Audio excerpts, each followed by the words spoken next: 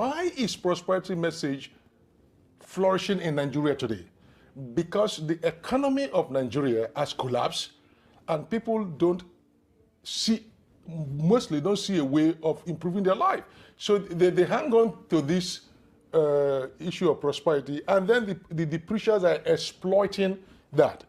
And on the preacher side, there are many people who are in church today, not because they really want to be in church, it's because there's no other form of employment for them. So the church has become a form of entrepreneurial exercise. So there are many things that are fueling this prosperity mission. But I always believe that being the church as a work of God will survive this.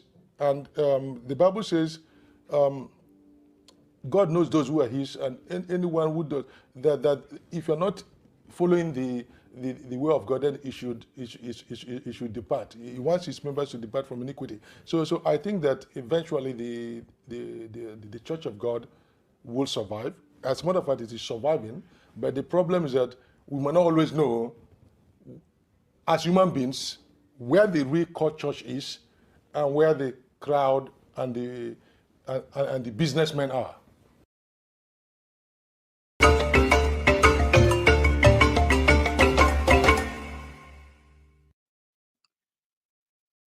Hello. Senegalese are again out in the streets marching to demand a date for their country's presidential election.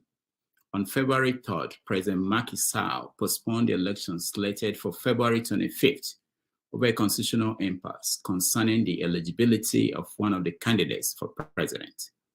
It triggered 2 weeks of protests that led to the death of some protesters in one of West Africa's countries known for its democratic traditions. With the support of Parliament, the president issued a decree to back the postponement. Last week, a court overturned the president's effort to delay the vote. Citizens capitalized on that to return to the streets of the capital, Dakar, to demand a specific date for the election. They want the election to occur in March so that the president leaves office on April 2nd, when his term ends. In Nigeria, President Bola Tinubu has appointed his son-in-law to head the Federal Housing Authority.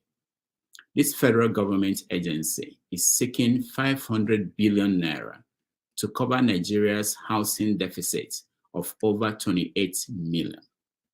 The president's opponents accuse him of nepotism, while his supporters insist that his son-in-law is qualified for the job. The issue of conflict of interest has been rampant in the 8-month government of Mr. Bola Tinubu. Just last month, the media reported that Tinubu's minister, Betta Edu, gave millions of naira contracts to a company belonging to her friend and a fellow minister, Olubunmi Tunji Ojo.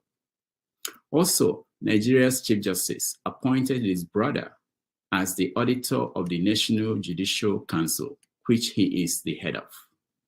It is 5:30 p.m. in Lagos, Nigeria, 11:30 a.m. in New York City, 4:30 p.m. in Abidjan, Ivory Coast, and 7:30 p.m. in Nairobi, Kenya.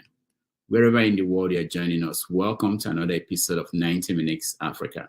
My name is Rudolph Okonkwo. My co-host, Chido Onuma, is on assignment. Before the election of 2023, he predicted on 90 Minutes Africa that INEC will screw up the polls. He's the only man capable of interpreting to mere mortals like us what Pastor Adeboye meant when he said that Nigeria's problems are not failed politics or politicians, but a spiritual attack. He was a former journalist in Lagos and a former Wall Street banker in New York City. He was once a leading pastor at the Redeemed Christian Church of God. He's a thinker. He understands the hidden currents flowing through Nigeria.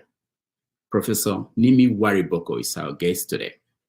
He's a distinguished Walter Muelder Professor of Social Ethics at Boston University. He's the author of a dozen books on philosophy, finance, literature, and ethics. His latest books are Economics in Spirit and Truth, A Moral Philosophy of Finance, and Transcripts of the Sacred in Nigeria. Beautiful, monstrous, ridiculous. Professor Nimi Wariboko will discuss from Buhari to Tinubu what changed and what didn't change. A philosophical and historical perspective. Prof, welcome to the show. Oh, thank you, Rudolph Okonkwo. I'm glad to be here again, and I look forward to the conversation with you and your audience. Thank you so much. We are honored to have you again. And let me start with the prediction you made when you came here last year before the election, that INEC will not conduct the election well. How do you feel about the outcome of that election? Well, I was in Nigeria months before the election. Actually, I was in Nigeria for 4 months, and I saw all that happened. And it was very disappointing to see the way the election went, that INEC just couldn't do its job. When people like me had informed them, of said on media, different platforms, that they were not ready. But then it didn't surprise me that INEC didn't do its job well, or just could not do it, because there is a country where we don't have institutional capacity for many things in life. So to expect that INEC will do a good job, for me, it was like a joke, because we have a society, and every facet of our society is falling apart. But suddenly and unexpectedly, we began to think that when it comes to INEC, they will do it well. No, INEC didn't do it well. So I'm not surprised.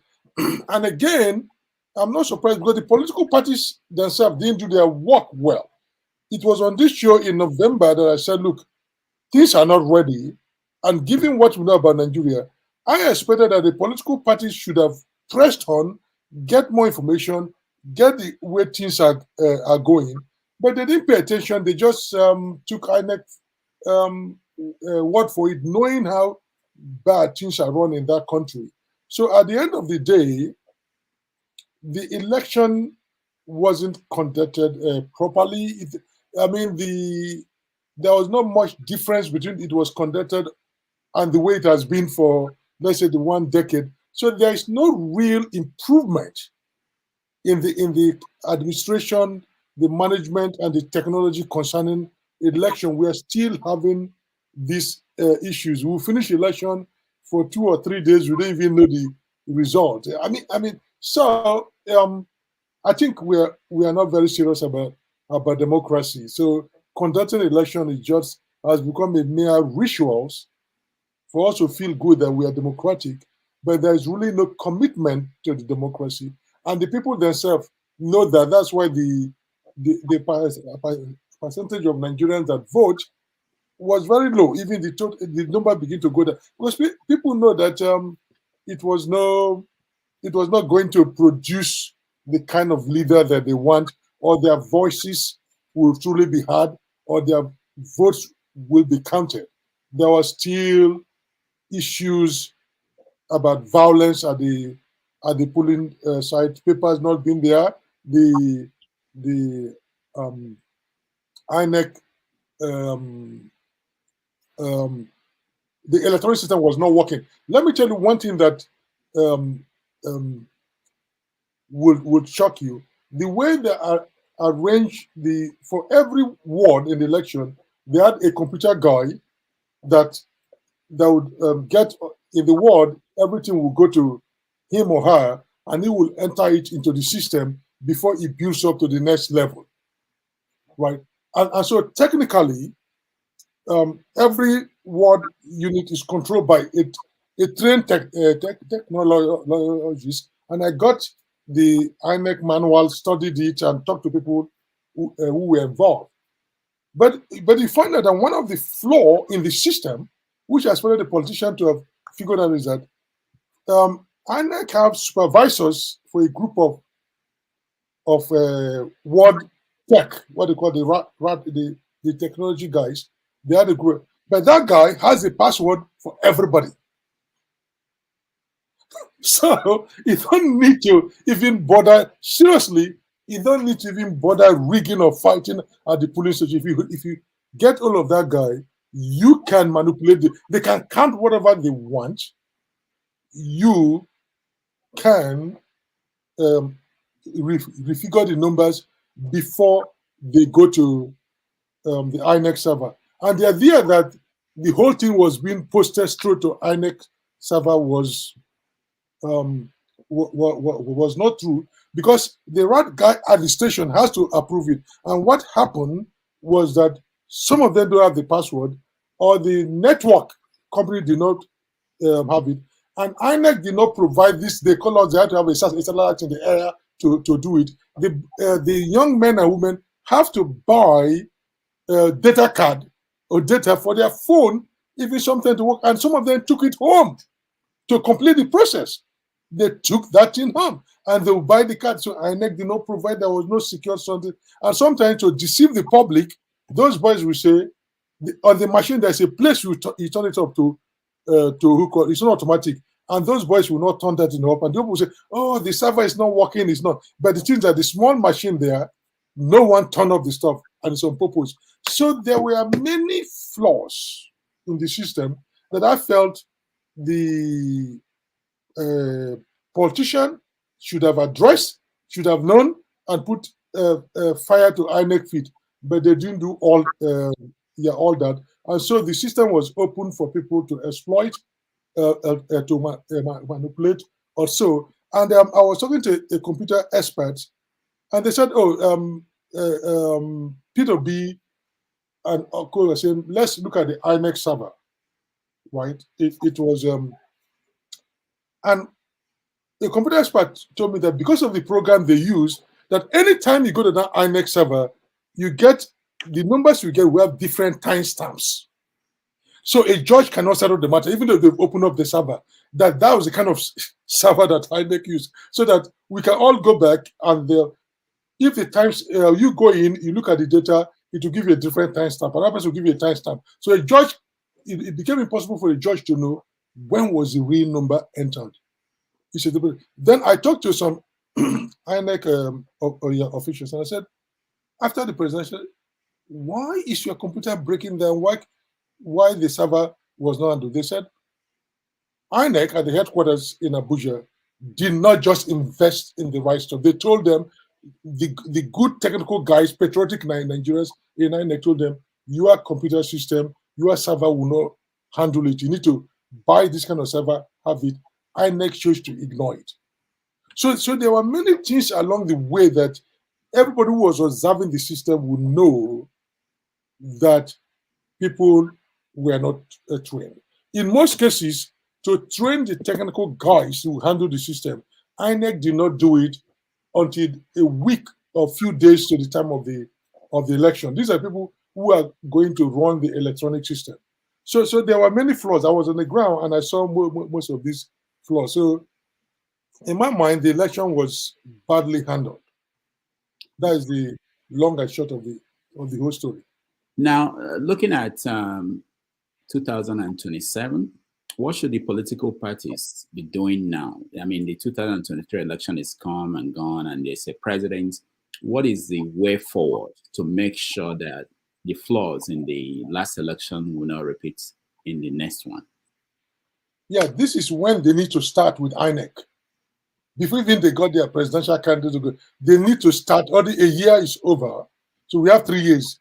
They need to start working. Whether the system INEC, let them begin to put the systems and everything in place and be working. Who has the contract to wire the whole thing? Well, people, I don't know, the politicians don't pay attention to it. And this is also a conflict of interest in the in the system.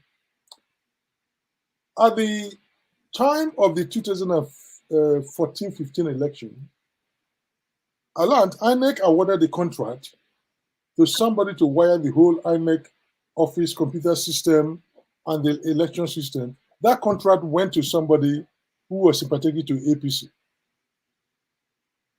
So how does that make sense? To even INEC and to others, right? So, because if somebody already expresses support for APC or for PDP or so, then the person should get, because if you hand over your electronic C system to a contractor to set it up for you, then that person could remotely manipulate the system. So the politicians need to pay attention to that. But you see, I'm not surprised because in Nigeria we don't pay attention to this. In 2011 and 2012, I was consulting for the National Security Office on the economic dimensions of national security. And I just, in my way, asked a simple question. I said, okay, this headquarters of the National Security advisor to the president, who built the building? They said Julius Berger. Who wired it? They said Julius Berger. Everything. So you are sitting down, you're having your most important national security discussion, but the building was built by foreigners, a foreign originated company, and everything. Right? So, and then you're even using electronic system that were set up by foreigners, and there was no weekly or daily program of sweeping the whole office network to see somebody has come in and planted anything right. So when you see that kind of lapses in different parts of the country, of the highest level of our governance, then what do you expect? So if they really want to change the system, it is now we should be discussing the law, the processes, and put things in place.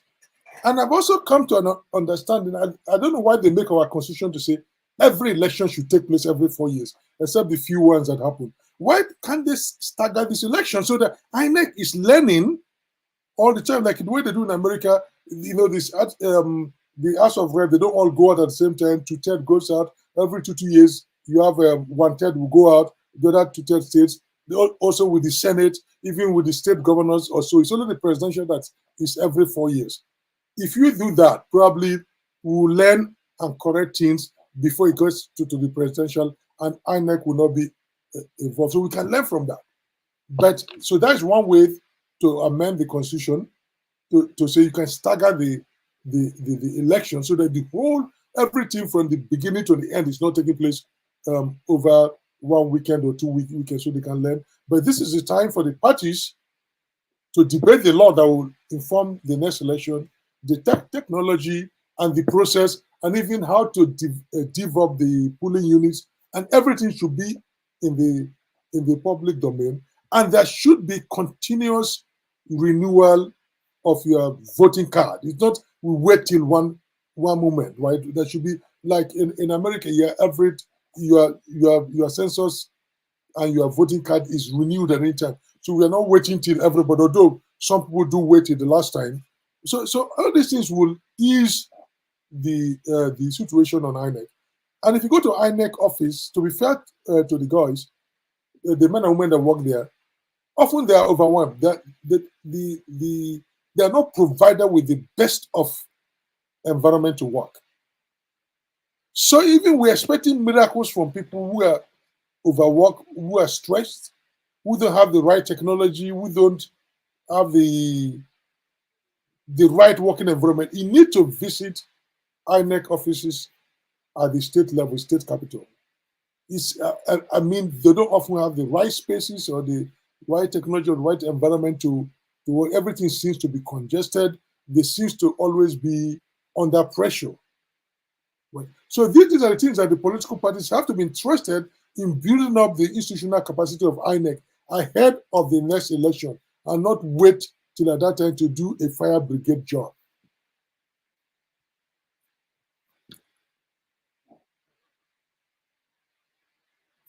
I can't hear you, sir.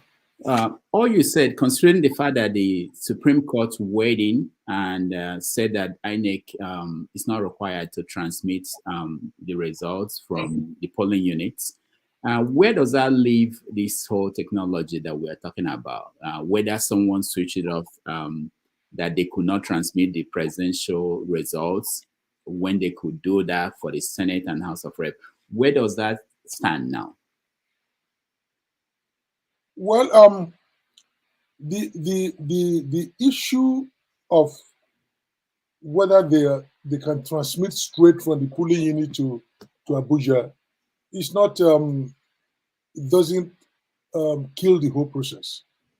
If we have a system where at the polling unit, the results, both the manual and the physical, are well noted and everybody gets the stuff, and then it goes to the next district level, or so, it should be known. At least if on the day of election or a day after, we know the result up to the state level, which we can do electronically or we can carry over manually. At least we have some number. Even in America, they don't rely. Of course, America doesn't have a central INEC system, right? If you have to do it at the local government level, the county, then the state also, and the state will then submit their result.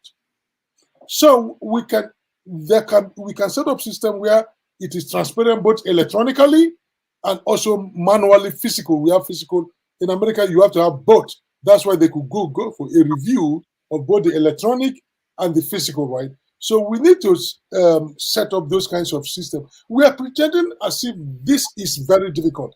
There are companies, there are delivery companies that in Nigeria do this thing all the time. They take goods from one place, they go and deliver it, and there's a record system, right? And whether electronically or physically, so they do that already. So we can do, but we pretend as if we don't know how to do it. It's because there's no commitment and honesty in doing that. As long as you don't have that commitment and honesty, then we have to find ways to force the system to be honest. And now this brings me to a question: why do we have a central INEC system when we are supposed to be an independent? Independent and in a federal system. Why in Nigeria that we're a federal system, but everything is concentrated at one point? So when there's a failure, it affects everybody. So why not break up INEC into 36 states? Like if they're really federal, they should conduct the election. There could be a central guideline. Or why don't we break it up into the 6 zones that we have, so that they can collect? So that because the issue in Nigeria is that, given our level of corruption, once you concentrate everything, it's easy for people to manipulate and win. All you need to do is to take control of INEC at the headquarters or so. But given the system we have, we should set up system that makes it difficult for somebody to take over power at the same time. And we've not learned from our history of coups, right? In those days, you and I are old enough to know, if you want to overthrow a government, take the bridge at Bonnet Camp, another place, and the government is cut off, right? And we have not learned to decentralize power as a way of controlling power. But we put everything in one place. Why are the political parties not insisting that INEC shouldn't be in one place, where whoever is the president then can take control of INEC or influence INEC? But if you decentralize it, that is one possible way to go. But I don't think that we'll reach that stage in the next 3 years for the next election. But in the long run, we should think about, if we're a federal system, elections should also be a state matter.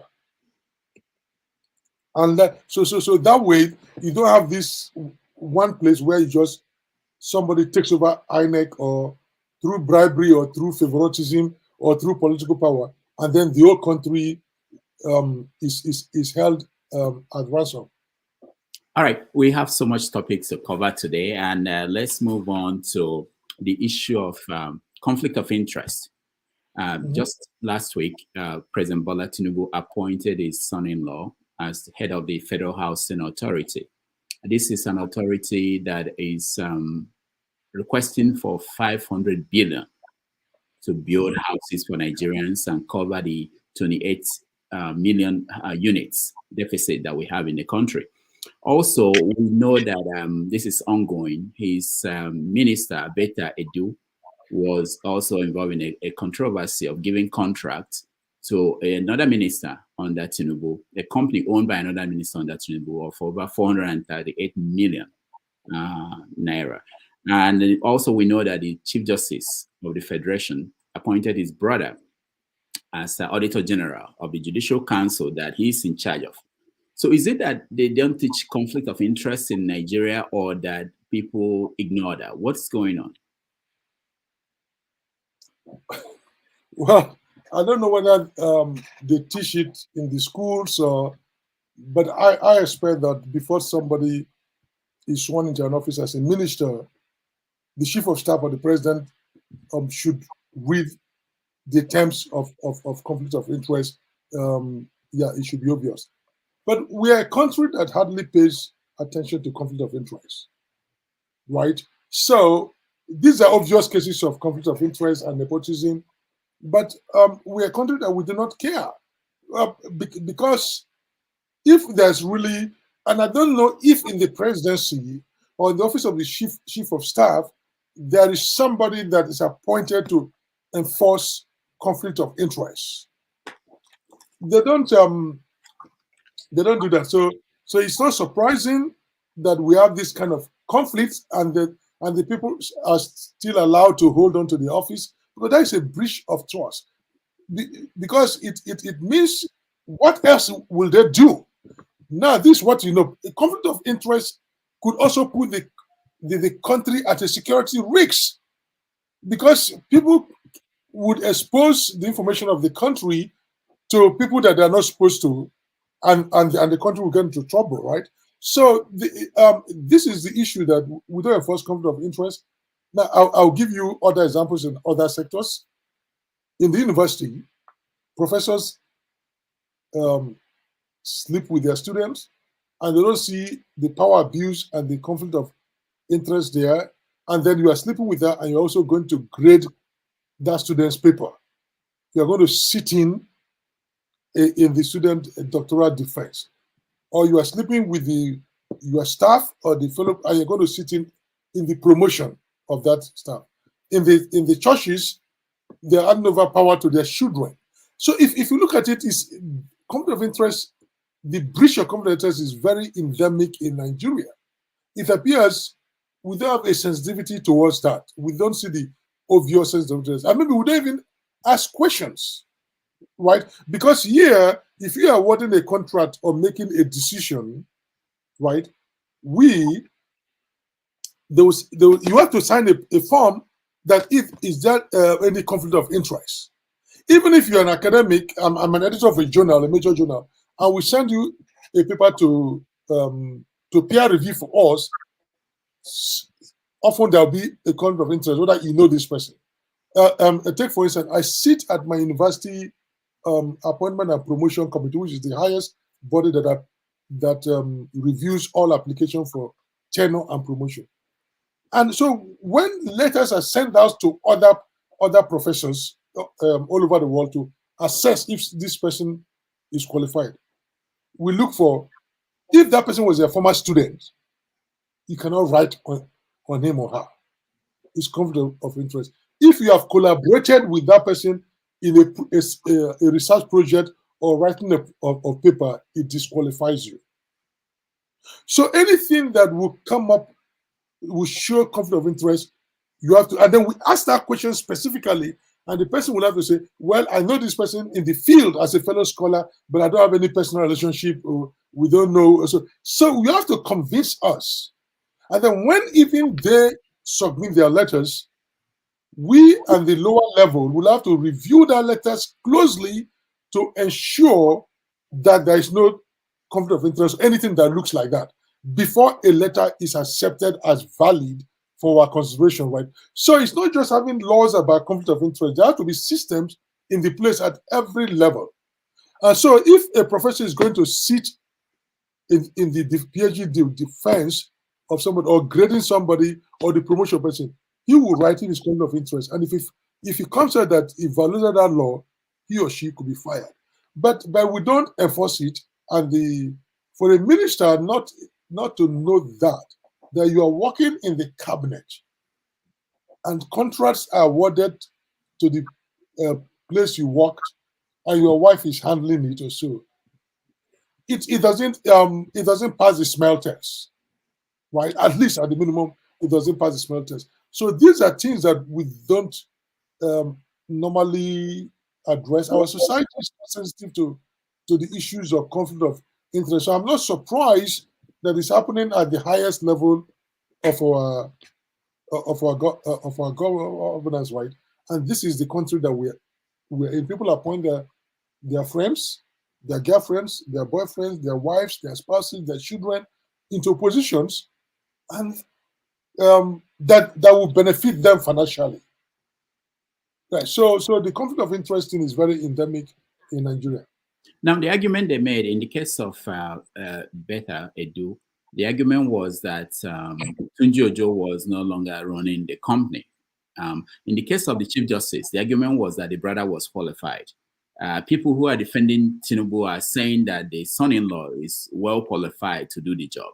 Why is it that people still don't get it? And how do we impact that knowledge to Nigerian society, where we know that executives send their driver to go and pick up their wife or pick up their children, drop their children off to school, something you can't do here?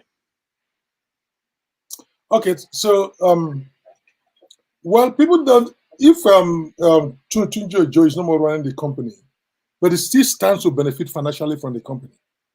That's what conflict of interest is about.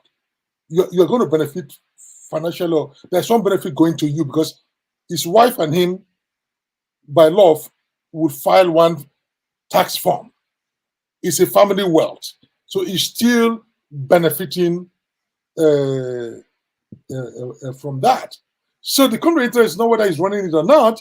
Is going to you are benefiting from it, and so are you supposed to use your position to benefit from it? So once you define it that way, it's not whether you are running it or not, but do you stand to gain from the decisions you make as a public officer or as a corporate officer? Do you stand to gain from that remotely or currently? So once you define it that way, it's very clear. But you hit in a point. The reason why we don't take conflict of interest seriously, there's an underlying problem, and that is we're in a country where the public is privatized and the private is publicized, in the sense that public property is easily converted into personal property. That is why you use your car as a civil servant, a minister, to give to your wife to go to the market, to give to your cousin to go, or even you are going for your political meetings and you take your official car. Now, I was in this country under President Bush Sr.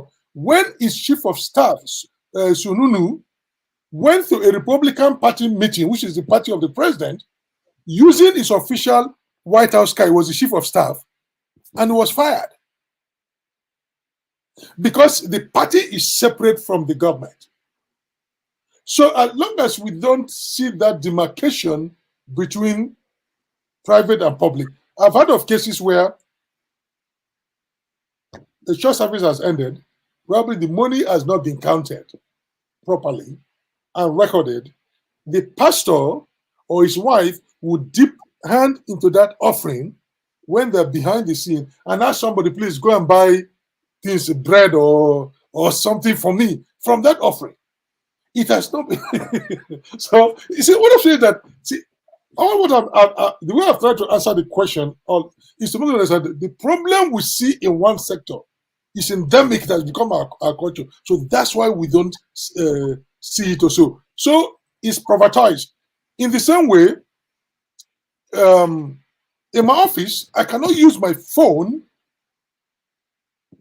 to call Nigeria, my official phone, because it's not my official duty. And if you do that, you have conflict of interest, or you are, at least it's seen as corruption because you are stealing the money that has not been authorized. Let me give you an example how we do. And this used to be Pastor Adeboye long ago used to tell. This was probably in the 90s. I've heard it say several times that if you take the church bulletin to your office to photocopy without the approval of your boss, that is stealing. And so there was some sensitivity in the 90s or so about that. He used to tell his members that is not allowed because you are using, or you will take official pencil or pen, pad, and bring it home to your children. And he gave this example where when he became born again, that when he was a lecturer at the University of Lagos in mathematics, he had joined other lecturers to take mattress from the student hostel to his official quarters and to use. The day he became born again, said God convicted him that was illegal. You're not supposed to. He said he returned the mattress. So you see, there was some sense that there's a demarcation between public and private, between corporate and so. But now we're in an era where people do that. University lecturers will invite their doctoral students to come to their house or to run errands for them when they have funerals, right? So there's no more demarcation. So everything has blurred together. So we are seeing it at the highest level of government. But that is no excuse for the fact that the culture is rotten. Is no excuse. We expect the best of behavior from the highest level of government. And this is a government that promised us to straighten the economy, to move us forward. So we should expect them to live above the rot of of the society. So I'm not excusing them by saying this is where the country is. I'm only giving a contextual explanation. But yet we should hold the government at the highest standard, because in any society there should be a few sectors or few people of a class that represent the best of us. But now the best and the worst of us have melted together into one muddy swamp. All right, let's move on to another topic, which is the Naira, the exchange rate. Is they call it a total collapse, free fall. The Naira is at 1,600 to $1. It's over 2,100 Naira to £1. You were a former investment banker. You were almost a central bank governor in Nigeria. So what are they getting wrong? What is happening? Well, the fact that the Naira will collapse in this way is not surprising. One has been talking about this Naira issue for decades in papers, like even public papers or so. So the historical matter is that we are a consuming country. We don't produce, and for your currency to stand, you need a strong economic base. We don't have that, and we don't have a plan to strengthen our economy and to create the kind of resources in the indigenous internal growth that will sustain our currency. So that has been the historical trend, and it's been going down for a very long time. So Tinubu government came in and they are floating the Naira. But the issue is that they do not put things in place to ameliorate the effect of this the inflation that was going to come. So the masses are suffering, but the government seems not to have a plan to help the masses deal with that. It appears they did not think this thing through, because if you begin to float the Naira, given the rot that the economy was in, the Naira was going to depreciate. But what is your plan 6 months, 1 year going forward? They've not really laid out any plan to say, this is what we are going to do to sustain economic growth, to sustain development, to move Nigeria. We are still consuming as we used to do. There's still corruption.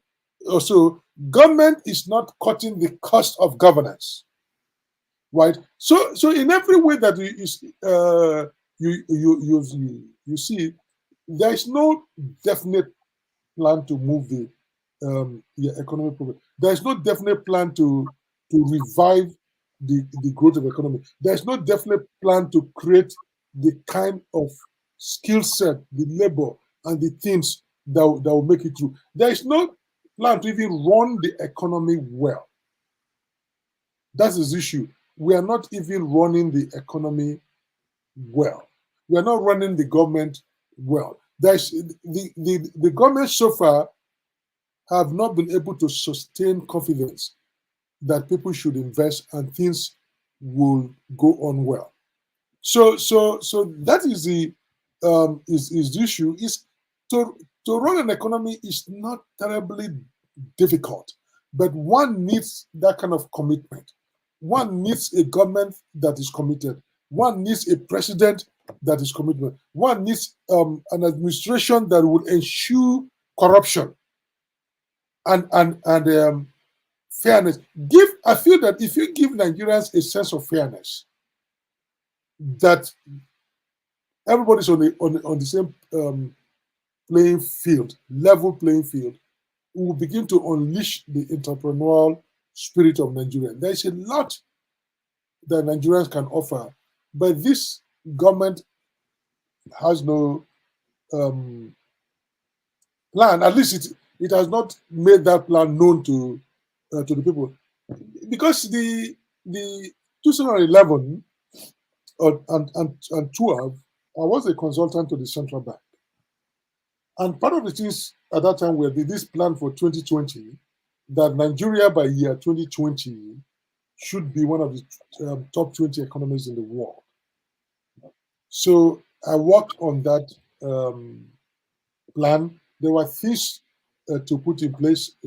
Also, I worked with what they call the PMI office under one of the central deputy governors. I was reporting to the deputy governor as a consultant.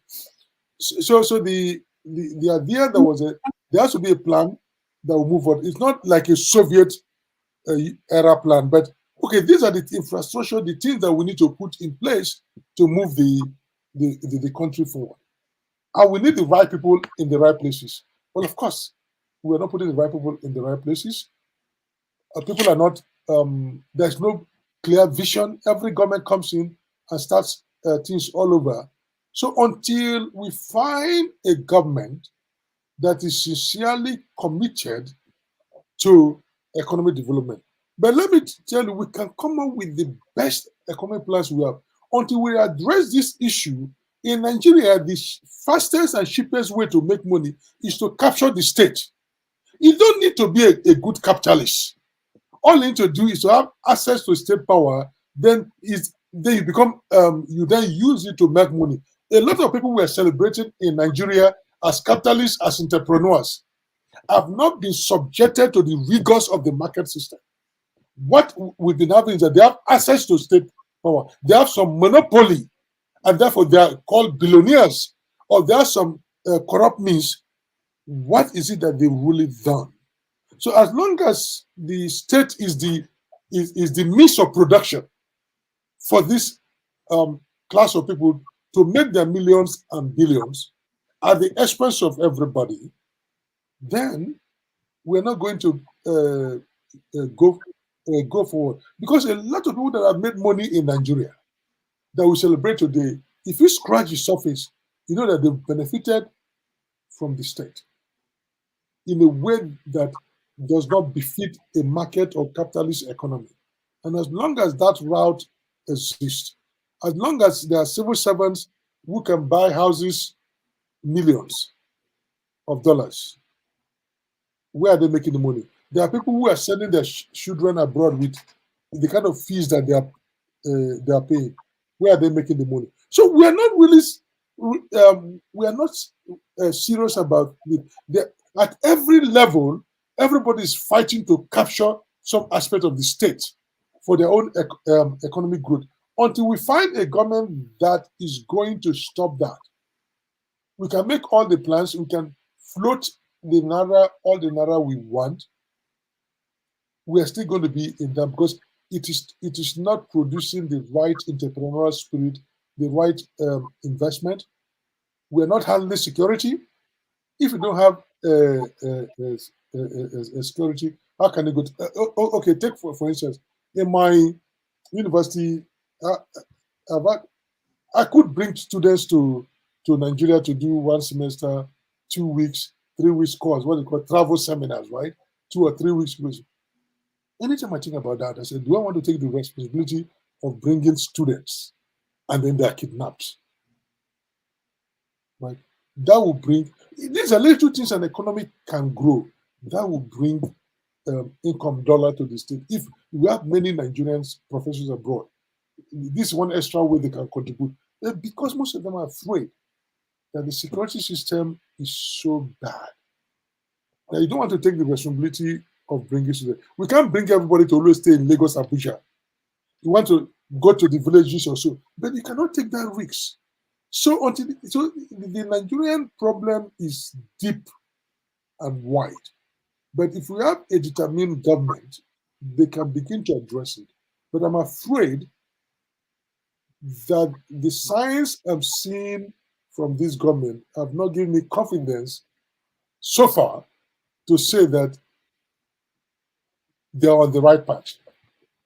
Now, let's expand that conversation and look at the effort they're making to bring down the exchange rate, the naira. So they now have this exchange rates. We used to have people send money from abroad and people collect it in foreign currency. They changed it. They now said if you send money home, that people would collect the money in the local currency. So what is that a solution to the problem? Is that going to solve the problem? And there's this suggestion that was thrown out there that the dollar in naira people have in their banks, that the government should take control of this money and give the naira in exchange. The government said no, they won't do that. But it's not. I don't think it's been taken off the table as part of the solution. But they've made a different efforts to try to control this free fall, but it hasn't worked. What are they doing wrong? That because they have to do something, people are estimating that by December it will be more than 3,000 naira to a dollar if it continues this way. And look at this: a bag of cement, for instance, is some places are 10,000 naira for one bag, some places 15,000 naira. How is a civil servant who makes 30,000 naira a month? How are they surviving? How would they feed? How would they transport themselves? Yeah. So, how will your question is? Should the government? Your first question is: should the government control the inflow? Right. Okay. So fine. So people are sending money. You said, okay, fine. They must convert to naira because that's why you are taking the dollar from them to give them to naira. You are forcing them. But the real issue to ask is that why is that happening? Because your naira has no value. So if you do that, right, so people are not, and the rich class, they are not keeping their money in naira. They're always converting it into dollar. So what is going to happen is the same rich class that will set up the system where the money doesn't get to Nigeria. As a matter of fact, right now, the bulk of the money being transferred to Nigeria doesn't go to Nigeria as dollars. There are companies here or individuals here, people will just pay the money into their account and then they will use their naira to pay. So how are they going to control that, right? So anybody that will say, there are many of these big men in Nigeria through personal family connection, other things, or there are companies here that will take money from you and they will arrange with somebody to give you the naira. So the issue of the naira coming into the domiciliary account of Nigerian banks, which you can force. A market system, if you try to control it, the market system will find a way to bypass it. And that is what has been happening because even the rich, the people making the policies are not keeping their assets in Nigeria. In naira denominated assets. If you keep your assets in naira denominated assets, you will lose. Now, it's a different thing what it has effect on the country. But if you are giving somebody a strategic economic advice to keep your currency your asset in a currency that is losing external value and is losing internal value through inflation, that is bad economic advice. Right? So, but if the government begins to boost confidence in the things that they do, then the market forces will begin to move in the opposite direction. But as long as they don't do that, they keep doing that, no one will transfer. Eventually, they will not transfer money to Nigeria directly to the domiciliary account. There will be other means of paying of transferring that money through paying it into people's accounts all over the world, and you just collect naira from somebody. So yes, the rate of inflation has gone so high that you wonder what somebody should, how could people live? The other day I was talking with a friend and he said, oh, a professor in Nigeria earns 400,000 naira. And when they converted, that's about $250. And how do you expect that professor to survive, to teach, and to impart knowledge? Or like a friend told me, trying to remind me of what Aristotle said. He said he can only philosophize when your stomach is full. He can only be an intellectual, think, when you are fed. So there is hardship in the land. And my thing is that I don't think the government is sensitive to the hardship. I don't think the government feels the pain of Nigerians, because the way their travel budget, what they're spending, going abroad, the things government ministers do, the House of Rep buying themselves cars that cost over 160 million, it doesn't show sensitivity. It like the government is not ready to belt tighten, but they're expecting others to do so. So that also undermines confidence in the naira. Their lack of sensitivity to the plight of Nigerians undermine confidence in the naira. It's not just the naira situation is not determined only by pure economic factors. We have the political system doesn't look good, and people feel that the masses are at a point where anything can happen. There could be an explosion in violence or so. There's right now so much insecurity. So investors or people who want to hold assets in naira think about all these things: the economy, the political, the violence, and the insecurity, and other things, to say naira denominated asset is not the best way to hold their wealth today. And it's the duty of the government to address that. Rather than trying to deal with the symptoms, they should deal with the root cause of where we are, a concrete plan on how they want to go about it. And unfortunately, many investors and Nigerians are not seeing that. That is why the naira keep deteriorating. All right, we are running out of time, and there are so many topics to touch. Let's go to the issue of oil subsidy. There are some newspapers reporting that subsidy is back. Remember, during the inauguration of Tinubu, he announced that subsidy is gone. But now we are hearing that there is subsidy back, and they are afraid of increasing the price of fuel. Well, once you can increase it, and the cost of production or the cost of crude oil in the market is up, you have a new subsidy. So the government is, according to estimates, over almost 1 trillion a month back in the system. So based on your study of Nigeria's economy and everything, and what do you think is going on in terms of that subsidy? We were hoping, they told us, that Dangote's refinery, once it comes on, that there won't be issue with importing petrol. What's going on there? Well, what is happening with the... I've read that report, but the government have not come out to verify. But you don't need rocket science, right, to solve that.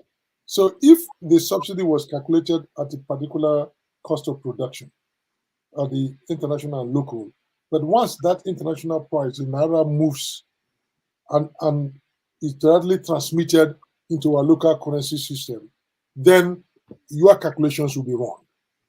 Right. So if you don't want to pay subsidy, assuming if you don't want to pay subsidy, then you have to keep raising the price of petrol and related products, right? The government is not stupid. At least they've not reached that level. So for them to do that, that would be catastrophic, right? So probably they're handling it in the best way they are. But you see, that is the problem, that a country that ignores its foreign exchange rate, especially exchange rate that is transmitted directly into the local economy, you are setting up yourself for many more problems, because that exchange rate will affect cost of production, especially when you are importing most of what you need from abroad, and your import demand is inelastic, at least in the short to medium run, then you have a problem. So this is not going to go away. As long as the naira is not stabilized,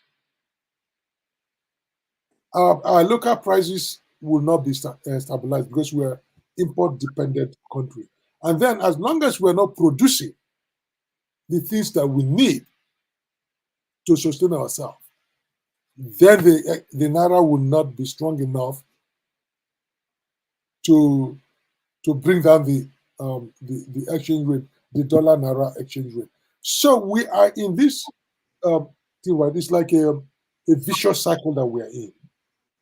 And you need a government that is energetic, that is determined, that can win the confidence of Nigerians to do that, that can put the right people in the right places, transcend simple, basal, ethnic sentiments, put the right people in the right places, and see these things could be done. Like the other day, I had Soludo giving his concern about these issues. We can't solve this problem, but you need a government that is determined to solve it, that is serious about solving it. Looking at my trading account right now, you can see I'm up $84,500 on the year, and the current account value. I'm sorry about that. Yeah. There's a light block coming through your. Can you hear me? Okay, good. Yeah. Okay. It's better, right? Yeah, it's better now. All right. Thank you. Okay, so you are talking about the government, how they are going to solve the problem of the oil subsidy and the floating of the naira, doing all these things at the same time. Once the exchange rate is going up, if it goes, let's say everything will keep going, there will be subsidy, obviously. People who are studying this, they understand that there's a new subsidy, not because they did anything wrong, just because the value of the naira has dropped, which means that crude oil in the market, even if it's stable, it already means that you are paying more for that. Anyway, let's leave that because we are running out of time. Let's go to, I want to talk about your former, I don't know your status with the church, Redeemed Christian Church. Are you still a member of the church? Yeah, You're still a pastor in the church? I'm still a member of the churches. Okay, all right. So there have been so many stories, so many videos of the general overseer of the church, statements he made in recent times that have been of concern to a lot of people. Let me play some of them for you to see. I was in Ilorin years ago. We're having breakfast, and we have a pot in which we make tea. I think, if I remember correctly, there are 5 cups in that pot. My wife and I, usually is the one who will finish his first 2 cups, who will get the final one. So I took 1 cup, she took 1. I took 1, she took 1. And I picked the pot to take the third one. And the pot was empty. I looked at her. I couldn't remember when she took the third one. What happened to my tea? And I heard the voice of the Lord. You don't have to believe me, all right? Loud and clear. I said, son, when you prayed, you invited me to join you.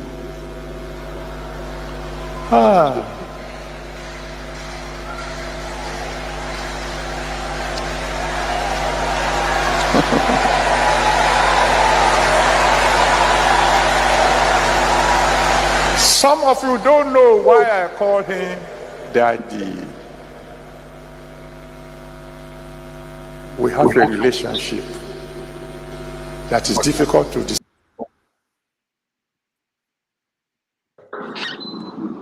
I've come again this time around because it has become more and more clearer to us that the problems our nation is facing is more than political. The problem would require quite a bit of spiritual solution. We as a country are blessed. We are blessed with people with great intelligence. We are blessed with all manners of resources.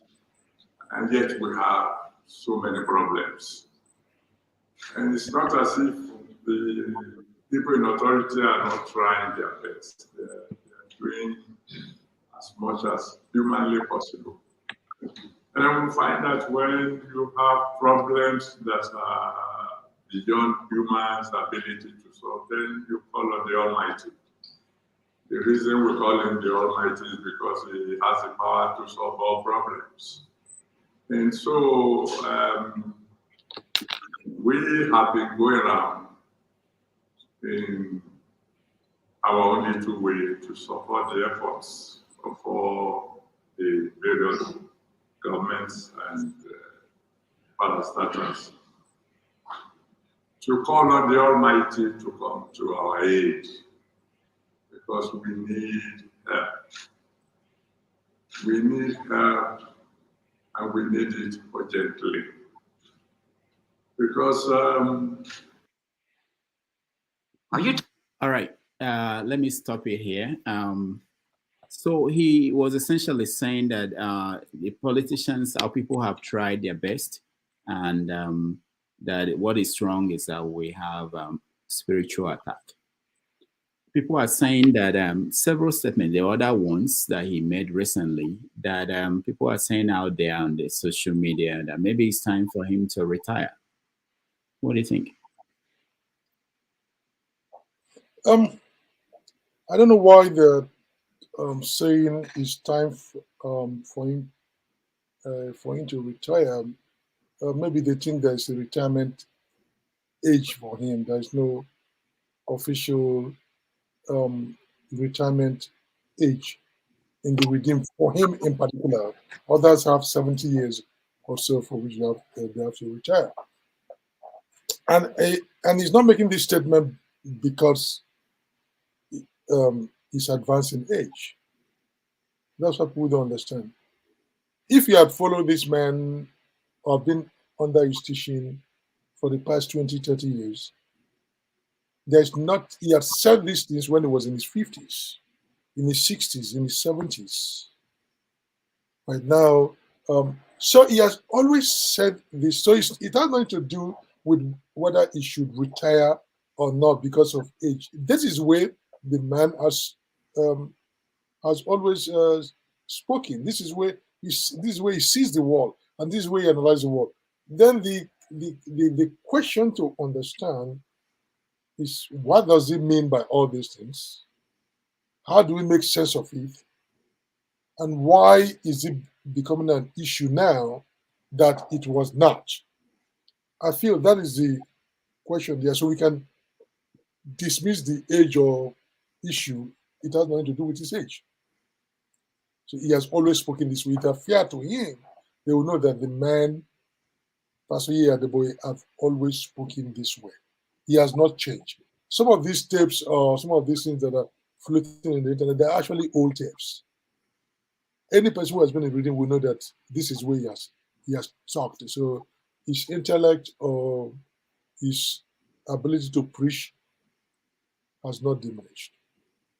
Now, so let's take the issue of the spiritual attack and try to understand it as a sociologist, the way sociology will approach it.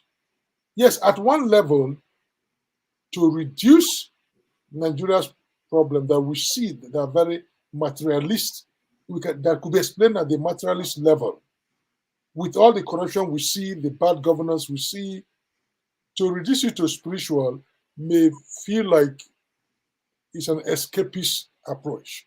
We don't want to tackle the real issue, and we are transporting it, taking it to a spiritual or transcendental level. So that is where many people are seeing it, and that's why they are unhappy with it, right? So to the extent that they see it that way, yes, they have some point. But if you look at it at another level,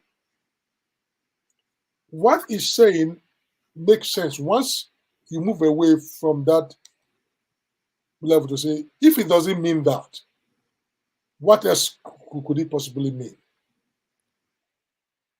Is the fact that he speak. See, one thing which we ignore is that Nigeria is. Various surveys have shown that we are very spiritual. We pray, we do this, whether you are Muslim or Christian or African traditional religion. In this role, it's not this governor of central bank. It's not the minister of finance. It's not the economic advisor to the president. He controls no advisory levers that will move the economy. He's speaking as a religious man, and that is what it is. This is a religious talk. He's speaking to a country where many people believe in God and so he's speaking to that audience, and he's speaking sense to them. It doesn't mean that automatically when he says something, the government should drop everything they're doing and says, okay, let the whole country now go down on their knees, and that is going to solve the problem. He's speaking to an audience. He's speaking to Nigerians. And let us know that as much as Nigerians are economists, engineers, and professionals, they have a spiritual side. And that is what he's speaking to. And we should confine, right, what is speaking to that dimensions of Nigerian life and go on with it. But once you leave that second level of analysis, there's a third level of analysis which shed light on what he's doing. He may not say it in that way, and the first level of critic may not see it that way. But the point he's making is very interesting, not in his own terms. But if you look at it, this debate has gone on for a long time in economics and economic ethics. And the issue is, can you develop an economy if you completely ignore his ethos and ethics? He may name it a spiritual stuff, but if the foundation of the ethos or the ethics is broken, that may be what he's talking about, a spiritual attack. If we don't want to say there are beings out there in the spiritual realm holding us down, but and this debate went on, Karl Marx argued that at least we can build an economy purely on technocratical skills, that you don't need anything. But the point of Max Weber, the sociologist, in his Protestant ethics and the spirit of capitalism, the argument was that you cannot understand the economic development of Europe if you don't pay attention to the ethics and ethos as was fashioned by Protestantism, right? So there's this issue that the ethos, the way, the religion, the culture of a people will affect its economic development. has something to do. And in our discussion, I've several times come to that point that our economic development is not merely a matter of technical abilities or lack. That the way the government runs, the way the people behave, all constitutes our ethos and ethics. And if we don't address that, we can bring in all the technology also. So what I'm saying is that what he thinks is the spiritual attack may be expanded to mean that beyond the technical issues or beyond the issue of technology and economic development, there is this cultural dimension, the ethical dimension, the ethological dimension of economic development. And if that is broken or if it's not repaired, some people call it the value system. Our value system is is broken, and that will affect our economic development. Maybe that is a charitable interpretation of what he's saying, but I've tried to give you 3 different ways to think about what he's saying. And if it, the 4th level is for us to ask, why is it that the things that religious men and women say still have so much implication or draw so much attention in our culture? In America, a pastor can say whatever he says, and the people who will just move ahead. Why is it we are paying so much attention to that? It just shows our level of development, that we are still a society given to magical thinking, given to this kind of religious sentiments, and want to include religion as an explanation, as a meta explanation for everything. So it's not his fault per se, but like let me give you one example. If you were in the Roman Empire or the Greek time and somebody swears Jupiter or Zeus, people will shake. But if you go to Europe, in Italy, all these places, or Athens, and somebody mentions Zeus or Jupiter, it doesn't bother you. But there was a time they were so afraid, because the society have moved beyond those kinds of religious sentiments. So the fact that this national debate is taking place speaks more to us as a people and where religion is in our culture, in our social imaginary, than what Pastor Adeboye is saying. Now, there were people who took issues with his recent interpretation of things. They pointed out the fact that in years back, he was out there protesting, trying to force things to change. That now it appears as if he has basically raised his hands and saying that it's a spiritual attack. But then when there were other governments, he was willing to go out there and force a change. What is your take on that? Well, it's a good historical observation. You've offered one explanation. Maybe he has ringed his hand off like Pontius Pilate. You guys should go and do whatever you want. Maybe that's one explanation. But it is also clear to me,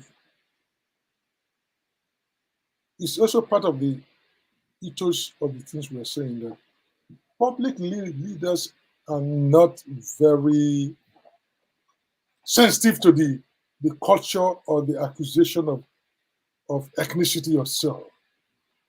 So if you go out, when the president was from a different ethnic group from you,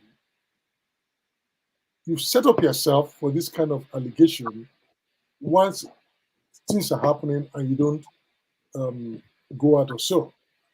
Right? So this is the kind of sensitivity of public relations that our spiritual leaders do not have, or people in public office. Right?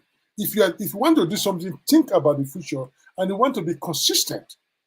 But it's not only him. They're accusing other famous writers and other activists or so who were very vehement against Goodluck or Buhari or other stuff, but now they've all kept silent. That shows the same cultural issues we are talking about, how our culture, our ethos affect the way we do things. So if that is rotten, if that is problematic, it will affect not only writers, winners of award or activists, but also religious leaders. And the idea that, let's go beyond Adeboye for a moment, the idea that our spiritual leaders have risen beyond our culture, has risen beyond ethnicity and certain sectional feelings. This is something we need to query, we need to question. Once we begin to question it, it's not going to surprise us, wherever it's coming from. Because we have seen in Nigeria, and I said this 2 weeks ago, I was on Tony Falala interview, and I said this thing, right? Why are we not asking question that when these religious leaders, whether Pentecostals or not Pentecostals, hear the word of God to set up universities, they always will set up those universities in their own region or close to their own place. But the money that builds the university will come, the good Lord will mobilize it from every part of Nigeria. But when it comes to citing the universities, even a second one, it will always go to their ethnic areas. And then are we surprised also that they're transferring the churches or putting their children to transfer? What should that tell us? That these men and women have not risen beyond something in the worst of our conscience. Once we understand that, it will move the lens away from Adeboye. Pastor Adeboye say, what is generally with our religious system? That the system, instead of improving the culture, has been captured by the worst elements of our culture. But in Nigeria, we don't always like to scrutinize our men and women of God because we are afraid that God will strike us dead. So we then put them on a pedestal. And when they say something like this, we all pretend to be shocked. While we know that oftentimes the matters of the church are still driven by basic human emotion, by ethnic sentiments. You brought out an issue of succession. Is there, when that is raised, people say, what is your concern? You don't belong to that church. You don't go to that church. And you are part of that church. Does that concern you about who takes over? And people say also that we shouldn't care about that. It's not our problem. But again, when that happens, there are problems, and then we all have to hear it and deal with it. You know, that this leader of the church passed away and there's crisis.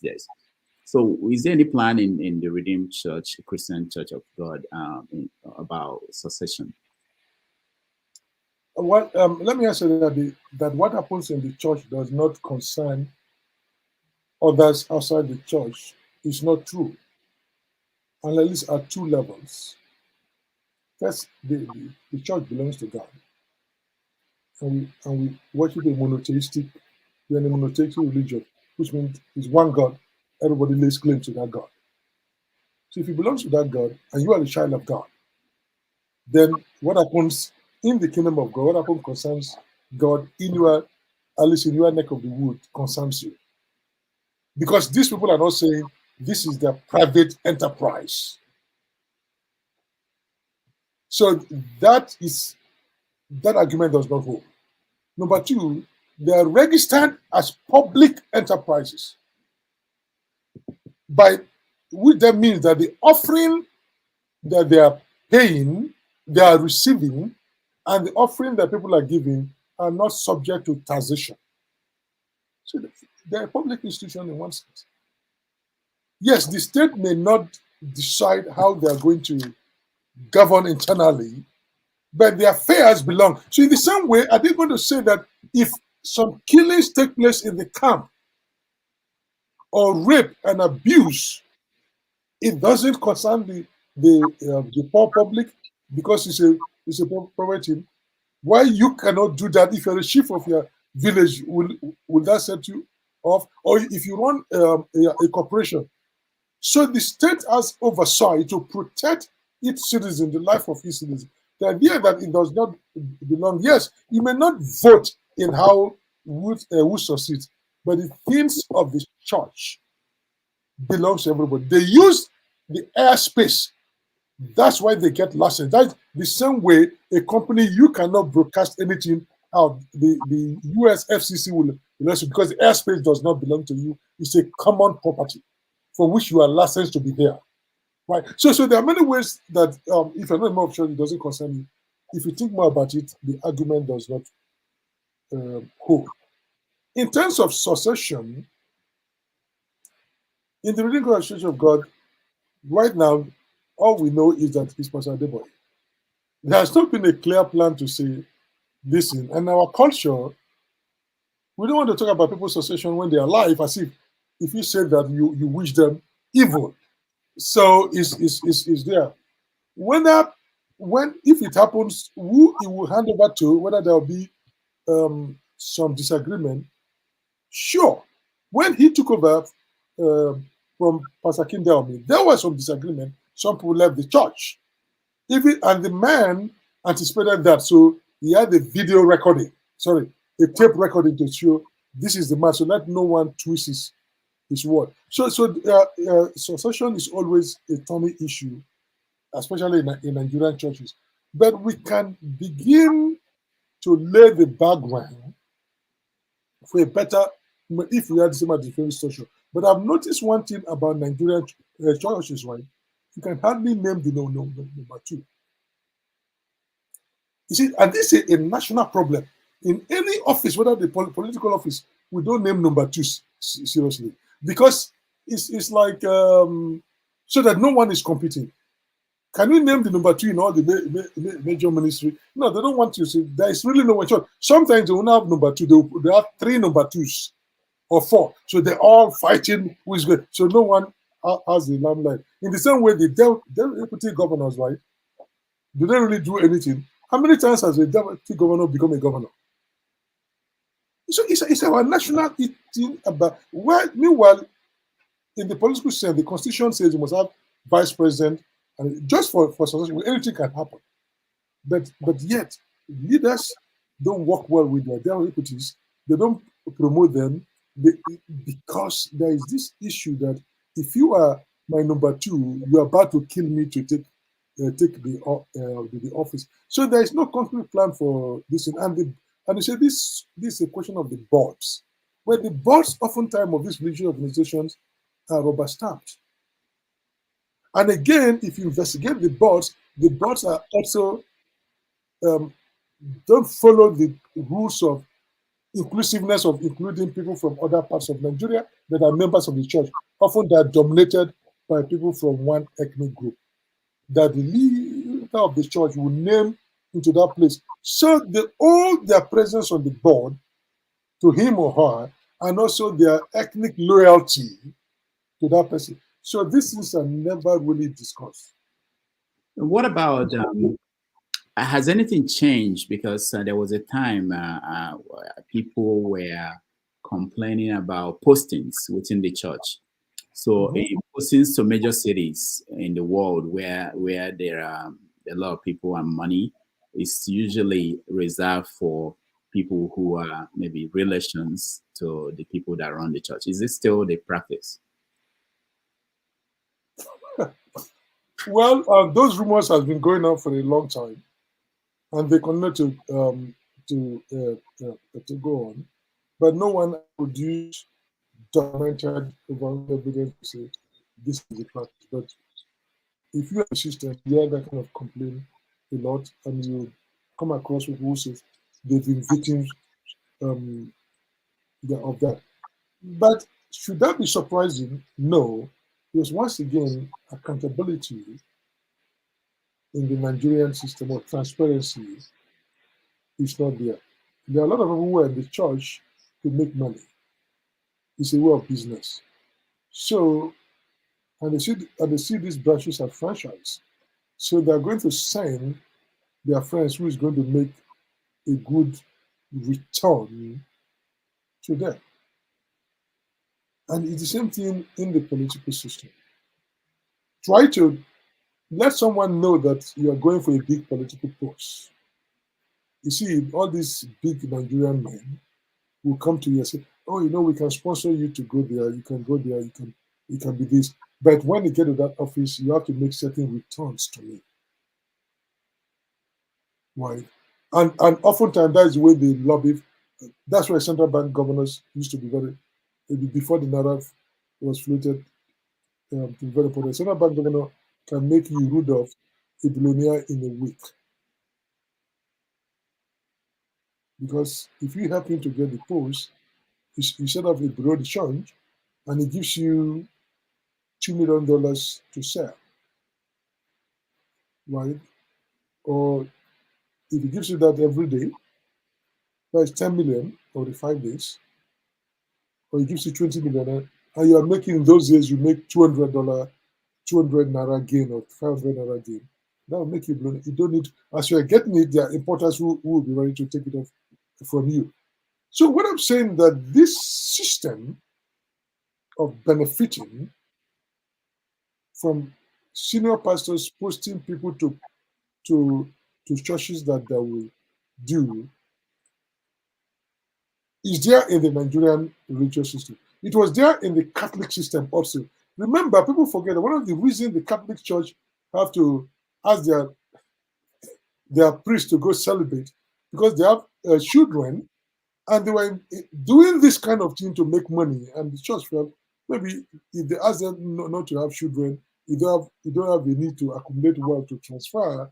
Probably it will curb that system.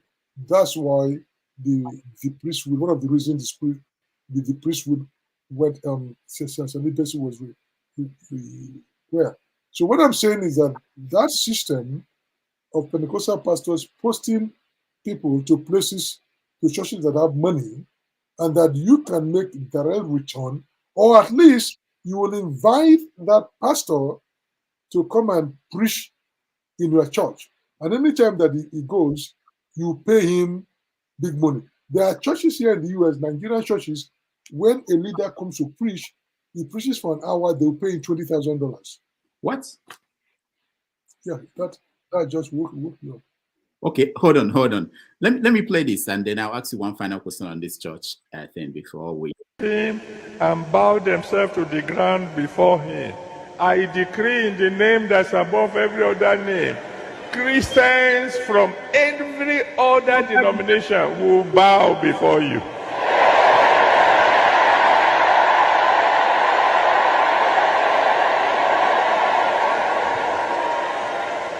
Now, apart from why would you want Christians from other denominations to bow before you, the question is, there was a memo that came out a few weeks ago from Redeem, internal memo, saying that they will not allow other pastors to come and preach in their churches. Is it because of this money? I didn't know they give that $20,000. No. I mean, the wrong business. Well, it's not easy to be an anointed man or woman of God. So maybe, I mean, the wrong business. Yeah, you should have started long ago. But I mean, I was given a U.S. example. Not even in Nigeria. I was given a U.S. example where people do that. But that is where they.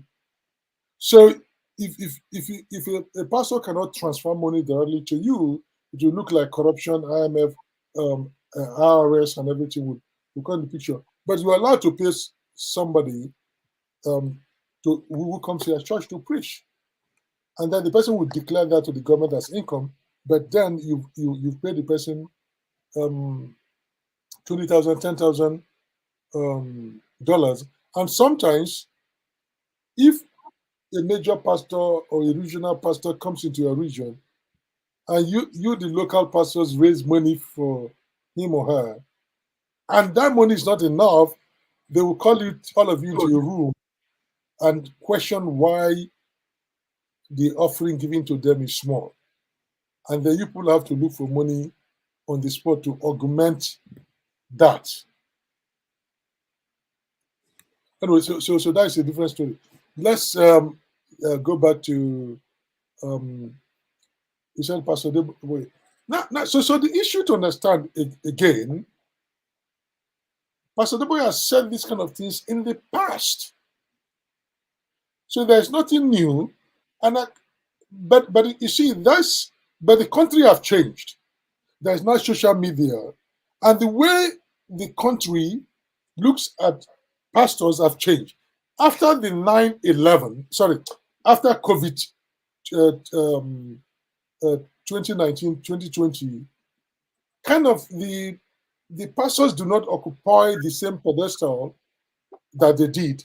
Something happened and lowered them, and people feel that they can, because most of them they couldn't tell us with all their prowess about prophecy that this was going to come. They didn't do it. And people felt, wait a minute, you have the annual ritual of telling us everything that happened. A major event like COVID 2019, you did not do. Therefore, how can we trust you? So their trust level or the citizens are divorcing them. So that's why this issue of everything they do is subject to scrutiny. They no more have the authority. But I can understand why he's saying so. Because the Bible is very complicated. After God says, tell the children of Israel, like they're going to be above and above only, right? So he makes that. So people now transfer that to say, he's speaking to his congregation, and he thought he's blessing them, that you be above and above only, right? And Christians say it, but it doesn't matter. And when they say it to other people in other religion, they don't see it as offensive, right? So now that it does it against them, they now see it as offensive. So I'm saying that it's something within the Christian ethos that they've been saying for a long time, to see themselves as the best, better.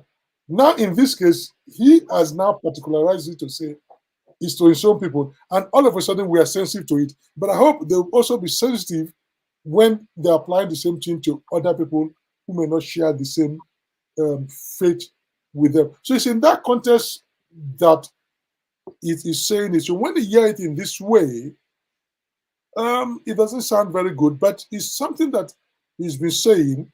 And in Nigeria, parents say to their children, "You be above only." But if you say it in a polygamous home, and your father's other wives hears it, she gets very angry, right? But this is kind of sensitivity that I'm saying that the men of God needs to have, that everything you say will be scrutinized also, and therefore you must weigh your word. You may not mean it for evil, but it comes out very bad. And to say that every Christian in the world will bow down to your stuff. People says, what kind of imperialistic theology is that?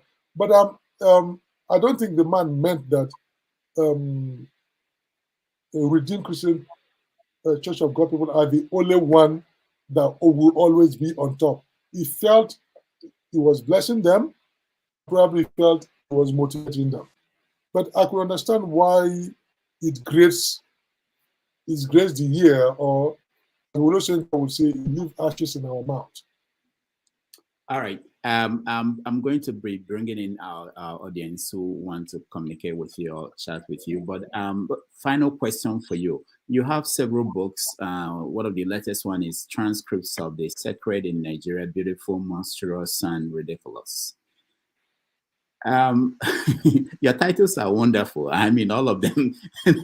I don't know how long it takes you to come up with these titles, but they, in a way, they capture what the country is in so many ways. You know, there's a beautiful aspect of the country, monstrous and ridiculous ones. So what is in this? And the cost of your books are too much. I mean, they're expensive. What is going on? If you look at them, okay, this one just came out. It's in hard copy. Okay. No, okay. But this one is not that expensive. I think it's about 20 something. Of course, now with the Naira, $20 is very expensive. But that's where book publishing, the ultimate in the US is, right? University presses will bring out books. For the first 1 year or two, they hope to sell to university libraries and other places. So the prices are, and then after about a year or so, they bring it down to $20 or $32. If you look at it, like you see the hardcover price and the paperback. Yeah, there's this split time that $99 hardcover. No, but look at it. That came out last year, September, so it's not yet up to a year. Otherwise, but the Kindle is the Kindle price is much lower. So after about a year, the university price will bring it down. And part of the challenges we have as scholars is that your university wants you to publish in a university press because they feel that it has gone through the rigor of peer review. But also because we don't have good publishing houses in Nigeria or difficult to set up, some of us have been exploring the possibility of, say, have an agreement with a US publisher. Once it's out, then they give the right to a Nigerian publisher who can produce with a lower quality paper and it could be sold. But oftentimes that is very difficult to arrange. And what some of us have started doing, at least university press like Cambridge University, if you publish with them now, they can agree to give it, publish it online for free, electronic version. So that I know a friend that did that, and the book is available for people to download. So these are the ways we are exploring to make our scholarship accessible to our own people in Africa. All right, thank you so much. And let's get our audience involved in the conversation because we have about 45 minutes, I think, or maybe more than that. All right, welcome to the show, OT. We're talking to Professor Nimi Wariboko, and you have an opportunity to ask a question or a comment. Please make it one. If we have the chance, we'll come back to you. Okay, hello. Good afternoon, Prof. It's good to see you. Yes, I think I'm going to ask you a question that relates to your academic work because I think I do have interest in the field. So it may be kind of one or two questions wrapped in one. So you have social ethics doctrine. Is there any influence of Catholic social teaching doctrine in your work? You said you have yes. The question is whether there's any influence of such Catholic social doctrine on you in your social ethics, and especially the finance ethics. Yes, and this is not that I'm a Catholic. I'm Pentecostal Protestant, and I did my PhD work in ethics in a Protestant institution, not in a Catholic. But what happened that when I came to Boston, the Boston College, which is a Catholic institution dominated by Jesuits, so at least in the ethics field. So I was like, for 2 years or so, every two weeks, we have a doctoral seminar on Catholic stuff. I learned it, a lot about a little bit, not as much as doing a PhD. Begin to understand interacting with the Catholics there. Understood. So like my work, economics in spirit and in truth, even for the fact that I call it a moral philosophy, that is the kind of term Catholic institutions use, moral philosophy, to describe ethics. So that will show the Catholic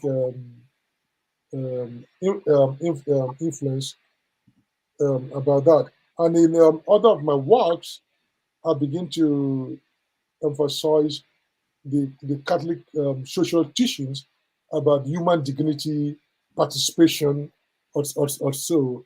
Yeah, so that, and I do quote those kind of work.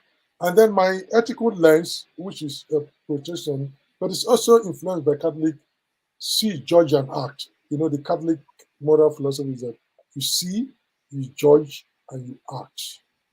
Right? Okay. So one could see that in all my ethical work, you see, I'll first start by analyzing the problems that threaten the moral fabric of the of society or whatever is wrong, the economic issues, then come up with a framework to theorize or theologize or to judge what is it. Then I will end with what is it that we need to do to change the situation. So that format also fits in with the Catholic ethical lens of see, judge, and act. Okay. Yes. Okay, thanks so much. Just a correlated question. For those who are non-Christians, who don't profess, the Christianity, why and how should they listen to, your social ethics doctrine?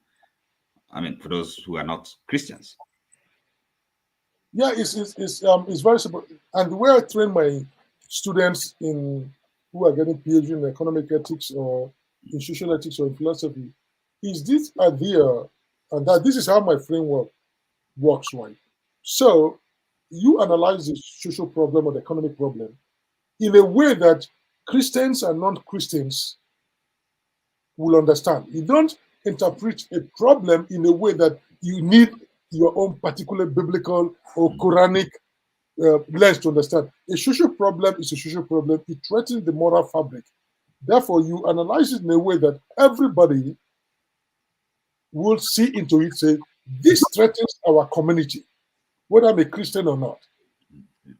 Then, at the second level of developing a theological framework, we don't want you to deny your Christian identity or your Muslim identity or your Hindu or Jewish identity, but you offer a theological framework to solve that problem based on your theological identity or your religious identity. You do that because you want each group to speak out from their own position. Then the third stage where you say, okay, how do I translate this my theology, this my theory into action? You are required to now move to the stage of public reason. All right. How do I present the solution to a problem that other members of my society can work with me and address, and I don't require them to change their religious identity? You see, so we give you room not to deny yourself. So if you're a Christian, you don't need to deny in a public policy debate that you're a Christian. At the same way, that privilege is extended to a Muslim, to any other person. Right? So let each of them try to understand the problem, if they can, from their point of view. But at the point when we are coming together as a society to address it, then you need to translate it into a solution that each one of us can dock into and address. Because at the end of the day, for me, social ethics is the same thing Aristotle said, and it's the same thing others have said. It's a question of how do we live together. That's what social ethics is about. How do we live together as society? It's different from what your pastor tells you to do to maintain holiness to go to heaven. That's what personal religious talk. But the social ethics of a society, social society, is that how do we live together so that we can all be the best that we can be? We can all flourish. There'll be human flourishing. There'll be what they call eudaimonia. So that is the issue. And I happen to specialize in the area of economics, economic dimension of those social issues of this. I also do political ethics. But these are crucial questions. And the thing about in Nigeria, I work as a banker on Wall Street in Nigeria. But when I want to do my PhD, I begin to understand that we cannot fully address Nigeria's economic problem or the monetary policy if you always leave it at that technical level of monetary policy or industrial policy. We need to begin to understand the ethics, the ethos, the culture.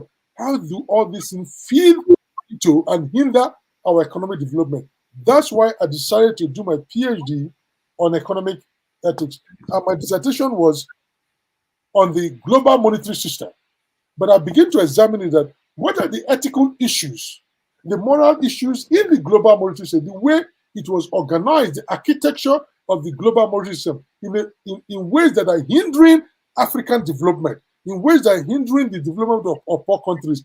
And as economists and as economic ethicists, how do we begin to structure the system of the global trade and payment arrangements so that it can aid economic development? So this is where ethics come in. And when I was in college, welfare ethics or economics was a big thing. But it was completely moved out of the mainstream economics department. But it's coming back to say we cannot run an economy if we ignore the ethical side of it. If we ignore the ethos and the culture that undergive economic behavior, or that motivates economic behavior, or justifies economic behavior, and that is why, for me, economic ethics and social ethics are very important for understanding the problems of Nigeria. All right, thank you, Oti. Thanks so much. Yeah, let's go to Femi. Femi, you're next. Good morning, good evening, Professor. 11 and a half years ago, thereabout, Dr. Rudolph interviewed you on Sahara TV. Yeah. So there was a pertinent question which holds even more truer today than probably ever before, that has to do with religion, and maybe even, if you will, ethics, and even the society with respect to Nigeria in this instance. His question was directed towards the state of the church, and at that time he said, "What in his words now? In his exact, I'll read him verbatim. It was like, what is the state of the church in today in Nigeria?" And you answered specifically, mentioning that it's good, bad. You talked about the good, the bad, and the ugly. It's obvious you remember very clearly. And all of what you said, because I remember listening to that, and I had to go dig it up again. I remember listening to that particular interview. I had to go dig it up again, and all you need to do is just superimpose what you said then into the days present Nigeria. It's never been more true, because when you hear, and there's a lot of Nigerian pastors really, it's a hard thing for me to say sometimes, because of course I'm a Christian, but I'm also a realist. And I think one of the key things that I feel is missing in our everyday discussion, especially when it comes to religion, because of the emotions involved, almost as if we forget that these religions were brought to us, whether we like it or not. We had our own ways and means and what to will. Now, to my question, how involved are you? How invested are you still with Redeem, for example?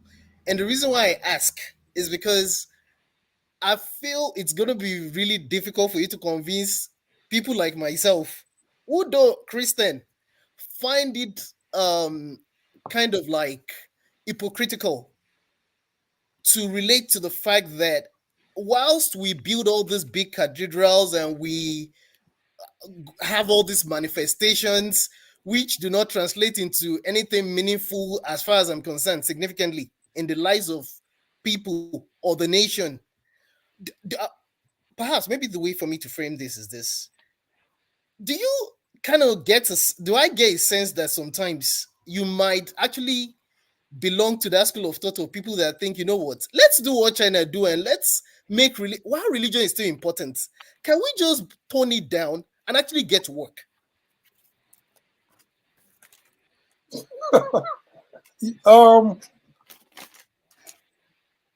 Okay, so I'm glad you brought up the China issue, so I'm going to talk about that.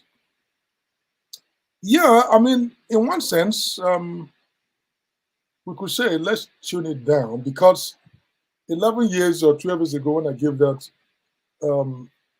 interview, I thought the situation was bad or worse. And they are joining 11 years. To use a Nigerian English, it has gotten worse. It's getting worse. And what is, it's not that those things don't happen, but our inclination towards magical thinking has gotten worse. It has permeated every aspect of our society, and it's everywhere, and that is very troubling. That's why I gave a talk in 2019 at Harvard, and it's part of my book, The Transcript of the Sacred. There's a chapter what is called Pentecostal Incredible, where I describe these kind of incredible things that are happening in the church that defies reason. There's no way to make sense of it. That it doesn't just make sense. So yeah, I'm concerned about that, but it has also permeated into the society. So, like some of us said, okay, fine, maybe one way we cannot all be preachers Sunday to Sunday. Maybe we can go into training. So that's why some of us now take the training of pastors at a different intellectual level, from the MD to the PhD, and ordaining seriously. So I dedicate more of my time to doing that. Hopefully that'll be one contribution. If God has blessed me with some intellect, everybody would do that. Because in Nigeria, to even think that training of pastors are important, if you tell your denomination that's what you are in, they don't value you. It's like if you're not at the local branch casting out demons every day and generating offering, you are not being valued. So once we look the kingdom of God, we need to have people, we need to train the next generation of pastors in a very serious way that it could go on. Once you take that route, you are no more officially, it's like, well, you don't seem to, they don't want the official hierarchy of where you are, but so that is the nature of the church that we're in. It has gotten so bad that we become a laughing stock. Let me tell you a personal story. In December 2014, I was talking with Bola Tinubu, now our president, Bola Tinubu, in his house. How I got there, don't worry, a friend took me there. But also I work with some journalists, Lucky, Bayono, Onogua, Tunji Bello, we're all Abiola Concord staff. So yeah. And he was telling me, and we are discussing these religious issues in December 2014 in his living room. And he was telling me a story. He said, Prof, do you know how many pastors or imams that will come to me every day to say they've seen visions, I should give them money, and that they would pray for me. Oh, you're going to be the president. And he knew that at that point he was not going to be president. He said a lot of them will come, and he told me this funny story. And the guy could be very funny when he's in his elements. And he said, one morning, a pastor came to his house. He was knocking at the gate. They let him out. I said, you normally allows pastor to come in. I said, the man came and said, Pastor, as I was coming to that, God has given me a message. He said, after the man said he has a message for him, he will pray for him. He now gave him, he said, then 200,000 naira. They'll come to you and say, well, I need to organize a prayer fast. The fasters, people that fast, they will pray after the fasting. He said he gave him 200,000 naira back in that 2014. He said, as the man was about to go away, then he stopped. He said, no, that this 200,000 you opened it, that might not be enough to organize prayer for you.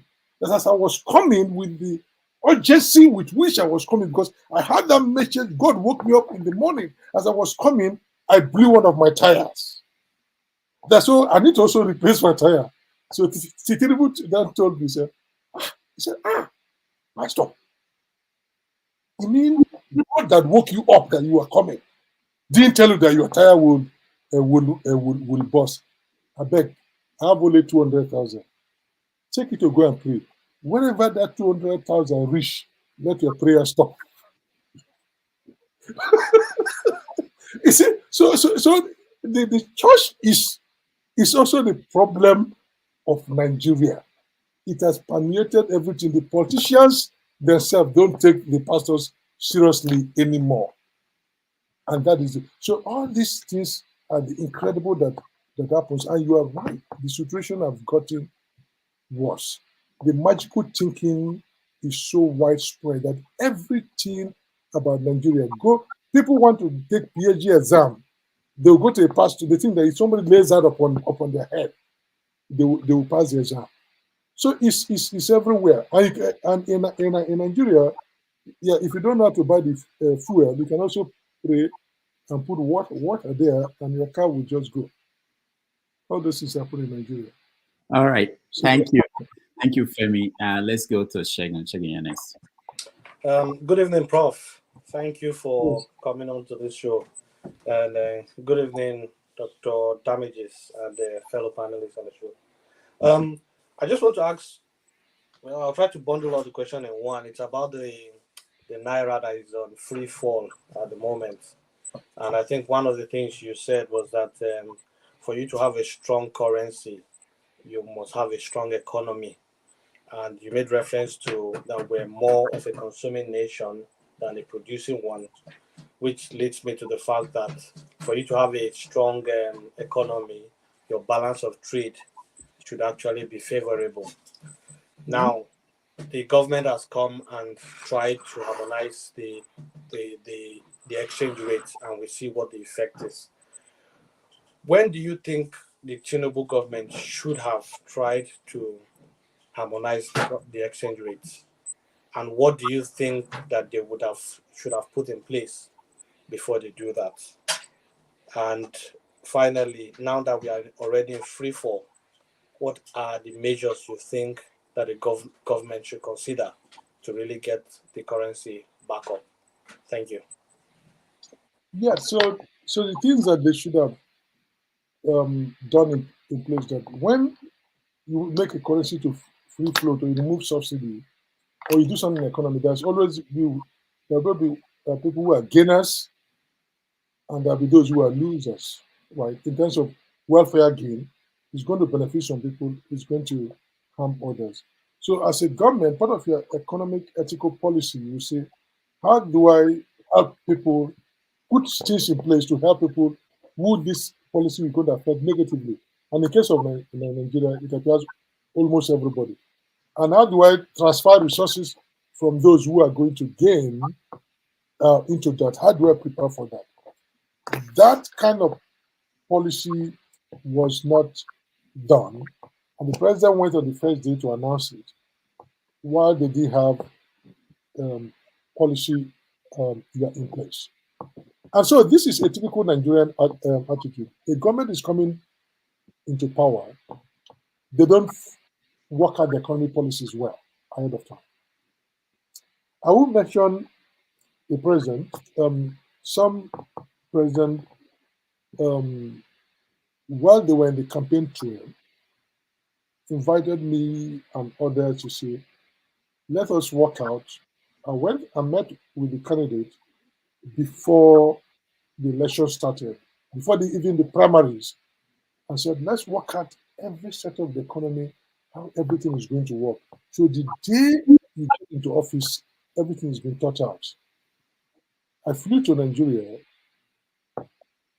This was about 8 or 9 months before the day of the election. Met with the presidential candidate, everything. Came back to the US, and he said, please come back in November. I went in November, stayed there till the election was held in February. And one duty was to help work the economy. They appointed a committee of federal ministers or people who later became part of the government. And I was in a committee working, and a good number of people who became ministers were reporting to me, and I was reporting to somebody. But the economic side, I was to help them. All the time from November to the election, we couldn't meet. Anytime I say, let us meet, and they said, no, the place is not conducive. We have to look for money to go to a resort. He said, what? So I spent from November to there, nothing was done. That tells me, and so when we go to campaign, and the guy wants to speak on the podium, sometimes somebody will ruffle something on a piece of paper. So this is what you say to the people, just like that. So that tells me that people come to government in Nigeria to be president in Nigeria. They've not worked out the economic policy. They've not thought it through. They'll just do it like that. And I don't know. I didn't work that closely with the Tinubu's government economy. But given what we've seen now, it is obvious that they do not do this kind of cost-benefit analysis and welfare gains and transfer to prepare the people ahead of time.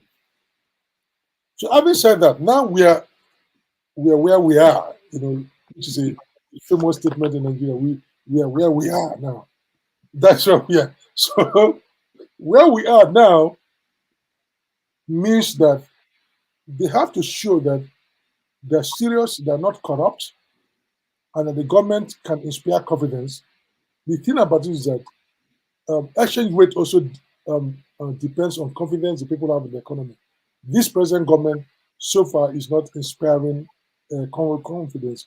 They've not come up with policies.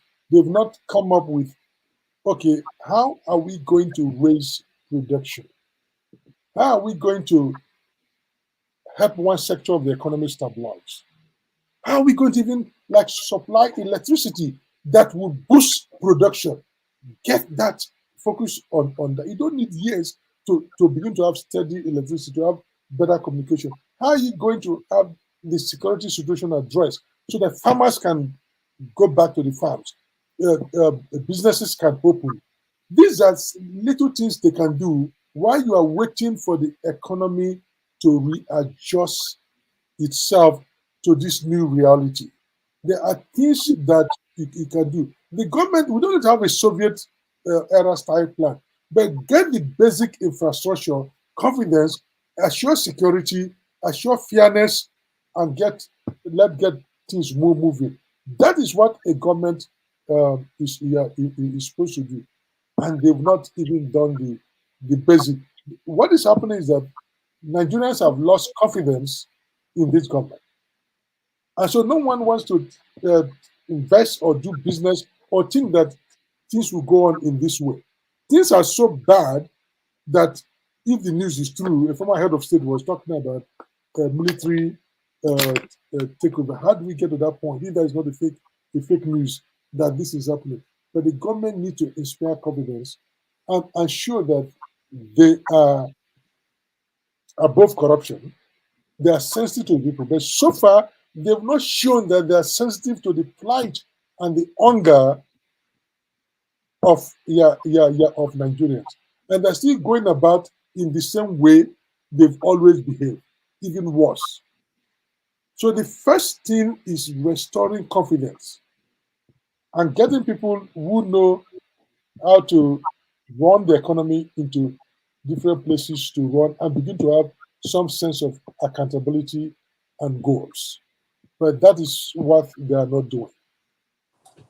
It looks like we're going to be in this free fall for a long run because most of these measures, thanks for that. I mean, it's quite interesting, but they don't appear to be a short-term measure. They appear to be before this government can really restore confidence to the people. It's going to take a long time because they got here in 8 months, and for them to put infrastructure into place to start allowing, the economy to grow again is not something that happens in a short while. So it looks like we're going to be here for a while. No, but the point is, they've been here for 8 months. So some of these things should have. When Muelder came in, it was military. He was able to restore. Things changed briefly. So it depends on their. Last time we spent 8 months, 9 months trying to read body language until the whole 8 years passed. This time I don't know what we are reading, but people seem not to be prepared with what. I mean, there's not even great communication about where we are going or where things are. That is the issue. If they can begin to even show, like, okay, we are really serious about fighting corruption. We are really holding our ministers' leg to the fire. These are things we are doing. We are serious about fighting insecurity. You don't need 8 months to begin to make Nigerians feel like these issues are being addressed. But apparently the issues are not being addressed. And before you came on the show, we are talking about nepotism, conflict of interest. So when we hear this kind of stories, for a government that is tackling an economy that is this bad, and then every day we are hearing news that one shenanigans or something is taking place. No, this is not the way to inspire confidence. All right. Thank you, Shegun. Before I go to Righteous Man, let me ask you a question from the comment section. This is from Kulaka. He wants to know, can you explain why devaluation favors balance of trade? This should make our exports more attractive and shift us away from unnecessary imports. Yes. So, why is that not happening? Okay.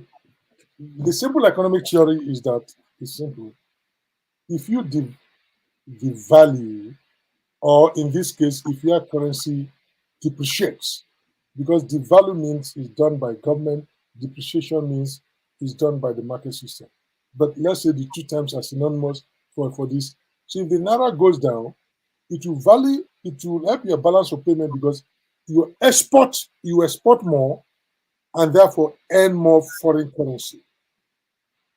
So your balance of trade account will probably move from the red to the black because you have a balance of trade, you are exporting more. Now, okay, so that is the basic theory. The question is, if you don't have anything to export, 0 times 0 is 0. 0 times 1 million is 0. We're not exporting anything. So that is the trickiness of this stuff. That we don't really, for now, in the short run, we don't have anything to export. The only thing that we export substantively is crude oil. And that is already denominated in dollars. So our naira fluctuation does not fit in. Even that crude oil, we don't even know how many barrels we are exporting every. No one keeps an account. We keep hearing stories. 80% of the oil is being stolen, blah blah blah, or is being sold to refineries abroad ahead of time, or we have Tompolo and government trying to check that there are pipes that are exporting oil that we don't know what keeps it.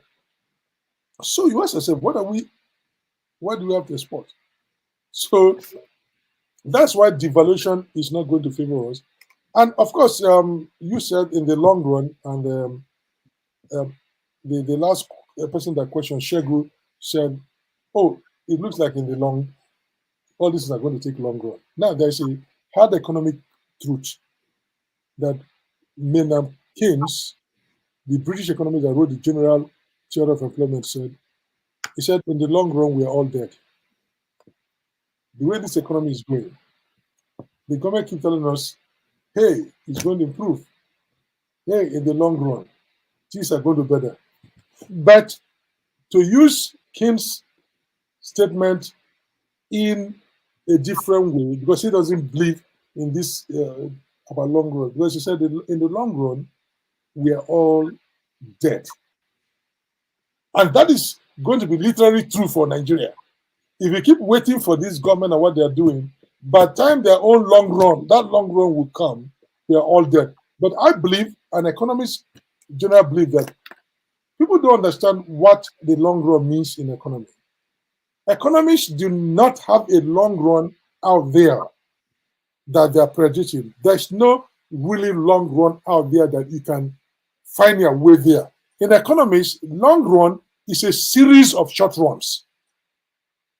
So you have 10 years as your long run goal, then six months run, 1 year run. It's a series of long. So if you don't take care of the short runs, you're not going to have a long. The long run there is not waiting for it to happen, as if magically it's going to happen. The long run is a series of short runs, whether a short run of 3 months, of 6 months, of 1 year. But you must have policies that you are calibrating, and they are successive, they are progressive, and they will eventually get us to that long run. But what we see today in the short run is not telling us that we are going somewhere with the long run. Maybe they're doing something, we don't know. And we pray that they should do something for the sake of Nigeria. All right, thank you. Let's go to Righteous Man. You're next.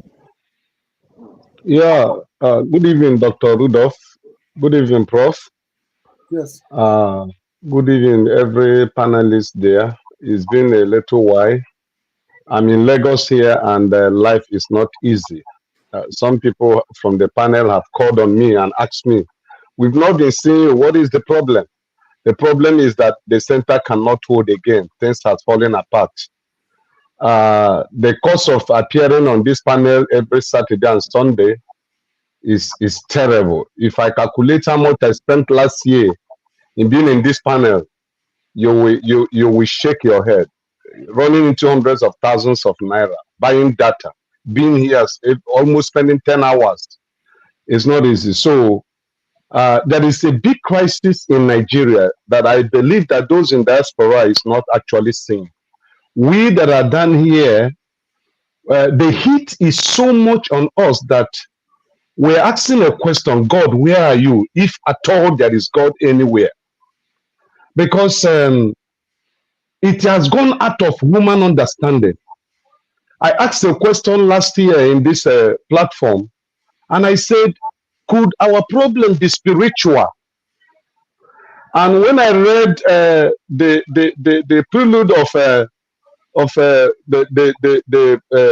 book of the professor, he mentioned God's spirit and spirit in economics. And then now I listened to Pastor Adeboye, who said that Nigeria need prayers or divine intervention.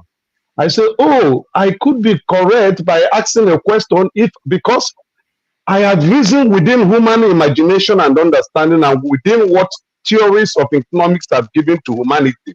I can't fathom out why we are in the state we are today in this country. So, Prof, I want to ask you 3 questions, sir, with great respect to your writings and your speeches. Number 1, do you believe that God drank the tea of Pastor Adeboye? Do you believe that God drank his tea? That's number 1. Then number 2, being a professor and a lecturer teaching social science or philosophy, how do you manage your faith in God and the theory of philosophy? How do you handle your students when they come out to ask you questions on these 2 bases? Because they contradict each other, you know. Then finally, a bag of rice is 78,000 naira as at yesterday, and is going to hit 200,000 naira. Sir, Professor, you've been part of those who manage our economy. If I am correct, you have worked with the central bank, you are a banker, you are a lecturer. What do you think that the military did right that the politicians of today are not doing? That made our economy to be strong, and we never buy a bag of rice or a bag of cement. I'm into building industry, construction industry. And I can tell you, we are buying a bag. I bought a bag of cement in Lagos yesterday, 10,000 naira. A ton of iron, 16 mm iron, which we are buying at 155, 165. As at yesterday, it sold at 750,000 naira. And granite, 15 tons of granite that we normally buy at 120, I say that it's cost 150. It is sold today at 550,000 naira, 15 tons of granite. Sir, what is it that you think that the military did well that our politicians are not doing, that have brought us to this point we are? Thank you. Okay, so your first question, if God drank Pastor Adeboye's tea, if Pastor Adeboye said God drank his tea, who am I to question that God did not drink his tea? You know, so it sucks, but like you said, my student will ask philosophically, does a non-material God, a God not in flesh and blood, drink water or material?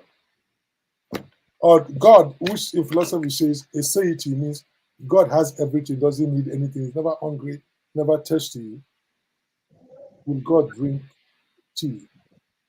Philosophers would say no. So perhaps maybe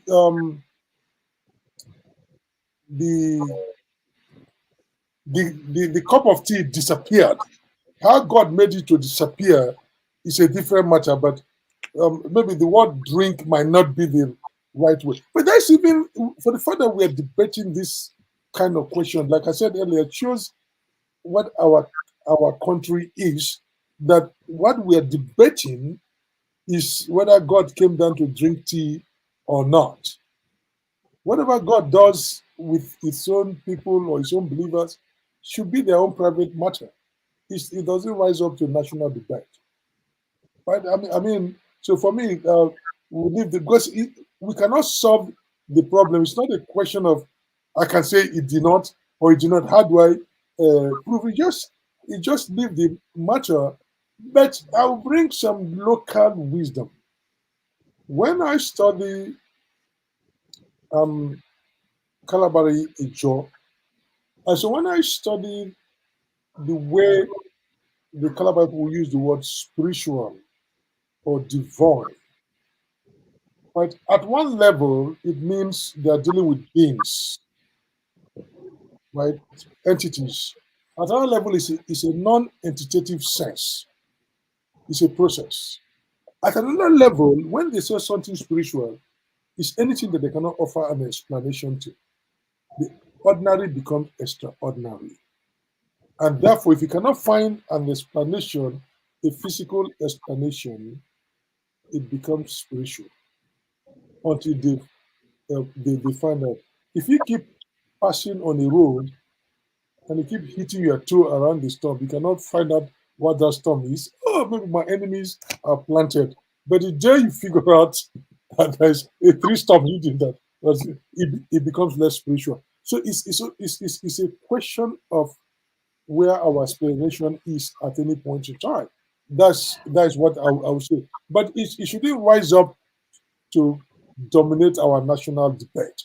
I feel that is its own spiritual matter, and whoever wants to take it. But we shouldn't automatically feel that everything in Nigeria should be solved by spiritual. We've addressed this issue. There are ethical issues that we need to address in order to develop this economy. And if that's what is meant by the spiritual, yes. But if we are going to have the ability to manipulate beings, invisible, nominal beings, not phenomenal beings, that is also a different stuff. But nothing stops people who have the expertise in that to be doing that. God help us. But we did elect the government to be doing that. We should hold the government to the standard of public reason that all of us can agree. It's a free country. Anybody can go, whatever help they will seek. We should not allow them, as long as we're not spending public resources on that. They are free to do that. So if prayers will work, if they can help to change the ethics of their members to become hardworking, less corrupt, all those things are good. But I don't think that prayer should be a national economic policy. That we are dealing with two different things. You asked me a question about faith and philosophy. You'll be surprised that there are many scientists who go to church and they still work in their lab, right? It's not always that you are in perpetual conflict because you teach, you are religious and you teach faith. Yeah, there are some part of philosophy that don't want to hear anything about God, but there are other parts of philosophy that will address the issue of God, the issue of religious philosophy or theological philosophy. So it's not totally that once you are religious, you cannot do philosophy. Some people may even compartmentalize their academic work away from their spiritual work. So people learn to exist. Just like I'm able to exist as a Nigerian, what the country doing annoys you every day, but yet you still have to love the country. And the two things, you don't know why any one of us have not burst asunder, but we're able to hold our love for Nigeria at the same time, our disgust for the corrupt ways of the politicians of our country, who are our brothers and sisters. So yeah, people can deal with compartmentalized issues and deal with that. Yeah, you said the price of things have gone up. It's true, and that is what we're talking about. The way the government have handled the floating of naira and the general economy has gone very bad. But these are problems that existed in the Buhari's government. They go back into the Buhari's government, and people didn't pay attention to it. That the indices or what was happening was terrible. But the thing about it is that very government, Nigerians, quote unquote, voted for the same government to come back, right? So, because to be fair to Tinubu, the problems we are dealing with did not start today. It is long rooted. At least it goes back to the 8 years of Buhari. Whether the military did a better job or not, the military, they were not better. If you study Nigeria's economy, they are not better economic managers, except that the international situation was different. The oil was there. Our population, I mean, I keep telling people, when I was in primary school, I still remember primary 2, one of the exam questions was that, well, those days, they just write the exam question on the board and you answer on your piece of paper. They say, why is the population of Nigeria about 55 million? And that, they would say, the same thing about Britain was about, this was in the 70s. Britain was also around the 55 million. Today, Britain is about 60 something. We have gone up to over 200. So we've not been paying attention to our population growth. The resources we are getting have not increased. So we are going to be in this problem. The military do not have better ideas of running money. Even if they've saved some of the money, by the time they left, our passenger came in. Remember, the country was so indebted, so much money. So the military didn't have a better way of running the economy, except that they were lucky. The population was lower, but now the population have increased, unemployment have increased. Things, the factories have closed down. They've been converted to churches and mosques. So we see that the country has not been blessed with good governance, and that is the root of our problem. And it has gone back. The military government was very corrupt. So the civilians, they learned it from the First Republic, and the civilians learned it from them. So the question is why we as Nigerians have not stood up to fight, to demand a good governance. Why do we allow politicians to divide us during election along religious and ethnic lines? Meanwhile, we face the same thing. Why can't we come together and defend our vote? Like immediately we go out and one person is injured or something, we all go back and give up. Like I was telling Rudolph, the host, that this is the time to begin to prepare for the next election. For the next election, are we going to continue with the same set of politicians, or new set of politicians are going to come in? Because things are not getting better. It appears every government where things are getting worse and worse. All right, thank you. Pansat, you're next. All right, thank you very much, Rudolph, the host. And you're welcome, sir, Professor Nimi Wariboko, and the rest of the panelists, and those in the comment section, some of my friends there, Guy, Owanlele, and many others. Now, so you've got all the qualifications for what we need today. As a matter of fact, there should be an encore. The answers has been much, much better than the questions, and that's a rarity on this platform. People come here, they talk a lot, while the problems remain. Now, here's coming together of socio-ethical, political, philosophical, theology, everything. When you were talking earlier, you were talking about Pastor Adeboye, and I was laying down, and I saw Boko in your last name, and I said, okay, here we go now. We have a Boko Haramite talking about a Christian, right? But it was very quick for you to go now.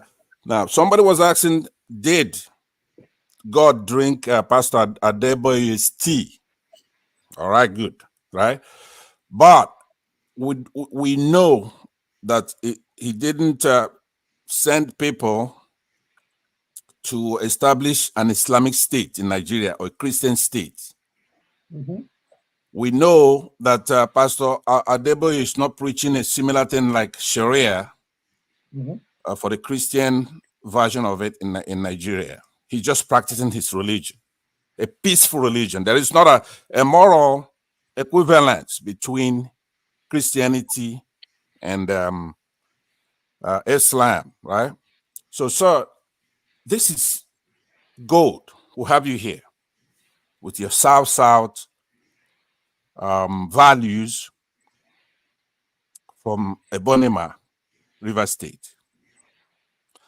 I want you to be direct in the question I'm going to ask you, because it's not every day we get exactly the person who could actually give us the solution, who's a professor,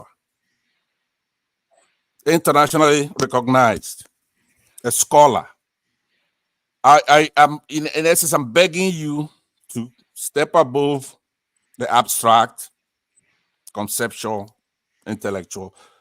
Let's have the answer now. I'm thinking that one of the problems we have in the country is Islam itself, Sunni Islam to be exact. That it's to it, and that this is where I want you to concentrate on. I believe that they believe that democracy itself is haram. Do you want to take on that? Let me come back, because depending on which way you go, in order to save time here, Rudolph, I see your eyebrow is furrowing, but it's very important that somebody of this quality who's fair, you could tell that he's fair. Let him just nail it, because if that's the case, our discussion should be different. Democracy, it's why we in that country together. It's a system for the whole population of everybody. It's for the people. Now, if you're dealing with people who believe that democracy itself is haram, then they could only employ deception, duplicity, fraud. They will turn off the goddamn voting machine, right? The IREV. They'll be doing things like that. And look, what they're saying to us is that we're stupid. The magnitude of the problem we have in the country has to be deliberate. The immensity, the vastness, it's an enormous decline. All right. Even if you set out to do it, you have to be methodical. You have to have a lot of help to bring Nigeria to the state that it is. Now, we have people like the professor here. Now, Rudolph, I'm trying to save you a lot of time, actually, by just having the professor give him time to deal with this. First of all, is democracy haram in Islam? Because coming here to talk about Pastor Adeboye and Christians, if you are in that comment section, or you're listening from Nigeria or anywhere in the world, and your problem is pastors practicing their belief, and whereas in your country, do you know how many people have been killed in the last, let's say, 10 years in that country because of Muslims, Islam? All right, Pastor. You don't have any problem with that. So what you're talking about is somebody who says, probably metaphorically, that the Lord drank his tea. Do you, on that ocean, as big as that ocean is, do you know how much God drinks water and it evaporates from that ocean, and it's in the millions or billions of gallons a day? The Lord could drink whatever tea he wants. Yeah, Pastor, thank However you. he wants to drink it. It's Pastor, none of your business. Pansat, we have to go because of time. So if we have a time to come back for you, second question from you, we do that, okay? Thank you. Thank you. Prof, take on his question. So yeah. So you said Boko Haram, people like that believe that democracy is haram or is forbidden, and that is true. That the Boko Haram sect, the extremist sect, not only democracy but also education or Western ways of book knowledge. Anything that doesn't go their way is haram. But I wouldn't go far to say that, therefore, every Muslim in Nigeria, which there are Muslims in the north, there are Muslims in the south, that every Muslim believes that in Nigeria democracy is haram. That I don't have the evidence to say that. I don't believe that each one of them believes that. But there are extremist sects like the Boko Haram movement that believe that democracy is haram. We can concede that because they've stated it very clearly. They've acted in that way, or so. Then I will make a second point that the economy is bad, is felt equally by both Muslims and Christians. So if Muslims, as our mind is saying, that make things bad, run the economy bad, or hoping for the economy to bad, but it also affects them. So the logic is that it's not, I don't understand the logic why they want to destroy themselves and the economy because they want to destroy Nigeria. Probably that needs a different explanation. About democracy, whether Christianity or Islam supports democracy, let me give you a little bit of the historical, theological explanation to see why if that kind of statement will always hold across time. Now, one thing we have on record, I don't want to mention their name, some of the big pastors that you've said, we have clearly said God is not a Democrat and they don't want democracy in Nigeria. We have the evidence. In short, my friend, book, Wood Marshall, Political Spirituality, even quoted that. You see, so this issue of we're against democracy, it's not only coming from the Muslims. Christian leaders are on record saying God is not a Democrat and therefore we don't want democracy. Except that they're not going out there pushing it away. But does that sentiment exist among some Christians? Yes. And some of these big pastors currently alive have made statements like that. Right? They've made even statements and have their books where they even think that the Catholic Church should not exist or allowed to exist because they think that they are demonic or they are evil. These are Christians, pastors. Even in their books, those books do not allow them to circulate anymore. Is there? So that is there. So that is contemporary history. Let's go back to historical and theological. The way I'm not an expert on Islamic political theology, but generally, Islamic political theology does not always recognize the distinction between the state and religion. They feel that the state should come under the religious authority. That is the elementary theory. But now, is that different from Christianity? No. If you go back to the history of a time what they call the Christendom in the medieval time, that is where Christian theology they put all the state powers under the control of the Pope of the Church. until part of Renaissance. Professor, that's before Reformation, right? That's already that's gone, and Muslims have not gone through the same, so it won't be fair. Wait. So I try to give you the historical stuff, right? To say that sentiment have never. I'm saying that it has existed. I gave you the. Yes, I stipulate to that. I'm not saying that. I'm talking contemporary Nigeria. But I gave you contemporary example of these Jews that said God is not a Democrat and God is against democracy. It's the same way people said. I've never heard anybody say. I've never heard any Christian say that. Do you have a name in particular? Okay. Just Google God is not a Democrat and see the names that will come up.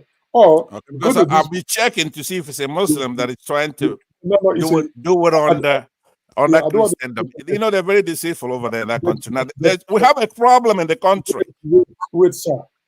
I've told you a book called Political Spiritualities. And listen, that's the title in Nigeria, by Ruth Marshall. So if you don't have the channel on Google Books, just type in God is not a Democrat in a book, Google Books or so, or if you do, it will come out the man that said it.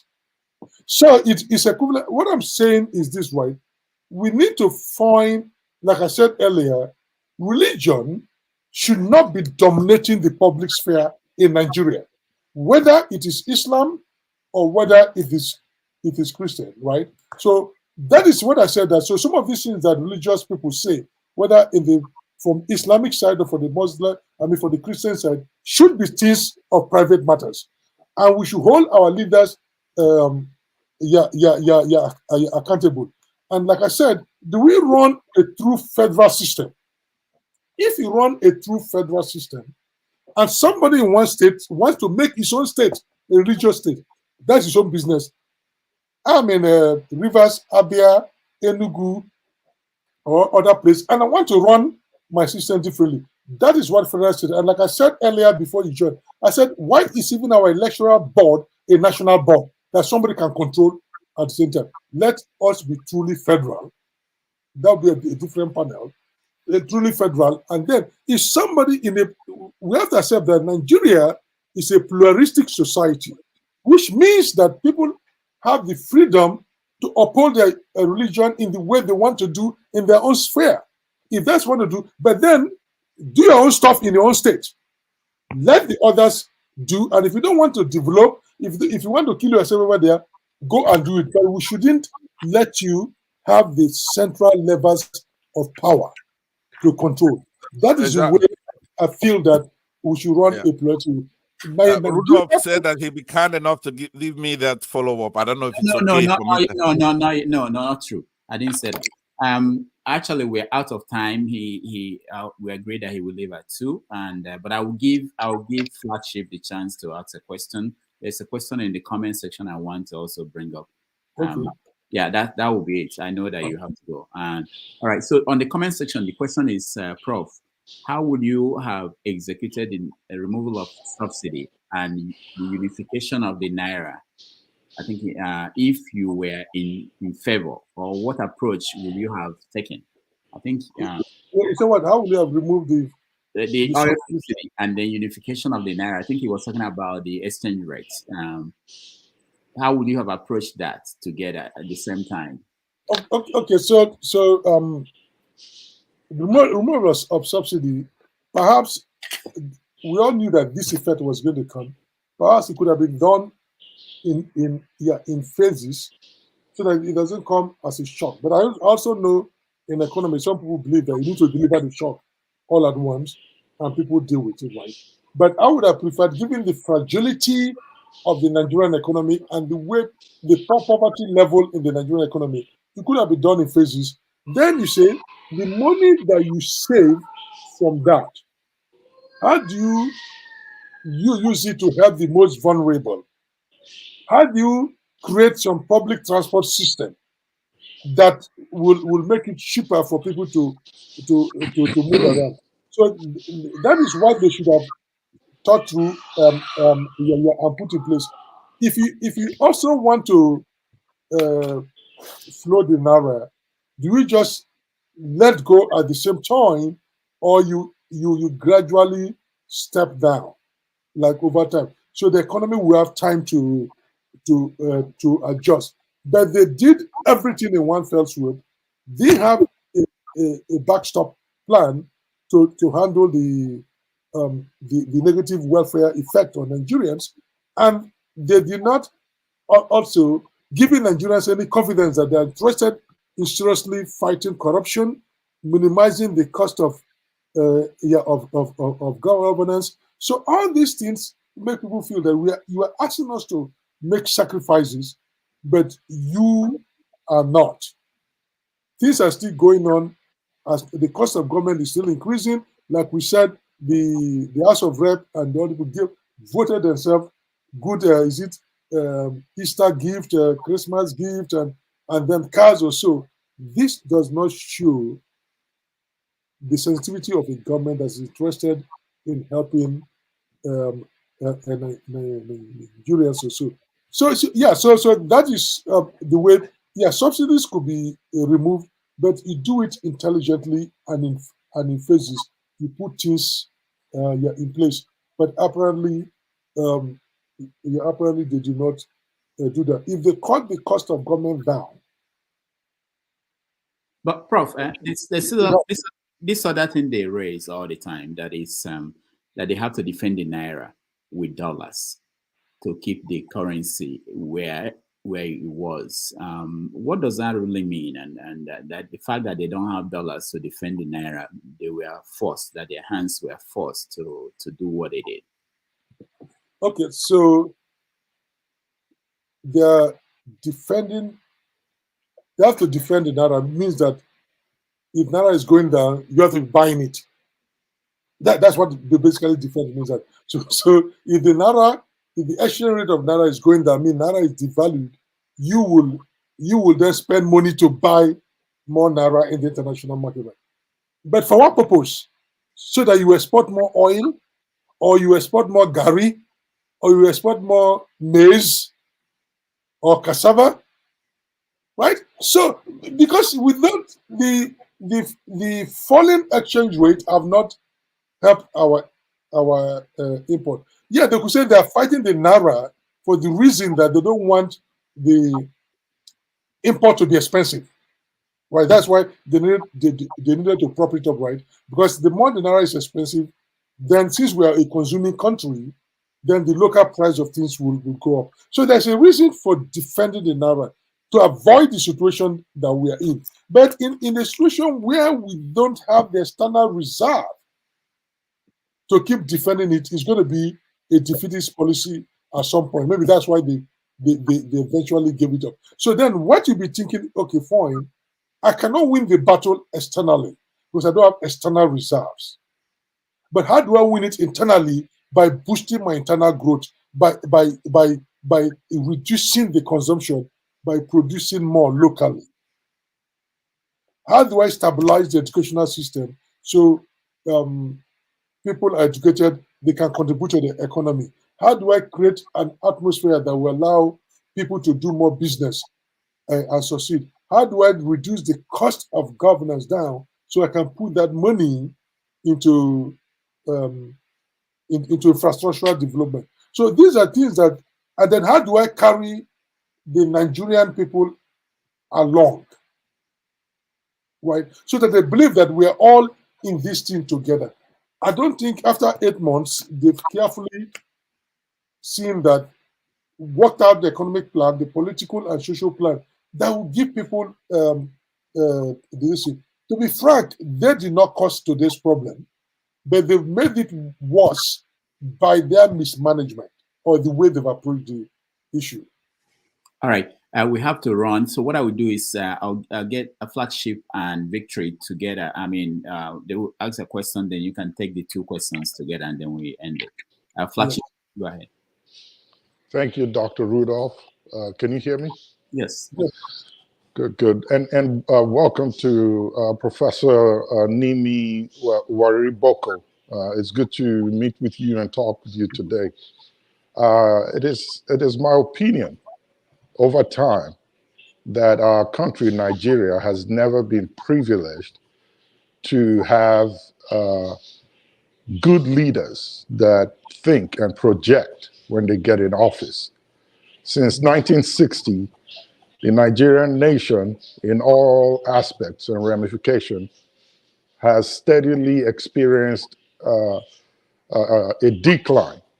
And rather than progress, we've been regressing in so many aspects. And here we are today, dealing with these economic issues that have, if not almost grounded the nation generally, and it's affecting the people. My question is in reference to the Nigerian naira that's on a free fall right now. It's projected that by the end of this month, I believe, if I'm not wrong, it's going to go to about 2,000 naira to the dollar, and maybe more as we continue. And the government on seat right now seems not to have any idea or plans to figure out how to resuscitate the naira and get it back up. My question is this: BRICS, the conglomerate of nations that are coming together today, of which we see that many of the African nations that are friends to Western nations are beginning to take the option and joining BRICS as members to some extent economically, from the reports that I've been reading, seems to be beneficial in terms of trade between these countries in their various currency. My question here is, in your opinion, do you think Nigeria joining, or if Nigeria considers to become a member of BRICS, will that in any way help the naira from dying, as it's on life support right now? If we can, with the little that we're exporting, decide to trade with these member nations in our own currency, will that help us? And is that an option you think this government should consider? Thank you. All right, thank you. Prof, let's get the other one so that you can take the two together. Victory. Thank you, Doctor. And Professor Nimi, welcome to our show. I'm just going to ask you a few questions because I heard Doctor saying that you almost became the CBA governor, and I thought that was quite interesting. And this is why I love Doctor's show. Doctor always keeps bringing guests that keeps giving us something very fascinating. So I thought I should ask you this question because I actually wrote them down. These are things these are things that keeps me up at night because I don't understand what is going on in Nigeria. So my first question was that, what do you think Tinubu was thinking when he decided to float the naira, knowing very well that Nigeria does not have what it takes to float the naira? So that's the first question. My second question is that, can you tell me what is Nigeria monthly demand in USD? So how much does Nigeria consume monthly in terms of importing goods? So the money that we spend to import goods into Nigeria on a monthly basis, do you have that figure? And then my third question is that, do you know how much foreign reserve this current government made when they took over from Buhari? So what was Nigeria foreign reserve when Tinubu took over from this Buhari government? And then my fourth question is that I heard that some of our forward contract FX have been sold already. So meaning that we don't have this money. So meaning that what our official forex that we'll have been tied up already. Have you heard anything about this thing? And then the last question is that, what happened to the currency swap Nigeria did with China? Why did that never see the light of day? What happened to that day? So those are my questions. Wow, this is a new show, the Victory Show. Yeah, so let me your last question and one of the other questions are the same, but I wrote some of them down. Joining the BRIC will that help the naira? That still has the same problem. What are we going to export to the BRICS countries that will bring in the foreign reserves? So, and what we can all, because if we trade if we don't have what to export in the short run or so, trading with them will not automatically help the naira. You still have to earn your way towards that. We might not end it. Then, will trading in the currency work? That raises a very serious international question, which I've addressed in my book, 2008 book, God and Money. And I showed that, and with documents from the US Congress, one of the reasons US invaded Iraq was this idea that you can float an alternative monetary system to the dollar. They will take you down. So all these things that I'm talking about, once it's part of the problem with Russia, you could see this idea that you can float an alternative system. I laid it out in that book. So you are going to run into the Western monetary system, trying to kill your economy and also your monetary system if you try to take out the dollar as the main, what they call the imperial currency of trade and reserve. So that is an issue that people have not paid attention to. That the way the international monetary system is organized, as I showed in the book God and Money, that is not conducive for African nations or others who are not in the Western imperial setup to really succeed. China knows that.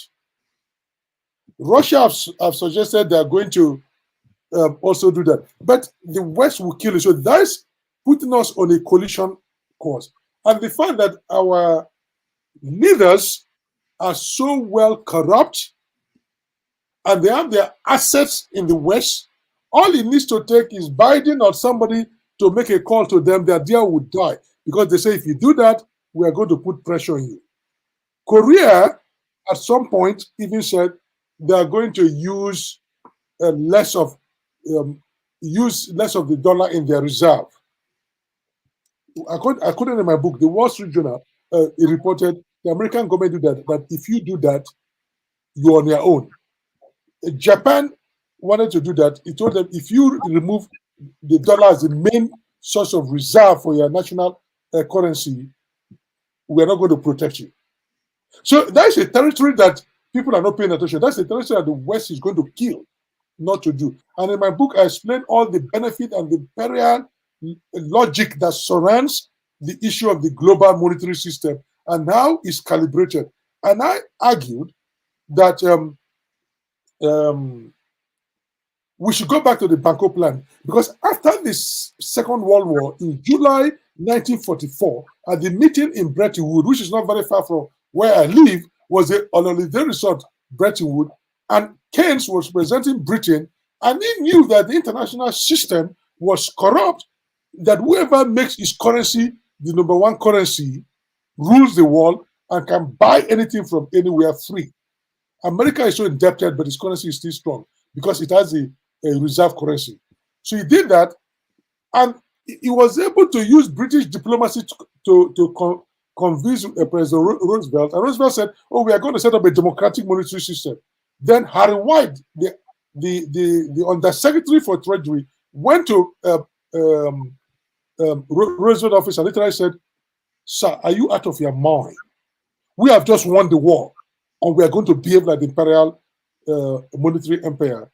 And on the way, before Keynes could get to New Hampshire, Roosevelt sent a deal, and they said it's off. So that original plan, Banco Plan, is there in libraries.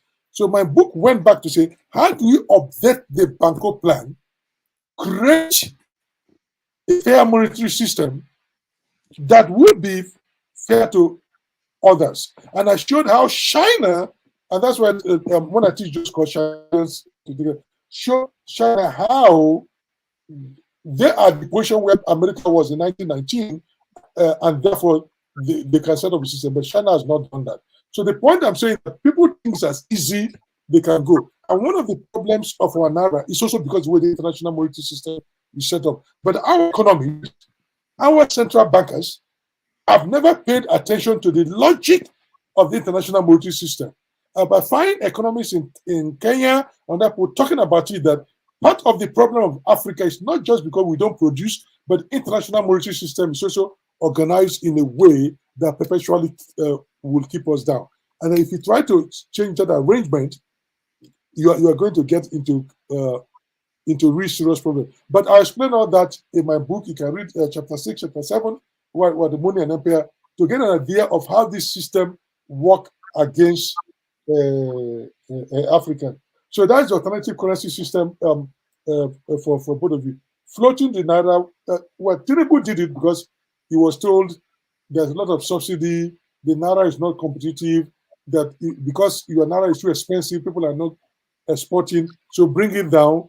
It means that Nigeria export will become cheaper, and then the economy will grow. That is a simple logic that convinces. But we don't produce anything for now. It's making life very miserable. And they didn't plan for the infrastructural and well-being support that Nigerians need to get. And so that is where we are. Also, I don't have the figures for the monthly stuff or for the reserve when they come in. It's a lot, but something you can Google, or the CBN website. We would always have that, or the IMF stuff. So, but the issue, we finally come to the bottom part of the issue. The role of the international monetary system, the trade and payment system, in the way it affects the development and the currencies of our visit. I have a friend who is dead, Ashikwe Adene Ego. He has his book. He said, he died 2012 or 13. He said, look, whatever we're doing about the Naira, he was talking about the Naira. He said, this Naira is always going to go down, because until we arrange our economy in a way that it will begin to look inwards and make the Naira stronger. So when Buhari then came to power in 2015, I wrote an article in Nigerian newspaper. Simple. Let's out how we are going to move the Naira to become powerful. It was in the Nigerian newspaper. Simple things that we need to do to begin to grow the local content or the power of the Naira. But we've always focused on the external side of the Naira. The Naira, we are talking about the Naira external. Naira is not even strong internally, because the rate of inflation is also tells you that our currency cannot hold its own. Every week is changing. And then the external force is adding up to that. So that is where we are. But my issue is that maybe they are doing it, but I don't see the evidence, that the Tinubu government needs to sit down and seriously say, look, this country is in crisis. We are going down. What do we need to do? But you see, the problem is that, and this is the problem of Nigerian economists, right? People who make policies don't front stage the individuals as a primary purpose. If you begin to think that I'm in government because I want to make Nigeria flourish, I want to have the well-being of Nigeria, that is where you start your economic policy. And you walk back from there. It's not just mere statistics or IMF is telling you this or this number. The question is, are the people leading us interested in the welfare, the well-being of their Nigeria? That is where you start economic policy, monetary policy. If that is your guide, you begin to think, what policies am I putting in place? From political, economic, sports, everything. That will ensure that Nigerians have decent life. But you see, we have people in power who don't love the people that they lead. As long as we have that problem, they're not just committed to us. They don't even love us. I think they even hate everybody. And so they're not making policy with the right set of mind to say, how will the average Nigerian life be better? How can Nigeria be the best that it can be? I start my economic ethics by telling students that a policymaker first policy is that, how can I enable every citizen to be the best that he or she can be, given their God-given talents and the resources the society can provide? We want everybody to be the best that it can be. I don't care if you want to be a doctor, if you want to be a writer, if you want to be a sports. Society is supposed to enable you to become the best that you can be. If you want to be a priest, a pastor, be the best pastor that you can be. We don't start our policies from that point. We start our policies from some statistics or something, and not with that deep commitment to our own people, and not with that commitment that we are the biggest black nation in the world, and that our failure is a shame to all black people. We don't have that burden of blackness on our leaders. That fear that we have become a shame to every black person. And so until we wake up as Nigerians and say, you know what, we will carry the burden of everybody, that our duty is to make sure that every Nigerian becomes the best that he can be. Once we come to that realization, we allow this economy to blossom. And you see, we can change. But our leaders, unfortunately, do not have that commitment to seeing the best. And they don't even have the concept of what justice is. I tell people, justice is love writ large. So if you are a leader and you want your son to be the best that he can be, your daughter to be the best that she can be, but you cannot love every Nigerian child. It's impossible. You don't know them, but you love your child to be the best. So justice and public policy demands that, yes, I may not know the child in the Ijaw village or in a village near Sokoto, I'm in Lagos, Abuja, but I know what is good for my child. I want my child to become the best that they can be. Then what do? I will have to create the policy in the country to make sure that every child, including my child, wherever they may find themselves in the country, will become the best that they will be. So if my child deserves good education, then that child in the Ijaw fishing village or that child in the Igbo farmland also needs the best education. If we begin to think about policies that way, and let us not so much focus on the Naira, wherever it's going, let us focus on our people. What is it that we can do for every Nigerian to be the best that he or she can be? But our leaders don't have that commitment. They don't love the people that they lead. They don't have that commitment to say, I'm there, God has put me there, or the people have elected me there, so that I can enable them to be the best that they can be. And that is what Nigerians are asking. We're not asking for food from people. We're not asking for our government to food. We're saying create an environment. If what is good for your own child should be good for everybody, and see where we will go as a country. And this is what we lack in that country.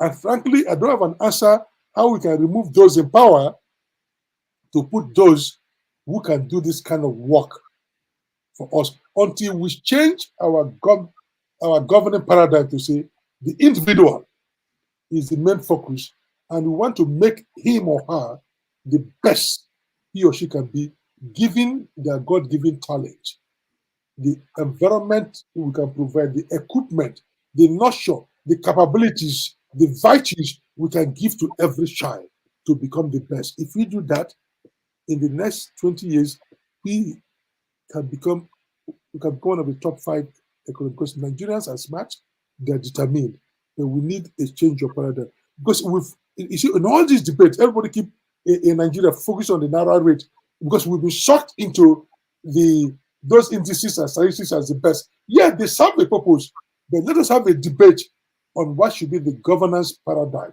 what should be the point of departure for economic development and growth.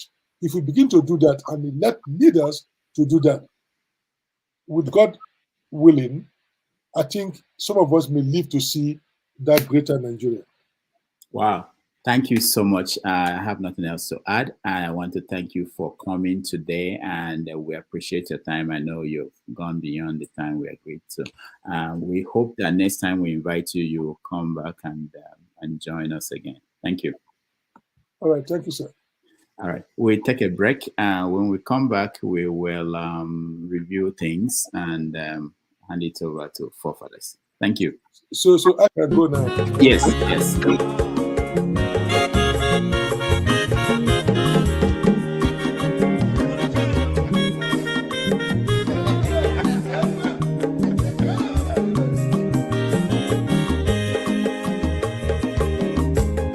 Onye ọma zoro obi o, akwa nwa zoro obi o, Max ịbịa bunyegokwanụ m n'ofu ube n'azụ ụlaga. Ulagani Piazugo Mmanwu Ulagadoni Piazugo Agbanwe Wilochi Biko Rapuzoro Kona Bazia Onyo Mazoro Biko Abamba Wazoro Desari Ibya Unyane Gwana Ulagadoni Piazugo Ulagadoni Piazugo Abamba Wilochi Biko Rapuzoro Kona Bazia Mazi welcome up Odoguna Perezinaka Onyomani Gadelemo Mazi Nibazigama Ibu go with Baladi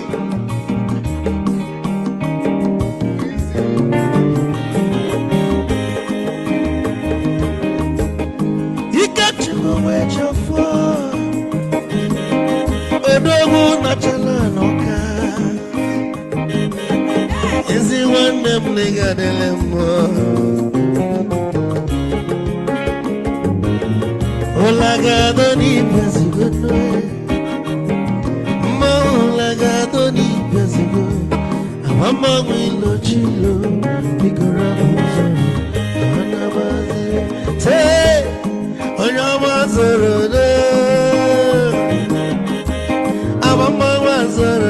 Sorry, Ibya Muyano Guanamo, Opubenaro, Mulaga, Doni Piazugo, Nazaboy, Mulaga, Doni Piazugo, Avamba Wilo Chilo, Biko Rapuzoro, Anabazi, Ice. Odogu Canaro Bikitro. Ama kwa mnika kugodia Waligwe kwelo Ikejo mabele bege Hey, you want?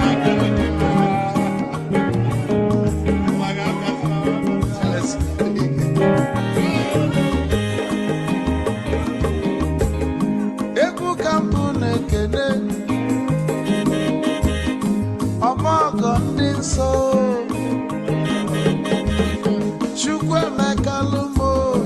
Chukwu negaji Esi nwanne m ekene mi Ịlapụl ife niile na-eme wee bịa Ka gosili na anyị na gị bụ nwanne Wisdom ga-adị Ka nye gị maịkị ka ogobanya bụ egwu Isili mmaksi ọ bụ na-etiri egwu a Malụkwa malụ n'imego m ife ọjọọ Wesi gị nwanne m ife ọkụ na-echọlụ na ngeme Wisdom onume ekene gị Bama ihe ihe biko lapụ Nabasi ya Zoro, zoro, zoro, zoro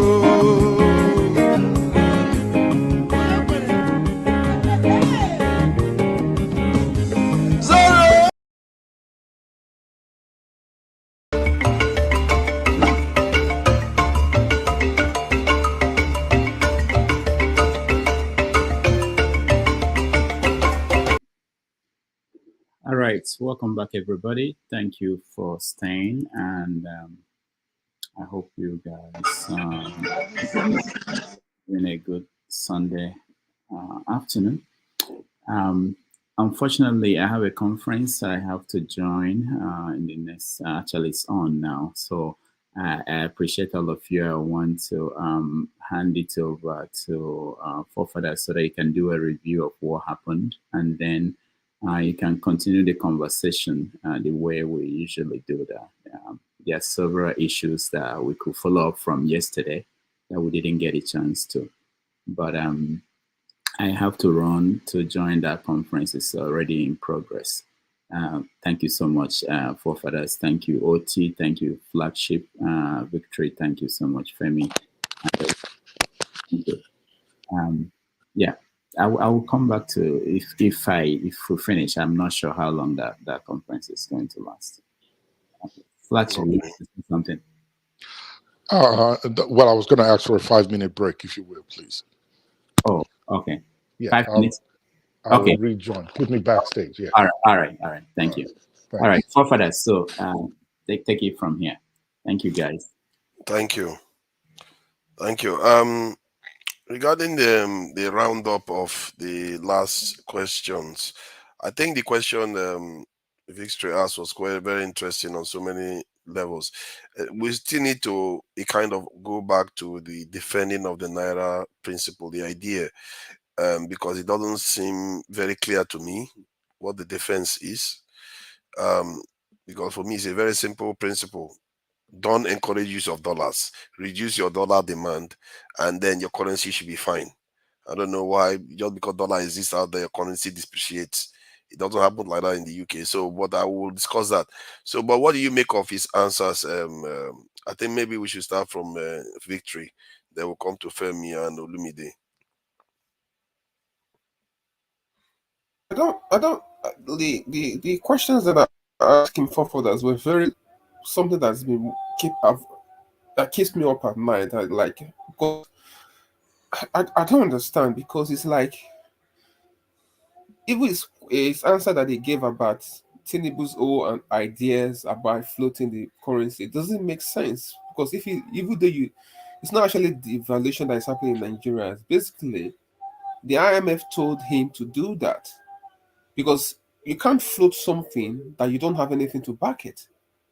So it's like supply and demand. It's like, why do you think China controls the currency very, very, very, very, very tightly? Because they know if they keep it open to the international market where people can trade it, people will just run havoc with it. So they keep it on that very close. Do you know? I don't know if you trade with China. If you normally buy this from China, you understand what I'm saying to you. They keep it on that close, like strict monitoring. Like, you can't mess around over there. You can't keep it open to these people, these guys that are here. They will just run havoc with your economy. Exactly. So I don't understand his ideas around that. Like I said, I mean, it's not really in the interest of Nigerians, and people have to know that. And then the second question is that the CBA governor has given interview. Everyone to the Senate, they interviewed him, but no one asked him, Mr. Governor, how much, when you took over office, how much was Nigerian foreign reserve? How much did you make there? What was the figure? Right? And then the Naira just keep depreciating every day. How much does Nigeria need on a monthly basis to import goods into the country? Exactly. No one asked that question, because we need to know the figure, right? Exactly. The critical things we need, not the useless things that are not helping us in any way. And then why is the NAPC not remitting dollars into Nigeria, into the CBN? Why are they not doing it? Did they ask him that? Because obviously the feedback that I got from people, like some of my the feelers I'm getting around, that information is true, because I don't want to bring it here. Nigeria, some of the forests Nigeria has not earned has been sold forward already. So it's obvious that's why the currency is in free fall. No, nobody needs to tell you that, because if you have the dollars, you pump into the market. It's supply and demand. If a book is selling for like 1.6 or 1.5, government pumps dollar into the market, it's going to crash the price. That's what they've been doing for the last 3-4 months. It's like a cat and mouse game, right? Or you reduce the demand. Or you reduce the demand, because it's like this drug addiction that we have. We keep demanding more. Demand. Why? You cannot. Why? Is because Nigeria is not a producing country. For you to be a producing country, you have to have security. You have to have constant electricity. Okay, hear me out. When I say reduce the demand, I understand that we are an importing country, but you tailor it to import only the critical things. There are a lot of things we can cut out that we don't need. but they are not. Now it's just a free for all. There are so many things that we are importing that are not beneficial to the Nigerian economy. It's not leading to economic growth. It's just a waste. That's something that we can do in Nigeria. But because we are importing it for some people to make a few profit here and there, they keep importing it. Those are the kind of things you want to discourage. And then our fellow Nigerians are taking Nigerian naira, convert it to dollars, hoping that the naira loses value. Then they come and claim the money later on. They are speculating on the Nigerian currency on top of that. So there are so many headwinds that are coming along. If you wanted to stop it, first, you discourage any transaction in Nigeria happening in dollars, and you discourage certain imports from coming in. That's how other countries did it. It's not like I'm inventing it. It's where other countries did it. Import only the things that are essential to the economy. Then the ones that are not essential, put tariff on the massive ones. So that by the time they come in, you would have made money, a lot of money out of them, and you would deter them from importing it in. That's what I think they should have done. And if you think about it, that is what the government is doing when this thing has already, the problem has already occurred. Because now they are encouraging banks, hey, get rid of all the dollars that you're holding. Now they're all, oh, you didn't know that you are not supposed to be encouraging them to be holding dollars that much. Why are they holding dollars? You want to crash the economy? Father, let me ask you a question. So since the CBF governor have given the banks, commercial bank mandates to set that dollar position, how many of them have actually done that? Nigeria, it's like, how many times they will tell you that Nigeria is not for you, Father? These people just come out and say these things. Nothing happens. It's a country where there's no rule of law. People just, you do anyhow, you see anyhow. That's the country we have. I mean, I don't, for me, like, and what I'm saying, I told somebody this 2 years ago. I said, convert all your naira to dollars. 2 years ago, I told him this. Somebody that was very close to me didn't know how much was the dollar then. It was 640 naira to the dollar, right? And this guy had 100 million naira then. Work that out now. See how much he has now in dollars. And the guy came back. The guy was crying to me just recently. I said, I told you this thing 2 years ago. Right? And if they think they've seen anything yet, you wait for further. You wait. They will see something they've not seen before. But are you sure this is not a self-fulfilling prophecy? Because what? If you ask people to convert to dollars, it's creating the demand. No, for further, I said I told somebody that I knew. I'm not. This is. If you like, you can take it. If you look at what has happened to the currency since this guy came into office, just 8 months for further. If you can lose 100% of your value of your currency, what does that tell you? He was stupid to float your currency when you are not exporting. And you even Buhari said as much. He's making Buhari look like a genius. Yeah, but he said as much. You have speculators in the market. What do you think is going to happen to you? I mean, like I said, if they think they've seen anything yet, just wait. They will see something that none of them will come out. This may be why they are holding a Mayfield, because they know if he was out, he will be saying, you see, all this thing they're doing is stupid. They shouldn't be doing it. As a former CBN head, he may be questioning their actions, that these people are sabotaging the economy. Because what Mayfield was doing was, in a way, they failed in many ways, but he was trying to contain it. So it's not out of control. But when Mr. President came in, he said, oh, let's do it so that our boys will be happy with us. IMF and all of them just floated in Nigerian currency, and speculation went wild. Femi, sorry, what do you think? I don't know. You didn't get a chance to ask questions. I do like the way he spoke, though, in terms of, especially at the end, that our people, they don't seem to be putting our people first. I'm beginning to move away from a lot of the way people think about this to an extent, because we're always blaming only the leaders. First, it starts for me. I used to blame the leaders like other people. Then I moved a little bit, I shifted a little bit and said the elite class. Now I'm beginning to understand that it's also the middle class. It's not just the elite class that are doing it, because we are, technically, I'm in middle class too. We are one of those ones that abandoned Nigeria, and our way of thinking is Western way of thinking, that we love Western things. My mindset has changed in the last maybe 5 years or so. But when I went to the West, I think I was thinking that they are really great. They are like the best people on the face of the earth. I have to go there and live there, and it's very nice. I forget the useless and backward country I came from. That is the mindset, and I'm sure that's the mindset that a lot of Nigerians have when they leave the country. And we destroyed our country ourselves. At least that's the way I look at it. Femi, I don't know whether you've heard what he said. and how long you were listening to him. But what do you make of some of his submissions? They talked about the churches and so many things. Yeah, so actually you may have missed the fact that I was actually earlier in here. I was probably the second person that asked him a question. Yeah. Great. So and I was so excited, first of all, knowing that it was going to be coming in, because my question delved on our situation in Nigeria, for example, vis-a-vis religion. And when you look at his background, it makes for interesting reading, and just listening to him, whether you agree or disagree with some of what he said, you can't but admire the sound knowledge he comes with. I mean, and again, it goes back to his background in economics, and coming out with a first class and then going to do ethics, and all the things he's done, it comes to the fore. I mean, you can't but again admire him. Now, when in asking the question, I posed it in such a way that I went through an interview that Rudolph had conducted on Sarah TV. This was about 11, and I would never forget, it was about 11 and a half years ago. And because when you just superimpose what the church, for example, and I know a lot of people might disagree because of sentiments, and we're very good at sentiments. I'm a Christian, but people, we have this thing about how aboutism, how about the Muslims. That's not even the issue the way I directed it.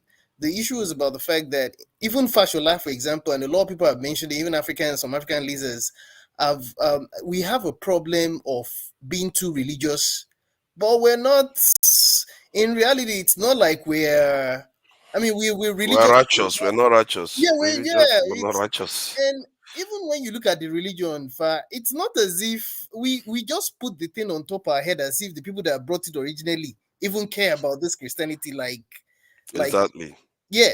And so, in concluding my question, and of course, he didn't even disagree, and he just further opened up a discussion he had with Tinubu at some point, prior to when he became president. And the reason why I brought it up is, again, when you look to China, because again, we can't but look at China, the factory of the world, in truth, and look at their progression and how eventually, when they opened up, I think beginning the 70s, it was almost like I think there was a deliberate plan to actually water down religion.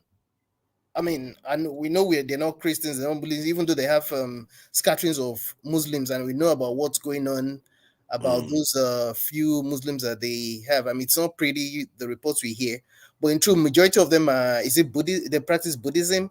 But even at that, you don't see them espouse it like that. Instead, they put their people to work.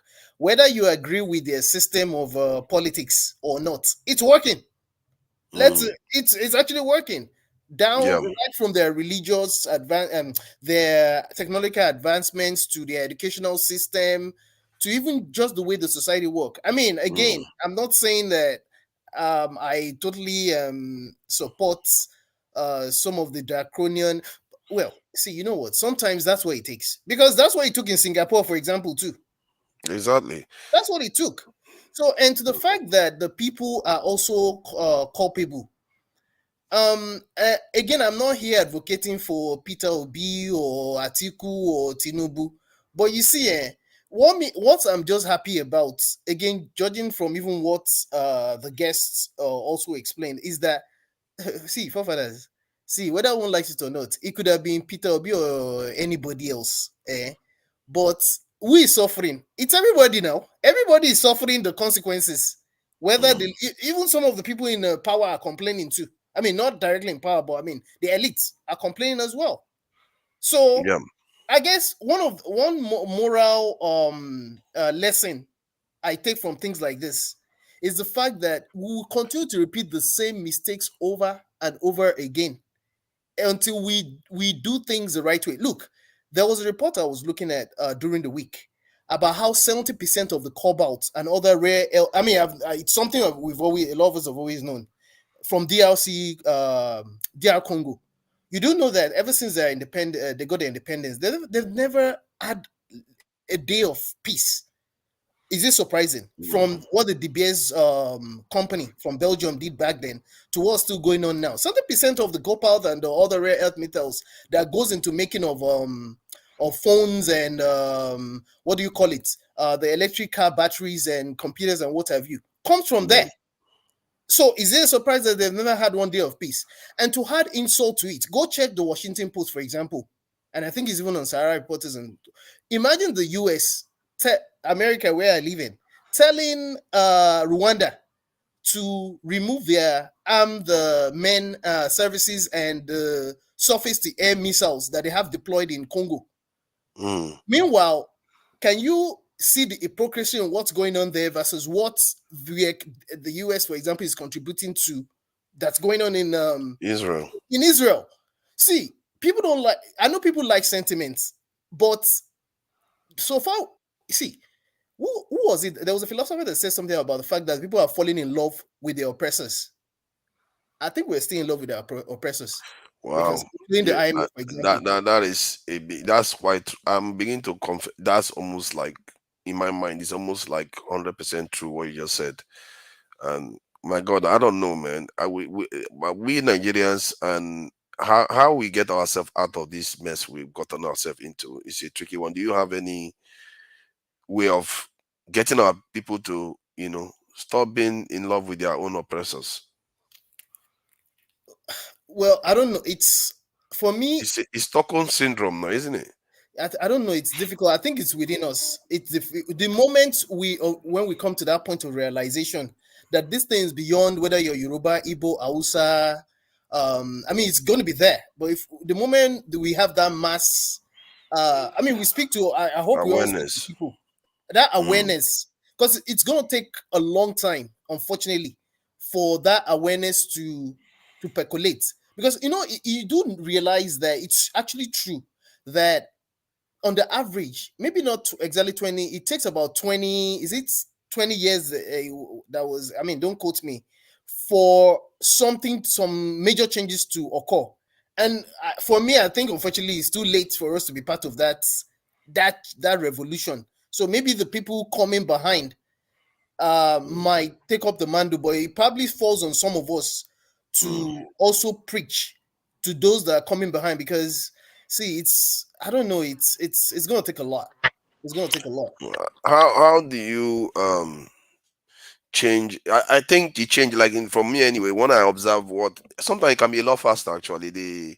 From the beginning of when Lenin started his going through getting in a lot of trouble with the authorities in Russia, and him going overseas, coming back, it's a total of 15 years, and they completely turned the country upside down.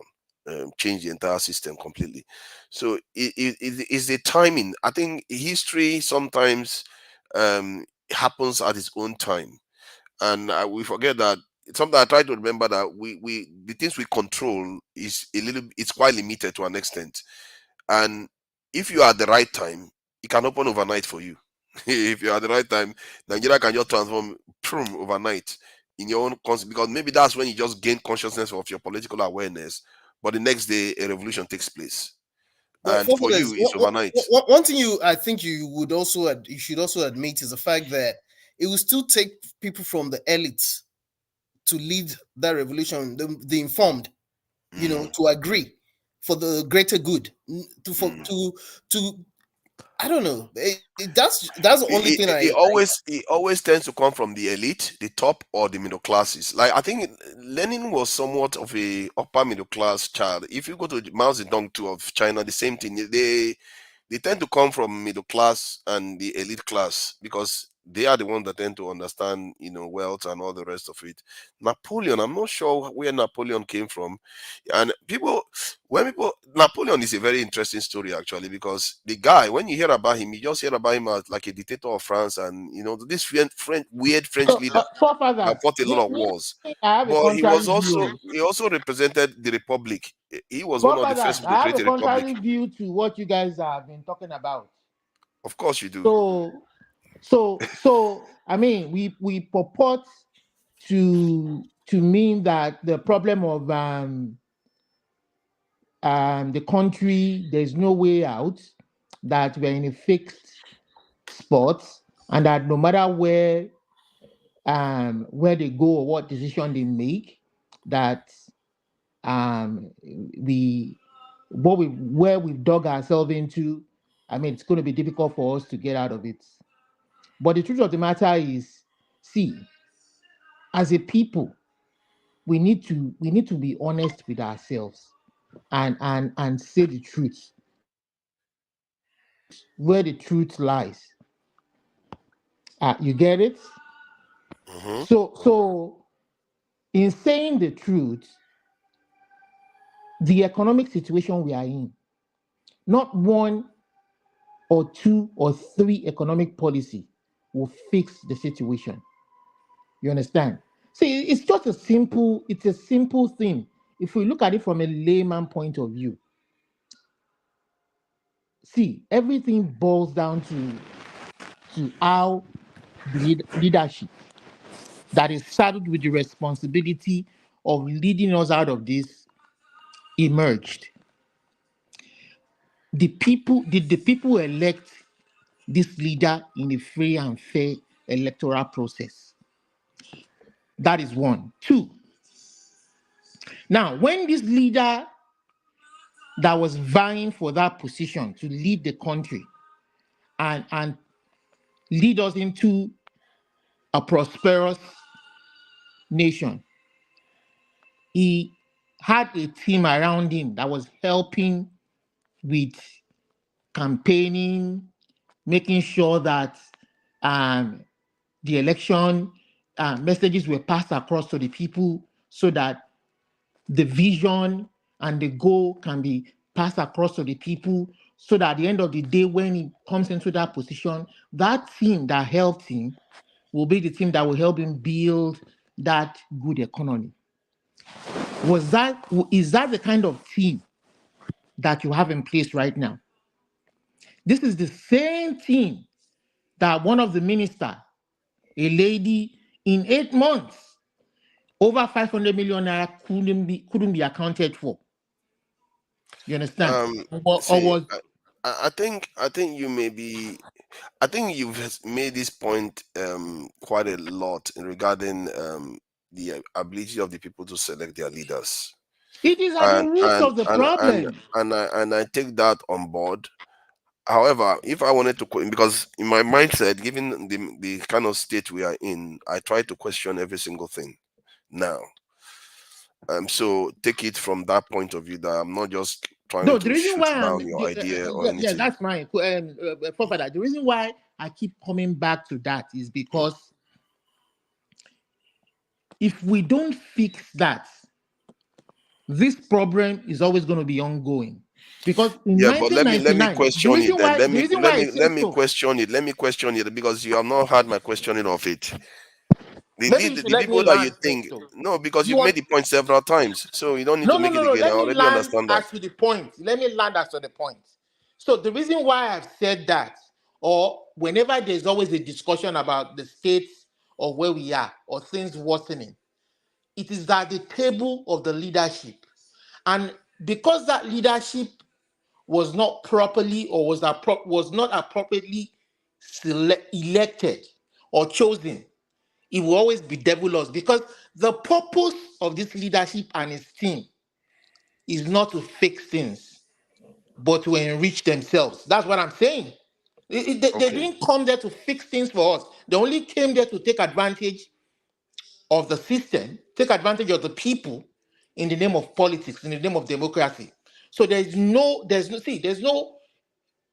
immediate salvation for us at the moment right now. If there was, and this guy meant business, like I said, there's no 1, 2, 3, 4 policies that will fix the country. It is going to be a litany of policies, good policies, dedicated to making sure that it brings prosperity in the short term and long term for the people. And what do I mean by that? It's going to be efforts to making sure that the leadership is transparent with the people. You understand? How much are we earning from sale of oil? How many more resources do we have that can complement this oil revenue? You understand?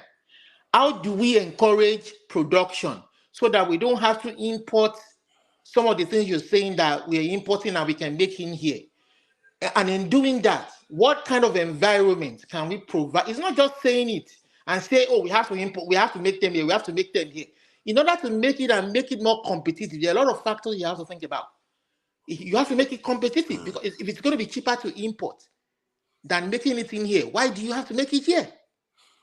Are you going to be able to pay the workers fair wages? Of course, to you make help it in the here because, manufacturing? of course, Are you you make going it to have here. the required electricity, See, power Olumide, for the manufacturers? let me just respond, because you have been talking for a while. See, I will just respond to the last point briefly. You make it here because eventually, when it gets better, you will be able to sell it more. No. You don't that put is the the only cart part. before the horse.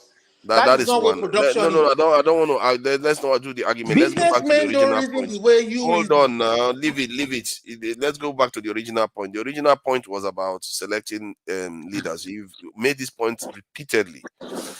And it's a very straightforward point. Most people will just accept it for what it is. But because I'm questioning everything right now, I feel like, why do you always think that what you are getting right now is not necessarily part of the people's kind of witting or unwitting choice, based on the environment we find ourselves, the kind of culture we find ourselves, which most of us are participants in it.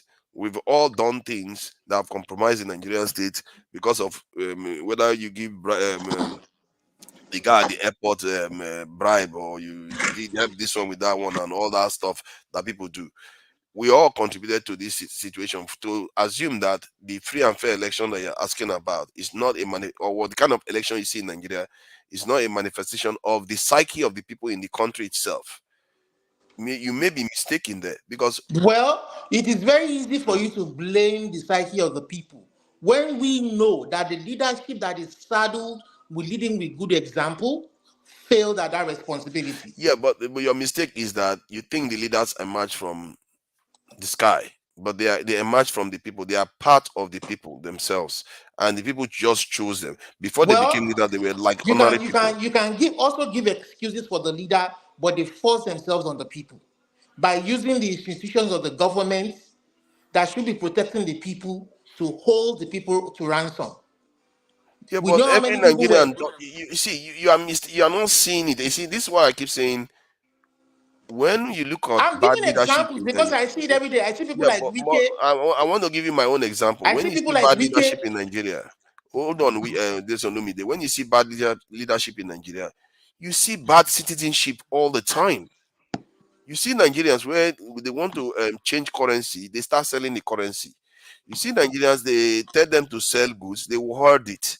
You see them, they will tell them to exchange, this is not, stop exchanging dollars, they will do it anyway. Stop spraying money, they will spray it.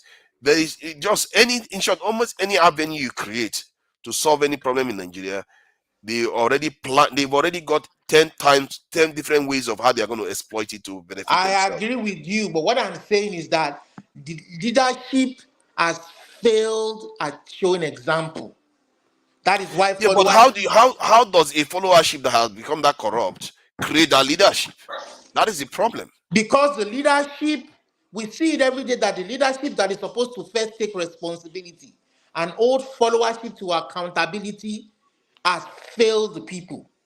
But now what you want to do is you want to turn it around and hold followership to be responsible. We are not going to hold only followership to be responsible. Okay. We are So going if to say I ask that. you today, Olumide, Yes. out of 100 Nigerians, how many people would you say there are upstanding good people that will never be corrupt? How many?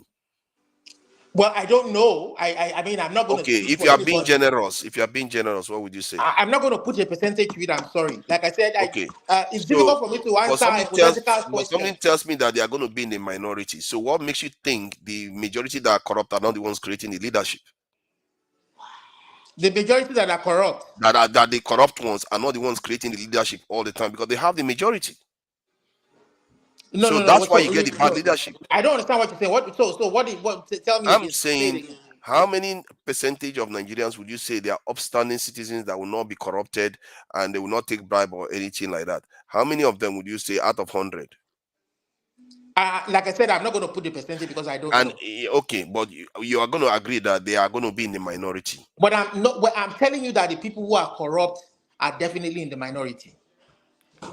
Oh, the ones that are corrupt are in the minority. I'm telling you, they are in the minority. They are not more than the people, because this last election. Listen, this last election. If I am going to use this election as an example, the people voted for somebody to be their president, and somebody else forced himself on the people using the institutions of the government to even up until to the judiciary. That is why no matter what we talk about, we will always zero back to that system that is supposed to choose who to lead us out of this economic doldrum. You understand? Because the reason why I keep zeroing back is because you might say election is over. Yeah, blah, blah, blah, blah, blah. In 2027, in about 3 years now, it's going to be 1 year in May 29 that he got sworn in. Before we know it, 3 years is come, and in about 1.5 years, we'll be talking about a new election cycle. And in 2027, this same guy, if this economy keeps running the way it is run, will come and tell us that he won the election when the people never voted for him. You understand? So how long are we going to keep doing that? See, but like you said something I consider a little bit controversial to say that most Nigerians are not corrupt. I'm saying that most Nigerians are not corrupt because they voted who they wanted to vote, but the system, a minority set of people who think that they would decide. What are you trying to say that most Nigerians have not given or taken bribe, or I don't know. I will not. Forefather, I don't know. I'm not going to speak hypothetical. I'm not going to tell you hypothetical. I'm not going to give you hypothetical. Don't do this gymnastic dancing that you are doing. No. Those are hypothetical questions. You understand? Those are hypothetical questions. We see it every day that people give bribes. People say the police force can come and tell you that not all of them are corrupt. There are a few corrupted among them. The army will tell you that. You understand? So there are so many ways that we can judge the decay. The decay state of the country. When I say corrupt, I agree with you that like majority of Nigerians are not absolutely corrupt. That everything that they do is corruption, but they have participated in corruption. See, the problem of the country is not just in some aspects of their lives. The problem of the country is not just corruption. There is also what we call incompetence. See, an institution that is incompetent is worse than even corruption, because when you don't act when you should act, when your law enforcement agent cannot protect the lives and people when they should do that, if an inspector general of police is waiting for the president to give him a call and say, do what you should do, that the constitution has told you, giving you the right to do, that is incompetence. If you are waiting for the president to give you that order, that is incompetence. You see what you are doing now? You are doing that thing. I think I have to give it a name, where you are complaining about something that the previous question I'm asking you is trying to highlight the reasons why these things keep happening. You are asking questions that it's like a mystery. I don't understand what your question is. They are incompetent. It's because the people themselves, I keep telling you, maybe the people themselves, something is off about them. Our entire orientation, culture, and mindset needs to shift. That is where the problem is. Because if that mindset doesn't shift, what I'm saying, you are going to remain the same way. You see where we don't agree? Where we don't agree is the fact that the country had an opportunity to reset. We have this problem from over the years. We had an opportunity to reset in February 2023, when for the first time we had an electioneering process that was supposed to show transparency and allow the people to elect who they want. And perhaps if the guy who was supposed to be there had been allowed to go there, maybe this guy would have showed true leadership, giving the institutions the freedom to be independent of the executive, independent of the presidency, to act the way they should act, so that we can begin to see this thing percolate down. But he was never given the opportunity, and that person who wanted to force himself on the people came in, and it is business as usual, and today the economy is the worst for it. That is what I'm saying. See, if we don't tackle the root problem, We are just we should stop importing. We should stop doing that. We should stop doing. But we are not tackling the major problem that the people there right now. It's not that we don't know what this problem is, but they are not acting on it on a daily basis. They are not acting on it. It is now 8 months. How many megawatts of electricity has been generated to the national grid? But see, yet it is collapsing every day. That's what we hear. Okay, thank you. You Understand? Olumide, Now you are talking about production. Olumide, Production let's allow Bello to speak because People he are hasn't going to said neighboring anything. countries. Nestle is going to Ghana to Olumide, we're not going to manufacture spend 1 their hour with Bonvita and their you. Milo, and they are closing factory. And you are Olumide, talking you're not about hearing production. me. You can't hear me. I can hear you. Yeah, go ahead. So let's allow Bello to say something because so that it doesn't look like me and you are monopolizing it. Left for me and you, we would have gone like this for 1 hour, 2 hours, really. Bello, please welcome for this. Thank you for joining us. I don't know whether you saw the guest. What do you make of what you've had so far? Oh well, good day everybody. Oh well, I really didn't really catch a lot of the speech by the guest, but the parts I think I was able to catch was the religious, parts, and he was able to, speak based on what he knows, based on his own religion. I saw him trying to, struggle about talking about the Muslims a little bit,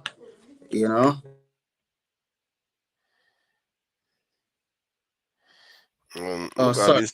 So I saw him trying to, struggle to talk about the Muslims a little bit, even though, he's not a Muslim. He doesn't really know, how the Muslim religion, works, or, the ideology and stuff like that. But, that's him. And unfortunately, many of the people that were on the platforms, many of them were Christians. Everybody kept just saying some certain things they don't even know about. Especially I saw Pansa, the way he was, talking, saying different kind of things about the religion he doesn't really know about. I think he's a little bit more of ignorant, because a little bit, I've watched him speak in the past. And, his idea about other people's religion is a little bit kind of like nauseating and uninformed. But I pray maybe one of these days, he'll be on the platform, where I'll be. But Bello Babs, are you talking about the presenter? No, I'm talking about, I was just talking about Pansat, Okay. Yeah. So, but I won't, because I didn't really hear a lot of what the presenter said, so I won't really want to go into that. But since I've been here, I've kind of followed the conversations, and what I can say is just that like our forefather said, we Nigerians, we are not good followers. Like many of us are not good citizens. We are not good, patriots of our country, because many times, every time we just want to talk about, we keep talking about, what happened in 2023, about the elections and all of that. I believe right now we shouldn't be talking about that's, something that is in the past. Election has come and gone. The Supreme Court has ruled, so we have a president. But what should we be talking about? We should be talking about, okay, were the policies and, the policies of this government of the day, what they're doing to affect our country, are they doing the right thing? Are they doing the wrong thing? But like the part that I said, like we people were not patriotic enough, because like when you go today, it's like many people, just because maybe their candidates is not who they want in power, it's not the one in power right now. We still kept bringing bringing in election, election. Well, you are the first one to bring it up now. No, I mean, I've heard Olumide, talk about it. Can we move on? Can we move on from the election talk? I heard Olumide say that just because we didn't vote for the right person, the wrong person won. No, I mean, but he didn't mention any names. Yeah. Yeah, I get what you mean, but let's not go to election arguments. We are talking about so that is what I'm talking about. We shouldn't be talking about the election. And one other reason why we're talking about we're not being patriotic because I'm heading somewhere. When you look at our social media spaces, many of these guys we have actually polluted our social media spaces. Sometimes I go to Twitter. I mean, I see what people put over there. Sometimes, I mean, sometimes it affects the mentality. You be like, what is really, really going on here? People still keep talking about, is this person, is that person? Why are we not talking about what is going on in the country right now? Even if you want to criticize the government, not saying, it's just because somebody Bello, just because somebody. I mean, we saw all that. Bello. But that is what we are doing, though. Tell us what is going on now and give us solutions. Now, what is going on now in our government? I mean, we see our economy is in comatose, right? The dollar rate going up every time, and it's like, we're in a situation whereby we're having an economic instability, which is very, very unfortunate, right? But, I mean, we have to blame the government. If you want to blame the government, I'll say, okay, that's fine, because the government has a responsibility. But but the problem right now, is it really the full? I mean, are we going to put all the blame on the government of the day? I would say no, because I think. Tell us why not. Yeah, the reason why I said, fine, go. Thank you for that question. The reason why I said that is that, all this why the stability, a little bit stability we had in economy, even though it's not all that stable, I'm talking about it, Forex and everything, is because we've been spending a whole lot of money. It's like we've been living a kind of fake life. That's what I'll call it. We've been spending a whole lot of money, about $1.5 billion every month, in order to to help the stability of our forex, which in a way has introduced a lot of corruption in our system, because like when you look at it in the real terms, it is the big guys that are really they're actually benefiting. Are you talking about from the previous one? Yeah, the current one is doing exactly the same thing. No, they are not subsidizing the dollar right now. That's why you see it keep going up. Well, the speculation is still going on nonetheless. You said what? The speculation is still going on nonetheless, and the elites are still raking in a lot of money.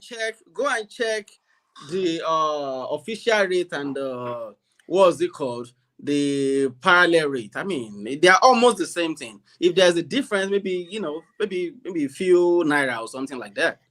I don't think so. Actually, I think they are still the rate you get from the bank is even from the rate you get from no. Aboki. No. The official rate as that today, I think we're still talking about 1,500 and something. Even though they said that the parallel market is probably like maybe 1.6. You understand? So it's not really 1.6. A lot of. There is still that margin there. Yeah, but the previous margin was about 200. The previous margin was about $200. Now it's just about $100 or $150. What is the big difference? I mean, definitely. Fathers, can I just stop this? Can I just stop this guy here? Stop that rubbish, man. Please. I'm still. You're just a child. Don't come and put some fleas on our eyes. You are one of the people that voted for Tinubu. Now it's not working. I think we have to decouple his argument completely. I think that's the best way to deal with something like this. That's what this is what he wants. This is what he wants. If you go at him like this, that's what he wants. Let's assume I even. Let him. That is my right. You understand what I'm saying? I didn't. It's my son. You see, you are the people that it's my try to bully people based on based on whoever they choose to vote for. Can you let me speak? But he has not finished. He has not finished. What else is he saying? Nobody's stopping you from voting himself. Whoever you want to vote. Saying you know nothing about Can you let me speak? It is not your turn, sir. Please. It's my turn. Go. Please let him round up, please. Round up. So rounding up. So what I'm saying in essence is that the government is not subsidizing the dollar rate anymore. Okay, but what can the government actually do? So actually, because I'm trying to bring my own, solution. What can the government actually do to peg this, forex tragedy? Now, every time we see our governors go to Abuja for maybe their meeting or annual, every monthly allocation, whatever. Every time they go to Abuja, we realize that there's always a big jump. There's always a big jump in the forex price. Okay, there's always a big jump. So what really happened is that when these people get this, chunk of money, they get a part of their money. They go to all these bureau they change a lot of money. Out of the money that's supposed to belong to their state. Out of the money they're supposed to be spending to their, for their people in their state. You said 1 minute. What's all this madness? Oh, can we let him finish? Now he's trying to explain something about what the governors are doing with the money. He's just talking rubbish. No, the viewers deserve to hear what he's saying, because everybody else is going to go and say something opposite. But maybe he's trying to share something about what the states are doing when they convert money into this thing. He's been talking trash from yesterday. It's not fair to people are talking nonsense. You can't come here and tell me I'm telling us trash. Look, you say. You can't come here and say somebody is talking trash. When you say whatever you want to say, I don't care. Tone, let him finish now. Can we let him finish? This is becoming quite disruptive. You want to do that? I have work for you too, bro. See, Tone, come on, you can't do this now. You're making my job hard. You don't know me, I don't know you. One mic. I'll start muting people now. One mic. I don't want to like maybe you. Okay, let's calm down. We need to hear each other out. What he's saying is not going to change. You are going to be able to decouple his argument. Shouting at him is not a way to decouple his argument. You have to try to be logical here. If he's that smarter than you, then I don't know how to help you. But if he's not making sense, we are going to call him out. If he's making sense, maybe we need to hear him. Look at the mess we are in. Like I said, I'm questioning everything. No. Please go ahead, Bello. Unmute yourself. Yeah. So what I'm saying in essence is that every time this government comes to Abuja to collect their, allocations, they take a chunk of the money, a percentage of the money they get that's supposed to go to their people in their states. They go to all this bureau they change. They go and change all this money. How do you think this dollar rate keeps going up? And when there is when you are taking a big chunk of naira to change for dollar, this Aboki, all these bureau they change people, they hike the price. Okay, when they hike the price, and whenever this dollar goes, it doesn't come down. Okay, so just hold on. Let me ask you a quick question. Let's say I believe you on that. The person giving them the money, why did the person not make it stipulated that you shouldn't do something like this? Because we know that this is happening. I've heard of it. But why is the president not saying, if you get this money, it's totally against the law for you to dare something like this? Now, you see, the same power that the president has in Nigeria, the state governors has the executive powers in their states too. Why is it that even during Buhari's area, it was trying to make sure the local government, get their money directly so that they can work for the people? What did the governors do? They took him to Supreme Court, and I guess the Supreme Court ruled in their favor. That is why you see our local governments right now, they are just like figureheads. It's like we really don't know what is going on in the local government. Nothing is happening over there, and that is what I'm talking about. So this state governors, they have almost the same power that the federal government has. They have the absolute powers as far as their state is concerned. Okay. I understand that. So do they have a right to just break the law if it's part of this? I'm not even sure they are allowed to take the money out of the account and just put it into this in Bureau de change to change the money to dollars. And if that is the case, that's a hole that needs to be plugged. See, now I hope you all are hearing now. This is another aspect that we have not really confronted before here, and I don't know about anyway. That we've not said, okay, how are these governors able to do this? Because that's dangerous. That's a lot of money that they have in their pockets. And if they're able to change it, they can affect the value of the currency. When it gets to my turn, I will allow others to speak. But when it gets to my turn, I will tell you why this electoral process that this guy is condemning is very important to that aspect. I will tell you why. Okay. I think let him okay, you know what, round up, because a lot of people really are itching. But I do like the angle he's brought in. I know everybody has something to say. You know, when it's come back to my turn, I know I'll have a response to what I have more to say. But you know, I'll let I'll let the next person have it. Ferrari, welcome. Please go ahead. You know there was a guest today. Let's not make it about Thank you. I've been listening in the background. Thank you for giving me the chance. Father, do you understand Yoruba? Not very well.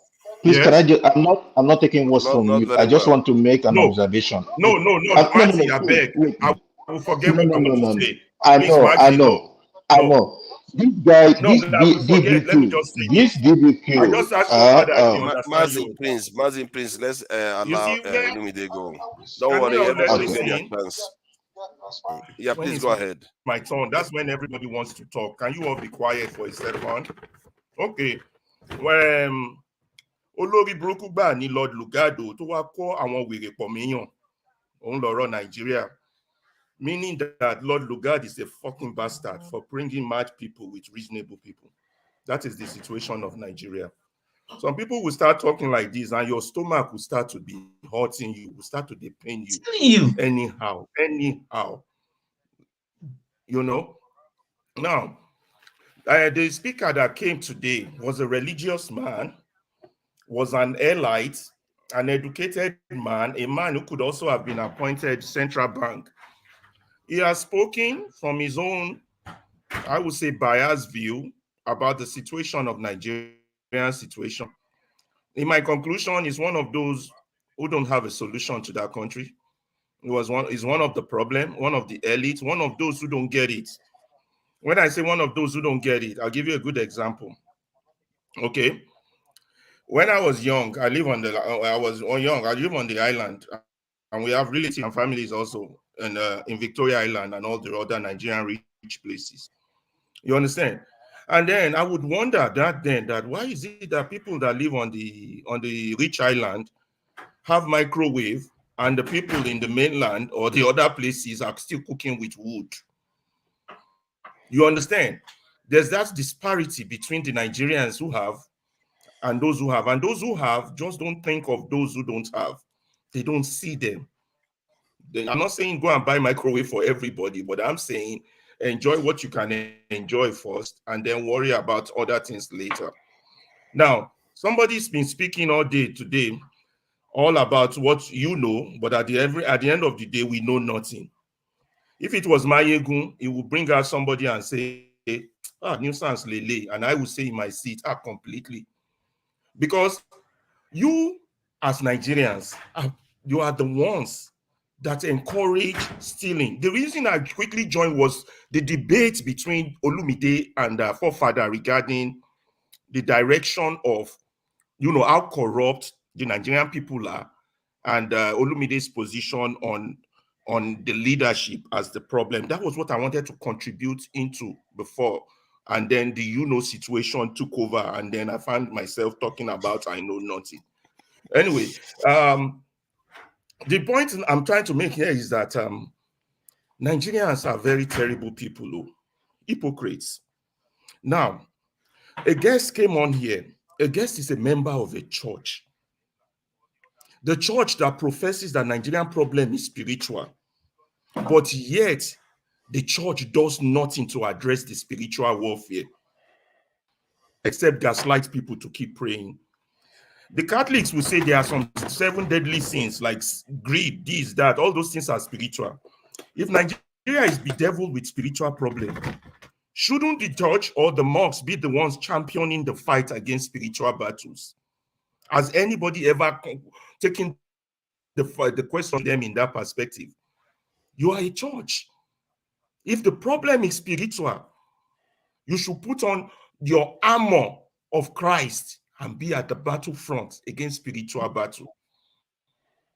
Not prayers, not collecting tithes, not driving planes.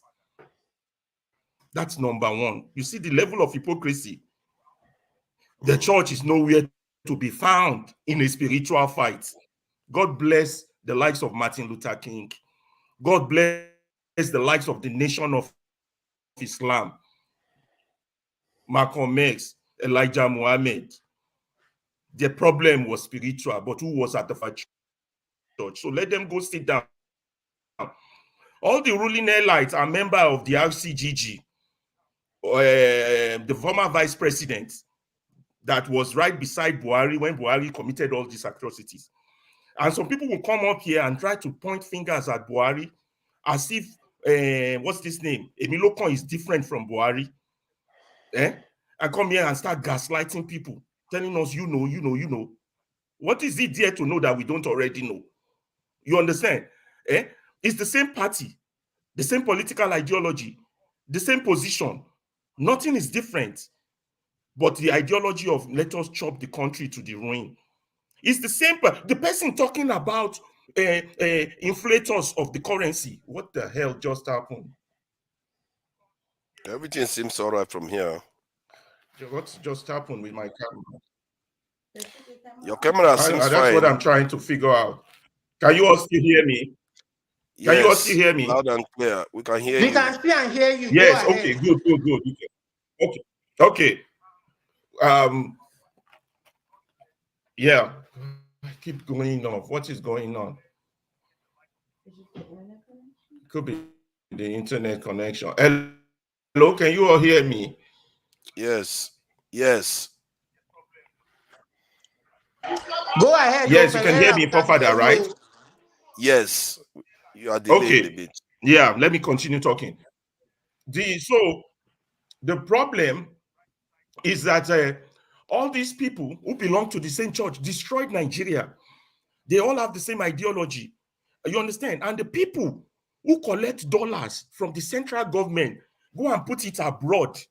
Now come here with their representative and their that knows nothing, now blaming the lower masses people as responsible for Nigerian problem. If this is the case, why is it not their fathers go and arrest those people? They want to say they don't know them. So they don't come here and start doing all this hypocritical nonsense, left and right, you know this, you know that, this, that, and all that. I'm talking, can you please? All that. So you understand what I'm saying? So let's talk all this. You can go and sort out whatever you're doing so that others can speak. Then you can. Your tongue will be preserved. It's okay, forefather. Let me finish my last line. This Nigerian hypocrisy of coming here to defend insanity, coming here to say this and that about this, without holding the same government you supported, the same government you voted for, the same government that is taking Nigerian dollars and putting it abroad so that they can double it, by not holding them accountable. Now, on the issue that Forefather and Olumide were talking about the people, Forefather, you're right to a certain extent. Nigerians are corrupt, but Olumide is more right in the sense that the number of corrupt Nigerians, they are not more than the number of good Nigerians. It's just that the good Nigerians have not had their chance or say in the bully puppet that they find themselves called Nigeria. You understand? Don't total color blind everybody. You understand? The bully puppet, the ones bullying the good Nigerians, are the ones in charge. And they've not been in charge today. They've been in charge since 1960, 66, they'll be 63 or whenever that coup. So they're still in charge. So it's not that there are no good Nigerians. But what has happened is that the bad Nigerians have found a way to make the Nigerian culture able to convert people to their side. So that is what is Okay, exactly so what let me ask you this then. Would you consider like a police officer asking for money as a bad Nigerian from your definition of bad Nigerians? Yeah. Yes. They're not like a So bad Nigerian. Now, there's conditional action and there's survival action. You understand? When your environment puts you in a situation whereby you have no choice but to collect that bribe. That was the argument between you and Olumide. So who is responsible? That is what the environment has done to that police officer. You understand? And that's why I gave Olumide a little pass mark over you in that regard. You're right, forefather. The environment has converted that police officer into a bad man, because if he doesn't collect that bribe, forefather, his children will not eat for that day. but you can also go ahead That's to a make the fact. argument. You can argue start this making thing the back and forth argument. without putting No, that into the thing is, you can be making the argument up the chain. Other people will be saying they need to make the money because for this the is leaders. money. Yeah, go ahead with your point. You Forefather, can also make the argument for the leaders. I Yeah, agree you're right. with you that followership You're has right. a blame. But on a scale, if we weigh the scale, leadership On a has more scale, you're right, responsibility. forefather. You can make the same argument for the leaders. You know? And that's why we have that Muelder mentality. And I've seen this more than 30 years ago when during the Babangida era. That's why every Nigerian civil servant is so scared of what will happen after retirement that they try to steal everything. I'm talking 30 years ago. I'm not talking now. Now it's gotten worse. So that's the Muelder mentality we have created based on the Ubi government culture. So where you wrong is to connect it back to Fela, who is government teacher, is culture, because the government have created a culture that everyone else must follow. It's a feedback loop, isn't it? The Let me government stop there created so others can, if you have any questions and the for me. people. And the people, I think the question I will ask is, the people, because this exactly, it's a feedback mechanism. You're right. Yeah, the leaders created and the people feed back to the leaders. Right. Is to break that chain now. To break that chain, I think me and you are on the same page in terms of sensitizing the people. Breaking the chain. Father, breaking the chain is where we are now today. How do we break this chain? Some people are saying separation. Some people are saying agitation. Some people are saying violence. Some people are saying continue the same status quo. You understand? It's breaking the chain. But the chain cannot be broken without a mass enlightenment. Yeah. Where the common Nigerian doesn't think that success means acquiring billion or going abroad. You understand what I'm saying? Breaking you the see chain now, is you see where we are what today. you said. And some people still don't want us to discuss breaking the chain. They don't want us to discuss see what you just said goes to the reason why I was goes to the reason why I was questioning Olumide, because he talks about election. The reason why I was questioning was because of this point that we came to now, that if you don't break that chain, what you still get is the same feedback. You're still getting terrible leaders. You keep complaining. Yeah, but you have to change, where break the Olumide chain. is right, Forefather, you're right. But where Olumide is right is that if we let the election of the people count slowly and gradually, the people, because the curve, the moral curve of mankind always curve towards good. You understand? That's a fact in all of human history. The moral curve of mankind always curve towards good. It might take time. You understand? It might take 100 years. It might take, I don't know, but it might take time. But it's always come. So if you allow their votes to count and not turn off the Viva slowly and gradually, the people point, would the reason why we keep start coming back moving to towards election, doing it right.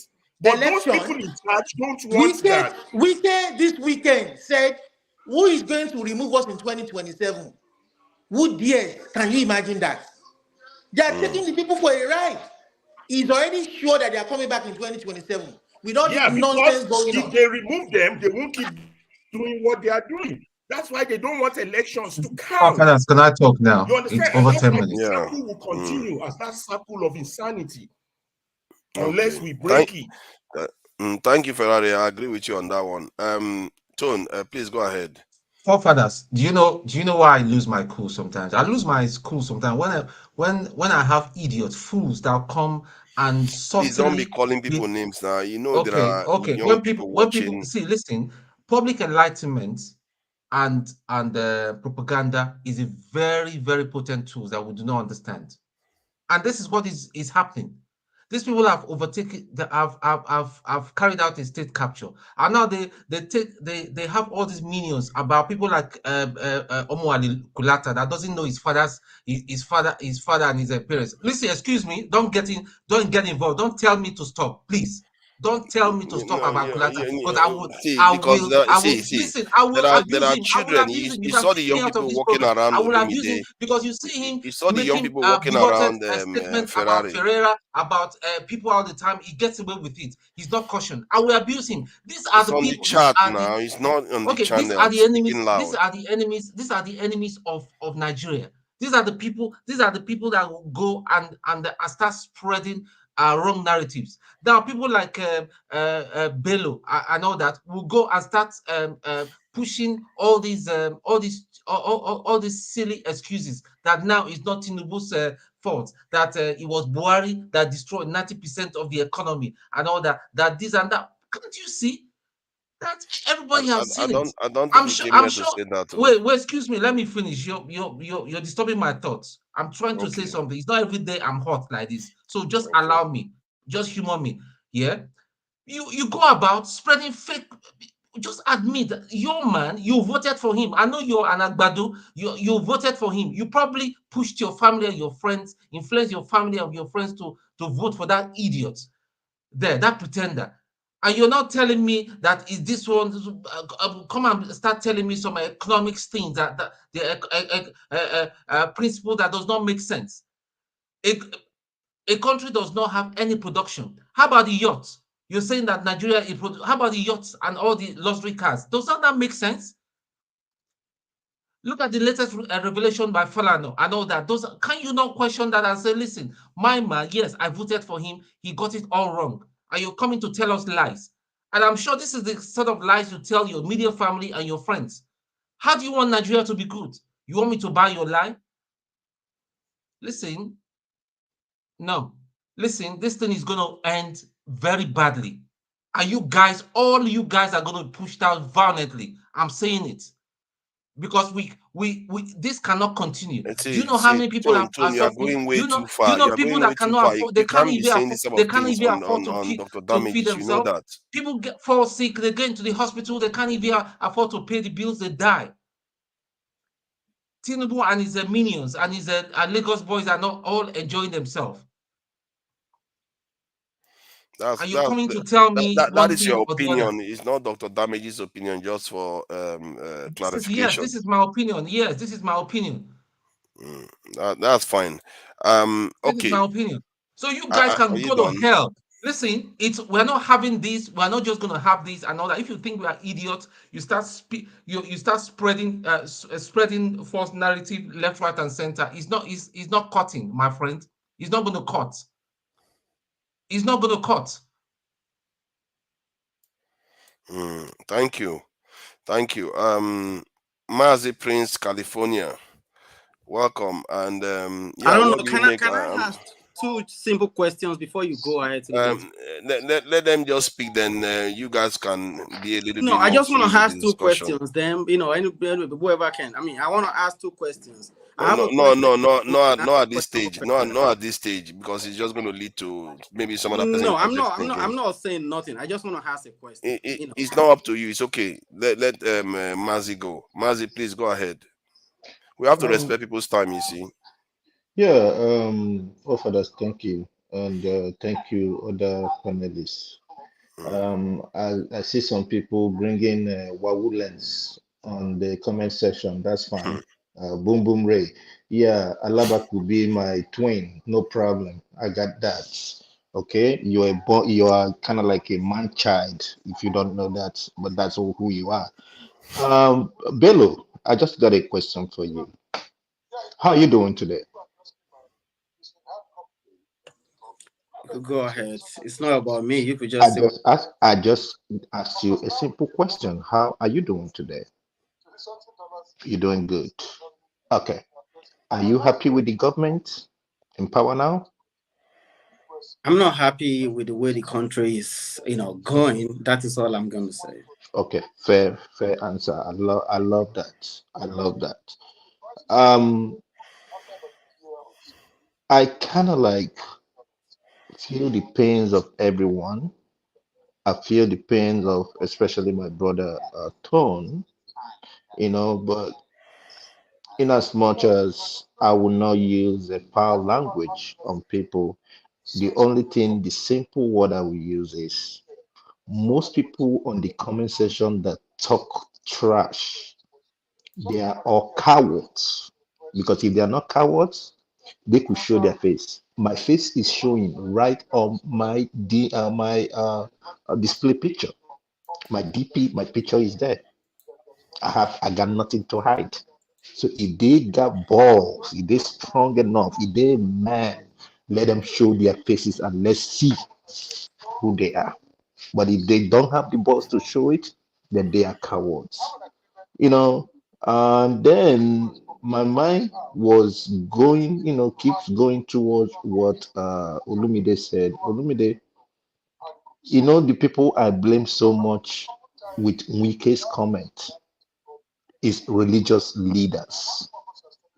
I don't know how a bishop, a reverend father could be in a church and a politician will come to church and be bragging about how they are gonna suppress people in 2027. That he can't wait. Wow, what temerity. But one word I have for somebody like Wike is not God. And Wike, if as I am, I'm not a prophet, but I see him not seeing 2027. He will be a Moses. He will be selected to lead that charge, but he will be Moses who never saw 2027. That's all I can say. It's so pathetic. Look at the hunger in Nigeria.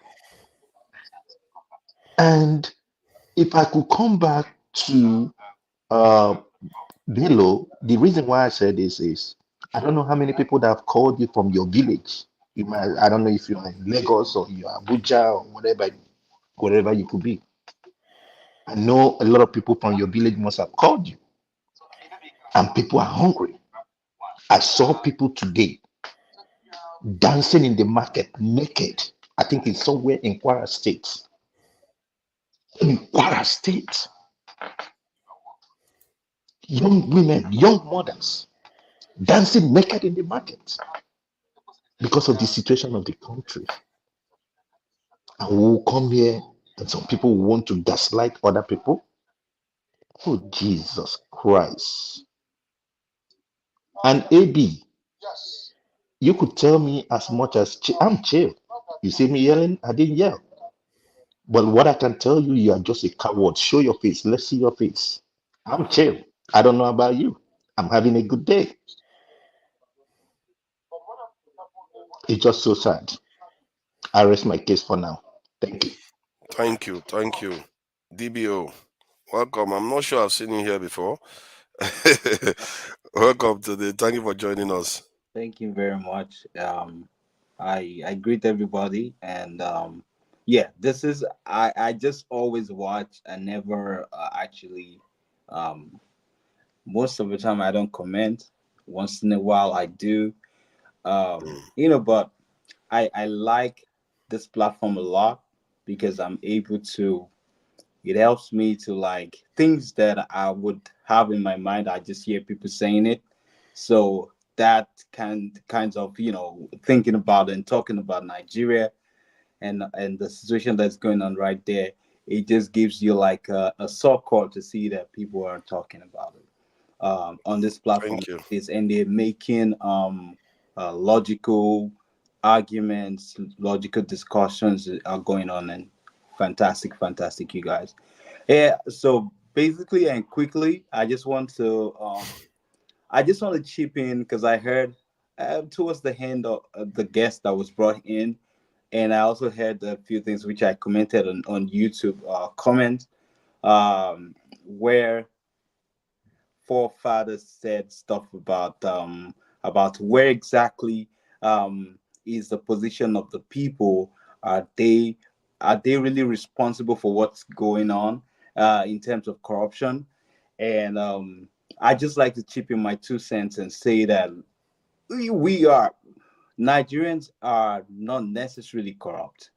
If you look at it, first of all, I'm a psychology student, so when you hear me talk, I'll talk in terms of behavior and stuff like that. Societal behavior, that's my thing, So Nigeria is not necessarily corrupt. It's just where there's no law, there's no sin, So the picture comes, so that gives a lot of people the leeway to do whatever they like. If there's a system put in place to say, you remember the time of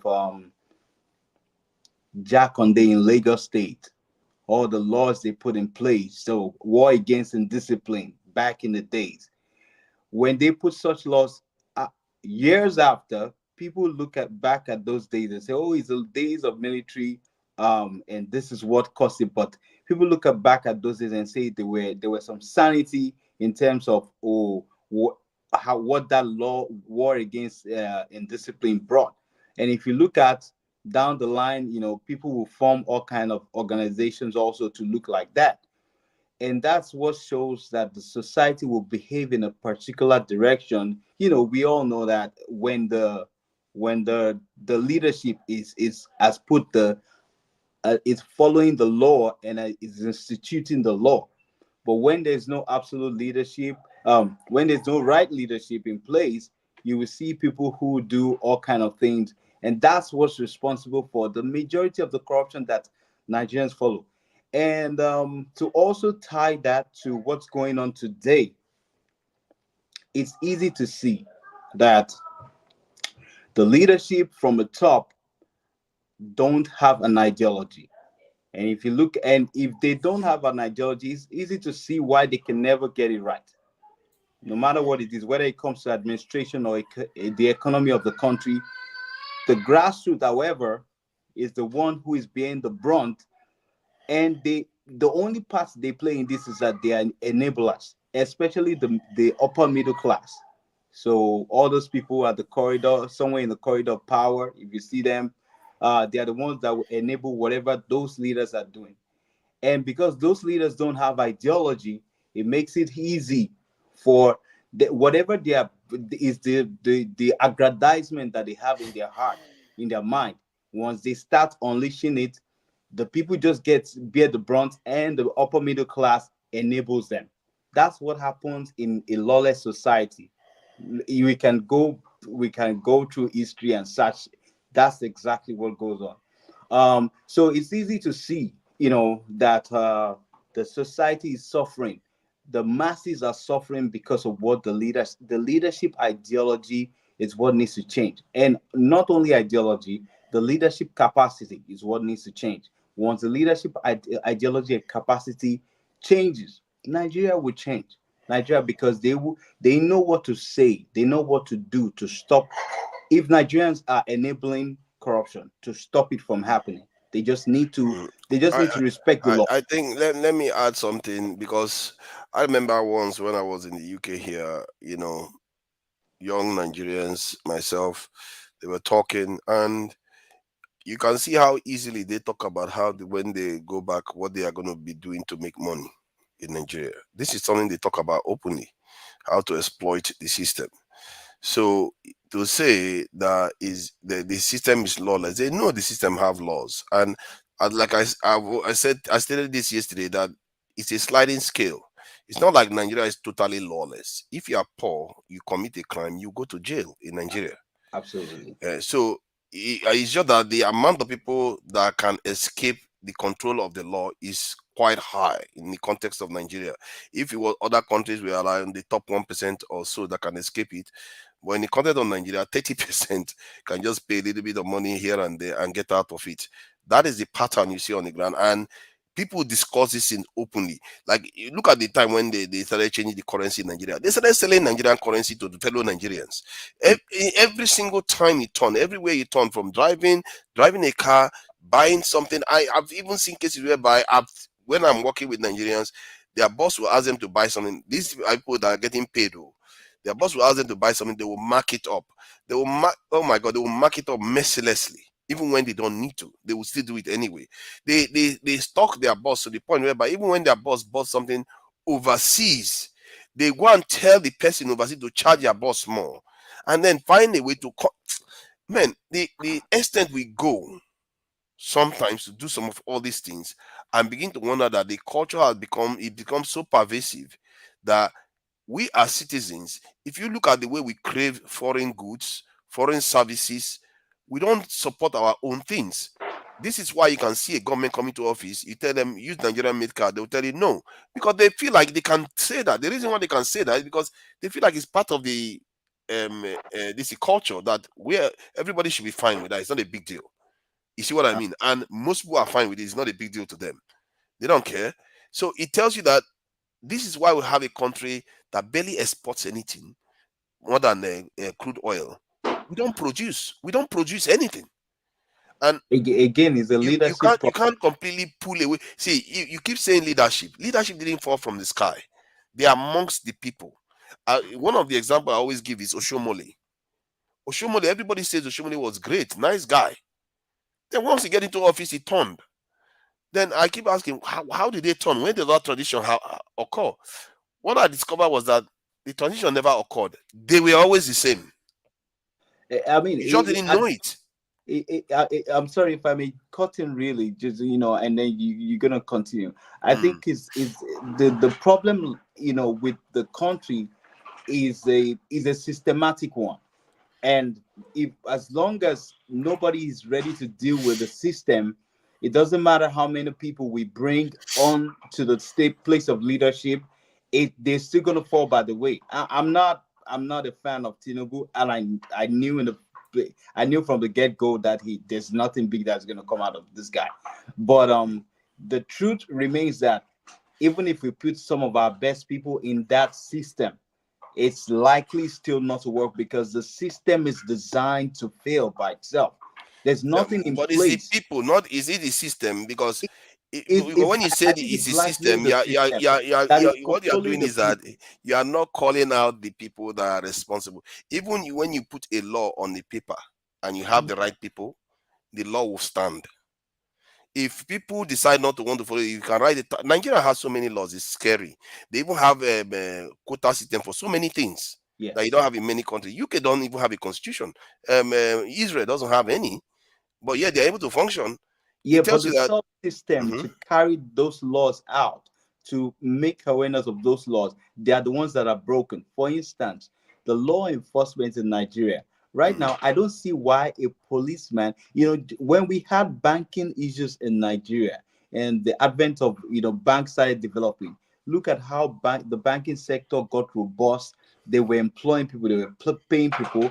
They were able to manage the economy in there so much that even their international counterparts were amazed at the banking sector that Nigeria was producing. But now we're having a law enforcement problem, and nobody thinks that the police should be paid and equipped and solidified. I don't see a reason why a policeman in Nigeria now should not be police profession in Nigeria should not be one of the best in Nigeria right now, because we're having that problem. Law enforcement should be very lucrative. They should be paying people in law enforcement a lot of money, just like it happens here in New York. Once there's a problem. Sorry, my brother. I do apologize. Sorry. You're saying to pay the police good wages. That is one thing. But do you pay people that are not well trained? Oh no, yeah. So are not even supposed to be there in the first place. That's where I was going with the training and everything. Just like they do here. They train people. They bring in people who are scholars who can understand the training and implement the training. So they make sure that the people, at least for I don't know what the level of education in Nigeria that well anymore. Maybe like from OND to the and they. And you know what? You know DBO. The reason why we keep referring to having a good and clear, transparent electioneering process again is the fact that the people currently there right now, they don't have that kind of agenda to set things right. No. But we can't choose the people we want to be there. We want to have that kind of agenda and say this right. These grand and lofty ideas that forefathers has. These people there currently are not thinking about it. You know, but the people who want to come and do it are not allowed because they have their own motive to basically steal the people's resources for themselves. That's all. That's the dilemma we are in right now. I've met those people when they were young, and I've met them all over the place in Nigeria. I've even met Nigerian women insulting a fellow Nigerian because the Nigerian didn't steal when he was in office. So that is not that individual not trying to do the right thing. It's a culture that dislikes people that don't make money for them. Like if you're part of their family and you become an official, they expect you to enrich the family.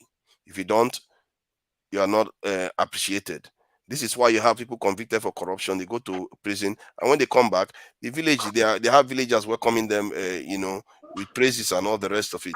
So you have to ask yourself sooner or later, where does the difference between the leadership and the people come in? There is a symbiotic relationship going on where it's a feedback loop, and what myself and Ferrari discussed about this, and the conclusion we came to was that yes, there's a feedback loop. You have to break it by creating awareness, and obviously this includes from the leadership and for the the people themselves, because the leadership don't have any incentive to listen, most of them, because they are there to make money. They are already at the end of their rope. They want to make the money then, and they have power to push you back. But the people can change to an extent, because if the people start understanding that if you promote your own goods, your future is generally brighter. If you discourage your leaders from going to going to foreign lands and selling your birthrights away, your future is generally brighter. If you promote your own security, your future is generally brighter. If they know those type of things, you see that the culture will start changing. Now, the way they will choose leaders, they will be listening out for those things, because that's how they behave here in the West. If you don't tell them about their security, if you don't tell them about how they don't have to listen to anyone else, they don't care about anyone else. I just had a guy reading on the news in this. He said they don't care about international law. This is an American that is talking about law for other people, but he said they don't care about international law. So we have to start understanding that if our own interest is not put first, and we still keep acting as if the war started in 1945 after the Second World War, we are going to completely miss the mark. I'm sorry, let me just drop the last thing that's really very important. I want you guys to ruminate on it. In at my job, I work with New York State. So at my job, they did something. They did something to which is very strategic in order to buy the workers from the union. And this is how, and this, I'm speaking about this because I think one of the instruments in Nigeria that is still remaining, if we want to fix Nigeria, is the labor union. Unfortunately, they've dabbled into politics, but that's another thing entirely. So this is what happened. They wanted the new employees who are coming in. They're not able to pay them the same salary that they paying the old employees. So they want to reduce the amount that they're going to pay the new employees. So this is what they did. They went to the union, because it's the union that protects us and protects our salary, right? So they said, listen, we cannot continue to pay the salary for the guys that are coming in, the same amount of salary for them if they're coming in afresh. But we know we cannot stop you guys from we know if we try to mess with your salary now, you're gonna go everywhere. Your union, your workers are going to go everywhere. Now they're speaking to the union. The workers are going to go everywhere, and they're gonna, it's going to be a whole lot of problem. But we want you to do something for us. We will give you, in fact, we'll give you 2% raise on top of what you're getting right now. All we want you to do is let us buy out those people that are coming in. So this is our new contract with them. We will not be paying them as much. The craziness is everybody, when we found out later what the union did, said it was crazy.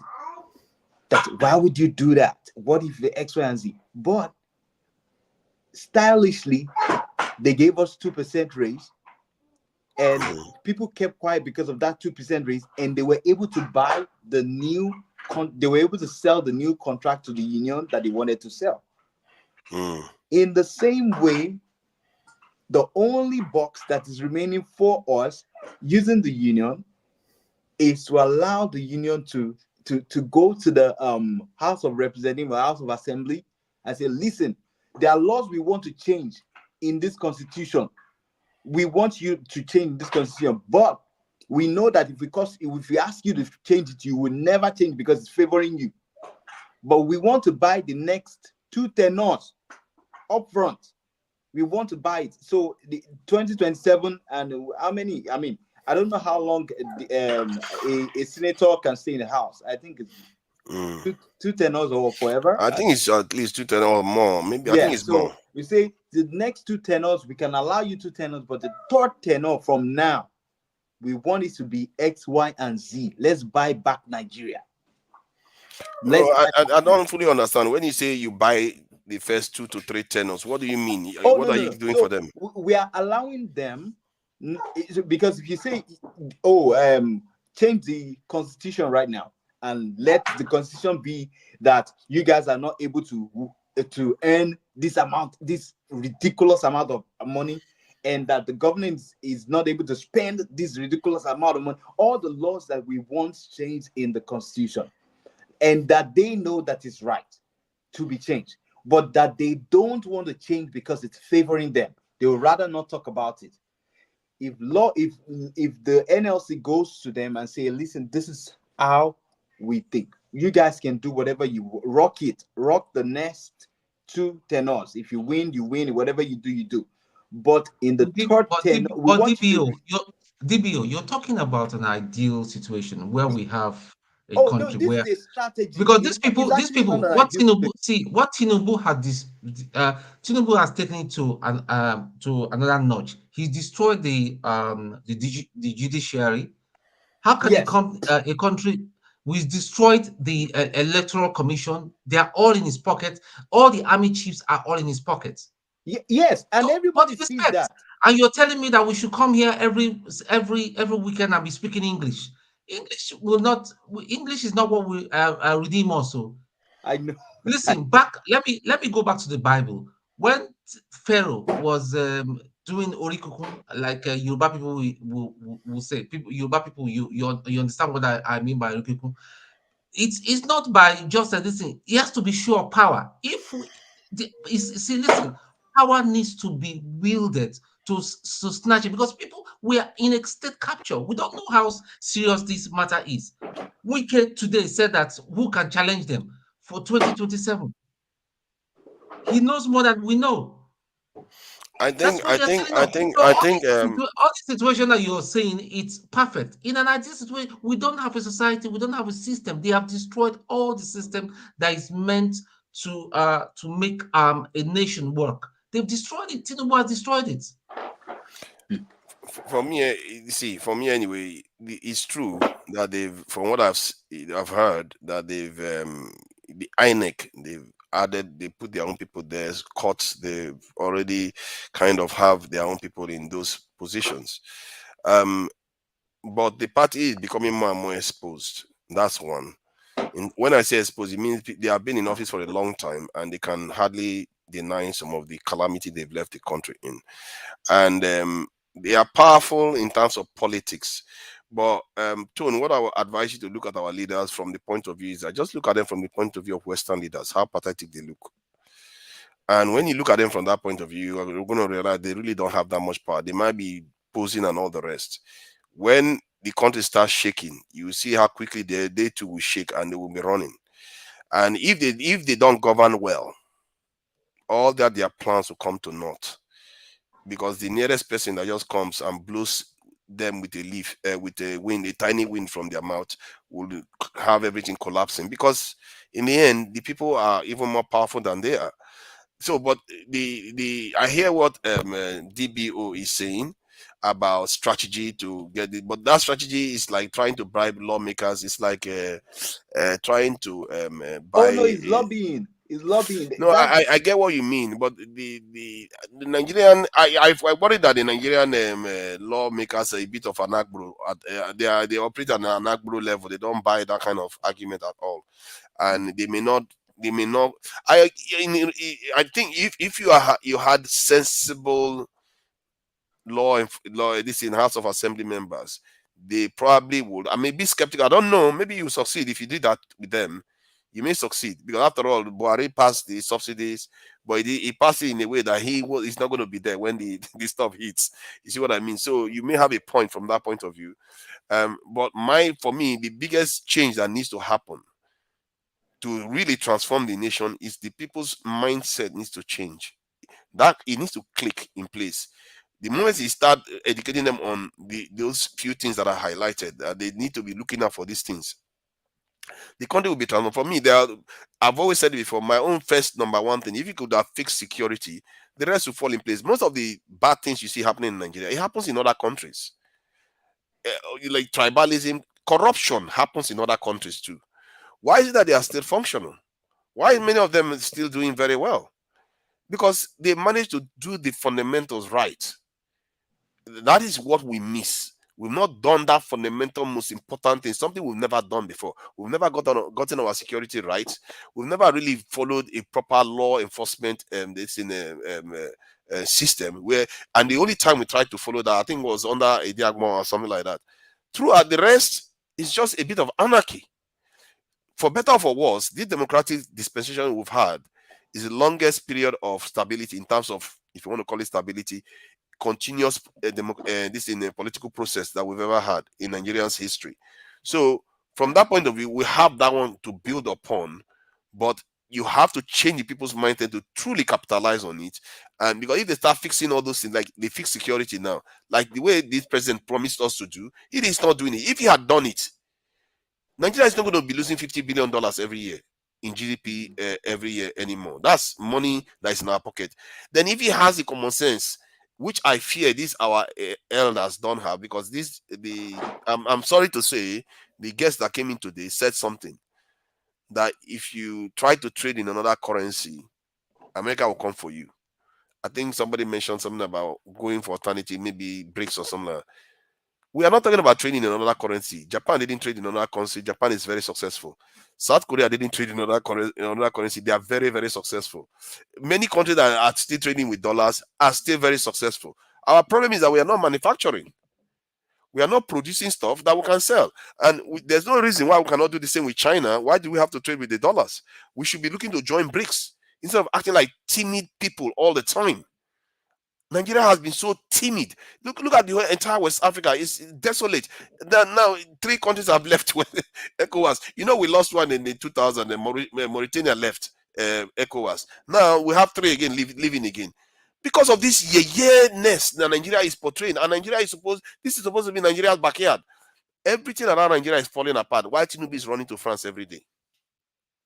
When is our people going to learn that hugging these Oyibo people tight is not going to get us anywhere? So DBO, I hear your suggestion. I think it may stand a chance in the context of Nigeria, but you have to think twice that your best approach is to change the people. If you change the people, they are going to hold their leaders accountable. And what Bello is talking about, that look at what governors are doing. It's illegal.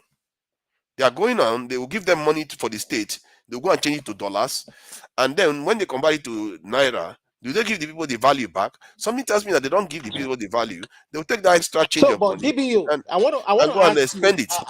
I want to ask DBO. So in respect of what you suggested, that idea, so who are you saying should negotiate with the people for a good law? Is it which is it? Are you saying the labor union? Are you saying a group, an organization, a group of people, or who exactly should do the negotiation? Yeah. So okay. So if we try to play out what might happen in the next few months, now we'll be seeing protests. We'll see protests. We'll see all kinds of protests. and the people who are likely to come forward, spearhead the protest, those are the people at this point where Nigeria is that may be in the best position to make that kind of negotiation. I don't mean to push you on the spotlight, but I want to ask you a question. Do you understand like Nigeria's political landscape? Do you understand the politics? Yes, and this is the thing. For instance, we might say, oh, that place is whatever is going. People are crazy over there. It's hard to pass this information, this kind of thing, negotiations through.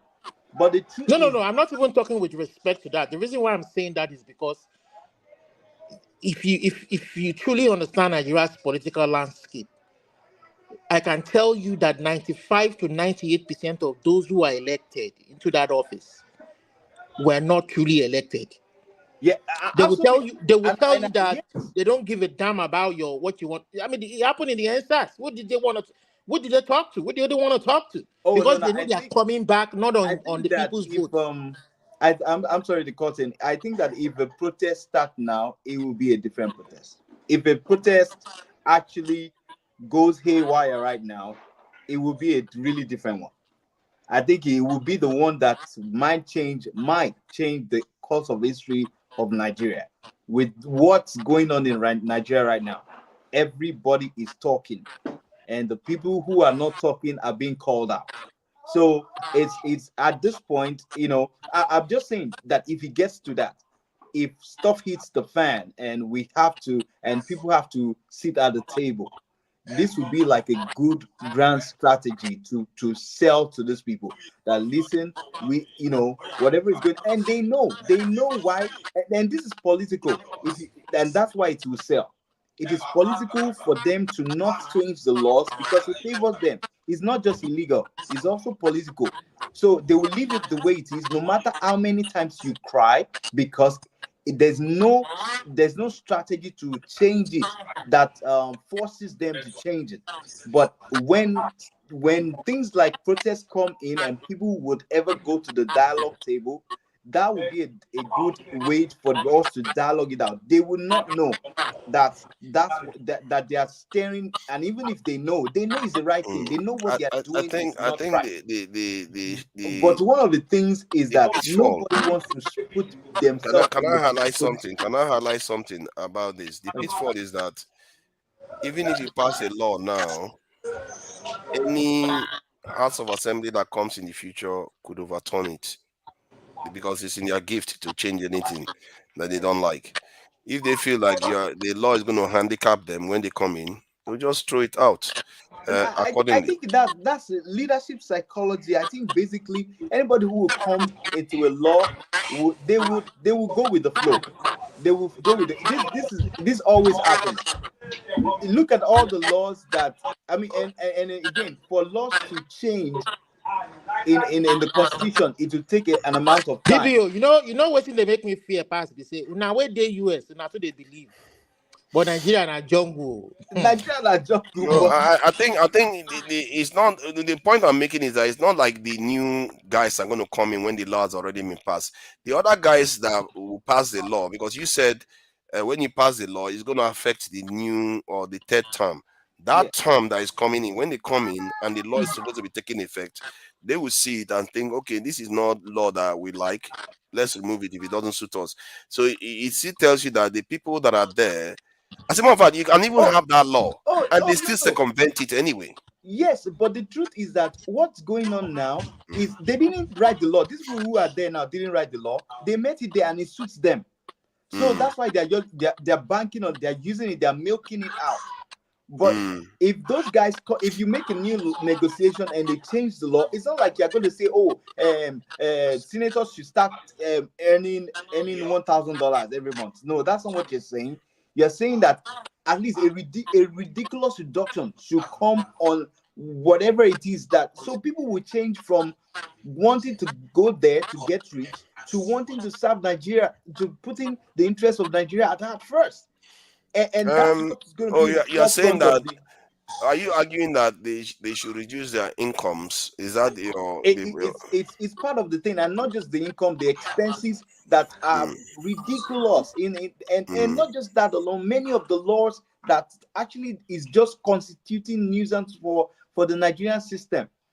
And the things that are not allowing the judges to be, and some of the things that are not allowing the judges to be able to perform their duties because Governor Wike is busy buying cars for judges. How would you but what law are you going to pass to stop that from happening? Oh no, there are many things that you can say. It's the governor cannot in any way. They should have their own straight pocket from the government. Government should not have any interference with whatever he's going, how they are paid or whatever remuneration they are getting. It's very easy.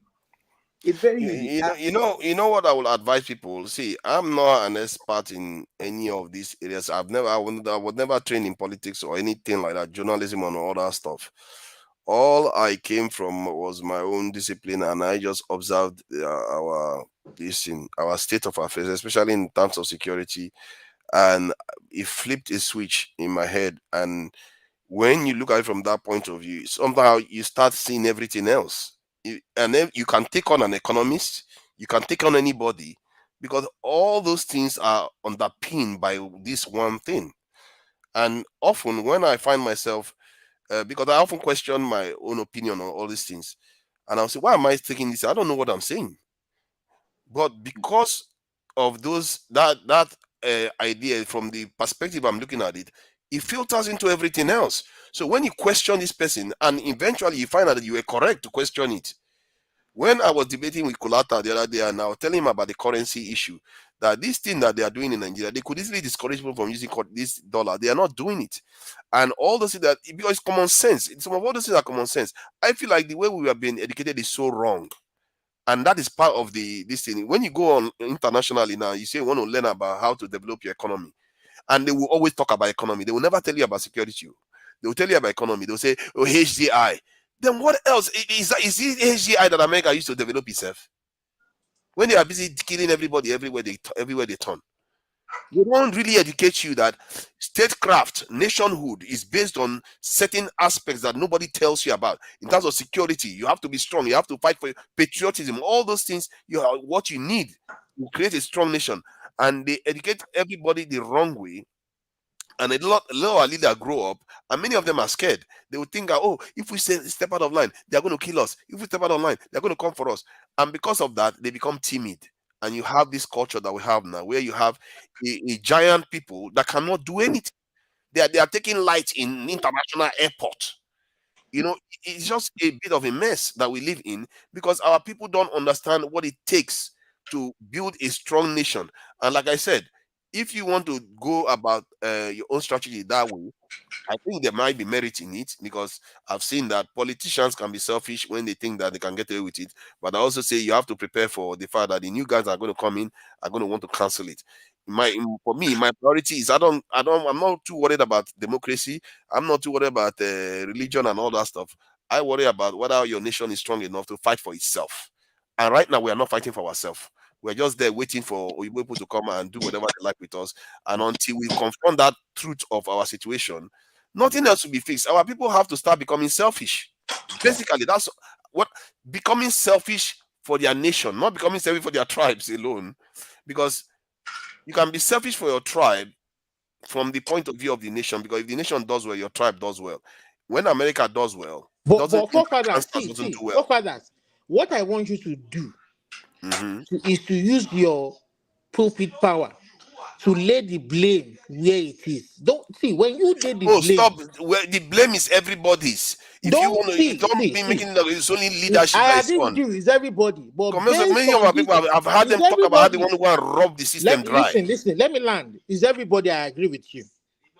But based on what he experienced this last election cycle, do you know that in fact, it is a lack of credibility for you to have an electioneering process? You went to the whole world, in front of the whole world, in Chatham House, to tell them that you are going to have, everything was going to work each free. And then on the day of that process, Beavers accredited the voters, now release the IRA result to let us know among those beavers accredited, let us see who truly voted to shut it off. See, your problem is that you are thinking that Tinubu That needs to lacks read the election. credibility. Tinubu may not need to read the election in the next election and he's going to win. You understand? Because he would have beaten his opposition to the ground by that time. Who is going to vote and for wreck him? the entire system. Even Then if they he do will go a and vote, win. who is going to vote for him? You keep saying With what they are doing currently, who's going to vote for him? By Not the time one he Yoruba bribes person people to go and vote for him, vote for him in a free and fair election. Whom are those people that fill the stadium with Akpabio? Where Akpabio was running around the stadium, are those people ghosts? Keep saying that. They are going to come out. Nobody's going to vote for. They are just going to go there and read. That's all. Olumide, people that will come out will still come out. When they give, poverty is a bastard. They're going to give them some ridiculous amount of money that you not believe. I agree that those who will vote for him will vote for him. But what we are saying is that, don't let these people change the narrative. Let's keep hammering the fact that the 2023 election was not a credible election, was not a credible electioneering process. Everybody knows now. They are saying that everybody now they are knows that. making it look like in Yoruba, you guys Yoruba, you voted for him. Go and suffer the consequences. Nobody voted for him in majority. Don't let them turn it all around. We must continue to mention the fact that process was not a credible. They think that it was a credible process, and they think they fought that process up until the Supreme Court. Olumide, some time ago, forefathers were, I think you were there, were analyzing about the national security guy. The British person was asking him, what do you need? He was asking for a trailer. Yesterday, somebody sent me something. Some guy that I know in the British Army. Listen, we're in trouble. Potential third world war is around the corner. Nigerian army don't even have a clue. I'm telling you. All the big bellied generals and all that is all about showing off and wearing ceremonial uniform. They don't even have a clue. Listen, when third world war starts, we think we are safe. We think Africa is safe. I'm not sorry. I'm not trying to sound like forefathers, but it is scary. It is scary. The kind of weaponry that we are going to see, it is scary, and we don't even have a clue. Listen, they're going to use even Africa as a testing ground. You're muted, Olumide. You're muted. They don't care. I think Bello. I think we've really kicked Bello out of the conversation. Bello, you are being gentlemanly. You don't know how these people behave, like rascality and everything. But I guess they've been attacking you so much. You felt like you need to sit back. Maybe Putin should fire his nuclear weapon. Bello, if you think you are making a point, you have a strong point. Don't let anybody intimidate you. Make your point. Nobody is. As long as you mean well for Nigeria. As long as you mean well for Nigeria. You that you are giving, this. You're not really moderating this the way you're supposed to be moderating it. I'm not moderating it. Talking is like you're making it like you and them conversation. People should make their point and take it to the next person. You're just doing this back and forth, and it's not really making the whole conversation interesting. Bello, sometimes, maybe for my own, I'm a little bit selfish, I want to flesh out information a bit more, and maybe the viewers might benefit from that, but I definitely learn some things from that too. That's why I do that. It's not about always getting the thing to go around. We're not that many here. So please go ahead. I think you were making a point about that, when everybody started going after you. No, the thing is this. I'm all about a better Nigeria, right? But something, like majority of the people who come here to speak, it's not possible for all of us to have the same, to think the same way. It's impossible. And the beauty of everybody, different people from different places, coming on this kind of platform is there. You say whatever you believe in, you say whatever you think about things, and I believe everybody, we should be able to kind of respect our views. Not like maybe somebody is saying something and somebody else will just come here, ready to fight, ready to throw bricks and stones. I don't think that's proper. I believe all of us, we are man enough. We are like the breadwinners in our in our various homes, and we are all matured. We don't have to. Oh, we stupid, is smart. I mean, this is an international platform, and I think we should do better. So now, going about the issues, some of these people who actually come here to talk, many people don't even know what the problems are. Ask them what the problem is. All they say is, it's because somebody was rigged in. Naira was 1,000 today. The country is not going. Okay, what is the problem? What are the solutions? Because I've heard people talk, All right, Bello, tell us the problem now. Educate us. Part of the problem was what I was talking about the last time. Talking about governors like now, just last week, you see, just think about the rate at which the dollar, jumped in the just concluded week. The fact remains that these governors will go to Abuja. At least they went to Abuja, they went to have a meeting with Tinubu, right? Before he traveled for the AU something. Of course, they always share money. They always, take one thing or the other.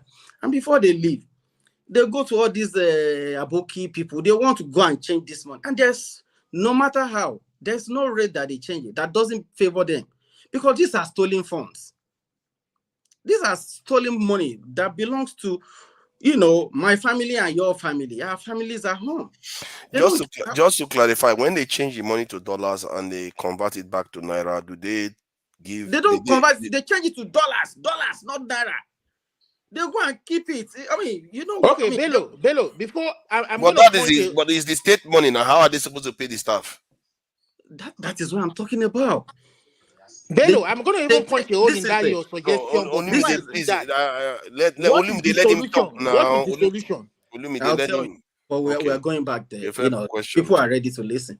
So now they probably might take like maybe let's say 25% of their allocation. They go and change it. And this happens, I'm telling you, none of these governors are saints. They are all keeping dollars. They are stocking it. They'll keep some in their house, keep some in, with their associate, and some of them they'll still give to some of their associates to still, take outside the country. Yeah, now we know the problem. Now they are keeping it. Now, what is the solution? Now, one of the solution that kind of think the government should do is this. Now, our bureau de change system. The government should do something about it. The government should stop this, all this agbole kind of bureau de change system that we do. Because, all of us, now I believe all of us, we've traveled across the world. Which country have you ever, been to where somebody would ask you to come behind their shop or inside one corral or at the back of somebody's car to tell you to come and start changing either your dollar or your pounds? Which country does that? So you think we should outlaw that? Absolutely. Now, what should we do? To other countries that we have been to, Okay, like let's say, take for example, in the US, we have a currency exchange, for those who live in the US and in other countries too. The other day in the UK, when I was in the UK, in the airport, they have these, currency exchange kiosks where you can go and change your money, right? So we should be able to structuralize our currency, our currency exchange system, whereby these people, let them come and register, let them have the offices where if people want to change money, let them go there, let them do it the right way, let there be records, for whoever is bringing in what to change what. But Bello, was that not what the banks were supposed to be doing in the first place? Yes, but the banks are supposed to be doing that. But how many of these dirty people goes to the bank? If you want to do dirty business, you go to to one corner. You know how they do it now. Places like all these informal places. That is where they go to. So what is the guarantee that those kiosks will not do the same? Now the guarantee is this. So the government, there's definitely going to be an agency of government who will have to be checking these people's book. You know, if you sell $50,000 to sell $50,000 a day, I mean, there should be a record of whatever you are selling, wherever you are, you know, is But going. like I said earlier, is that not what the bank were doing before? I don't know about the bank, but we have bureau de change. All these are bookie. You understand? You see one malam now. Even the person that has the license, because I think them dates they have their license. But the fact remains that, let's say, forefathers has the license, and you Olumide, you are a brother to forefather, and either OT or DPO, you know, you are like friends to him. You guys you're probably going to still be, you know, operating under his license. You know, one person will probably be at Orile, another person will be at Ojota, another person will be at, you understand? Yeah, tonight I only have a couple of minutes. Could I wanted to address Mr. Bello. His audio, he seems to have had some technical issues. Yeah, let me set it up. Let me I think it's back now. I think it's back now. Can you guys hear me? Yeah, we can Yeah, hear we can you hear now. you better. Bello, let me interject. If I got 2 minutes and I'm gonna be out of here. I can hear you now. All right, so to Niger. Okay. Mr. Bello, if you can hear me, because I agree with a section of what you're saying, which is quite surprising that you hold that view. Because during the campaign, we who are against imbeciles coming into power, people who are doing the things based on their religion or their regional supremacy, we're against them for those reasons. So now you have articulated something that I believe that you're right on. You're talking about arbitrary goers. Do you know what that word means? Arbitrary goer. Or let's say arbitrage. Do you know what arbitrage means in economics or in English language? Have you ever come across the word arbitrage? All right. If you don't know, it's the simultaneous buying and selling of securities, currency, commodities in different markets or in derivative forms in order to take advantage of different price, which is what you're talking about. It's not a small thing. For a section of our country, you call them abokis. Aboki means friend, right? Like we want to insult northern people there. We call them aboki, which is friend. That's all it means. We don't like go like in Yamiri or other, so we just call them abokis, right? So now, what I'm saying to you, you are against arbitrage, using our money. All they have to do is to create a difference. They will take our money and sell it to us. Even if they're making 1 cent, they just rinse and repeat. And that's a form of Islamic terrorism. I've told you here, on many occasions, some of us who don't take delight in going after them, in talking about stuff like this. Like we had a guest today. Said, gentlemen, you don't want to talk about that. So now, if you're against that one, and then I'm sure that you are against when Muslims say that in finance, Muslims cannot invest in, acquire, or otherwise engage in transactions that involve forbidden products and activities, such as pork, beer, right? Oil has alcohol in it. So if they have their own thing, we're a secular country. So if you have your religious tenets, I've got mine, but when we come to the country, we're a secular country. Doesn't matter what you believe in your house. You cannot go killing people in farms. You cannot go taking our money and selling it to us, right? So you cannot be nitpicking it. It's a holistic thing. Are you in or out? Bello. Because your activities on this platform, your activities on this platform during the campaign is quite different what you're doing here now. We're a country, we have to have policies. We have to be against certain principles, especially with people who know we can defeat in a war. We don't have to do it timidly.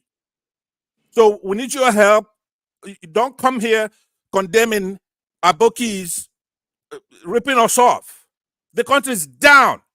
You're not producing anything, and you're going out there and you're taking that foreign exchange. Olotune is going to give it to you when you need it for industry and for manufacturing. If these people are going to come over and take over our everything. So that's what I'm telling you, because I know you're a Muslim. I'm saying to you, condemn it based on the religion. That's what it is. It's not about Abokis. We want one Nigeria, and we want one Nigeria, and we want. Can you? Hold on, I'm done. Hold on, right? I'm not here to argue with you. I'm appealing to you now. I have to run. I wish I had time to engage you, because at least you've taken some vitamin and you're thinking properly, but it's holistic. It's not about who's here to like forefathers or tone. I will exclude Olumide in that. And people who want to be friendly and they don't want ruckus, they want orderliness, they want gentility, and that's fine, right? But I'm in the same school with Olumide. I'm saying let's solve this problem. Lend your voice, right? Lend your voice, because you're a smart guy and you were ubiquitous on this platform during that campaign. The government you want is here now. They haven't got one thing right. One. And you know that. And you ought to be ashamed of yourself because of that.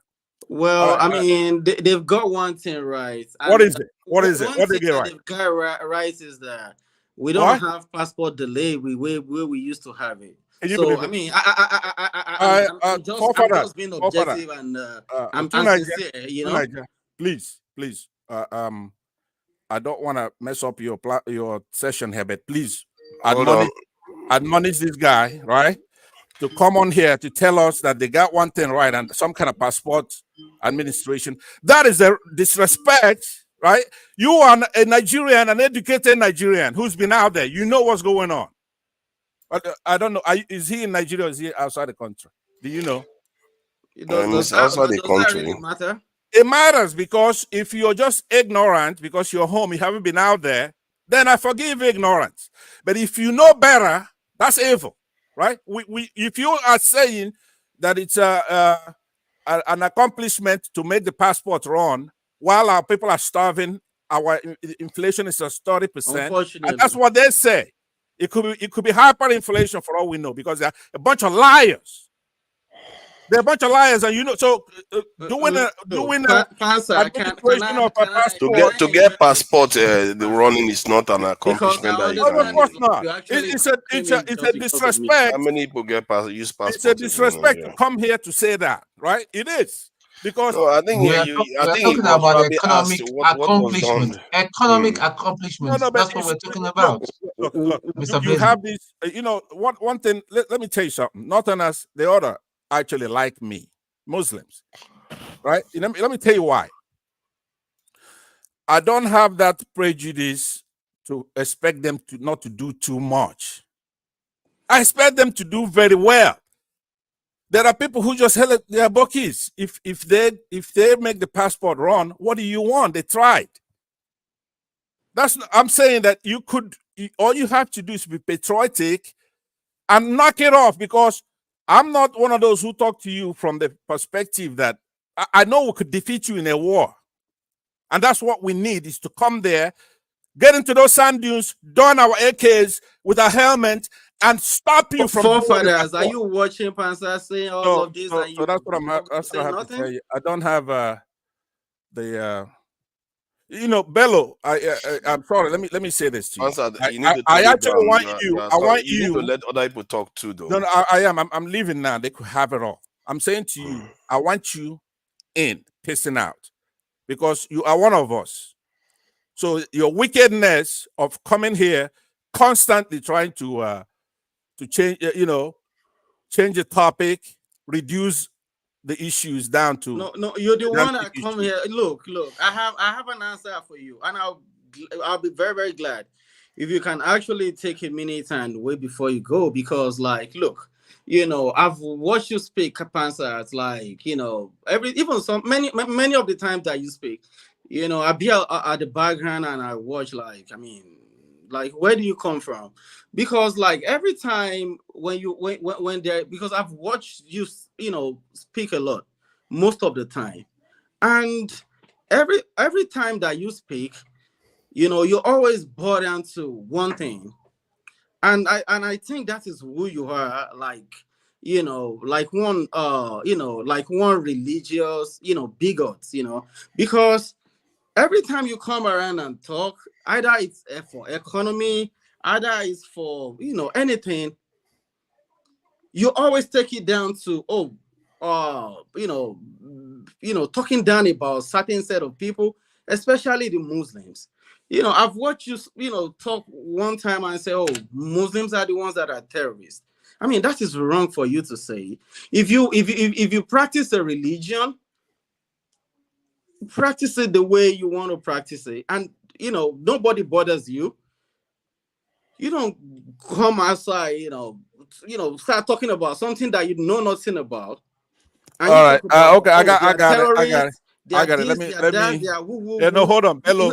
You are wrong about that. Okay, hold on. I got you. Adeboye this morning, and then you talk about, oh, it doesn't matter if you sip a cup of tea. All you care about is keep you. And now we talk, and now we're talking about something that makes sense, that is affecting our people back home. Now you're taking it back to Muslim. Christian. Is it that you don't ever have any better thing to talk about than just to come on this platform? Hold on now. And talk down on Muslims and talk even there was a time what? Yeah, hold on. Here's what I'm saying to you, right? When I was referring to the soft bigotry of low expectations, that's what it's called. When you look down on abokis, quote unquote, right? I don't look down on nobody. Will you be quiet? Let me respond to you. Hold on. About please mute you probably don't even know nothing about. Mute him now. If you I listen to him, let me respond. I thought you said you were going to finish so that he can speak now. Let him speak.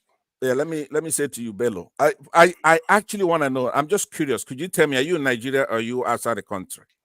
Could you whatever it is, I am in Nigeria, and that is what that matters. Okay, you're Nigerian. That's true, but I'm trying to. Here's what I'm saying to you, right? You come and you say abokis, right? Not everybody understand what you mean by that. When by abokis, you mean northerners. Of course, I mean that's okay. So I would say that's the thing. It's semantics. I would say northerners. You say abokis. We mean the same thing. Not everybody knows who abokis are, including our kids now who are in their 30s and their 40s. And they're interested in what's happening in Nigeria, right? Now, listen very carefully. Now, what I'm saying to you is that I don't have that soft bigotry of low expectation from them. But more than that, they're killing our people. They are killing our economy. They dominate the things that they know nothing about, including that arbitrary goership they have over there. Monopolists like somebody like Dangote should be shot. He should be publicly executed for what he's doing to that economy, right? You come all the way to the south, you take that oil, right? Build a refinery, he will not build it. He takes billions of dollars. Do you know how much $1 billion is? I bet you don't know what the hell it is. $1 billion is a lot of money that he took from us since 2021. He will not build it. Cement is almost 100,000 naira, right? Tomatoes, all this, he's competing with market women. He has absolutely no value added in any product that he's doing. I bet you he's going to import oil and then sell it to us, sell us oil, gasoline, right? So what I'm saying to you is this, I mean this sincerely. I respect you because if we get you on our side, Nigeria's side, it's going to be a virtue. It's going to be, these are the voices that we want. Somebody like you, but you need to use your goddamn head and know that our people is who you should be fighting for. You're not supposed to be fighting for the government. You're not supposed to be fighting for Northerners. There's nothing I could call them now that they don't do. Northern Muslims. They have been absolutely horrible in that country for 64 years. Oh, come on. They have not been horrible. Let's not be here naming this matching other groups of people. See, no, I'm not. See, Pansad, you've had your say now. Let Bello have his say. Please. Now, Pansad, out of, at least now this, this is your last statement. You have some substance in it.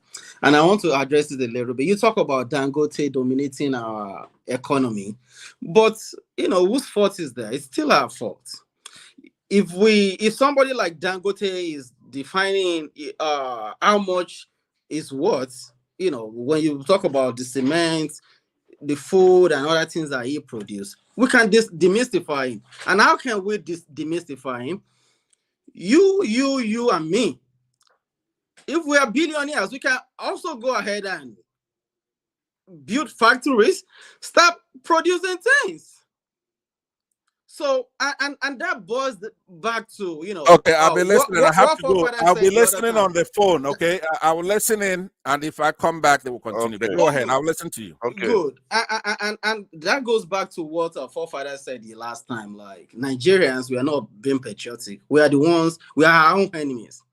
And what do I mean by that? Is that right now, I don't know if any of you guys out here, if any of you have any investment in Nigeria. But personally, I'm afraid, I'm scared to say, okay, I want to start producing something. I want to own a company. It's something that everybody should be proud of, right? Something that we should be proud of to do, like producing something, have an extra income somewhere. But you know why we won't do it? And the reason is that when you do something like that, especially when you live somewhere else, it is those same Nigerians that you think you're trying to look after, you're trying to provide a job for them, you're trying to make their life better, at least for some of them to have something to do. It is still the same people that will feel like, oh, guy will get this company, no even day here. Why you say now you not only you want to work, kill yourself. The person where you they work for self, not even day here. Maybe we chop this, maybe we chop it, and they will want to finish that company and they want to finish it. And to the extent that even you who owns the company, you'll be like, I mean, at the end of the day, you'll be recording a loss. It is still that same Nigeria. Can I say something about what you just said now?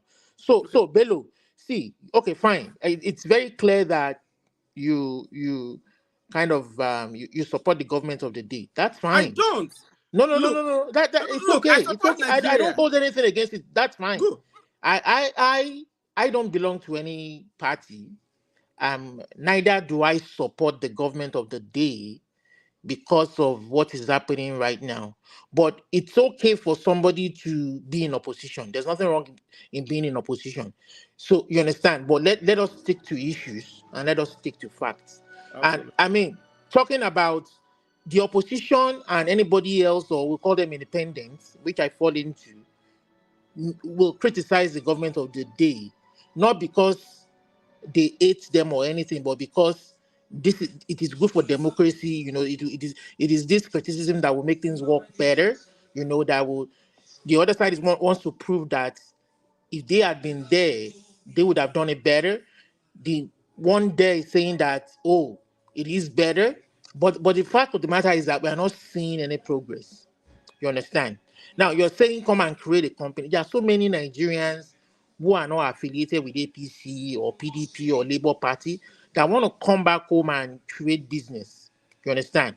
But there's no basic, there's no minimum requirement for them to come and do that business as a businessman.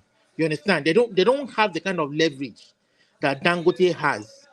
Dangote is okay, he's creating employment, he has companies, which is okay, which is fine. But not many people have the kind of leverage that he has. Not many of them have access to central bank funds that Dangote has.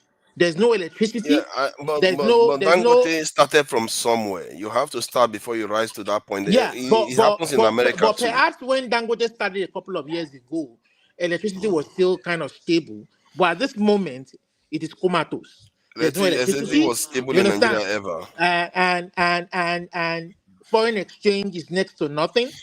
Majority of the equipment for manufacturing will have to be brought from outside. It's going to cost money. Electricity is not there to kind of help. Even the companies that have this technology, that are able to bring it from their country, like Nestle, primarily because of our power supply, they had to move to Ghana. Like Nestle, for example, have to move to Ghana. PZ that used to manufacture in here, ordinary soap, ordinary moisturizer, they are saying that they are going to have to cut manufacturing and bring majority of them from outside because it's cheaper for them. So that is perhaps one of those things that the government should focus on. You know, those creators of employment and jobs that are production that you're talking about are leaving. You understand? So what are they going to do to encourage that. There's no point in criticizing the opposition. No, if you are criticizing the opposition, it is what they see that they are criticizing. Look, you know. See, and a quick answer to your concern is that I believe one thing that the government can actually do, that even if government do it today and they get it right, I'm telling you, at least something will change for the better for Nigeria. Is power. Because everything in this world, whatever you want to do, you have to rely on power. And it's so absurd now that even, I'm telling you, like the people who are small businesses, like as low as Babas, they are leaving Nigeria. Babas, I'm telling you, Babas, they are leaving Nigeria, going to Ghana, going to Ivory Coast. Why? Because life is stable. Especially now, unfortunately, when the subsidy is gone and a liter of fuel is about 600 and something naira. I mean, how many people can actually afford that? So even if they do their business, at the end of the day, they really don't make enough to take care of themselves. So if they can actually work on that power and they get it right, and every other thing, I believe, it's going to fall in place. I think the idea that if they fix the power, everything will fall in place. Are we taking into account that there are some countries that they don't have power issues, but they are still undeveloped, just like us? Maybe we are even more developed than they are. So just because you have power doesn't necessarily to those countries, or we want to move ahead. No, we don't. I think the reason why I'm asking is saying that is because just because you have power doesn't mean you go on to industrialize and do everything you need to do if you don't get your act right. We will. And but we've always tried to get that power right, but we never did. Sorry to interrupt. If we get it right, I tell you, hundreds of companies will come into our country today. Because why? Because we have one advantage. And the advantage we have is in our population. We have this population. We have this population because which investor would not want to go into a country, with over 220 million I hear what you are saying, but if you don't get your security right, forget that. All that is transient. It's going to come and it's going to go. We were once very rich. It came and it went. Nobody cares. Well, so, when do you want us to wait before this change comes up? Is it hold on, Olimide, let me say something. I think you've been having your say. See, the thing is, every time we keep doing this stuff and we make the mistakes that even people that are in the 60s, 70s, 80s have made, they keep saying the same thing. They've not stopped and said, why do we keep trying to think we need to get this right? Why is it that other people just got it right once? They did it once and it worked. Why? What is the magic? What is the difference? And I keep telling you, the only difference that I see between us and them is that they fix their security first. Because if you don't fix those things, your economy will become unstable. Either your government will be changing all the time. What do you need for us to fix our security? Is it to create a nuclear weapon? See, no, you can just secure your country, your territory. You don't always need a nuclear weapon to start off with. You just need to have your people protect their country the way that it's supposed to be done. Right now, it's not how it's supposed to be done. You can't expect one soldier to be able to protect 1,000 people. You can't expect your police officers to be able to look after more than 800 to 1,000 people. Let me ask Tony a question, please. Tone, because I see you have been quiet for quite a while. Okay, what do you think we can do about our security? First of all, kick off Tinubu and his pretenders, sack all the service chiefs because they're all useless. I'm serious. I mean, it's not a disrespect. It's the fact. Listen, we don't know what we are in. We're in serious trouble. This is the 8th month of somebody in government. I have never seen him. Even if we should start. Listen, forget. See, we keep talking about Dangote refinery. That is even it's like somebody talking about you just finished university. You're talking about buying a Ferrari or a Bentley. Forget it. Start from the basics. Let's start talking about cottage industries. Let's start talking about farm. All those money that they are sharing amongst themselves. This could have been used to build up farming from the grassroots, and have a very strong ministry that will support farmers, ensure there's security. Because if you don't have security, because the biggest problem we have, the people in the forest know that with AK-47, they move freely. Why in the hell that in a country that we have rules, so people are allowed to go about with AK-47 strung around their neck, and you cannot do it? Even I as a soldier, I can't even go and start carrying gun like that. There are rules, there are processes for you to be armed and all that. You can't. But somebody that is driving his cattle is free to roam around and kill anybody willy-nilly. So the power you talked about is one thing, but that is not the core thing. The core thing is the government that we're talking about. They don't have a clue. They are not interested. They're all interested in about the finished product. Now he has sent his right-hand man. What's the name of this guy that he's made that the Minister of Natural Resources? He sent him enough because money is obviously potential money will be coming out from the gold up north and all that. He has sent him up there. Nobody is talking about farming. Do you know how many? Do you know the tomatoes from the north even can feed the whole nation, and we can have a thriving tomato industry that we can even export to Africa. We're not even talking about Europe. Here in the UK, forefathers can confirm that most of the yam we eat here comes from Ghana. Do we not plant yam in Nigeria? Or your state can feed most of Nigeria? And we have better yam, actually. Well, we have even better yam, exactly.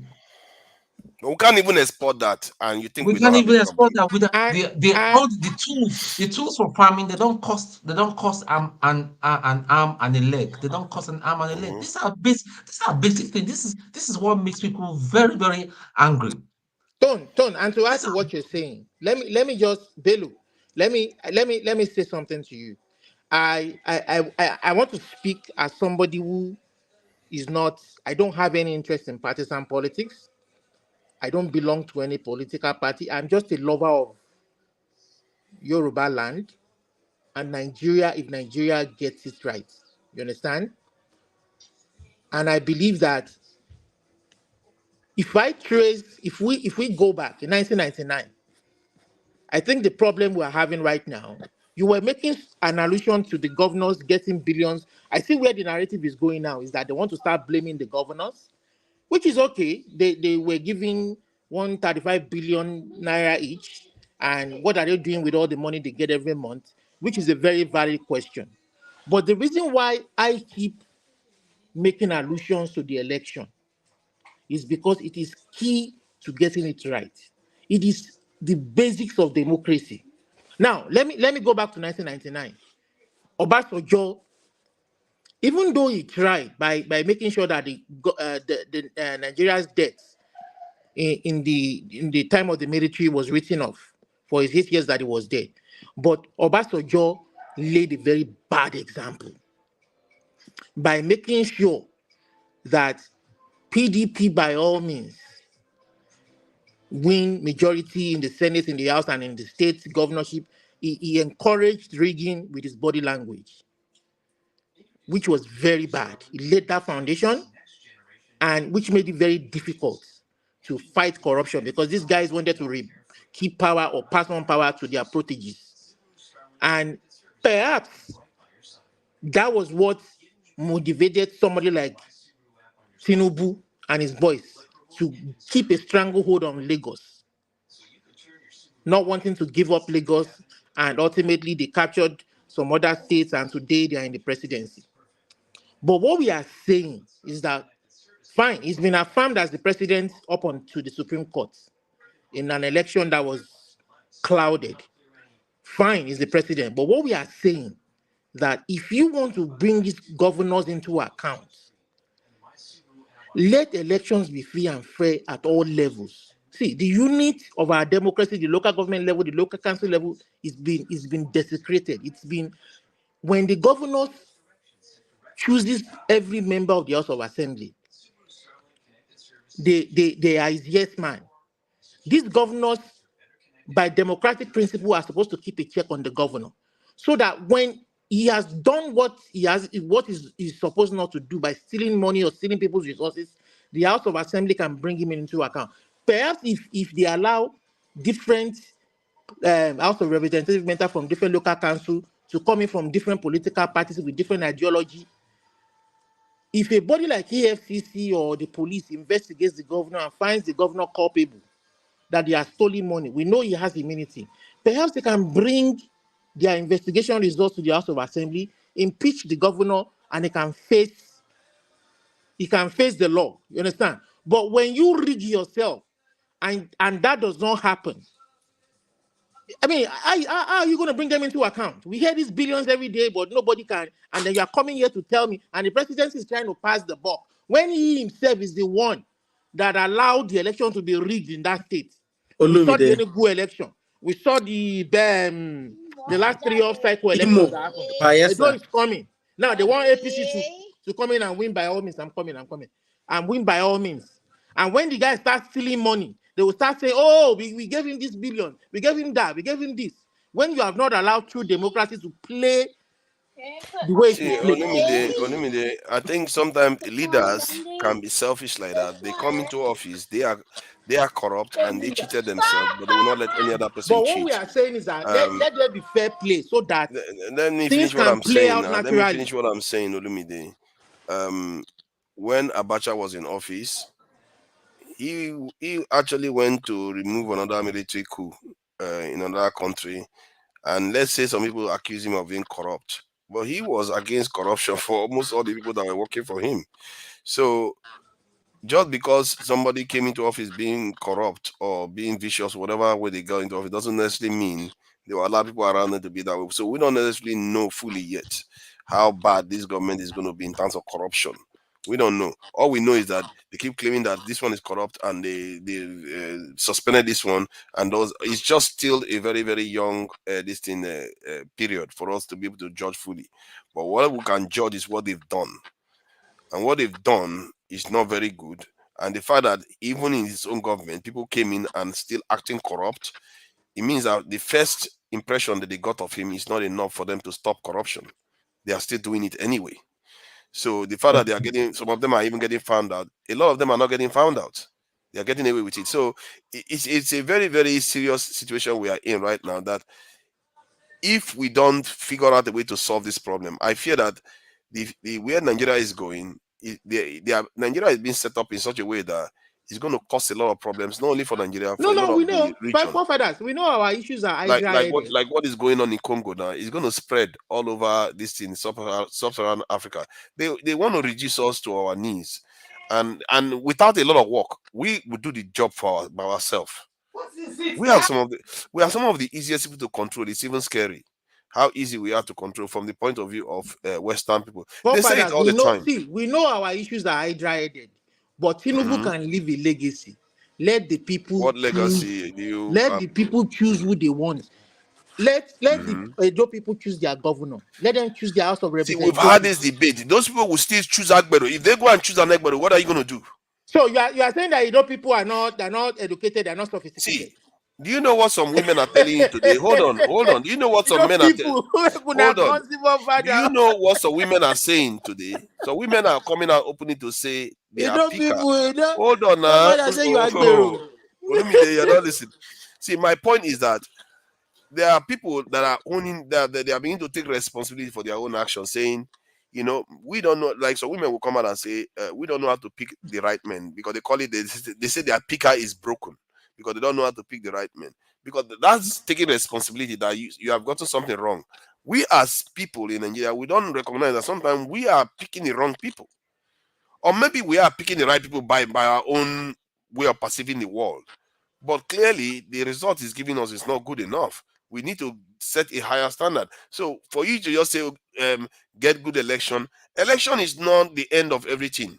Even Socrates, that was for democracy, said, I think was it Socrates or whoever who said this, said the population have to be educated. They have to know what they are doing.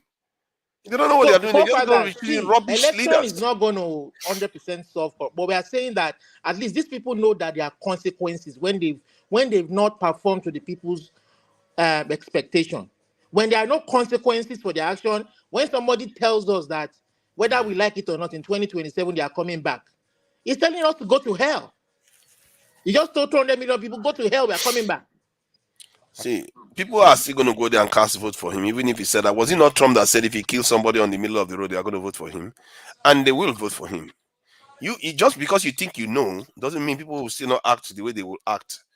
The truth is that you have to sensitize the people to change. If they don't change, you can complain all you want, keep talking, asking for free and fair election. One day you might be there, they will vote free and fair, and you will be shocked, and the Agbero wins. And you start asking yourself, what just happened? Orientation and education is always an ongoing thing. Every country does that. There's always sensitization, orientation, period of electioneering. That is an ongoing thing to making sure that let's people focus choose right. on that. Let's focus on having people to ask for the right things. Not just focus on that. We want our leaders to do the right thing. Let it be free and fair. Sorry, can Why you are the one that select the leaders, and the people that are selecting the leaders, they are broken. What is the use? Who tell you say we go? Can I just the ones that select them? Can I just on this particular question? Right, this you have been having this debate with Olumide, but I think I understand where he's coming from. Let me perhaps add my voice to his perspective. Look, well, of course, it's not. I don't think I'm not. I wouldn't argue that election is the be all and the end all, be all and all of democracy. As a matter of fact, democracy is not really.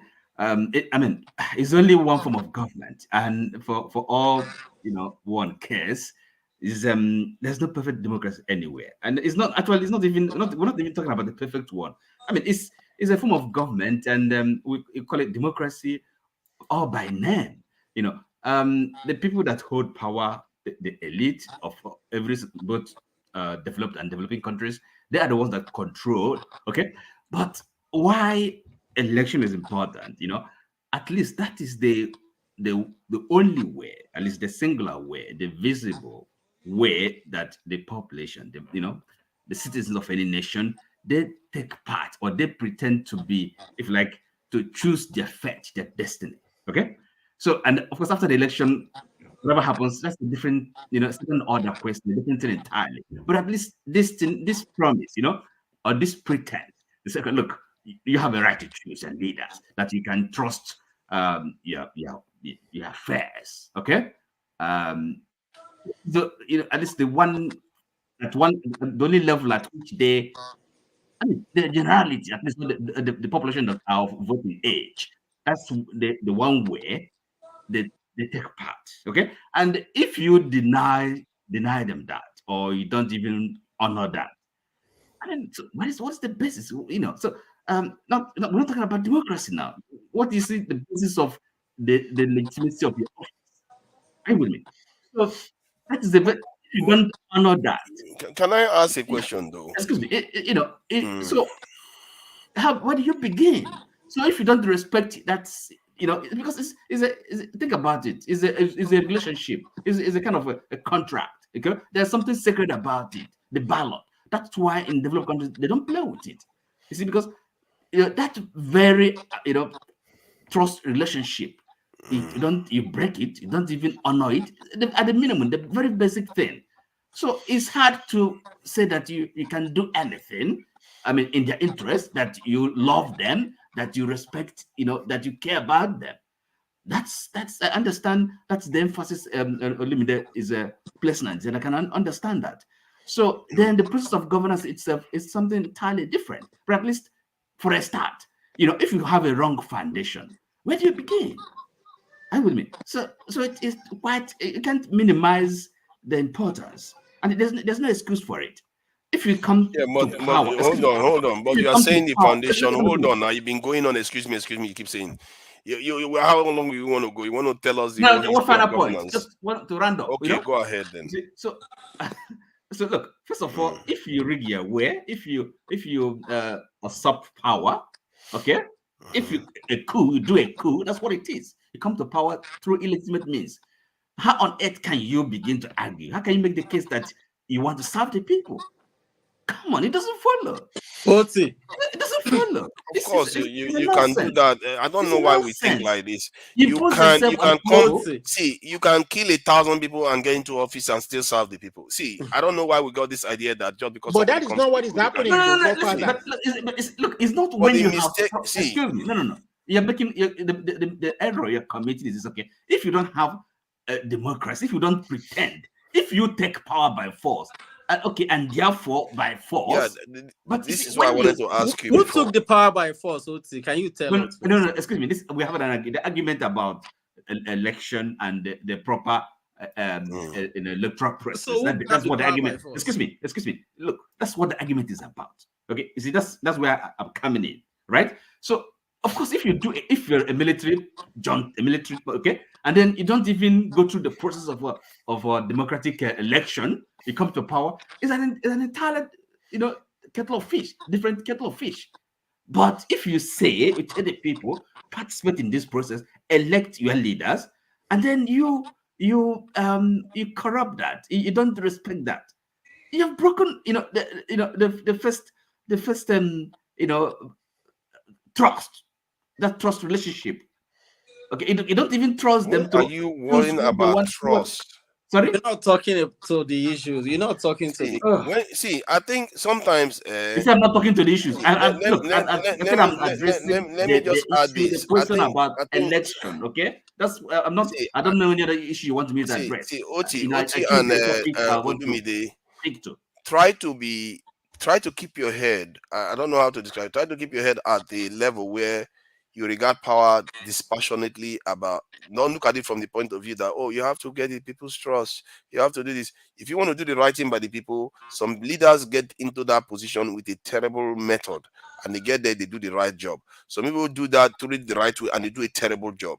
What we tend to get is they get there the wrong way and they do a terrible job combination. So we get the worst of both worlds. The question you have to be asking yourself now is, because we are all assuming that almost all elections are rigged. But how many of those elections, out of 100 of them, how many of them that are rigged would have gone the direction it went in the first place? Do you know? Out of 100. But see, that is my own ground. Because sometimes even the winners also rig the election to favor them even more when they are supposed to win the election even without rigging. But because they think the other side is going to rig, they too rig. And they still go and win. So we don't necessarily know that it's not necessarily clear cut that almost more than 50% of the people that are elected falsely. They are actually selected by the people. Excuse me. First of all, look, we're talking. See, remember the argument you were having with Olumide is how valuable, correct, transparent, and a legitimate electoral process, how important that is, the importance or lack of importance, and that's where I came in. And I'm not saying that I don't know the percentage of elections that are done correctly. That's not what I'm saying. But as a matter of principle, there are things where you have to defend principles, right? So But don't you think we should know the percentage of possible elections that actually went why should the direction of the people that? No, because that is the one you want to increase the size of. That's the one you want to replicate all over the country. Excuse me. The end should be for the election to truly represent the choice of the people. Then is to source out how to do it right. If you know the ones that have been done right, you have to accept that. Let me try and address. You have to understand first. I understand that part. I'm saying that let me address Prof. I understand. I respect your school of thought, your idea. You understand? So you would wish that your idea it's probably implemented. Majority of your ideas are implemented into a country's policy statement or policy goals, and then implemented. That is your idea. You understand? Which is okay.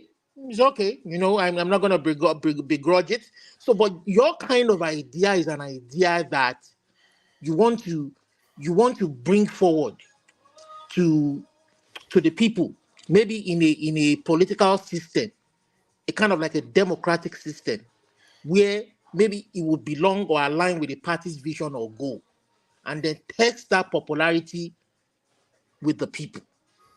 You understand? Because you can't just, it will be dictatorial. For you to just come and say put those ideas up and say, oh, this is what the leader should be doing. Security. You can rig an election and still do good for the people and do that. That's going to be dictatorial. You can pick up your idea and put it in a party, in a political structure, and test the popularity with the people, and you can test it by contesting that in an election, you know. But that is not an idea. That is not a proposal. I'm explaining that it's possible for somebody to do certain things and still go on to govern properly. No, that is purely undemocratic. That is not that knows. Of course, it's not democratic. I never said it was democratic. That idea knows no tenet. It is not a democratic tenet. It knows no. I don't know how to explain that. I never said it was democratic. And for us. So you want to justify that by, you know, the end justifies the means. Sometimes you got to be careful with. Listen. Often the end that serves the people is the one I care about. You have to pay attention also to norms, principles that you promulgate and want to defend. You know, because otherwise, look, I can. If that is the case, somebody can do anything. That's okay, because I mean well. You know, this is. I mean, if we're talking about our country making progress, you mean well, and advancing, it should be based on the principle of democratic tenets that we subscribe to. One thing I would say for you is that if you are trying to do something for the greater good, if you mean well, do what you need to do, because sometimes by not doing that, you create greater evil. Which is okay. It's fine. When there are rules of the game. When there are rules of the game. If you want that position of leadership that will give you the opportunity to execute your greater good for the people, ask the consent of the people the right way. Don't rig election. And if there are rules, if there are sometimes you can ask consent of people, but if the people are drunkards that are going to go listen, that's nonsense. Excuse me. I'm just joking. I'm not calling Nigerians drunkards. This is quite important, because these are the things with us. You know, first of all, you have to, you know, there are principles. If you don't even believe in the quality of citizenry, so somehow you I don't know what, a Caesar or whoever, that you can then impose yourself, and then because you know what is best for them. Come on, no, I actually believe that you should sensitize the people. That's why I say you should sensitize the people so that they know what they are voting for. You don't have to occupy the highest office for you to do good. So you know, and if somebody imposes himself or herself, and then the person wants to you know, persuade you, want to make the case that I'm doing this for your own good, why should you trust the person? Okay, you see, let me give you a simple example that might clarify this. Can you imagine if most of the people that came on this panel are the ones that have to vote for the president or vote for any office in Nigeria? Because we are sensitized, we are all aware of what we need. The way we would choose the person would be very different from the way the masses of Nigeria would choose the person. That is what I mean by sensitization. You want them to get to the kind of mindset that we have. Look, you see, that's a different conversation. And let me tell you, I for one, because this thing we call you know, the democracy we have, in other words, what is it? You know, how is it again? In other words, where every adult person, has a vote. What is it called again? I mean, where everyone has a vote. I thought it's democracy. No, it's not a democracy. You know, proportional representation. You mean? No.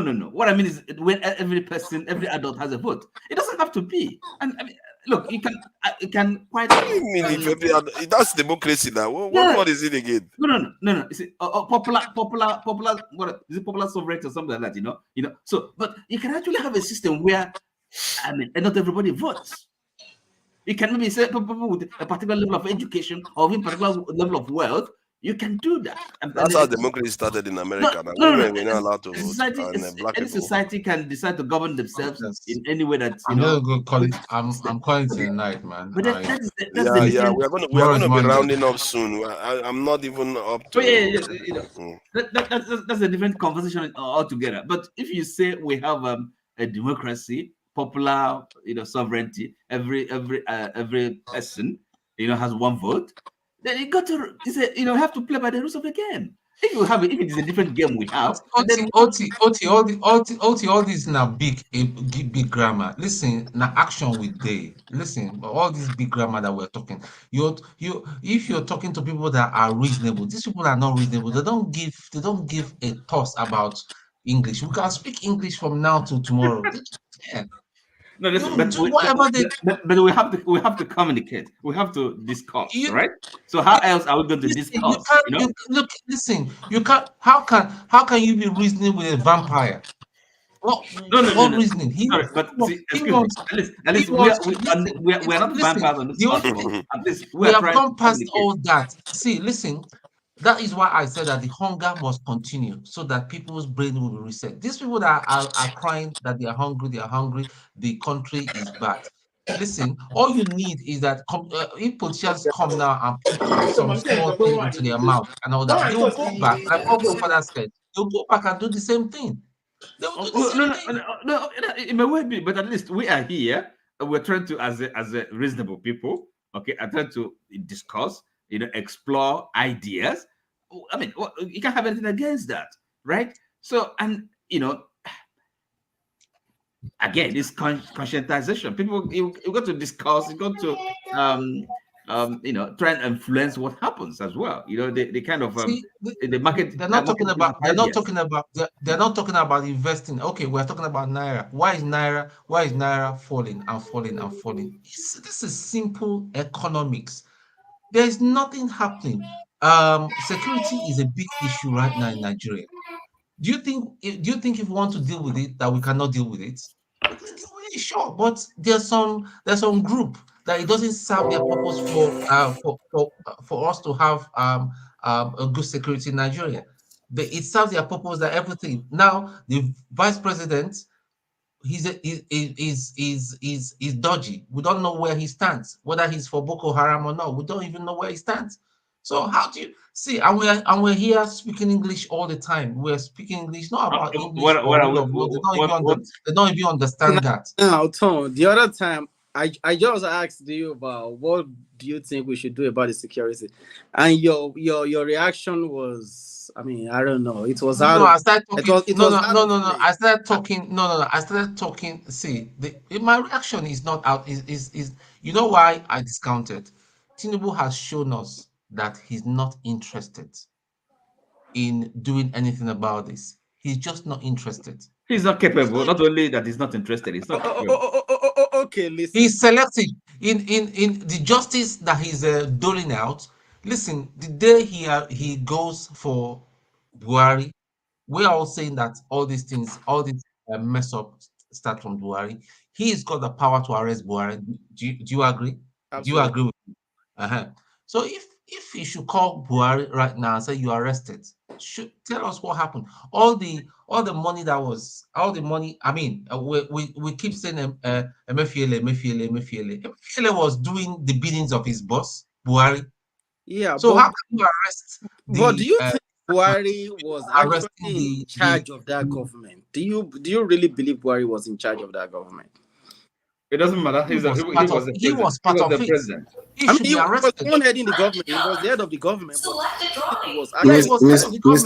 Mr. Bello. He should be arrested as well. Bello. If they've arrested Emefiele, Buhari too should be arrested. It's all fair. Then we will know.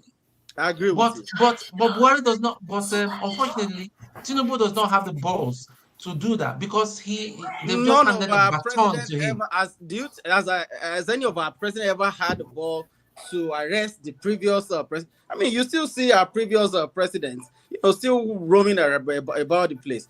Look at how much money they said the Zani stole, Has anyone ever called Jonathan for questioning? I mean, this has been happening. It's a recurring thing. So Buhari's So are you saying that is a good argument if we are serious as a nation, for the current there should president be not a place that we to, need to draw a No, line and I'm say not this finding thing excuse for you. is I'm not just happening saying. again. So what I I'm agree saying with is, him. you But I are said trying to this has justify been it. our thing. That's what we're just As a saying. country. No, you are justifying the inaction that in that regard. No. I mean, So what are you talking about? I don't find excuses for failure. No, I but that's what you're doing. You're finding excuses I make my own comments. So I mean, based on the no, that's exactly what you're doing. of the situation. I don't just talk based on my personal bias or whatever. You understand what I'm saying now? Buhari was supposed to be accountable. Hold on, listen. And okay, so the question is the current president now. Buhari was the last immediate, I mean, his predecessor, okay? So nothing stops him if he wants to, if he has the balls, and then for you to explain that the previous president were. Yeah, I mean, that's not. Is that an argument? That's is that an argument? Is that the justification? So why bring it up? I mean, you can start doing the right thing one day, isn't it? Wait, why are you guys attacking Bello? No, I mean, no. This is interactive. I mean, I don't see that anybody. Bello looks like a gentleman. Why are you guys attacking him? Vulgar words against me. I'm okay. Look at that lady. What's her name? Betty Edu. Before you know it, that matter is going to die. In fact, that matter is already dead. That matter is going to die. How long are we going to continue? This lady hiding out in the UK, what's her name? The petroleum minister and all that. Desani. Desani. Lost tissues and tissues. See, Nigeria is a place that right now people are so confident that if I go, I steal because they're not still living in millions, they're still in billions now. If I go and steal, Papata, SSS will arrest me. After some time, I'll be released, and the matter is dead. Should we continue? That is the point. Unfortunately, we can't continue that way.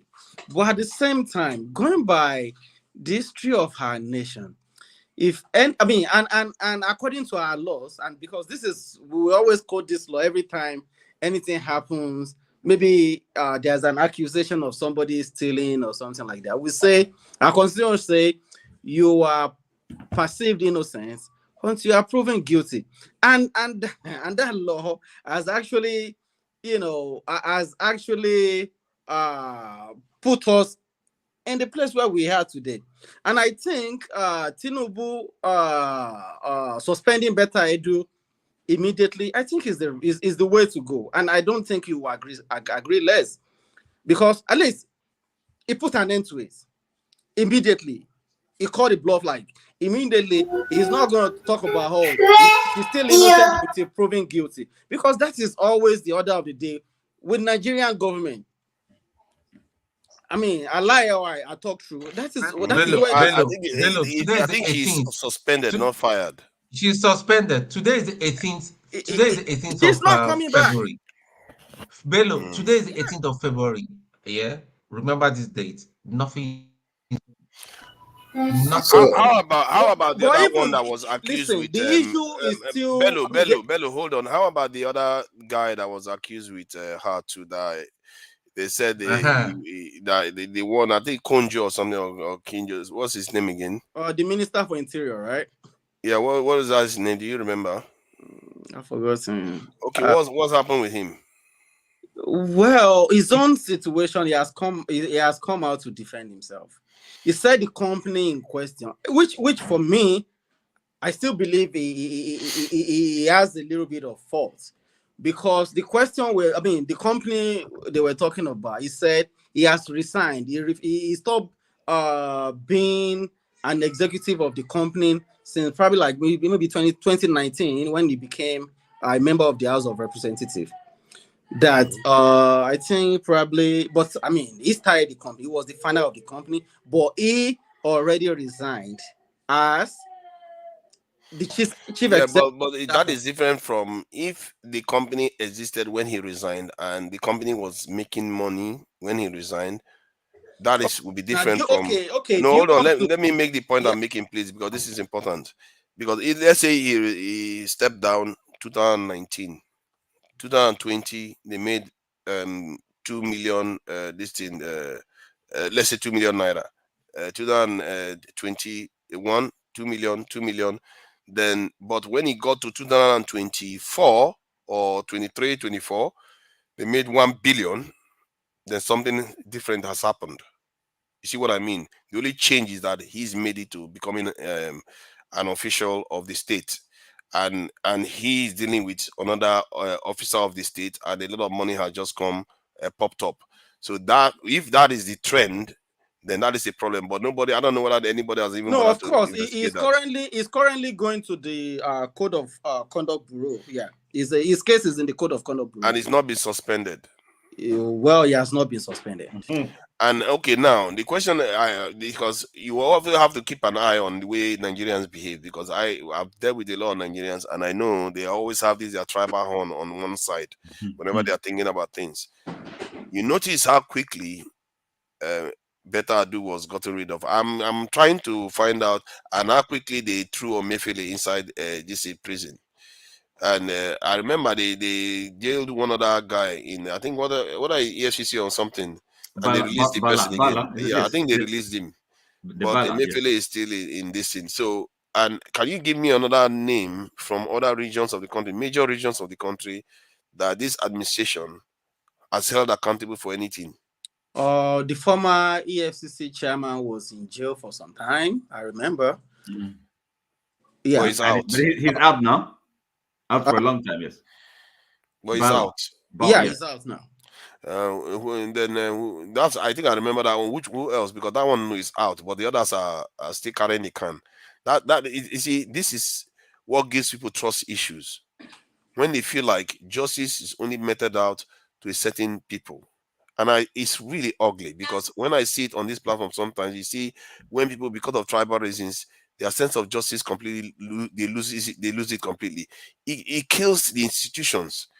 This is the test of an institution. If an institution can be dispassionate, whether it belongs to this tribe or this religion, that's when the institution is strong. But when it comes down to it, and tribes surpasses the institution, then you wonder why our institutions are weak. That's why I asked you that question. You can't name one person Tinubu as held accountable for many of the major tribes. In all honesty, and in all fairness, will you have an official with that kind of accusation against him? I mean, that we have against Emefiele, and you still want to leave him walking around without being apprehended? Will you? I'm not saying they should leave him. I'm saying that everybody is holding one side and not holding the other side. Emefiele is a criminal. He shouldn't be held. He shouldn't be let go. But what we are saying is that he did not act alone. Yes, and of course he was under authority. You know. Absolutely. But just last week, we've heard that some people have been put on on this what's it called, Interpol watch, because some people have fled the country, which you gave them a chance to flee the country and keep Emefiele. They keep keeping, and remember, this Emefiele accusation that they keep doing is only one-sided.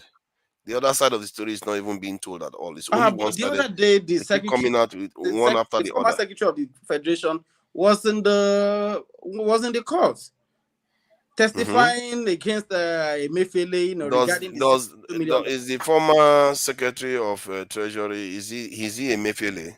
It's not Emefiele, but his name was mentioned. Yeah, but he is not Emefiele. It's one-sided still. This is the problem. This is not justice. Both sides have to have the ability to have their say. If Emefiele can name names or name some of his accomplices, why can't he just mention names? How is he supposed to mention it when he's not allowed out? He's not allowed out. Have you heard from him? He was giving bail now. What are you No, talking have about? I just heard from him? Is He's he ready public to now? talk. Is he able to come out in public and make a speech? He's not.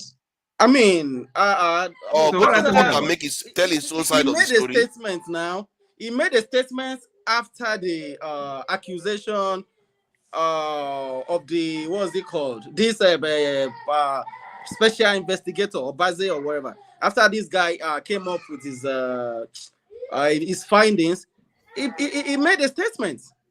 But after that statement, come on, man! I can't believe you're using that as a statement.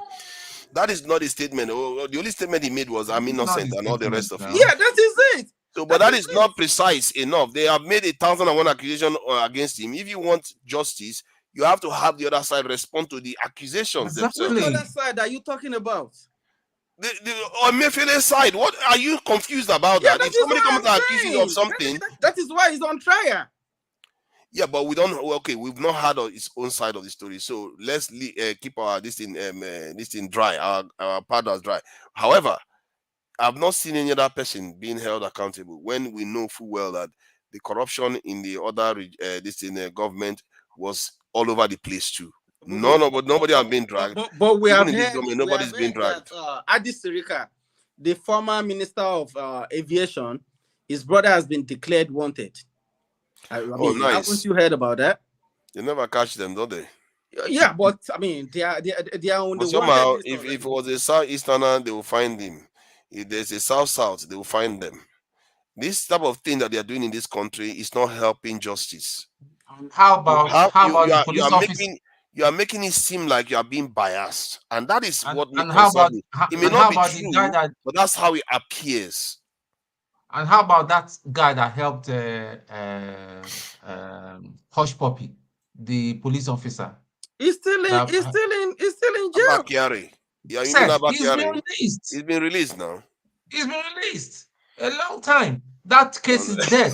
Bello is surprised. No, you don't. No, I mean, I don't know if he has met his bail condition. I heard that, of course, they have bail condition for him. He should be released, but they have a bail condition. I don't know if that has been. Gentlemen, I gotta go. Have a nice week. All right, thank you for coming. Tomorrow is Monday. Going as well. The traffic has been, somehow today. Take care, guys. Take care. Good night. Take care. All right. So, this is my concern with the way they pursue justice in Nigeria is that I like to close my eyes and say, okay, let me just ignore it.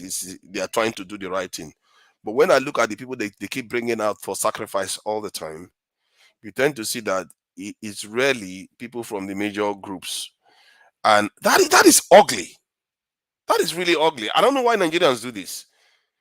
They gang up against the smaller groups. They won't go after the Hausa man or they won't go after the Yoruba man. And the only major group that they go after is the Southeasterner. That's the one they go after easily. Then the South. The South is the one they used to do the exercise, whether the country is functional. When they want to test whether laws work, they use the South. It's a South now. Yeah, it's from the South side. Yeah, but there was another. I remember there was another Southeasterner. Maybe it's only the Southeasterner. No, I'm saying that because last year there was another. I think last year or last 2 years actually, there was another Southeasterner that they went to his house, broke and they arrested him. So very, very serious one. They did the same thing, and I don't even follow those things in terms of whether it's Southeasterner or not. But from observing in Nigerian space for going to 2 years now, the people that have been brought to justice often don't tend to be from the major groups. That's a pattern I see at a high level. I mean, not banditry. I'm not talking about banditry. We know where they are from, but I'm talking about corruption issues or somebody's embezzlement issues. Okay, what about the former humanitarian minister? I mean, he's been and the NSIPA chairman. All those are Ajia. That they have been taking the money that they embezzled in the humanitarian ministry. What happened to her? I mean, they are still under investigation. Exactly. Is she not free to walk the streets? Well, she's free. Emefiele is also free right now. All they have to Is do is Emefiele just free get to their walk bail. the streets right now? Yeah, Emefiele is free. No, is he outside now? He's going to Emefiele is party. outside. Yeah, he's been granted Okay. bail. Yeah, He just goes for he just goes for his court hearing and go back to his house. Okay, good. You see, now the beauty of it now. Now he too will have a chance to tell his side of the story when the trial starts. If he has something to say. And I get a feeling that they will settle this amongst themselves if they want to. And if they want to hang him, I think maybe one of the things that they did was to silence him in the first place. Because if he was free to go on to do whatever he liked, he probably would have said a lot of things against what the government is doing right now, how dangerous it is for the Nigerian economy. And that's what they didn't want. And now they succeeded in quieting him down. Forefathers. I know we're going to be spending lesser time today. Good evening, all. Welcome. I've heard what you've been saying. Welcome, Jagun.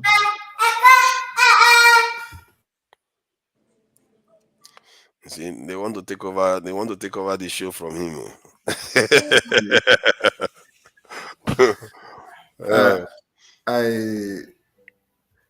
I don't know why you want to be tribalistic today. It doesn't really matter whether the person is from Southeast or from South. A thief is a thief. Absolutely. Any thief that is caught, whether it's selective prosecution or not, but at least once in a while, let one thief be dealt with. I think that's my own position on it. But Bello, it seems like you really have much stake in this government. You seem to know too much. That you are actually, are you part of the social media agents of the government? Are you in their payroll? I'm not on nobody's payroll, Steph. Yeah, because it really seems to be very comfortable with the going on in the country. I'm not. With regards to the way government is running. I'm not. Do you have relatives in Nigeria? Absolutely. I have people who complain all the time. How often do you talk with them? All the time. And it's sad. So you comfort them by telling them it's Buhari that kept them in the situation where they are, right? I mean, we have to be honest. We have to be fair. That it was Buhari, right? I mean, you can keep it going. I mean, I have my own reservations, on whatever is going on in Nigeria. No, but what's your assessment? Do you think? Yeah, my assessment is. You think it was Buhari or? Look, this is my assessment. This government is just 8 months, okay? And I believe something like even from the first day, from the first month, people never gave this government a chance. Okay. I mean, all of you guys have been coming, even from the first week. Any small thing, this government is never good, and I'm not surprised. Okay, and I mean, I have to be fair. Things are not going right. Things are not going good. The economy is in shambles. The security is messed up. The government has a responsibility, but at the same time, we didn't just find ourselves in this pot of soup. It started one way or the other. And this government came and said, no, we're not going to keep doing things the same way. What is the same way? Keep paying this fuel. I've heard you've been talking since. This government is it do we really have a new government or continuation of the old government? Oh, well, wherever you say it, I think we have a new government. But, I know in our mind, it's still APC. But I know, but my own ideology is that it's two different okay, you've answered the question. Absolutely. So the people that is in power now, were they somehow associated with the past government? Absolutely. That they should have been in the position to speak out for the Nigerian people when things was going in the wrong direction. Absolutely. Unfortunately, because I agree with you. They came in, they met a mess, and they were part of the same people that left that mess, and they didn't speak up for the Nigerian people. Was that the right thing to do in the name Are of you politics? asking me questions or you just? No, because what I'm saying is that when we want to draw a line, we shouldn't draw that line as if an outsider completely came in. Do you understand? There's no outsider that came in. It's one of the same. And I know that in the past, there are people in the same party that criticize each other. At least he owed that one to the country. That because Buhari did not overnight run Nigeria down, according to you. It was a gradual process. Absolutely. And as a patriot, if he was one, I mean the current president, had so many occasions to have speaking up. You understand? Maybe having advised the man in private like 2, 3, 4 times, will now speak up and say, no, we can't continue this way.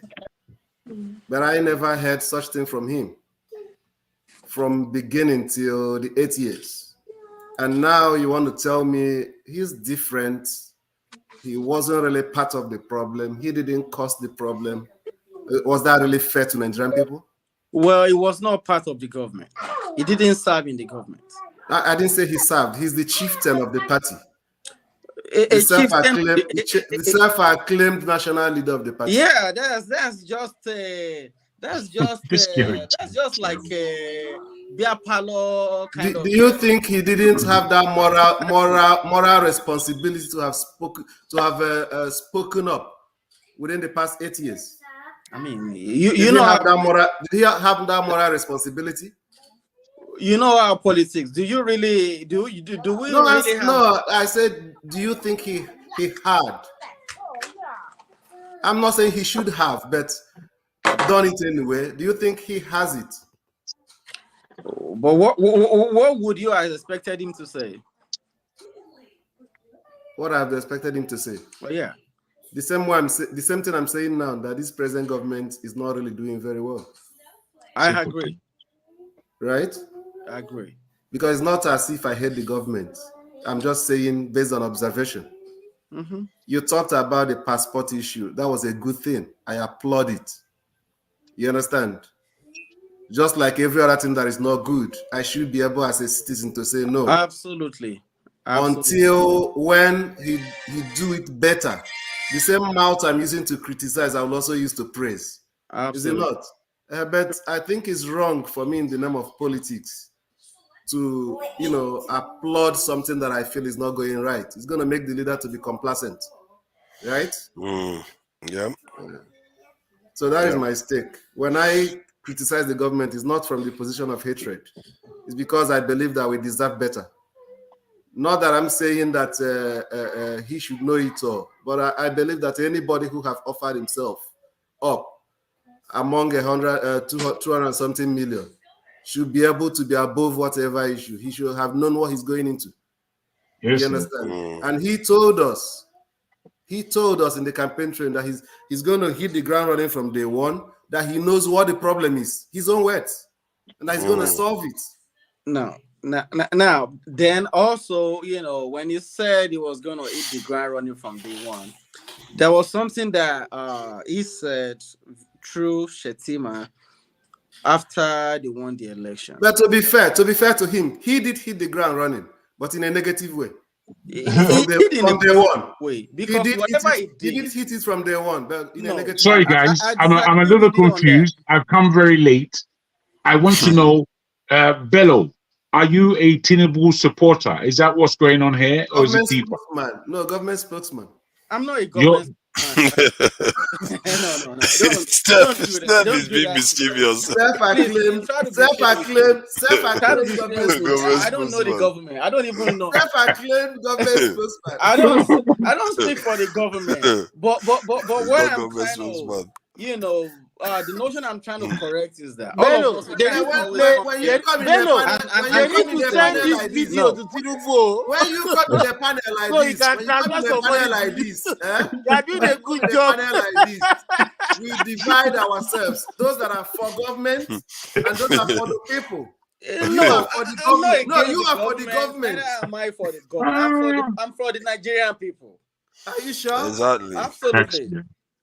That's fair. Fair enough. Absolutely. I mean, the economy, the country is not being run very well right now. I have to agree. Since you are on the Nigerian people, do you think it was the right thing to do on the day of inauguration without a concrete plan to announce the policy of subsidy removal, that even before you implemented, the prices doubled overnight? Unfortunately, maybe he could have done it better. But even not maybe. Wait, but even before he came in, the subsidy is already gone because the PIA was already you a government spokesman. Not that. Do you think he should have done it differently? Well, maybe. Yes, I agree. Maybe. But it's something that you still have to do. That's not it's not questionable. That you must do something does not justify that you must do it anyhow. You understand? You must do something doesn't justify that it must be done anyhow. You have to take your time. I'm coming. Because if you ask him if he's sincere, and anybody in government, if they are sincere enough, they will tell you that everything that have played out after their day they announced it and then floated the Naira exchange rate, that everything that happened since that time till today, they didn't really know that this is going to be exactly the effect of it. Do you understand? I don't believe that they know that these are going to be. No, I absolutely, like I said, he knows that his first few months are not really going to be easy for the people. Even the vice president, Etima, said it. He said it after the election. So what I'm saying is that they actually know. By this time, that is the 8th month. No, I'm coming. That by this 8th month, that the price of the dollar is going to be almost like 1,700, 600. That's unfortunate. I'm coming. No, you said that they know, and the prices of goods are going to like triple. And I'm coming. And the wages, the average income of a Nigerian worker is going to remain the same. And they went ahead and do it anyway. Well, I mean, they have not said they are not going to increase the wages. I mean, they haven't said they are not going to increase. So it's okay for those things to increase after 8 months. You're still thinking about increasing the wages. But I mean, the fact remains that, I mean, Nigeria, we're a country that is governed by laws. You know, when he removed the subsidy, and they were still running under a particular. Okay, Bello, can I ask, if it's going to increase the wages, how much do you think should be a fair wage? Well, I can't say because I'm not an economist. No, but you are part of the government. What do you suggest? I'm not part of the government, Steph. So stop doing that to me. No, I am not part of. Okay, but you are pro-government. You are pro-government, right? I mean, I'm not against the government. I'm not pro-government. No, you are pro-government policy that have crippled Nigerian economy presently. You are pro it, right? Well, I'm pro it. I am pro it because it's the only way to go. You know what I'm asking you? No. Remember, we have separated two things. Mm-hmm. These policies in name are policies that are worth pursuing. Absolutely. Then the second thing is the way that this government is implementing it. You said that they thought it out. And they actually knew that is how it's going to play out. Okay, policy. And they're okay with it, and you are defending it, right? I'm okay with the policy. Either maybe they could do it better. I agree. They could have probably thought of it better and probably. Are you in Nigeria presently? I'm not. So it's okay that over a period of 8 months of administration that came into power, an average Nigerian worker's salary have remained the same, and what that salary can buy have reduced like 3 times. Now, Steph. And the government is still thinking of, after 8 months, how to cushion the effect. For them. No, because that's why I asked you if you are in Nigeria. If you are in Nigeria, you will reason differently. I reason differently because I have. No, but because you are not there. I understand that what we're going through in Nigeria right now is completely unfortunate. Spiritual. You know, it's not spiritual. It's unfortunate. I don't believe nonsense. It's unfortunate. Okay, you know, I believe our workers they deserve better, and that is why they are talking about the minimum wage already with the NLC. Okay. No, but I've expected you to say that's why you are disappointed that they've not done anything very fast.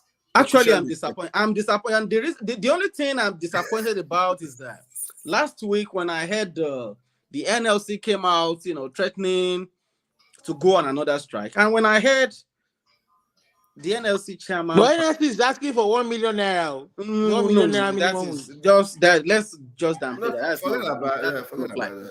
When what he I talked want to about hear is the government make offer things to that them. they agreed upon last year, that the 35,000 naira they're gonna keep paying that 35,000 naira till the new minimum wage structure. And this said the government only paid 1 month and they stopped paying. I felt disappointed.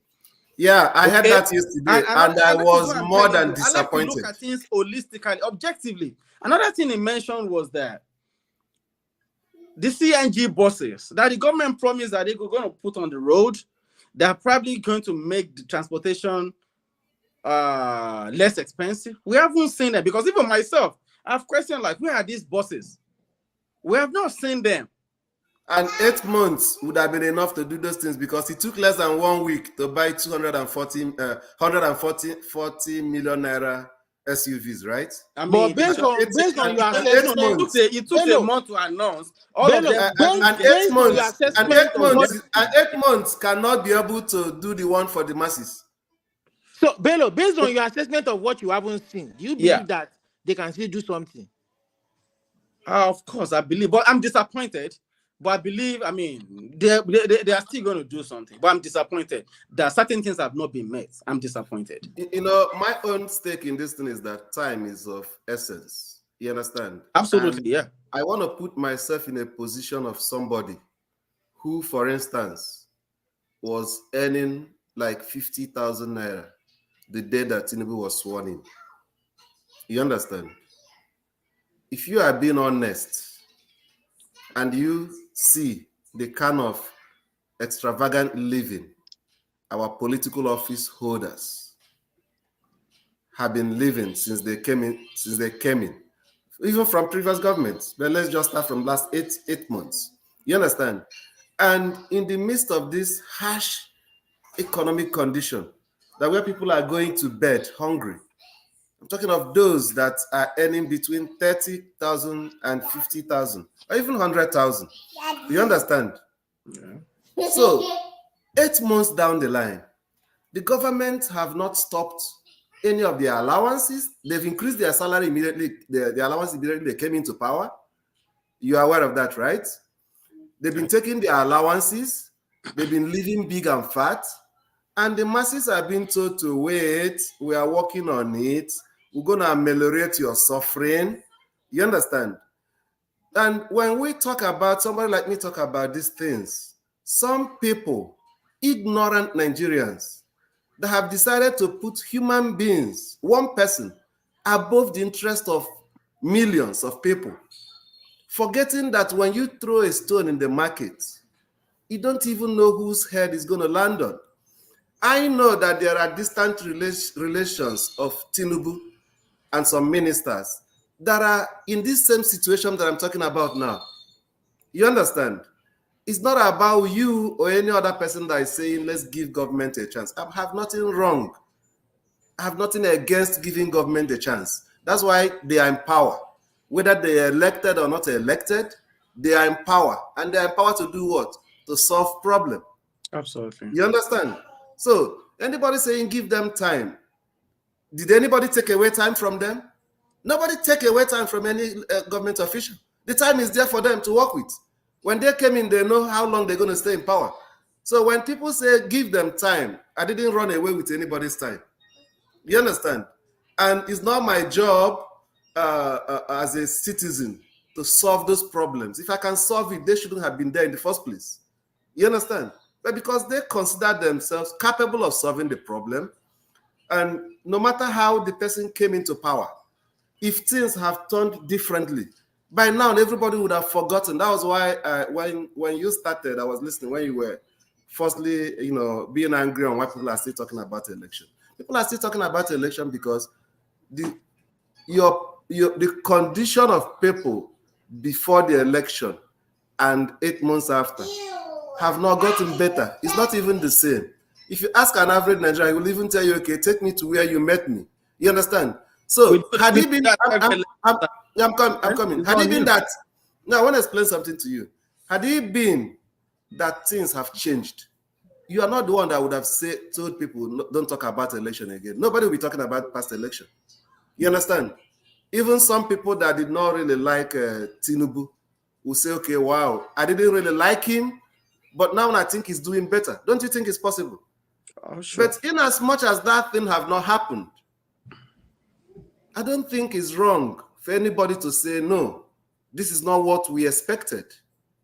And the government should not be asking for people to give them time. Whatever you know you can do, do it. Work 24 hours, work 48 hours. You understand? Nigerian people, the masses are not the ones in control of time. So government should not be asking them to give them more time. You understand? That is their job. However they're going to get it done, let them get it done. You understand? Now, I get what you're saying, Steph. But in a situation whereby even 8 months down the line for a government is still paying the debts that was incurred by the previous government. And did they come in and discover there was debt incurred? Oh yeah, Tinubu already said he incurred his debt. I mean, the assets and liability. Unfortunately, fine. Yeah, That's problem in Africa when people say I'm dealing with the rot that the other person left. Where were you? Don't you know there was rot? Because even me that is not even close, me that wasn't close to the corridor of power, knew that there was rot. And you that said that you want to come and fix the rot is not telling me, oh, there are too many rots. Excuse me? Are we going to run away from that? No, but it's given now. That's what I'm saying. So don't give it as an excuse. Deal with it. That's what I'm saying. It's not an excuse. All I believe that Nigerians should are expecting is results. I'm not interested in hearing the same problem from government. That's why they are there. Let them solve it. So you think, okay, now let me ask you this question. Let's assume INEC declared either Atiku Abubakar or probably Peter Obi or Showore, as the winner, and either of them is forming the government that is in power at the moment. Do you think something would have been different? I love your question. Something may not have been different, but what I'm saying here today would not have been different either. But they will be held to the same standard. Do you understand? What I'm saying here now, if you know me from Jonathan, I don't care. What I'm saying is that Nigerians have sacrificed a lot over the years, more than 20, 30, 40 years. And I don't want any government that will come and be giving excuses. Now, no matter who you are, no matter where you come from. Now, let me now tell you something. That's what I'm saying. This government has done that's a little bit kind of different. Because like the successive government. The same thing, Jonathan came, the same thing. No, I just took over from Yaradua. This, that. Buhari came. Jonathan left a mess. The first 4 years, the next 4 years. Okay, there is a subsidy. We're going to remove it. Next year, okay, we're going to remove it next year. Next year, we're going to remove it. Tinubu come. Say, okay, Buhari left a mess. I'm trying to deal with it. Nigerians have sacrificed a lot. That's what I'm saying. It doesn't matter. If it's a Kwakwanso, if it was Atiku, it was nothing would have changed. Nigerians will still be calling them out. Now, Steph. Solve the goddamn problem. Now, Steph, the previous government that we're talking about, that we felt like, okay, because right now some people are still saying, oh, bring Buhari back. But something that we fail to realize is that Buhari's government that will still think, oh, dollar was still 700 naira. Dollar was 800 naira. Oh, during Jonathan, it was 200. Why are you so patient with government ineptitude? Are you sure one of your brother or uncle is not a minister in Nigeria? No. What's your surname? What's your real name? We need to interrogate you. That's my name. Bello is my name. It's unnecessary now. Listen, anybody that is justifying, anybody that is anybody that has been defending government. No, I was during Jonathan. But this is the way I see things, and this is my own view. Okay, you have your own view. You can't fight me. Let me ask you. So you were part of the people that cut a slack for Jonathan, cut a slack for Tinubu, for Buhari, and you're also making excuses for Tinubu, and maybe another one will come in 2027 or. No, I don't make excuses for Buhari's government. Buhari's government was a failure. That was a failure government. I don't. At what point did you realize that Tinubu government was a failure? No, I'm talking about Buhari. I mean, Tinubu is Buhari. Can I ask you, Bello? Hold on. From his first time. Hold on, Steph. Hold on a moment, Steph. Can I ask you, Bello? Steph is on it, man. Steph, calm down. Yeah. I want to ask him. You are saying it's too early to judge this one. Right. Yeah, it's too early to judge this one. And you realize that Buhari was a failure from the very start. This is just 8 months into the government step. No, you my said friend, you realized that Buhari was a failure Bello, from the very start. Bello, I want to ask you a question. So why then are you saying that people should give this one a chance? I wanted, after Buhari's first time, I wanted Sowore as the president. Why didn't you give Buhari that benefit of doubt during his very first time that you said you were disappointed? Say it again.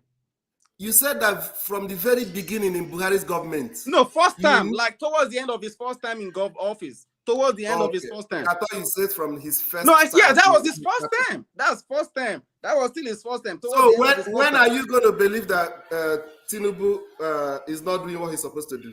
If nothing is changing by maybe a year and a half in office, then that's like by December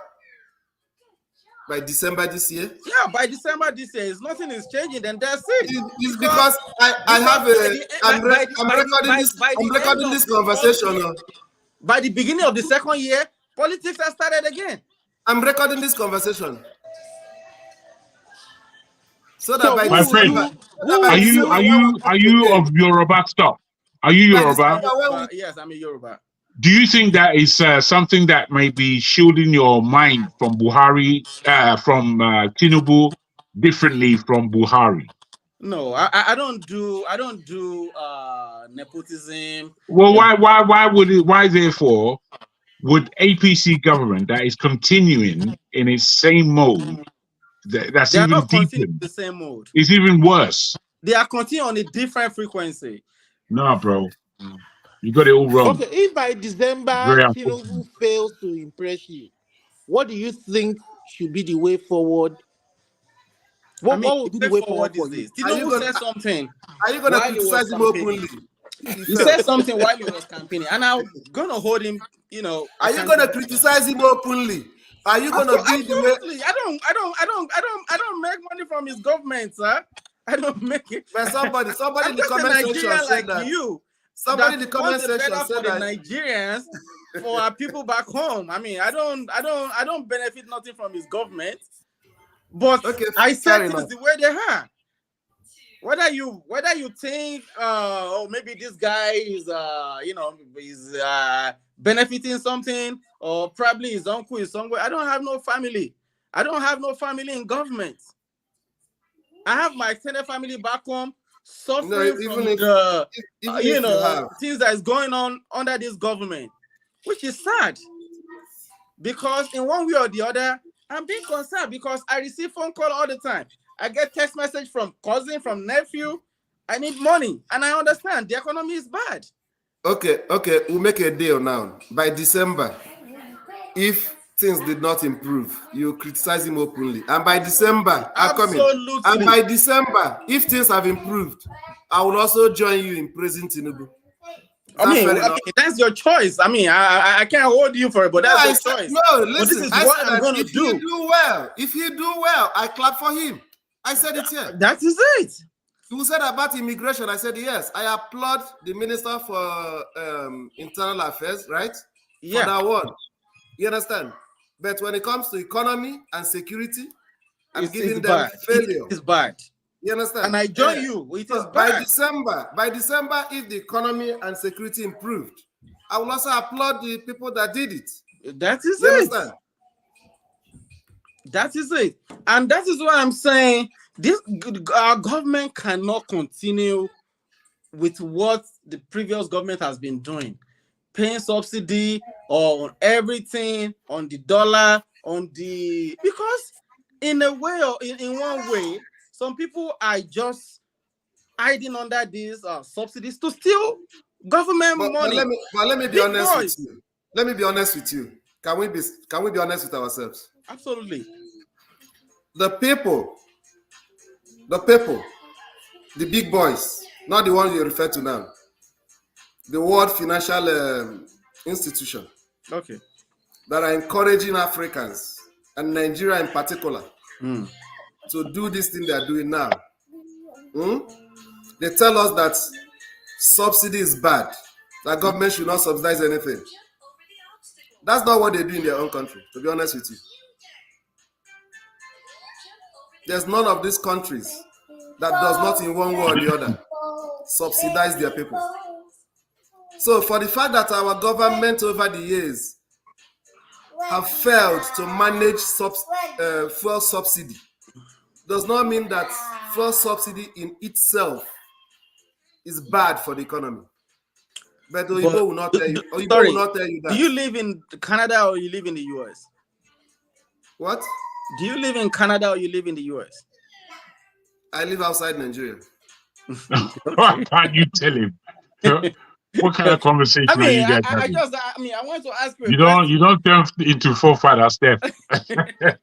No, for real. I know why you're asking, and what I answered is enough. It's okay.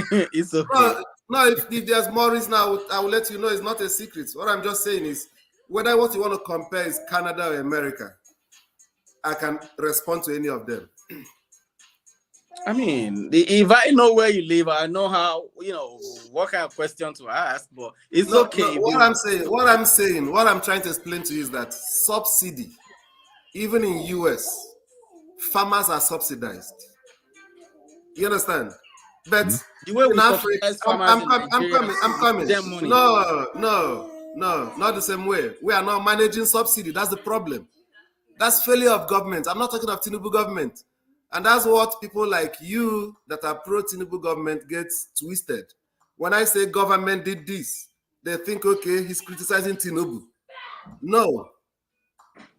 When I say government is mismanaging subsidy, I'm not just talking about Tinubu. You understand? Tinubu is not the one that been managing subsidy from how many decades of years. You understand? Subsidy, fuel subsidy, if well managed, because it is an area that Nigerians have comparative advantage, can help us even plan our economy. But it have to be well managed. Do you understand? I'm coming, but because that, like you said, some people that are well off are the ones stealing that subsidy. You understand? Not because that the thing being subsidized is actually the main problem of government, but because if they say they're spending 1 trillion naira in subsidy, the actual money that was spent on that subsidy may just be about 500 billion. That's the problem. So the question is now, there's still a lot of does money. it mean okay? No, we are saying the same thing. The question is, does it mean that it's difficult to get a government in Nigeria that can actually say no? Even as the previous governments, the presidents have always said is the Minister of Petroleum, not just Tinubu, all of them. Why is it difficult for them to really pay attention? That critical area. How much fuel are we consuming?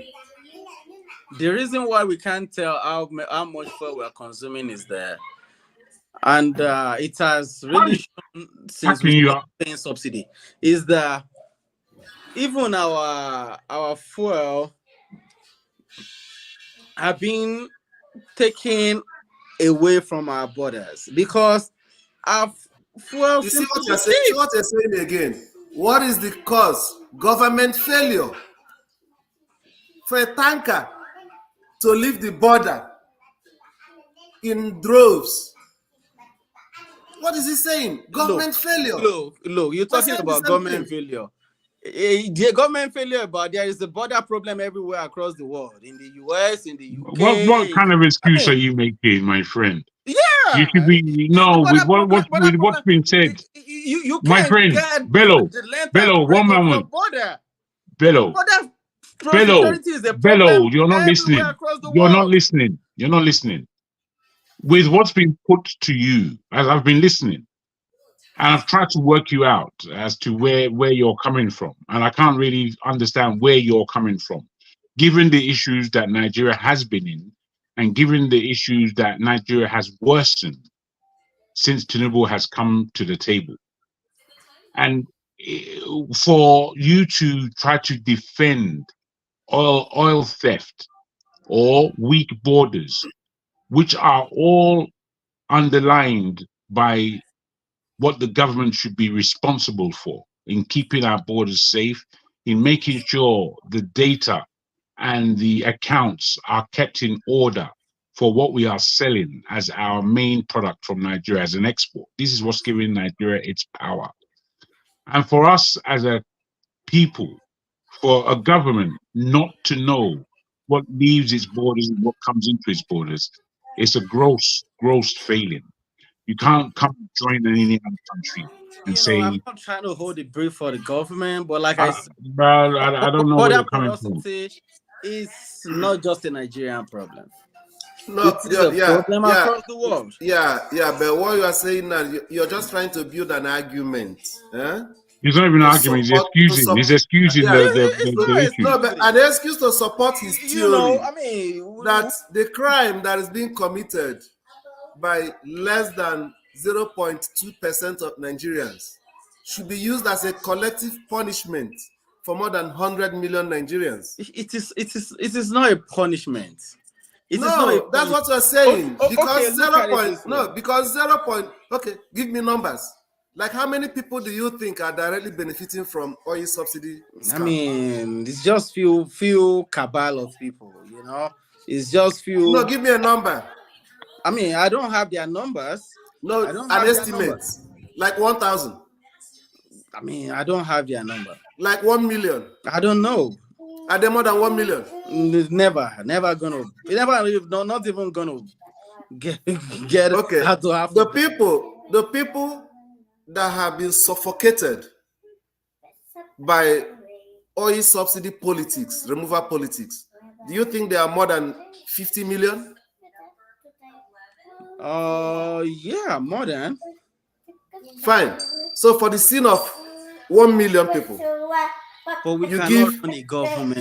No, I'm coming. You give 50 million people collective punishment. Do you know that if you live in like that? No, I want to explain to you the issue of subsidy that the Western countries are telling you to remove. That is what is killing your economy. Do you know that in US, for you to, if you want to install solar panel in your house, the government gives you a tax credit of about almost maybe between $3,500 to like $7,500. That's $7,500. That's just one aspect. So many things. But if you do it in Africa, they will tell you, no, you want to kill your economy. Don't do it. How can you give your citizens money to put solar panel? Look how he's looking. No, but that is true. That's what they tell us.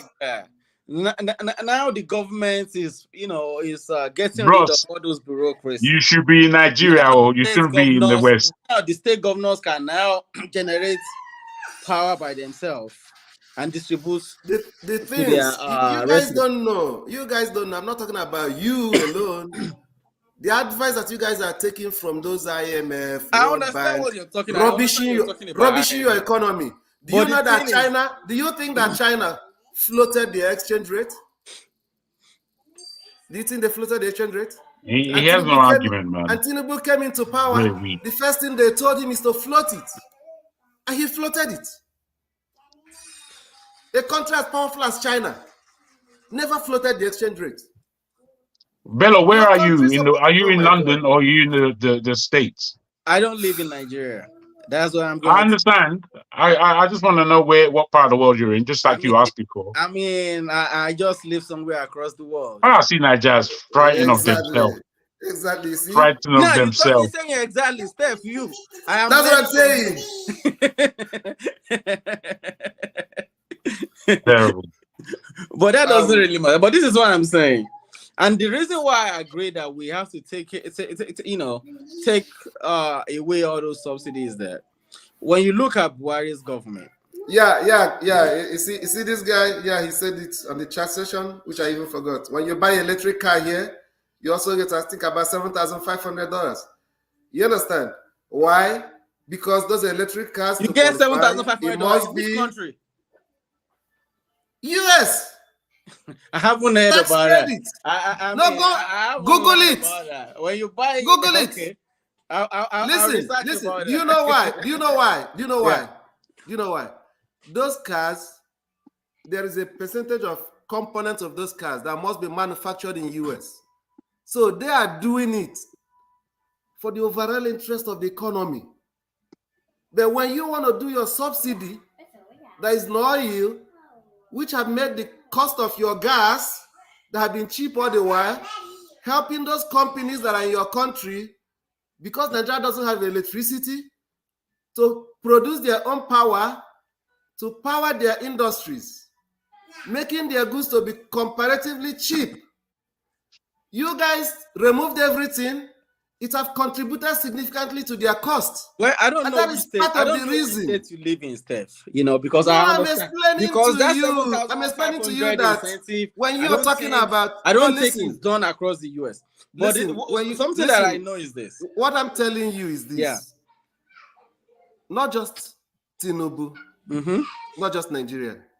That when African leaders listen to the West about subsidy, about deregulation, about exchange rate management, that they are dumbs. They don't understand. They don't understand. I agree. And even right now, we are still paying subsidy. Whether you want to believe or not. Nigeria is still paying subsidy. Maybe not too much, but we are still paying subsidy. Because if we are not paying subsidy, the oil price would have gone off the road. It's okay. And I hope just tell your friend. Tell your friend Tinubu to keep. Tell your friend. No, listen. I know they listen to you, and you may be sharing this video with them at the end of the day. I don't know to prove to them how you are actually defending the government. No, yeah? I mean, listen. No, listen. It's just my you are doing a good job. You are doing a good job. Oh, okay. Wow. Yeah. Maybe if you have a connection, you could probably, recommend me. I don't know. My connection is the Nigerian people. Okay. When they do well, you do well. Okay? Tell them I need a recommendation. Tell Tinubu. So that I can tell them the truth. Tell Tinubu, number one, to swallow his pride. Okay. And go and make peace. Thanks. With these three African nations. If you can send the link, please, because Ferrari wants to come on. Sorry about that, guys. Swallow his pride and make peace with these three. I'm just sending a quick announcement. With those three African nations, that he made a terrible mistake, the way he handled their issue. Yes, sir. That's number one. Then number two, he should, as a matter of urgency, also swallow his pride. Thank you. That this Lagos boys that is managing his economy, that the way Nigeria is today at a tipping point, he needs to make wider consultation and reach out to a consortium of advisors that can sit down together and brainstorm for him that there's difference between politics and governance, that they shouldn't spend too much time thinking about the next election now, because the way Nigeria is going, I don't know if there's going to be Nigeria in 2027. Let them put the nation first. There's fire on the mountain. Let them help the country. Thank you. I'll probably be here, I'll probably be here later. I have to go now. Thank you, Steph. Okay. My brother, Steph, you don't chop your time with that. He had no argument. He had no value. He had nothing to say. What are you going to defend? What are you defending? I mean, there's no way to sell a bad product. You can't. There's nothing to defend. Absolutely. He's broken. He's broken, and he's if he had any real argument, it would have been interesting. But he had no argument. And what annoys me is when some of them come and tell you, give him more time. Did I put the time in my pocket? Is the time in my wallet? Why do you ask me? Tell me to give. I think should give him more time. And the reality again is that majority of his supporters, it's beginning to dawn on them, especially those of them from afar. It's beginning to dawn on them that this guy, they don't understand what is going on. They don't understand what is going on. And it needs to dawn on them very quickly. I mean, I can't see Tinubu lasting a full term. I can't see it. Really and truly, I think given where we are at the moment, people really need to galvanize themselves as to putting him out of office. Because Nigeria is in a precipice. It can still go all very, very wrong. Or it can all be gathered back to a point of normalcy. Because where we are right now is extremely uncomfortable for everybody concerned. I mean, the truth of the matter is that when Buhari left, everybody knew that the guy left a mess.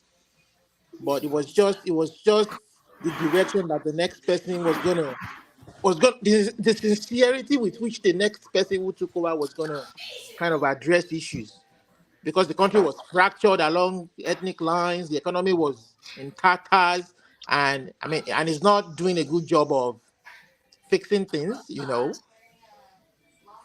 and we don't know. Like you told him, 2027 is just up in the air. So I wish that anybody who want to run an election in 2027 outside to contest 2027 should pay attention, study the economy, get your acts together, because the way I see Nigerians, no matter who you are, they're not going to spare you. What do you think, Jack? Huh? For me, I try my best to listen to that kind of argument, 2027, and really, I just can't get there. I can't get to 2027 and think that Nigeria will be in any position to hold a general election. I can't see it. I think by 2027, things going on the way that they are right now, the country is going to be in the pocket of the Western world. It won't be with Nigerians again.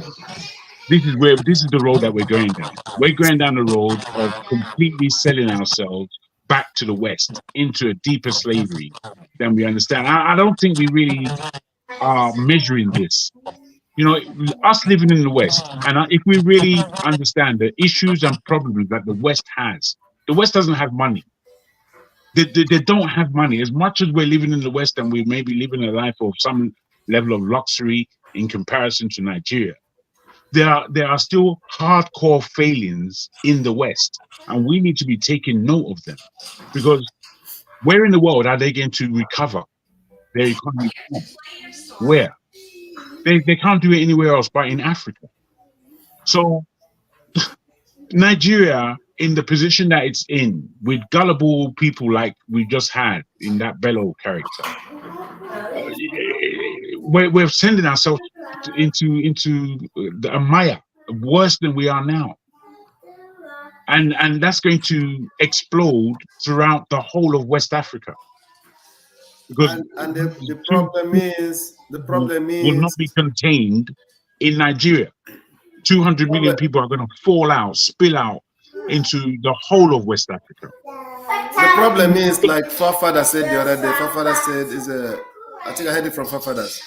The Niger president said that more than a million Nigerians were ready to defend their country. Yeah, that was Burkina Faso, Traore. So that's my concern with the kind of caliber of leadership and the low level of buying. Bro, the country is simply in their style of leadership. We're on the wrong side and of. a Nigerian president now tell you that a million Brother, people are going to be ready to die for the country. Brother, Nigeria is on the wrong side of history. They don't see them as being ready to make the sacrifice themselves. Not at all. But how are you going to fight for Nigeria? How? It's going to be a mess. We as a people, we need to take the country back home. It's falling into the mire, believe me. And when it drops and splatters, only Oyibo that can really make sense of it, as to ripping the country for what is left and then doing away with the people. I don't know why it's hard for these guys to get it. You know, that you don't command. There are certain things you don't command from citizens. Do you know that with the things going on in Nigeria today, there's a level of sacrifice that these people have made 8 months ago by now, even though things are hard? The whole majority of Nigerians will tell you, no, it's not the fault of the government, that they are trying their best. Just what I'm trying to say, forefathers. But when there is this disconnect, it's like two different worlds entirely. It's too different. It's been like that. From my experience, it's been like that too.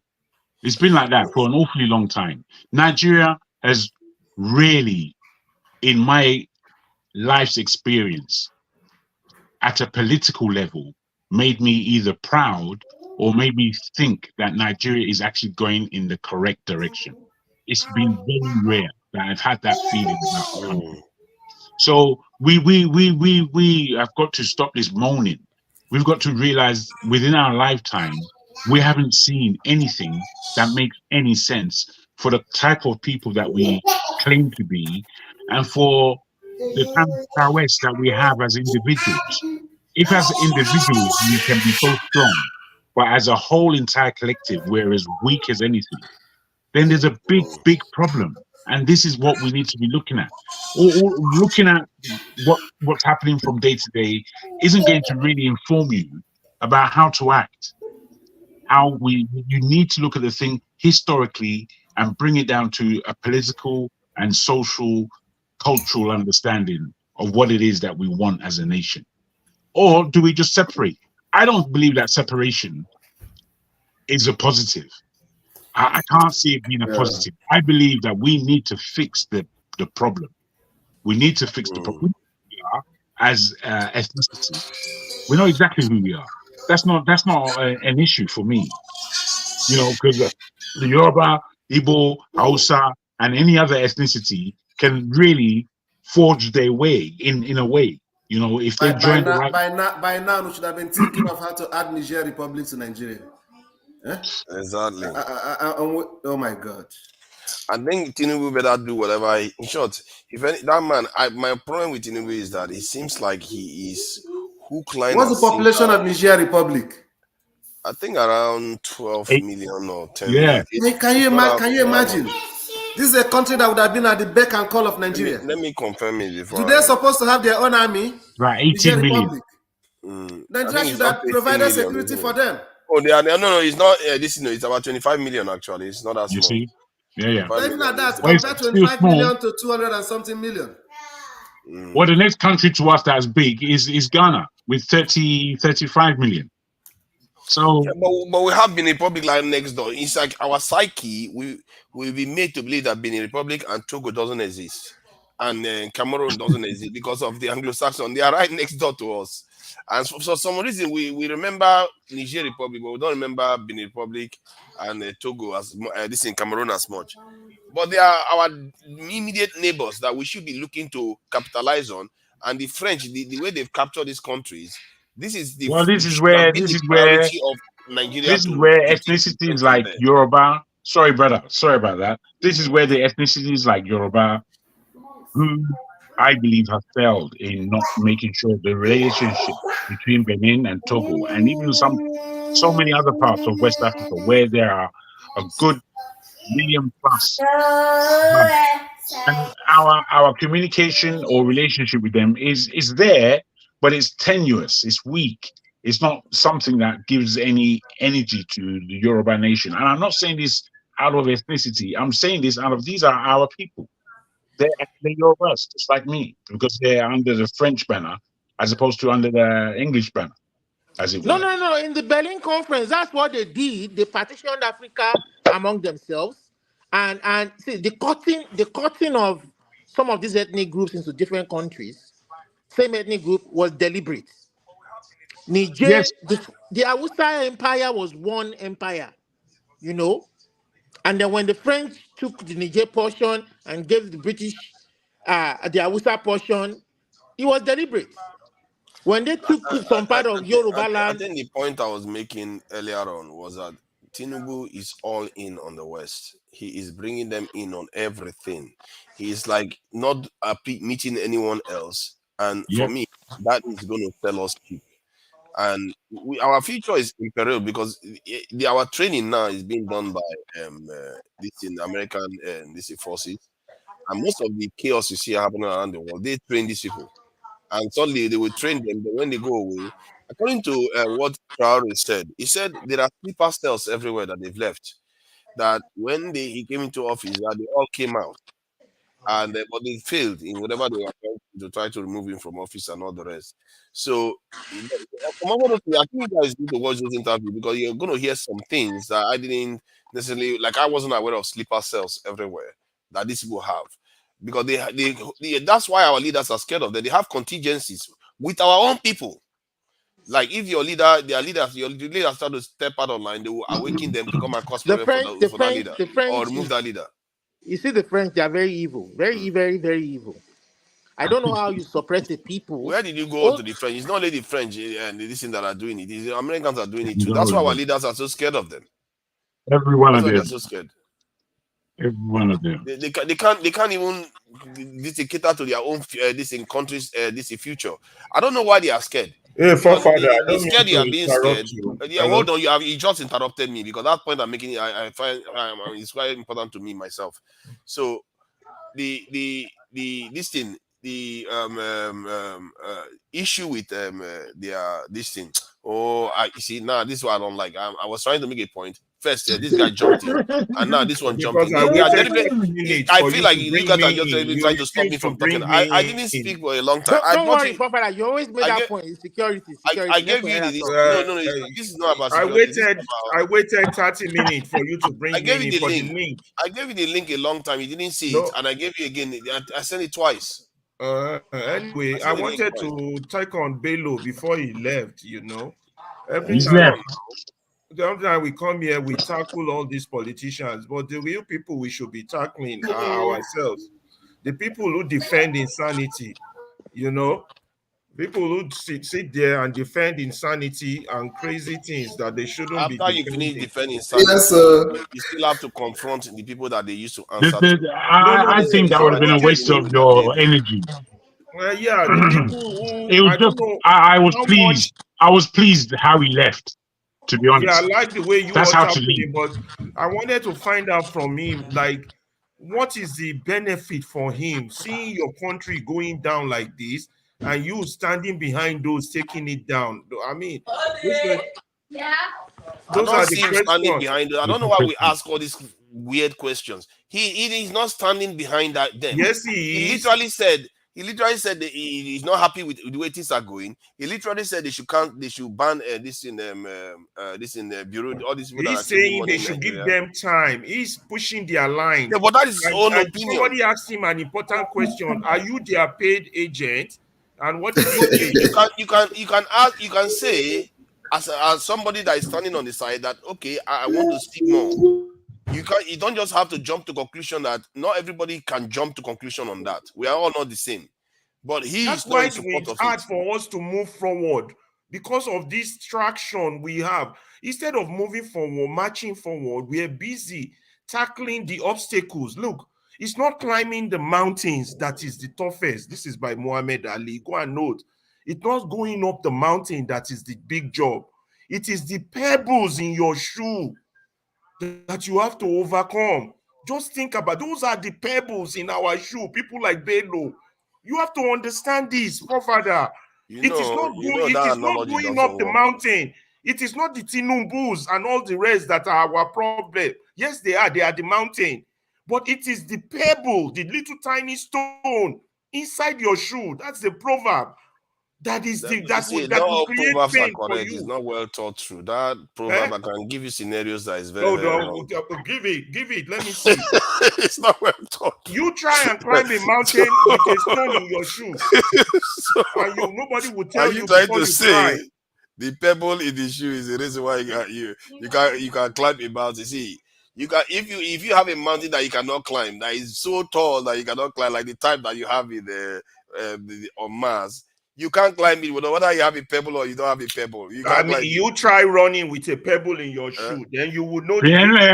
I don't know how, Forefather, you're fantastical. I don't know how you cannot appreciate that proverb. That's quite deep. I like when stuff is very universal, when it's not fully thought through. How can you just say this is because somebody has pebble they cannot climb it? This is a mountain. The mountain No, that is grounded. But you see, I'm like you in a way. I don't really like a lot of English adages and English sayings, as they were. They say you can't have your cake and eat it. Now, whilst you may understand that as a saying, if I look at it, it was always rang untrue to me or unfair, or I didn't like it when I thought about it. And this is from a child. But you can't climb a mountain with a pebble in your shoe. I don't know if you've ever climbed mountains before. There's a lot of concentration that goes on if you're climbing a mountain, believe me. And you do not want your footwear to be spoiling your advance up this mountain. So I see that they're quite I agree different. with that, but it's not universal. And it depends on what is chasing you up the mountain. If something is chasing you, pebble will be the least My of your brother, problem. you don't go deep again. On a serious note, this is why I'm saying they shouldn't be using such. But you know, the each okay can have it. Why I like that one to an extent is almost airtight. Logically, you can't escape it. So because the cake, the moment you consume it, it doesn't exist anymore. It shouldn't. And you shouldn't have it. It's almost airtight, no matter how, except you want to give me a loophole on that. There's no loophole. But this one, when you talk about pebble, it depends on some people will run with pebble for miles and they will operate like short. They'll make pebble part of themselves. And they will end up with blisters. Try it. So be it. They will still end up on top of the mountain. That is the objective, isn't it? You know, he's talking about the pain. The pain you will feel is not the mountain climbing itself. Is that pebble inside your shoe? The pain that doesn't exist in the world without the mountain or the pebble. But point being made is that Nigeria is not having traction towards change because of people like that. Because people stand as resistance to change in spite of the obvious facts in front of them. I'm not saying don't support your man. I'm not saying that. But when your man is failing, acknowledge it. Now, he keeps saying solution, and when you give him solution, they divert it. If you notice the pile of his argument was that Buhari was the one who caused the problem. And the question is, Buhari and Emiloko, what's the difference? There's none. I like the questioning Olumide went when Olumide said provide solution. You know, and he didn't expect that line of questioning, that he thought they would just be attacking him, you know. So because sometimes you have to drag it out of them, and you'll be surprised some of the things some of all these people say. Sometimes and this is what should reveal something. When you assume somebody is siding with the government, you don't know them fully.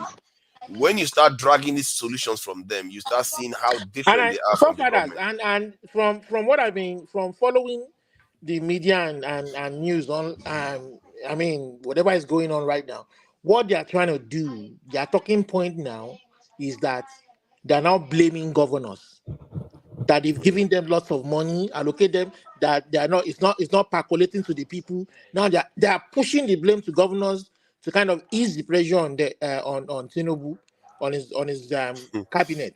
You know, that is their talking point now. And they have a talking point. So when people come down here and push their talking point as against the people of the country, we have to resist that. I'm sorry. I mean, there's no tilly-tally on this. There's no friendship on this level. I have to let you know you're my problem. No. They can't even go. They can't give him he won't get a breathing space of that talking point, because in the first instance, you imposed that guy on the people. You didn't, because the process wasn't the process that brought even the governor. You made sure that he won. You rigged. You understand? Is the governor now put his own people in the House of Assembly? So the whole system is all, from the very foundation, is all warped and all muddy, and so and the presidency has a fault in it because you oversee the country. So there's no letting go of the presidency, who has the ultimate power. And when they come here and argue as if they don't know, I mean, it's like making a fool of us, those of us listening to them. And that's where my own impatience comes in. Absolutely. That's where my impatience comes in. The It's reason not why like I'm saying you should be careful, I would defend their right to say their views. I will. They have that right. I would defend them. But Ferrari, you used to do that with me too. You have to be careful about pigeonholing people that they are from the government. It's not necessarily the case. I'm not from the government, but for a long time, you literally thought I was part of the government. You literally 100% believe that. Accused, man. What makes you and then from there, we will all be accused by forefathers for not defending. What makes you think I still don't think that? I think we've moved you from 30% government side to 70% people's side. Look at that. You see, you are making a mistake. That is not true, because sometimes you have to be objective about this. You think how many people can the government take on? They are not having people everywhere doing stuff. The one that can do that, if you are a government person, why would you even want to hide? Why would you want to sneak in from the behind that? You will come and defend the government's record. That's what you come here and do. And when we keep saying all these things, if a government official comes here now and start listing all the things and with proof, all the things that Tinubu is doing right now, you'll be surprised. Where are you? The way I see it, it's all very well having differences of opinion. I enjoy the banter. I enjoy going backwards and forwards. I enjoy even an argument. But the thing is, I believe that we're just at a point where we've got to see what we're looking at and agree what we're looking at. How to deal with it is a separate question. But if we don't necessarily agree with what we're looking at, I think that we're making trouble for ourselves. Yeah, especially us in the diaspora. We should have a way of looking at Nigeria in the macrocosm of things. How a country like Nigeria appears in the whole world's unit. What Nigeria should be doing, what it should look like. Should it look like the way it's looking like? Nigeria should be a pristine place, but it's not. It's a dump. Yeah, it's a dump. Nigeria should have its literacy rate at about 90, to be honest, 95, as most North African countries. Their literacy rate is at 95, 98. Our literacy rate is at something like 34. Not just that, Jacob, I don't mean to interrupt. I just wanted to add to your point. Look, but you see where the thing becomes painful is that when those that sit abroad, enjoying all the comfort of their Abroadian life, and are seeing the wailing and pain of the people in Nigeria, But yet, for one reason or the other, as justified as their reason might be, come here to defend that insanity and then like to play it to our face as if we are all stupid. It just makes your system boils. I'm telling you, forefather. I'm telling you, you might think you will raise critical issue, this opposing for that, but your background could have been possibly the reason why you take some positions you take. But over time, I don't know, it's as if someone been weathering you down. You're not fully there, but they are weathering you down. So when people like Bello comes here, first of all, full disclosure, tell us who you represent. Don't come here and make argument on behalf of the Nigerian people or with an argument that is strangulating the Nigerian people. You all in the name of you love your country. It don't make no sense. And I like the way all you guys took him. You took him. I mean, question particularly, was it Steph or you guys took him down to everybody. It was Steph that was eating him there. Yeah, you guys were. I wanted to come in and say, look, you and somebody asked him, do you have people at home? And then perhaps the reason why majority of those, like you said, who are abroad are supporting this rot is probably because most likely they have some kind of pecuniary gain from supporting. I don't think it's necessary to look at it like that. I don't think you see what it is. No. Wait. We have suspicious minds. What it is that there are still many Nigerians, even at this time of hunger and penury, many Nigerians inside Nigeria and many Nigerians in the diaspora who follow the edict of their master.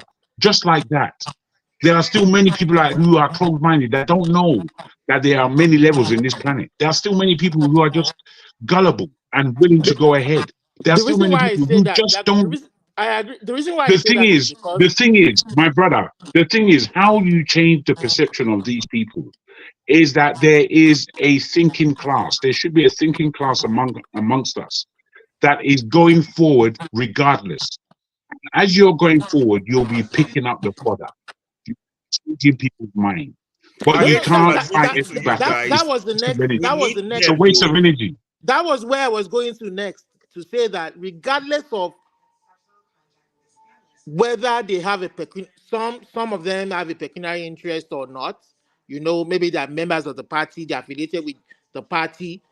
Are there not people among them who the country is more important than what they stand to gain in terms of pecuniary gains? Is the country not much more important than their own personal gain?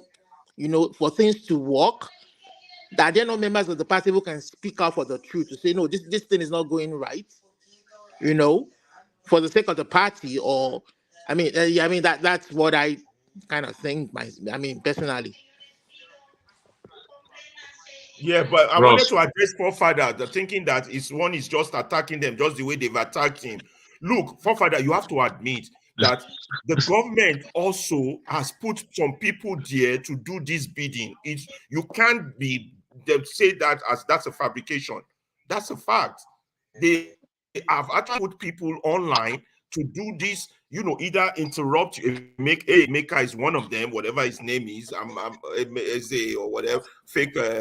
He can answer any name he chooses to answer. That's his business. Yeah, you understand? Bello, one of them. So they have people out there. Now the question is, that makes me wonder as a man, is that how much are they paying you to take that job serious, considering the pain your people are going through? That's my only question. That's the question I would have asked him if I had gotten on. Well, tell me this, since we're on this subject. If, and I ask this to everybody on this panel, if a somebody of Tinubu, a government agent, came to you and spoke to you offline, obviously, and said that we know that you're on this show, we know what you're doing, and XYZ, we like your candor. But what we want to do is to smooth your candor to a certain point. And for that, we would like to pay you X amount, $1 million, to just do that. Because this show is a good show. There are a lot of people seeing it. And I think the show is going to grow. However, we need you to do X, Y, and Z. Bring your comments to a point where gradually, people will come to your point of view, which is the government's point of view. Would you take that money? I don't think any human being with Hopefully everybody's heard me all. Huh? I don't think any human being with a conscience should take such money, because your people are in pain. The very thing that you exist for is dying. Your country is dying. I mean, there's just some certain things you just don't take. You'll be like, oh, no, thank you. And like I've argued, it's in your interest that that country gets better. I don't care how much money you think you're making from it now. It is money that will go down the drain, that you will lose eventually. You know, see somebody with 600 million just 6 months ago, $600 million. Your money is now 300 million. You're losing money. As long as you keep supporting people. So if they say they pay you 100, you just lost money. I don't know how to rationalize it for people, and I don't know what all I'm saying. The worst part of it, Jago, is that the greatest payment you can receive today is to make Nigeria work, so that you can be able to visit home and relax and enjoy your country. You can stay 1 year outside the country and not feel comfortable visiting your home and meeting happy people. Huh?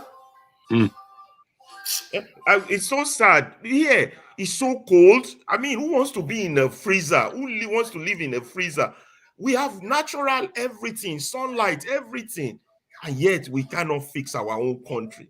If these people have our country, they will be on the beach now naked. Exactly. They will be on the beach naked. They make it look as if it's difficult. And here we are here wearing jacket, head tie, and like egun, like aluwe, you know. Papa that's wearing jacket. I don't know, man. I don't know what is going on about. See, for me anyway, I'm still concerned. I will go back to my point that I'm still concerned about where Tinubu is taking us, and our leaders, we shouldn't even have them be this free to do whatever they like with us, because we are sitting here. They could go and sell us, and we don't even have a clue. And this is why I've been saying that we should be sensitizing people and getting people more and more aware. And I think Ovie had a point where he said you want to start early. Don't wait until 6 months to the election, then everybody starts rushing down out. You want to start early to sensitize people and getting people there, because I'm really concerned, man. This Tinubu guy is willing to sell us out and do anything to please World Bank, IMF, and all his friends. And that is that's the thing he's done so far that I've seen that he's focused on. To the point where my British council is advising him to. For me, I really feel embarrassed that British people are telling him, why are you not tapping into your Nigerians to help develop your country?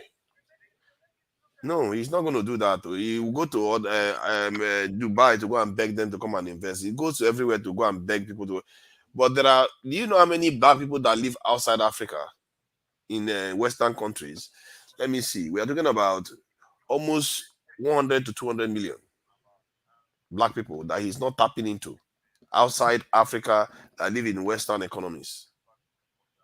From America, Brazil, Europe, they are everywhere. He's not tapping into them. Do you know, forefather, to the continent? On the 7th of this month, February, there was a grand old lady, Nigerian. She's 60 years old. She's into the fashion world. She used to do makeup for all the stars and all the rest of it. And she was called in by the British government to lead a convoy to Nigeria, to tap into the $20 billion makeup economy, hair and beauty economy, I beg your pardon, that happens in Nigeria. So they sent this Nigerian woman, and she's great in terms of her experience and what she's done. And I'm looking at this thing, and I'm thinking, basically, it should be the Nigerian government that picks her up and lets her know that this is, we're doing exports. We're not allowing them, you know? You I don't imagine understand that it, bro. they have to We're do just it in for trouble in him. this thing. The only thing he's good at doing is pleasing World Bank and IMF and all the so-called potential investors that he wants to bring into Nigeria.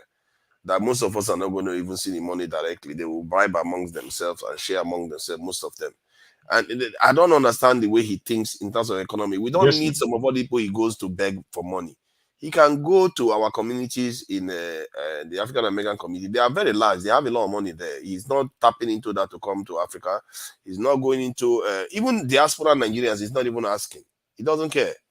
The ones he wants to invite is Lebanese, Indians, this is what I can tell you. other people. This is what I can tell you, my brother.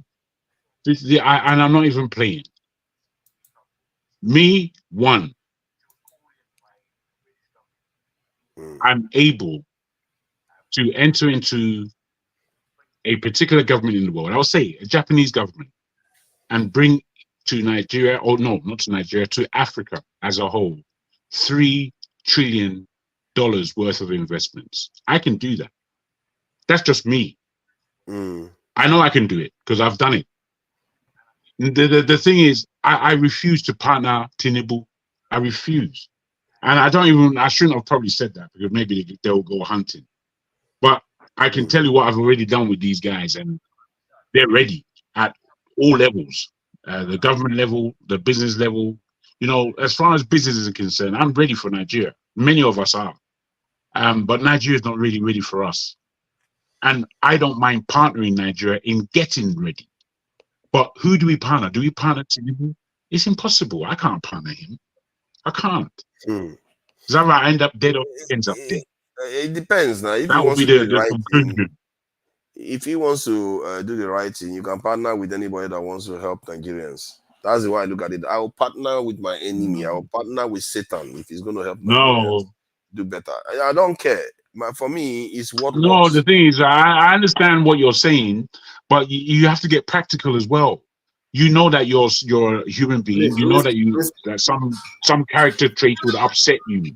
You know that there are certain things that you won't get yourself involved with.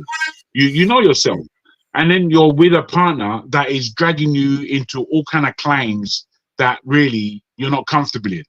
I mean, that's what it's going to be. The Nigerian government is a criminal affair. But consider this now. If you are worried about, like for my own case now, I'm literally worried about whether we survive or not. You can see that if he has vices that result in bullying this one here and there, I don't care too much about that. I'm worried that if we don't solve that survival problem, we will not be around to worry about whether he's bullying somebody for election or not. Hence, I'm willing, if he's willing to, if he says, okay, I'm going to do what you ask, I'm going to increase the security of the country and all the rest of it, I'm willing to listen to that. Because for me, that is vitally important. Because until you are free and alive, nothing else works. You can't do anything else. The rest are just speculation, depending on what the people that have the power decide to do with you. If they decide that they want to get rid of you, they get rid of you. So I think sometimes we forget that we have not gotten out of that first block, survival. We think we've gotten out of it. I don't know why you would think that too. I really don't understand the way why we think that. Because we are easily deceived by the blink around us. That's our problem. Exactly. And we are already worrying about human rights and everything else. Value itself is flawed.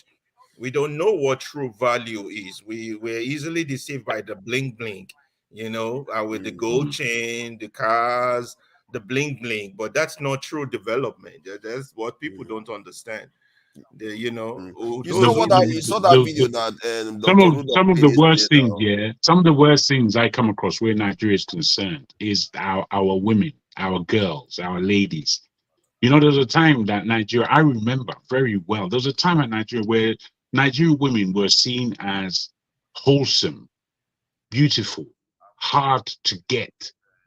That's how we were seen in the 70s.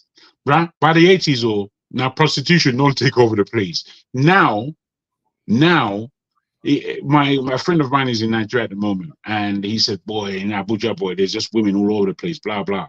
He said, but they all 10 a penny sort. I said, what do you mean? He said, if you go to them, you want to speak to them about something conscious. And they're going on is that how much does it cost, basically? They're putting down their price. And it's just disgusting. So it gets to the point where this is in the ether of our culture, where young girls just know that, boy, if I offer up there's something, I've got some cash. And that level of indignity, it's deep right now in our culture, in our society. Women are 10 to a penny in Nigeria. And that's just an awful thing for us to have to contemplate. How do you bring up your daughters in such an atmosphere? How? How do you show them the value of themselves? How do you show them that money is not everything? It's ridiculous. Ridiculous. Oscar Blackstone is asking a question. Kilonso. Highlighted there on the screen. I can't see it properly, man. I put my glasses on. No.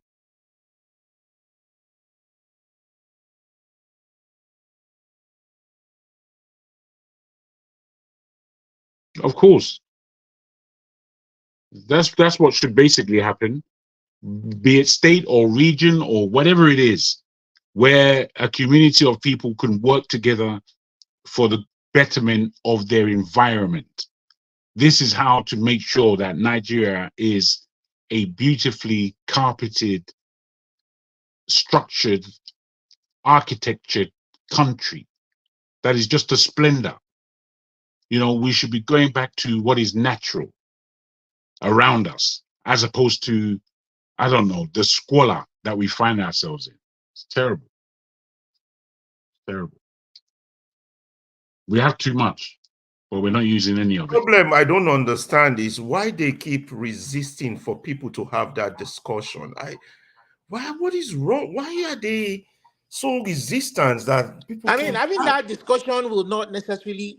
I think they're afraid the country will break up, but it doesn't mean it will break up. It's just. It doesn't mean it will break up. It doesn't mean it just means we want a better life. We want a better, based on equity. They're so scared. I think it's because the current system favors them and they don't want to lose. They just we can't central resistance to letting people have an objective discussion about. When you find people that aren't ready, I think when you find people that are not ready to compete in the real world, you will find this kind of policy that we have in Nigeria. Ready to compete. They're not ready to compete. They're not ready to set the competition and the collaboration, because it's not just competition. There is collaboration as well. And this would grow the country. I mean, Nigeria with all its problems, bro, the way most of us have been thinking about it, we can give it a good go. I can give somebody I don't know upon this panel a full term, and they will do better than the last 60 years of presidents and leaders that we've had. Because as tough as it is to lead, you know, if you've got a few ideas, you can get Nigeria out of the position that it's in right now. Just a few economic ideas. It's not rocket science. It's not rocket science at all. It's just us. And I say that we got to stand up. There's no way that whatever we wish about, whatever we dream about, there's no way anything is going to be done, I don't think, unless we do it. There's no one to look about. As I keep saying, most of the real leaders in Nigeria are outside of Nigeria. They're not inside there. They're outside. So we're supposed to be leading ourselves as individuals, and we're supposed to be looking for that candidate who can actually fulfill some of our dreams where Nigeria is concerned. You know, we can't waste time looking at the wrong things, or we can't waste time looking at the capitalism, historic rubbish that has been fed to us, our so-called leaders already. What goes in that country is just pathetic. It's all pathetic. don't know how we take it seriously. It's sad. Look, it still boils down to the type of education we got. I think we were terribly, majority of our people were terribly miseducated, and the sense of what is really valuable has been altered. And that's the problem. We're not capable of ruling ourselves. I mean, I forgot that man's name, Prince, something John Prince. Do you think We heard what that guy said. we need to be colonized again, right? That's where I'm going now. Like that guy, John Prince, he said it. Or black storm or whatever, black sea, black water. Who are we gonna beg now? Is it Russia or China or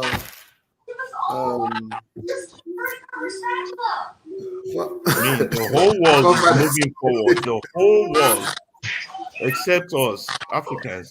The whole world. Father, we need new colonial master. Who do you suggest? Everybody else was colonized, but yet they're all moving forward. That's what I mean by our sense of value. Those bling bling. We think the bling bling is, the educated ones think the bling bling. Those looking forward behind them too think the bling bling is what will make life for them. So everybody it's called Iwa Ojo Rolari. Everybody keeps doing that Ojo Rolari behavior. The child that has not seen wealth before, the way they act and misbehave. Yes. It's sad.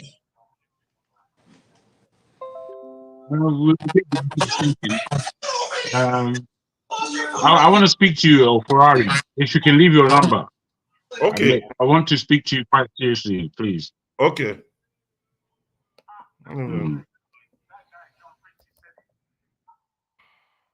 I've been enjoying myself all this year, different from last year, from the years begun. The energy where God gives me, I'm feeling it, one. The way I'm able to take my time and just see what's going on, I'm feeling that one too, and I'm just living it. I have at this moment, I'm covering my balances. What I mean is I'm living well within my means. I'm able to do whatever I need to do, get it done. I'm just hoping that everybody is finding time for themselves, be it with their families, be it with their friends, but on their own. I hope people are finding time for themselves on their own to have some real sober thoughts and reflections, and to energize, to re-engage with one's own powers, because we have powers that we're just not using. We have powers that we are just not using. And we think, as old as we are, that we know it all. No, not that we think we know it all. We think we've experienced so much that there's little more else to experience. That is a fallacy. There is so much more to experience and learn. And we just have to have the space, mentally and physically and spiritually, to fit that into our busy lives out here in the West. So I really want to put that thought out to everybody on the panel, on the chat, who are watching, whatever, that we need to just encourage ourselves each day for the sake of re-energizing, and because we're going to have to rise for many battles. I believe we're going to have to rise for many battles. It's not just one battle out here. There's battles ahead of us. And I put to you that you have to conserve your energies. You have to conserve your energy. I thought I should say that.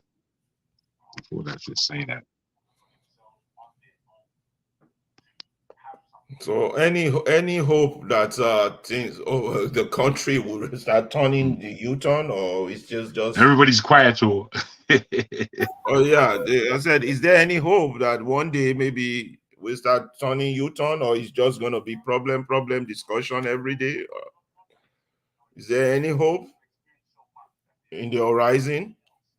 Well, for me, I mean, anything towards hope in the horizon should be something sorry, directed towards Should be something You broke up directed there. towards. Can you repeat?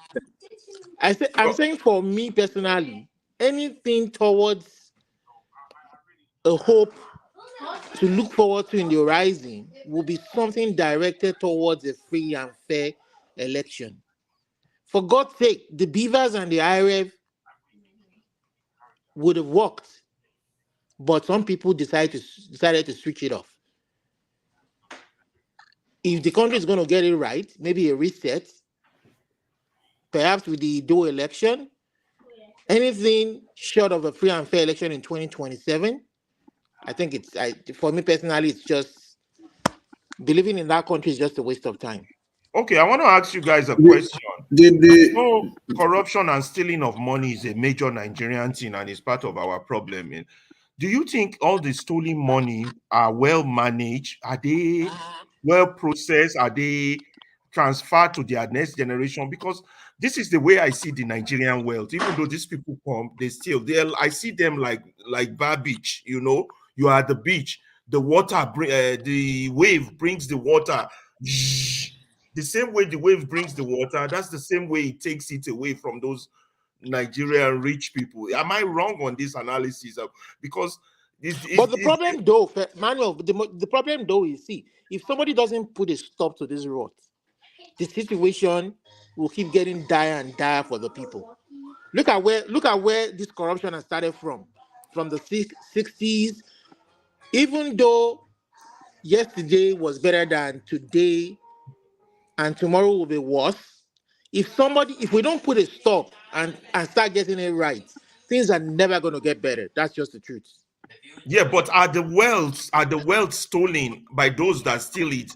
Do they sustain it? Do you understand what I mean, Jago and Steph? I do understand fully. What I can tell you. Because what look I can at tell the you. rich people of the 70s, look at the rich people of the 80s, look at the rich people of the 90s, then look at the rich people now. So it's rare to even see if any of them transfer this stolen wealth to their children, whether it's generationally transferred. I don't think they're doing something good with it. I do get it. They might not be doing fine, but let me go for this, Olumide, please. Sure. Olumide, let me just give me a while. Sure. Thank you. I would put this to you. There are many families, well-known families, of those who have died. And if you look at their families, they are not as wealthy as they were until that big papa died.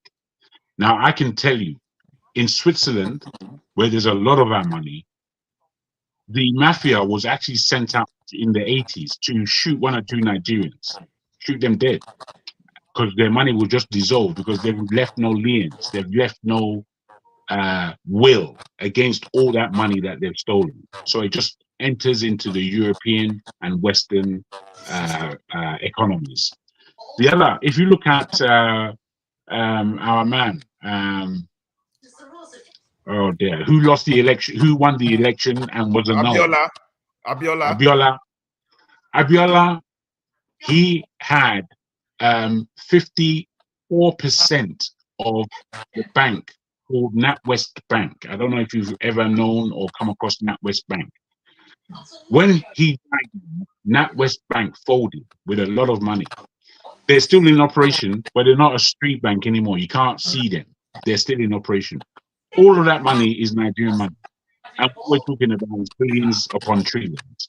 So the monies that have been taken out, there's more money outside Nigeria that is Nigerian that there is in our economy and our present economy. That's the fact of our country. Now, I would say 50% of them who are still alive, that they may have thought better as to what they're doing with the money. Somebody like Babangida, I know his children would be well organized with the money for his death. I don't think he would just disappear into the ether. And there are those who are like that.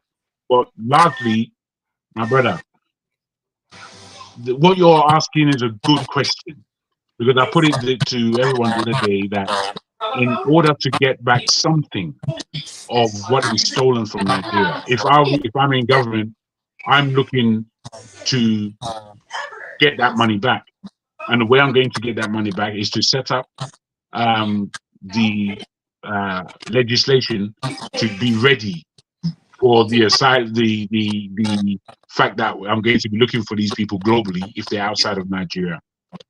But really asking them to come, giving them a period of time, 2-3 months period of time to come of your own volition, bring back all of the money, and we'll give you back 50%.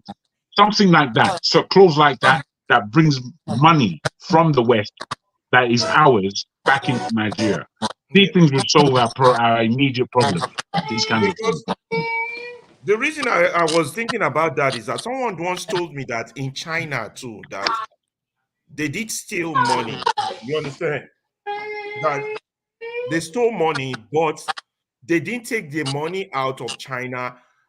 I don't know whether this is way before communism or during communism, but the money stayed in China and created work for them. So when I look at Nigerian millionaires and those stealing money now in this political era, you have to beg the question, because money is useless if you don't do something with it. Correct. If you just store it, it just starts to depreciate. Is that sound coming from my side? Somebody has a reverb. I think it could be Olumide. It's Olumide. Thank you, Olumide. Is it Olumide? Okay. So you know, if they don't, just think of all the money stolen from Nigeria by Nigeria. You know how many people have been governors, how many people have been senators? If each one of them has a factory or a company that employ people, I don't know. Nigeria, we won't be where we are today because money creates more good things. But our situation doesn't seem to be just have it, we blow it, then another generation comes, have it, blow it. I'm confused. I'm not That's how talking we about the are. ones that are taken abroad. They got to be what? I don't know. This is a topic. Ross, that's how we are. That's how we are. You know, when I was young, my great uncle was one who brought my mother to London, and he was a multi-billionaire at this time, from the 1920s to 1954, 55 until the 60s when he died. Now, he was poisoned. And I remember just looking at the old pictures of what he was doing. He was into timber and rubber and all those things. We're Ondo people, so we know that we get the stretch on a lot of these kind of things. And in looking at the annuals and the pictures of old, I was like, how is it in one generation that this money could have just disappeared like this? My brother, it was something that I wanted to write, because what I found is that many Nigerian families who were prominent in the 40s, 50s, and 60s, today they have no money. And then there are all these other ones who have been able to keep their money, and all these other new breed of kind of nouveau riche individual. But there is something about the way we do things that our money doesn't last 1 or 2 generations, mate. I don't get that. Look at the Americans. What's the name of that man? The ones who not discover oil. The New York one, popular name.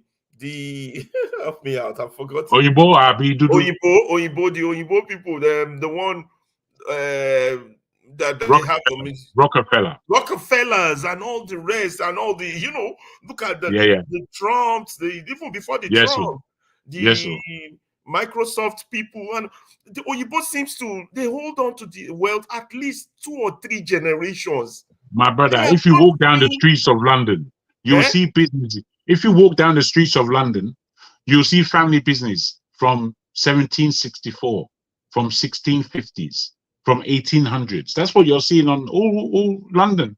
I cannot name a Nigerian that's how long they've kept the money. That has kept their wealth beyond 30 years. I'm telling you. All those people will still say they are rich, but I mean, the whole street of Abuja, Lagos, everywhere should be filled with people who have stolen. I mean, nobody prosecuted you. You got away with the money. What did you do with the money? A lot of them. What did they do with the money? Or just that over time, they just store it somewhere, spend, and over time. Bros, have you not seen the photographs? Have you not seen these videos where they're going to somebody's house or wherever they've kept this money. And the money is getting rotten. It's there. Thousands, millions upon millions. Rotting. Actually rotting. I mean, and these are dollars, naira, all kinds of currencies. Rotting physically. They don't know what to even do with the money. Somebody is saying, do I think Abacha family is broke today? I would say yes. Define broke. They're broke because if you don't have a business, a major business that is producing, employing people, you're as dead and broke. One of the commenters saying, do I think the Abacha family is broke? Yes, they are broke because tell me what business their father... Easy come, easy go, for real, for real. For real. Tell me one business the Abacha family children are known for. It's true. That they're producing, that's employing people, that has factory, that has this. Other than Dangote, I don't know any. Nigeria is some funny place, man. It is a funny place. They don't even follow the rule of economy, of the rule of money. It's like, it's just have it for having sake. Well, this is where you really have to try. Where after you've dissected everything in the best cerebral fashion that you can, mathematically, physics, whatever chemistry, whatever formula you want to use to analyze Nigeria, you have to come to the point that you have to accept that this is sparkle. It's beyond my natural understanding. You see, there's something that was written in the Financial Times of London many years back in the 80s.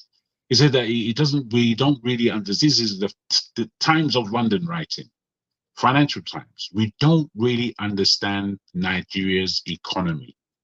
It seems like an elasticated kind of thing that, I'm paraphrasing, that the Nigerian economy, it stretches and stretches and stretches.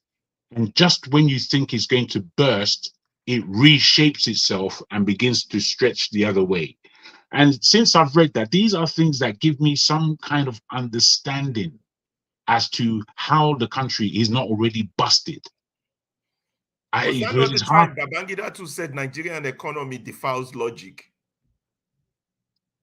I know he said that. It defies logical. Steph, what you have to say on that, on the subject of money? Why can't they keep the money? At least. No, I think it's obvious. You know, when something is stolen, you're gonna be hiding it. You understand? So it's because the money is not legitimate. So I think that's a major problem. And by the way, I believe that there are so many of them that maybe might have died and that money is still in foreign bank account somewhere. Yes, and there's nobody to claim it. You understand? Many. There was those that used to die naturally. But then they began, when they saw that they can keep this money in the Swiss banks, there was a big story about it back in the day. When they saw that they could store this money, there were certain bankers who were affiliated with to them. Secret assassins. Yeah, man. Poison, all kinds of levels. You know, where fools are just being fools. They're going to, you know, this is the road of a fool. This is the road of a fool.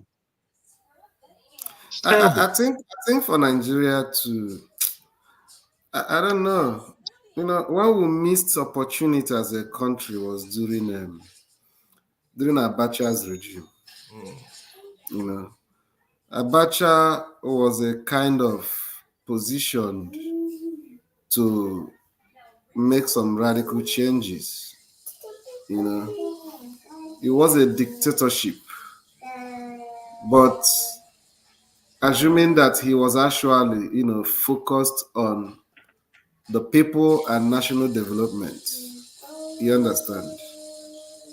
But it was a whole lot of complications.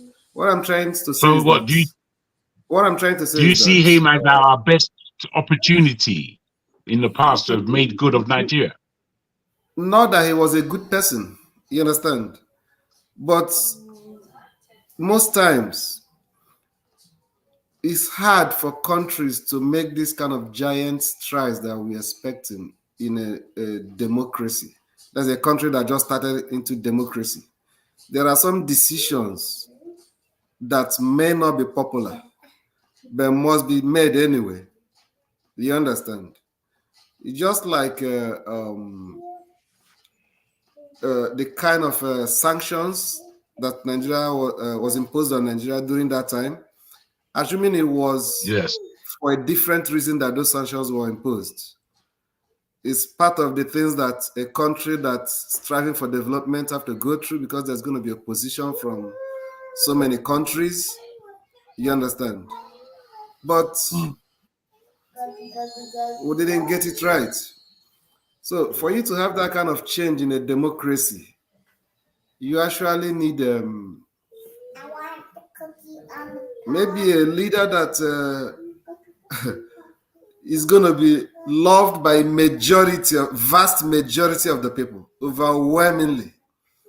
And maybe that leader is going to be very, very selfless, that people are going to, selfless and be ready to make that's the way I saw Peter Obi. That's the way I saw Peter Obi, to be honest. To be honest, I didn't see him as the kind of change we expect in Nigeria. There are sacrifices that have to be made.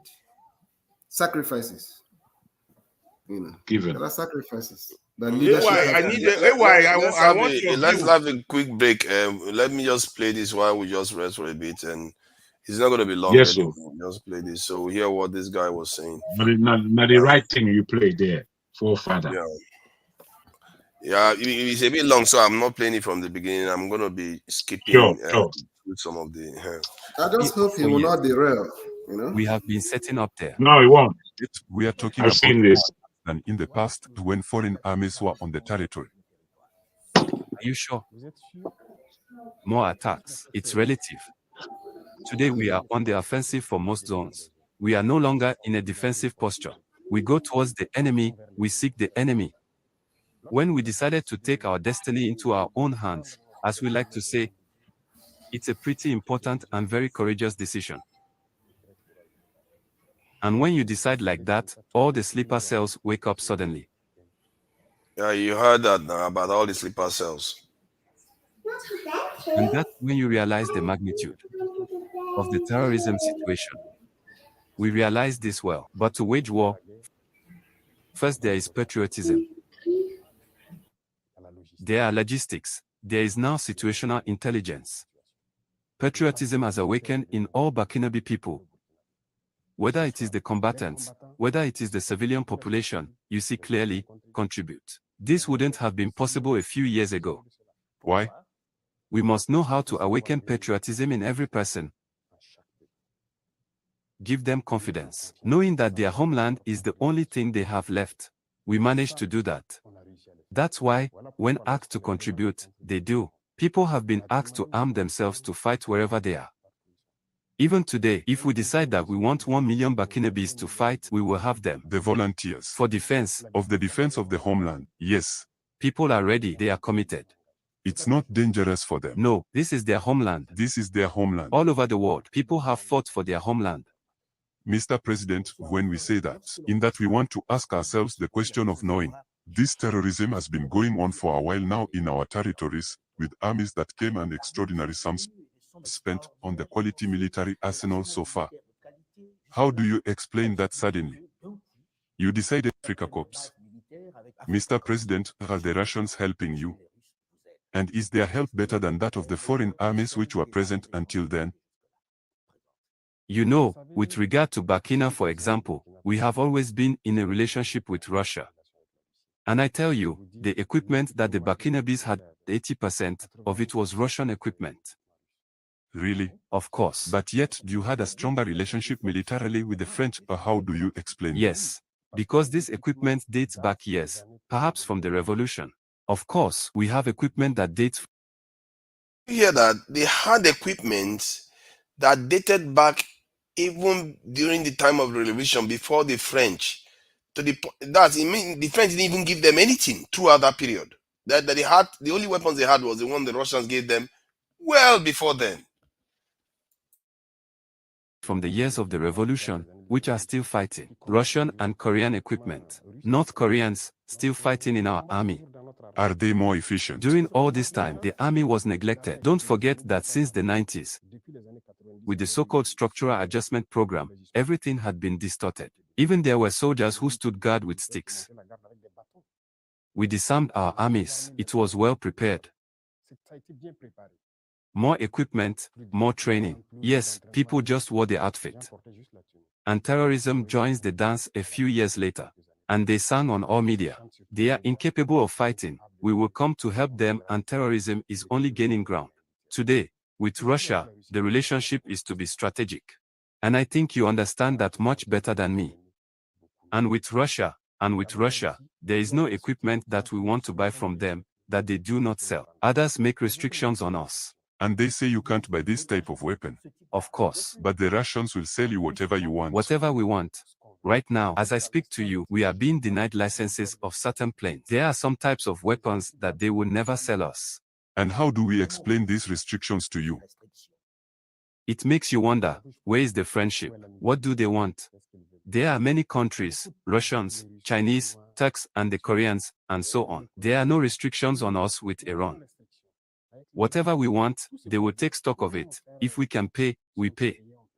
But with these states that were supposedly our friends, there are restrictions. There are even some who have managed to tell us that they can do nothing that is lethal. Yes. So, if you're waging war, you can kill the one in front of you. Oh yes, the terrorists are killing us, but we may have a duty to pick up stones. Maybe even the stone is lethal. Anything lethal they don't sell to us, that's their principle. So today, with Russia, what do they get in return? We know well that there is no friendship between states. It's always interest. Everyone comes for their own interest. So today there is the fear of a certain number of people to see that one master has been changed for another. Now, I know you a little bit to know that you are not in the replacement of one master by another. What are you giving the Russians in concrete terms so that they are there? Do they take minerals? How do you pay for them? Are you selling a portion of the territory? What's the deal? If that was the deal, to truly leave one master for another, we prefer to die. Because, when we say homeland or death, it makes perfect sense. No, it's just media lies and more. And unfortunately, we had even seen heads of state who fell into it and went to tell a lie, supposedly like give mines to Russians in our southern part. Very wrong. There is nothing given to the Russians. All wrong, not even a mine. Why give? If the Russians want a mine, we have the mining code. They come to integrate into it. We give them their license, they pay taxes, and they do everything they have to do like everyone else. But with what do you pay the Russians then? They don't come for your beautiful lies? Oh yes, with the countries first. When did the Russians arrive in Burkina? This is the last time that instructors came because they must come and educate the population, the military on the equipment. And it is with all the countries. Besides, it's not just the Russians. When you sign a contract to acquire equipment, we sign the contract with the training. There are lots of Turks here. Why don't they talk about it? Who specialize in drones? We paid for drones with Turkey, with an assistance contract. There is no more in every corner that we are there. They are the Turks who are there. Why don't we talk about it? They are there, they support us, they train our crews in Turkey. They come here, they assist them, and they continue to train them in piloting, maintenance, and everything. We have the contract for a given time. When our men fund, the population contributes, and the vast majority maintains, therefore, the volunteers for the defense of the homeland. The rest is for the army, which we are in the process of equipping. All this means that we are in the process of acquiring. That's it. That's governance, finance. There are resources, we have potential. But if it's poorly managed, we're here for you. Countries have enough to hold on to by simply producing and implementing good governance.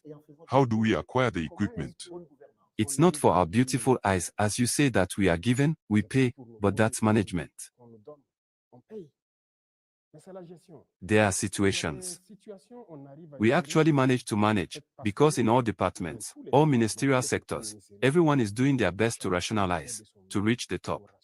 And so that people can vote. All Burkinabe must vote. Mr. President, I return to the AES, which is something important to you since you are making it the battle horse in this war.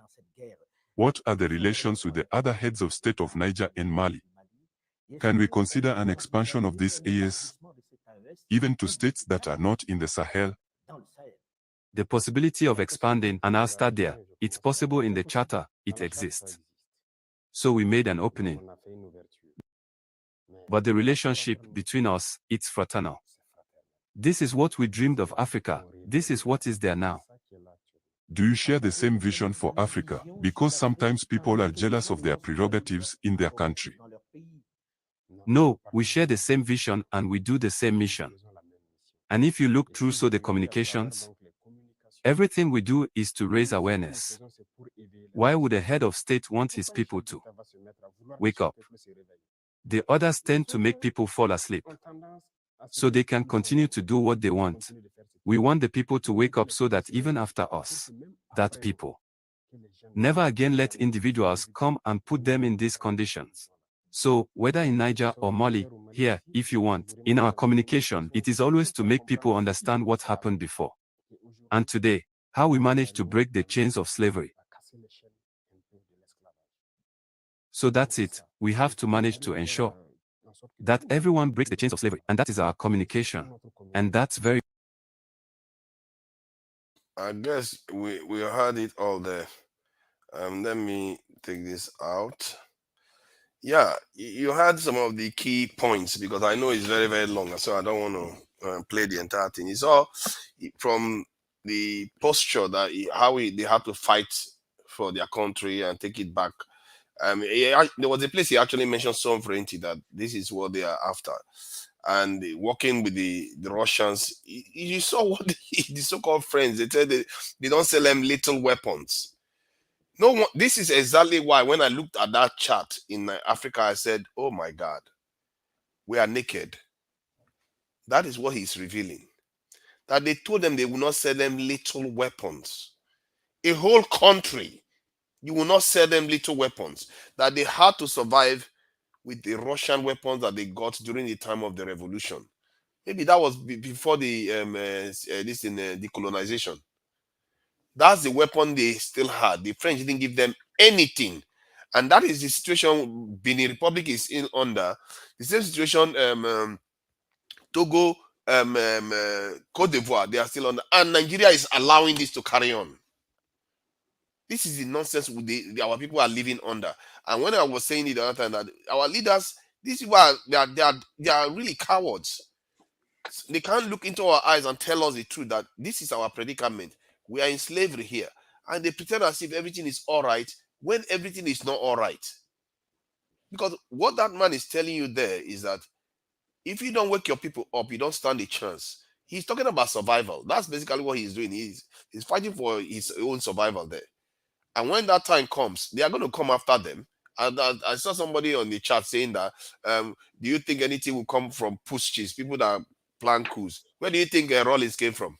You think Rollins came in throwing flowers to everybody? He came in like the way they came in, and he transformed the country. For all set and purposes, he did transform the country to a large degree. Okay, and Ghana never saw a civil war. Ghana is more united than most Anglophone countries in West Africa, and Ghana is relatively stable. They are not that developed, but it's relatively stable. The only thing he didn't do is change the security posture of that country, and hence we are still where we are. Nothing changes in Africa because African leaders don't change their security posture. He seems to be saying that he's going to do it, but I'm not going to buy it until I actually see it, because North Korean leader didn't say it in words; he actually did it. Iran didn't say it in words; they actually did it. This is why him saying it, I'm not convinced. He's still wearing his military uniform. I don't know why they like to wear military uniform in Africa, and that is something that man should have asked him. Now, why is it that you insist on wearing military uniform? Because every other part of the world, even if you're a dictator, they come in within a year or two, they change over to civilian and carry on. It hasn't been a year or two. It's well, maybe Burkina Faso. It's a symbol. No, it's not that. He is saying that he's a soldier, but he's the president. He's saying to you that I'm a soldier. I want to return to some kind of democracy or civilian rule, but I'm a soldier, and right now there's going to be a change of affairs, and that's what the uniform's about. But other people are like that. Egyptian leader was like that. They convert, I don't know why, and that is what caused all the rift Colonel between them and Mali. Gaddafi didn't convert until a long time out of his uniform. Yeah, those days were different days now. I'm talking about now there is democracy everywhere. He wouldn't have killed him, like especially the Mali one that caused the rift between them and ECOWAS. He wouldn't have killed him to say, okay, we are going to carry on with the election. I will run as part of the election. And then if I win, I remain in office and carry on with what I'm doing. But no, instead he said, oh, we are canceling the election and we are not Well, holding it that anytime soon. it tells you something. I mean, sorry, is that Mali you're talking about? Burkina Yeah, I'm Faso? talking, no, not Burkina Faso. I'm talking about Mali. Because Okay. I'm concerned that they insist on wearing their uniform. And that is what is not edifying to me. Because any sane nation, even China, Mao Zedong, all of them, no matter what they did, they still converted to civilians to run the country. I don't think Stalin was a military man when he was ruling the country. I don't even think he too was a military man. They always convert. Hitler wasn't a military man, was he? I'm not so sure. Was he a No, military man? he was a bad soldier. He wasn't a very good soldier. You see, they converted. But these guys, they wear their uniform and they refuse to put it down. What is that? I don't know. That's the only area I criticize them. But everything else they've been doing is perfect. They've kicked the French out. They're rearming themselves, having their own people defend their own country. And from what he's saying, they are making a lot of progress against all these insurgents that the French were not fighting. So they seem to be doing all the right things. The only area I'm concerned about is that their uniform, that they are not changing. Because if they remove that uniform, I think ECOWAS people will look for an excuse to just another excuse to let them in through the back door. They're like, okay, now you're a civilian anyway. What's the point? No, it's a symbol of authority. I've told you. But why is it a symbol of authority? Other people don't see it like that. The most powerful leaders in the world are not military. I don't know. You see like that when he brings out his rifle and points it at you. You would understand his authority. Yeah, but Lenin didn't do that. Hitler didn't need it. You can be a powerful, even a Sisi. But this guy is not Lenin. This guy is not Hitler. Let him be. Don't forget, let me tell you something, forefather. No, he's making as us he look bad. There, listen, Look bad. Forefather. As he is there, he's still in danger. What happened to Lumumba can still happen to him. They will still dig up somebody within him to get rid of him. Maybe they are even probably working on that now. So what happened to Lumumba can still happen to him. So he has to be careful. It's not like, you see, anybody that goes against the West, they always have something ready for them. Now there are 3 of them, so it's harder. And if you do something that alarms one of them, all 3 of them bang against you. That's a lot of trouble you are getting into. And they are also landlocked. It means you have to travel a long way to get. Bro, right now, as far as West Africa is concerned, they are leading. They're the leaders. As far as West Africa is concerned, they are leading. And they were the leaders. There was a time when, that's where the Songhai, Mali Empire, all those Ghana Empire, that's where they kept. Some big empire of West Africa, that's where they were, in those regions that we like to badmouth now. Oh, we are Fulanis and all that stuff.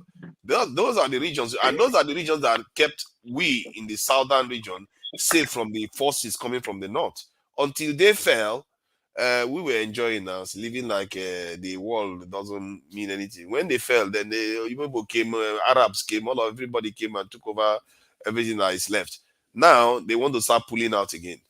I don't know what is going to happen, but one thing I know is that if it's to make it perfect, if I was them, I will convert to civilian. It doesn't make us look good if you just remain military. It makes Africans look a little bit backward. It's like this type of backward thing that we do. I don't understand it. You look at what do you mean? What do you mean by I don't agree. I don't agree with you. I disagree with you. The most important thing is for the man to, not derail. Does it matter if it's a military? That's right. It's for him to in a help way, people. It shouldn't be a serious thing. Listen, I disagree with you, Forefather. You've been talking all along. Let me raise an opposition to your position. You see, if he converts to civilian, it will still be a dictator. That's the deception. That's the deception the West wants, and that is how they have messed Africa up. I prefer him being in his military uniform. Listen. I prefer him being in the West. Listen, you're not listening.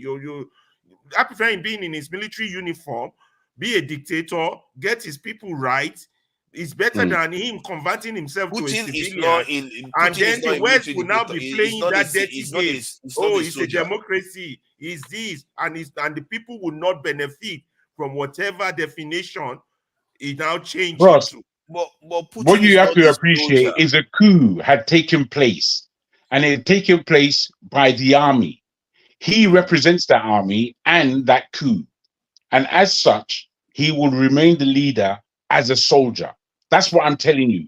That's the bottom line. So what He's not happened with changed that of into Egypt? civilian clothes. Why is it that the Just Egyptian understand. If he changed into civilian clothes today, he would be seen as a dictator. Full stop. Because He's he a hasn't won any dictator now. election. He's a dictator now. What are we And talking let about? me be a dictator as a dictator should be uniformed. I'm a dictator as a soldier. I'm a warrior. You don't No, I understand. understand perfectly. The Egyptian I think you're leader, talking about you are not aesthetics. answering the question. You're just arguing. No, but no. Wait. Can you let me speak? The No, Egyptian Jaco leader. is right. You're talking about I'm trying to ask a simple aesthetic question. is what has destroyed Africa today. The Egyptian like leader, Nigeria now, we say we have a Can I democracy. ask a simple question? Can I But ask a it's a simple question? dictatorship. The Egyptian leader was a military leader. He converted to a civilian leader, and during the time that he has been in office, he has increased the power generation in his country. He's done a lot of transformational work in that country. Built a new museum that attract people all over the world for this in Egyptian this in tourism and all kinds of stuff that he has done. And he is the one that the West is working with now. Even when he is a military dictator, they know that he's a civilian dictator, but they are working with him because he's a civilian. That is what I'm saying. You don't have to remain in your uniform. If there have been other people practices around the world, it's a different thing. Why do we always settle for all this backward behavior? Forefathers, don't use Egypt to compare to what is happening in those countries. The attitude of the West when it has to do with Arab nations is different. And these guys, I wish that they succeed, but it's too early to celebrate them. We don't even know what they're cooking for them now. You know, a lot is still going to happen. I think they I believe these guys are cooking something. I agree with Steph. They're cooking something for them. What happened to Lunumba? They need to be careful so that it doesn't happen to them. I think nothing. They are too big. They have gotten too big to fail. There are three major big countries. You can't. If you go after one, the others will come at you. And even Algeria is going to join them. Not with the West. You don't understand. No. They will have to take all of them out in one go. If you try that, even Algeria will join them. The trouble that will cause is just those people are going to endure. Make no mistake. It's going to be inside job. You see, inside job is not going to work because if you do inside I don't job think we should be talking about these people's demise, though. I don't think we should be. No, I wish them well. I'm just saying that they should be more. No, they're not going anywhere. Careful. They should be careful. And vigilant. Yeah. I don't think they are going anywhere. They are going to endure. They have because of that defense pact they have. If a coup occurs in one country, the others will come after you. So you see, this is something West Africa should have done, but we didn't do it. But they did it. Watch now. You remove Traore, the Mali one will come after you. The one in Niger will come after you. Good luck enduring there. Hope that this ECOWAS come and save you. Maybe that will be the situation you might face. ECOWAS is now finished. It's over. ECOWAS is over. You see, exactly.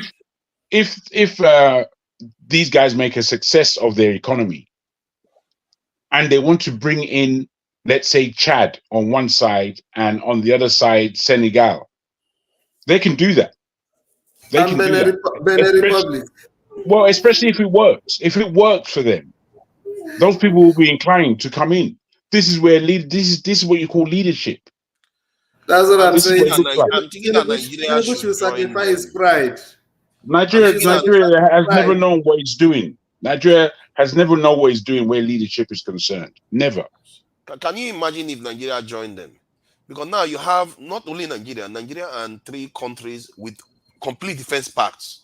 Do you know what the kind of power that represents? Then the other West African countries, if that happens, the other West African countries will follow. And the shape of West Africa will change. And this is the movement that Tinubu should have been negotiating for. Instead, every time he goes and comes back, we are becoming more and more useless. And that is the only thing they know how to do. All these our weak, conniving leaders that don't care anything about. They don't have balls to negotiate with Igbo people at all. The moment they walk into a room with a Igbo man, their own is tell us what you want us to do. They will come and do it for our people. That is all they do. That see, I'm not faulting them. The only thing sometimes I don't like with African leaders is that it's a kind of appearance thing, really. Because let me ask you this. Let me ask this. Let me ask the panel this. Let me finish what I'm saying. You can't just interrupt me like that. I didn't mean to do that, but I just wanted to put a quick question to the panel. What I'm saying. It's an appearance thing. You talk too much. Oh, it's good Jagun interrupted you like that. that. Shut up. Because you don't like what you are hearing. Talking for another 30 shut minutes. Up. No, I was not here for how many hours you hear talking this thing. Come on there. This is Lagos Agbero. Go to one side, Jare. Mind your business. That's another 30 minutes. Jagun, go ahead, Jagun, Jare. Shut up. Let me finish my statement and stop interrupting me mid-flow. See, this AY hasn't spoken, no. AY has been there. You're not going to keep quiet now. See, this thing, it's an appearance thing. I don't like this idea that only us, okay, only Myanmar still has a military regime in the world. And we all know what we hear about Myanmar. It seems like some weird backwater somewhere. Nobody seems to care. So for Africa now to go back to this image whereby we have leaders still wearing uniform all over the place. I don't understand that. And I look at all the world, the rest of the world. Whenever you have a leader come in, even if he's a dictator, they convert to civilian very quickly and carry on with whatever they are doing. It still doesn't change anything. Bros, we get it now. We get it. You're worried about. Can you stop? Wait. I'm agreeing with you. No, I'm not finished. I'm not finished. I'm not saying that you finished. I'm saying we agree with you. Everything you said. Everything you said it before. My own piece. Let me finish what I'm saying. But you said all this before. No, there's nothing new. You have. See, my goodness. You can't tell me what I'm saying. I will put you backstage. Why are you doing that? You're Hitler.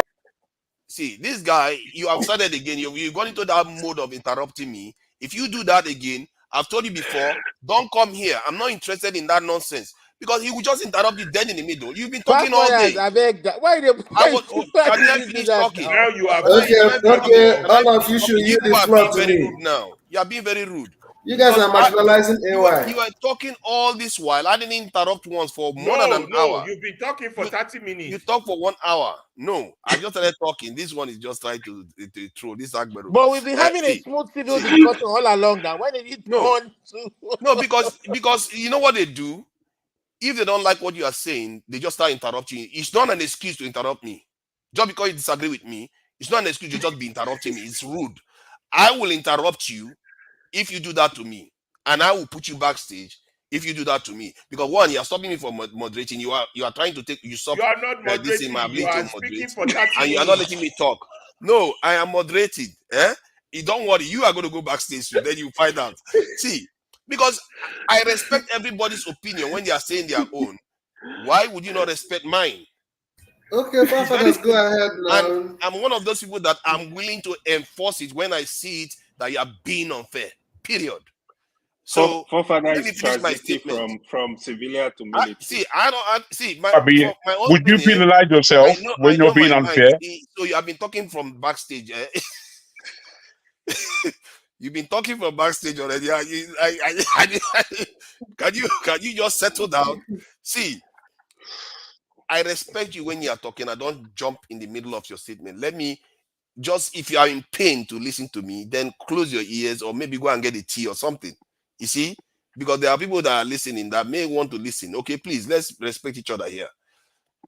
Even Lin Kuan Yew of this thing, Singapore, he was civilian. He wasn't military. He was a dictator.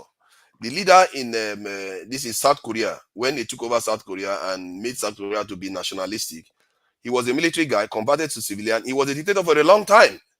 This is not new. This is something that other people do. But our guys will remain for uniform for 10 years and we'll be like, yeah, it's okay. Let them carry on. Let them carry on. Like, I don't think it's proper. They should convert to civilian and stop making us look backward all the time. Yeah, I've made my point. Okay, I want to well say done, this, bro. Who is describing for you? Who is describing for you what is backward? Oh, thank you, The rest of the Thank world. you, The rest of the world. Thank The you. rest of the world. You see, That is my you point. see, they will See, it's not deceive a you big deal. and say, It's not "Oh, a you are big now deal, a but I just feel like democracy," it doesn't but make you're us really look good. not a democracy. Yo, no. I don't know why Who cares about is democracy? Did I supporting tell you that I Godfather care too on much the about charge. I democracy? don't know why.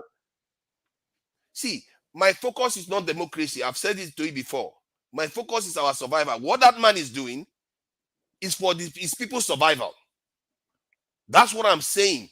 And our leaders are being told that they're not going to sell them lethal weapons. So in other words, we should use stone to fight Boko Haram. No wonder it took them ages to sell us this in a Tucano that looks like a Second World War aircraft. While Israel gets 200 and something F-16s, and we are happy with that. And you wonder why we never progress, because we are still asleep, like he said. If we don't want to wake up, Anyway, let's carry on in the direction we are going. Anyway, before you come in, let me just put this to everybody, and you could answer first. But I'm interested in this. If, as we say, these three countries take the sway, and other countries begin to join them, and Nigeria stands stalling and not joining them at all, and still possibly looking to continue with their partnership with England and America as to doing their bidding. And then maybe they came to a point where there was friction now, coming to the point of war. Do you believe, or what do you think about the position of the Fulani people in Nigeria would be under such circumstances? Can we? Yes, sir.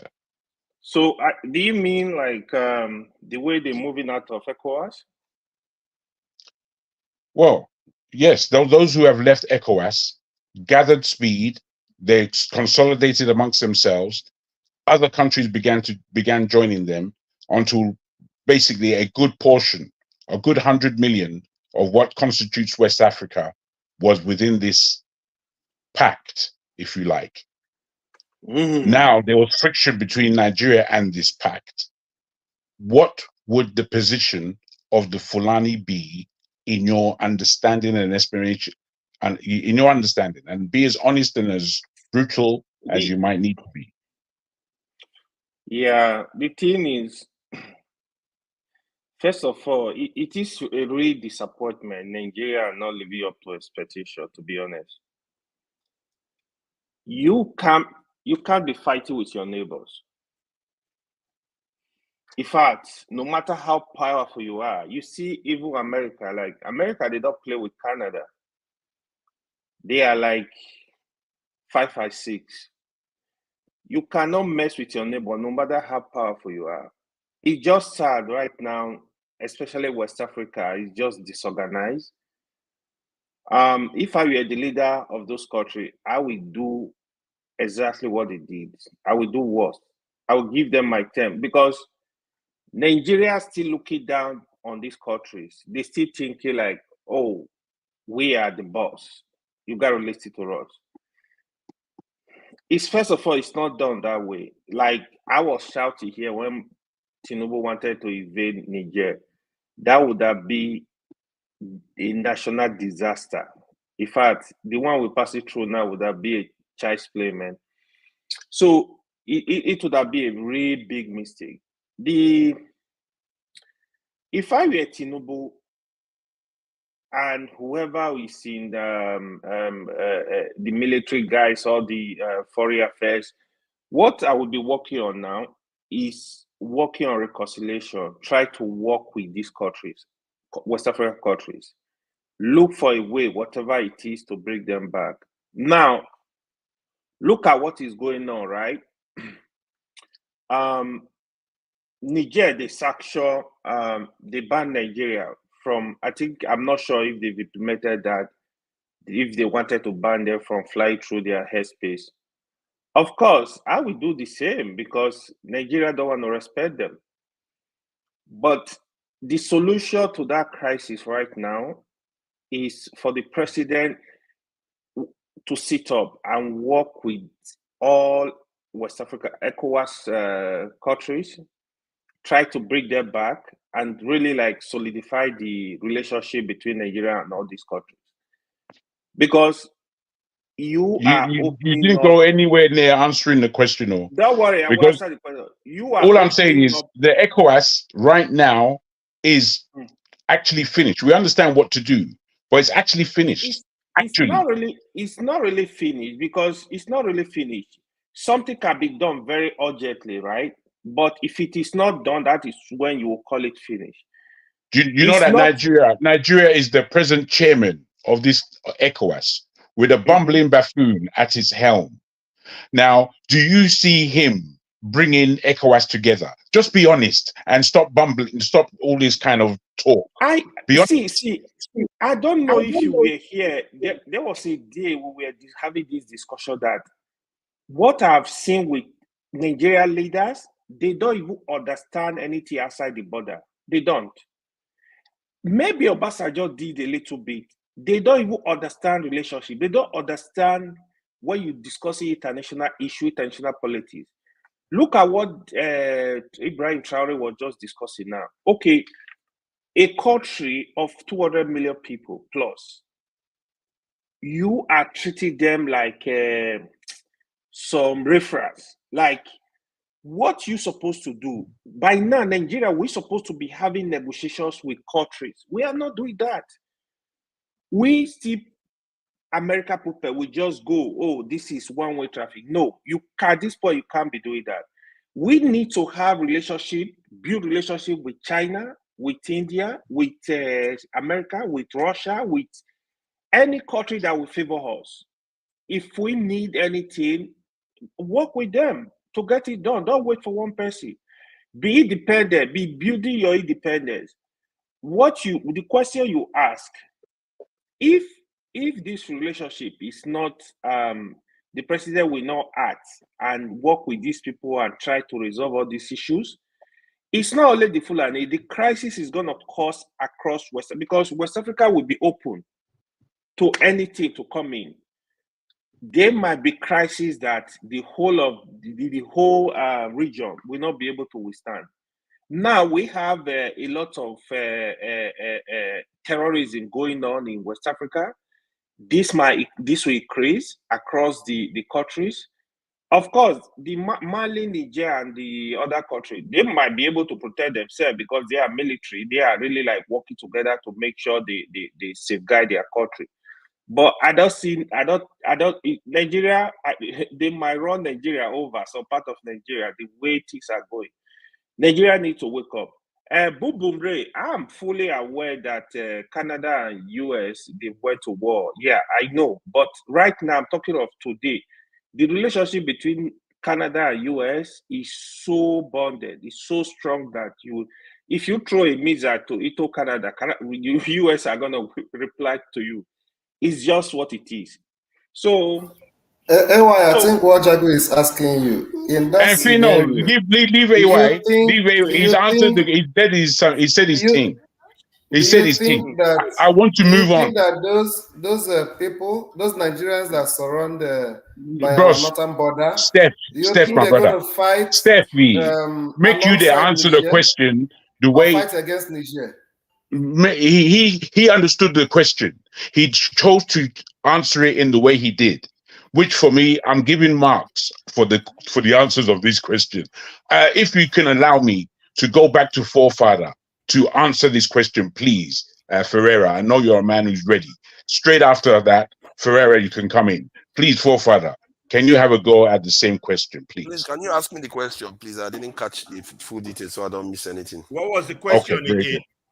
Because very good. I'm asking again now. I'm asking again now. Okay. I'm asking again now.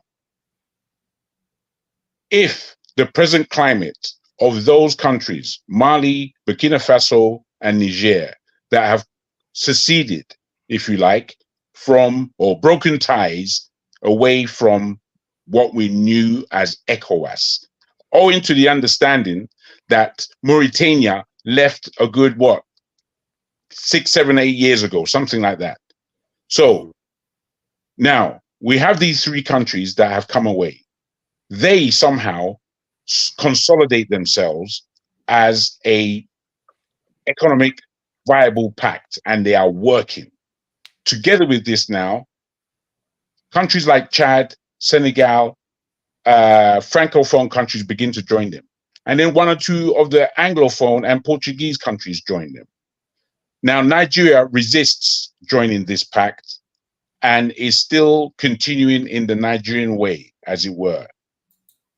What do you think the position of the Fulani inside Nigeria would be if a war was to take place between these 2 factions? Truly hypothetical, but I want you to analyze that. That's funny. That for one, That's that was very, not yeah, that that's a very that war interesting is not going to question. happen. The war is not going to happen. Like the one that see, if anybody tries to go to that war in Nigeria, I feel sorry for that president that tries. It might not be Nigeria that will instigate it. It might be France. Yeah, they can instigate it. They tried to instigate it with Tinubu. It didn't work out. Because the North will completely reject it with everything they've got, and they will come at any leader that tries. And they will make Agui-Nrozi look like Agui-Nrozi's situation look better. But if you try to go after that region, and if those regions start peeling off West African states, like I'm saying right now, Nigeria should be considering joining them.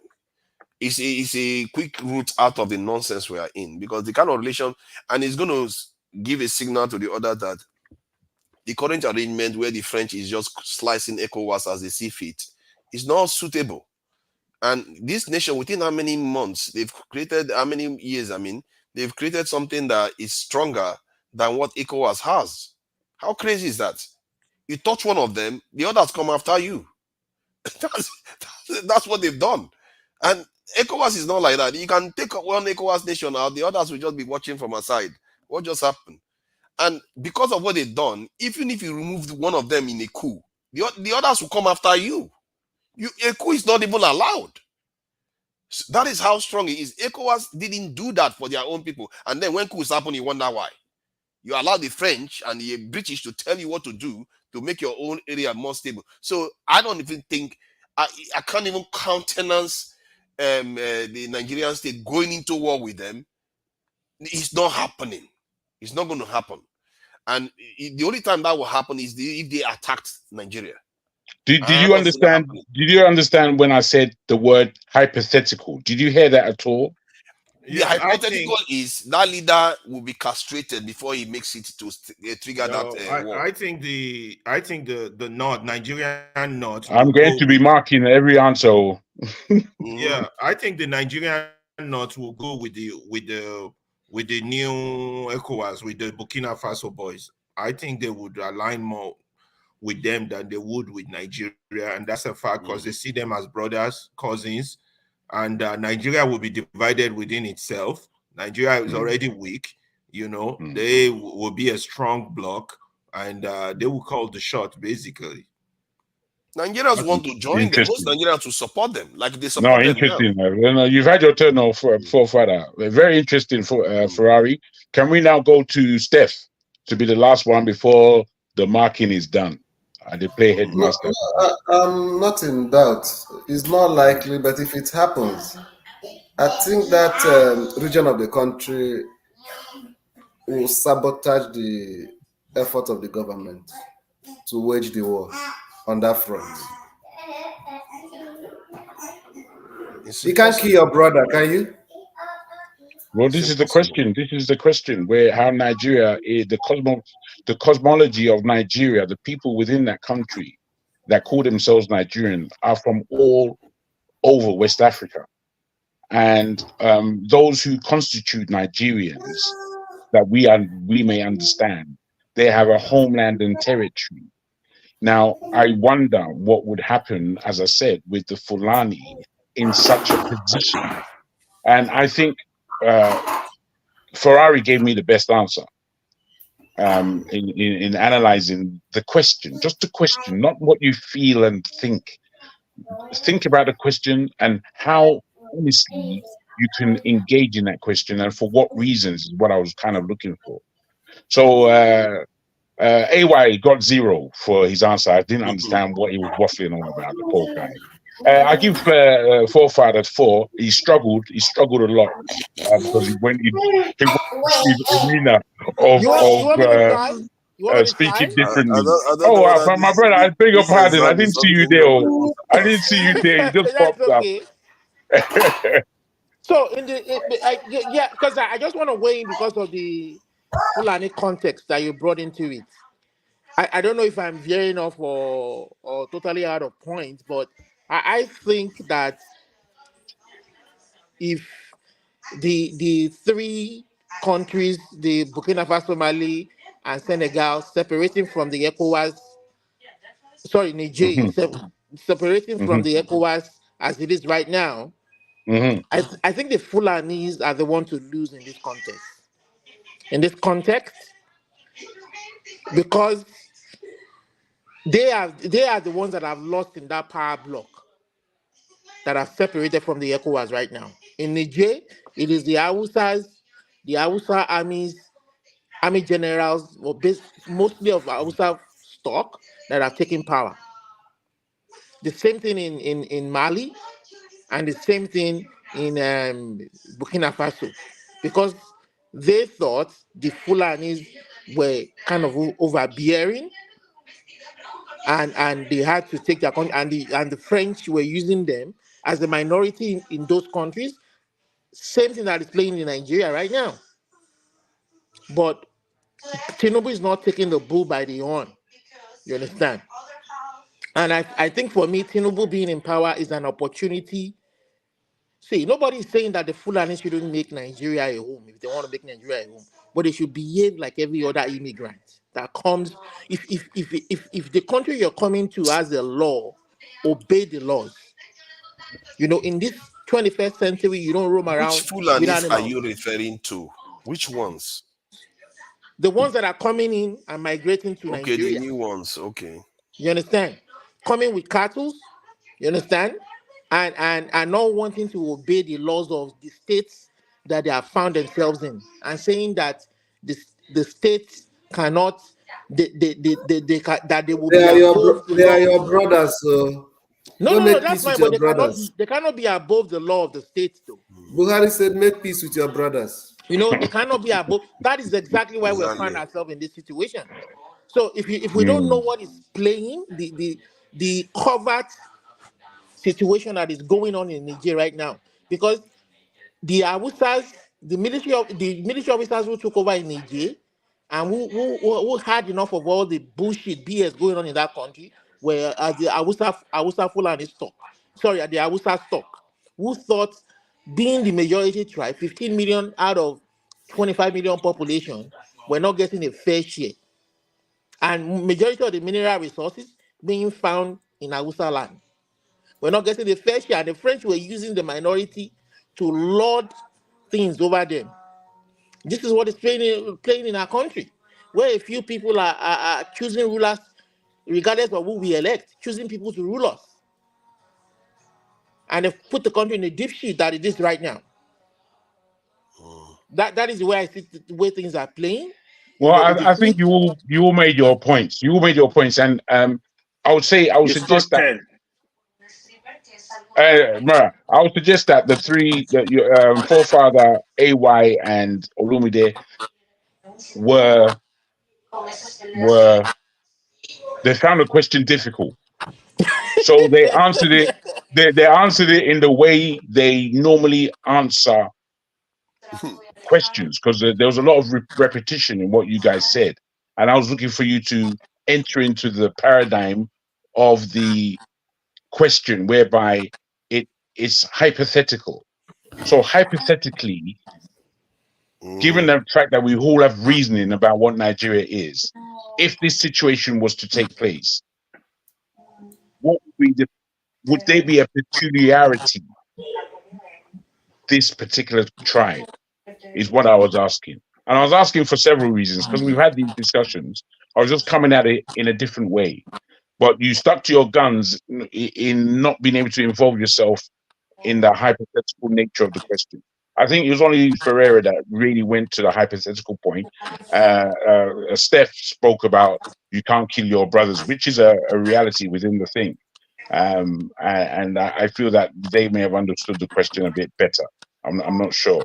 But for me, if I may, I looked at it a bit more plainly, and I saw again. Unfortunately, maybe this is a repetition in what I'm saying, but I saw that if we're talking about Nigeria as being Nigeria, and they were going to war, and they had an agreement to go to war, I feel that the Fulani would find it most difficult, and I think the Hausa would regard Nigeria as Nigeria.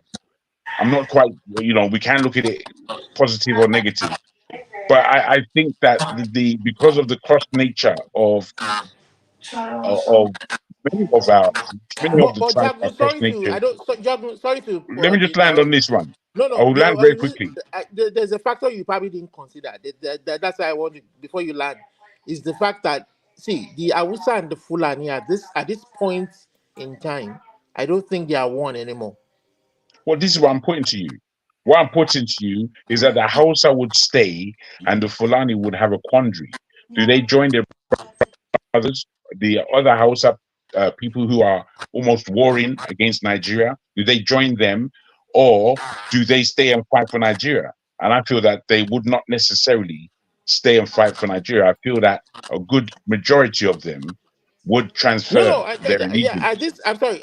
At this point in time, they will be the one to lose, because that's why I'm saying that right now, whether they like it or not, they are migrants. Because if things break out, they will be the one to lose.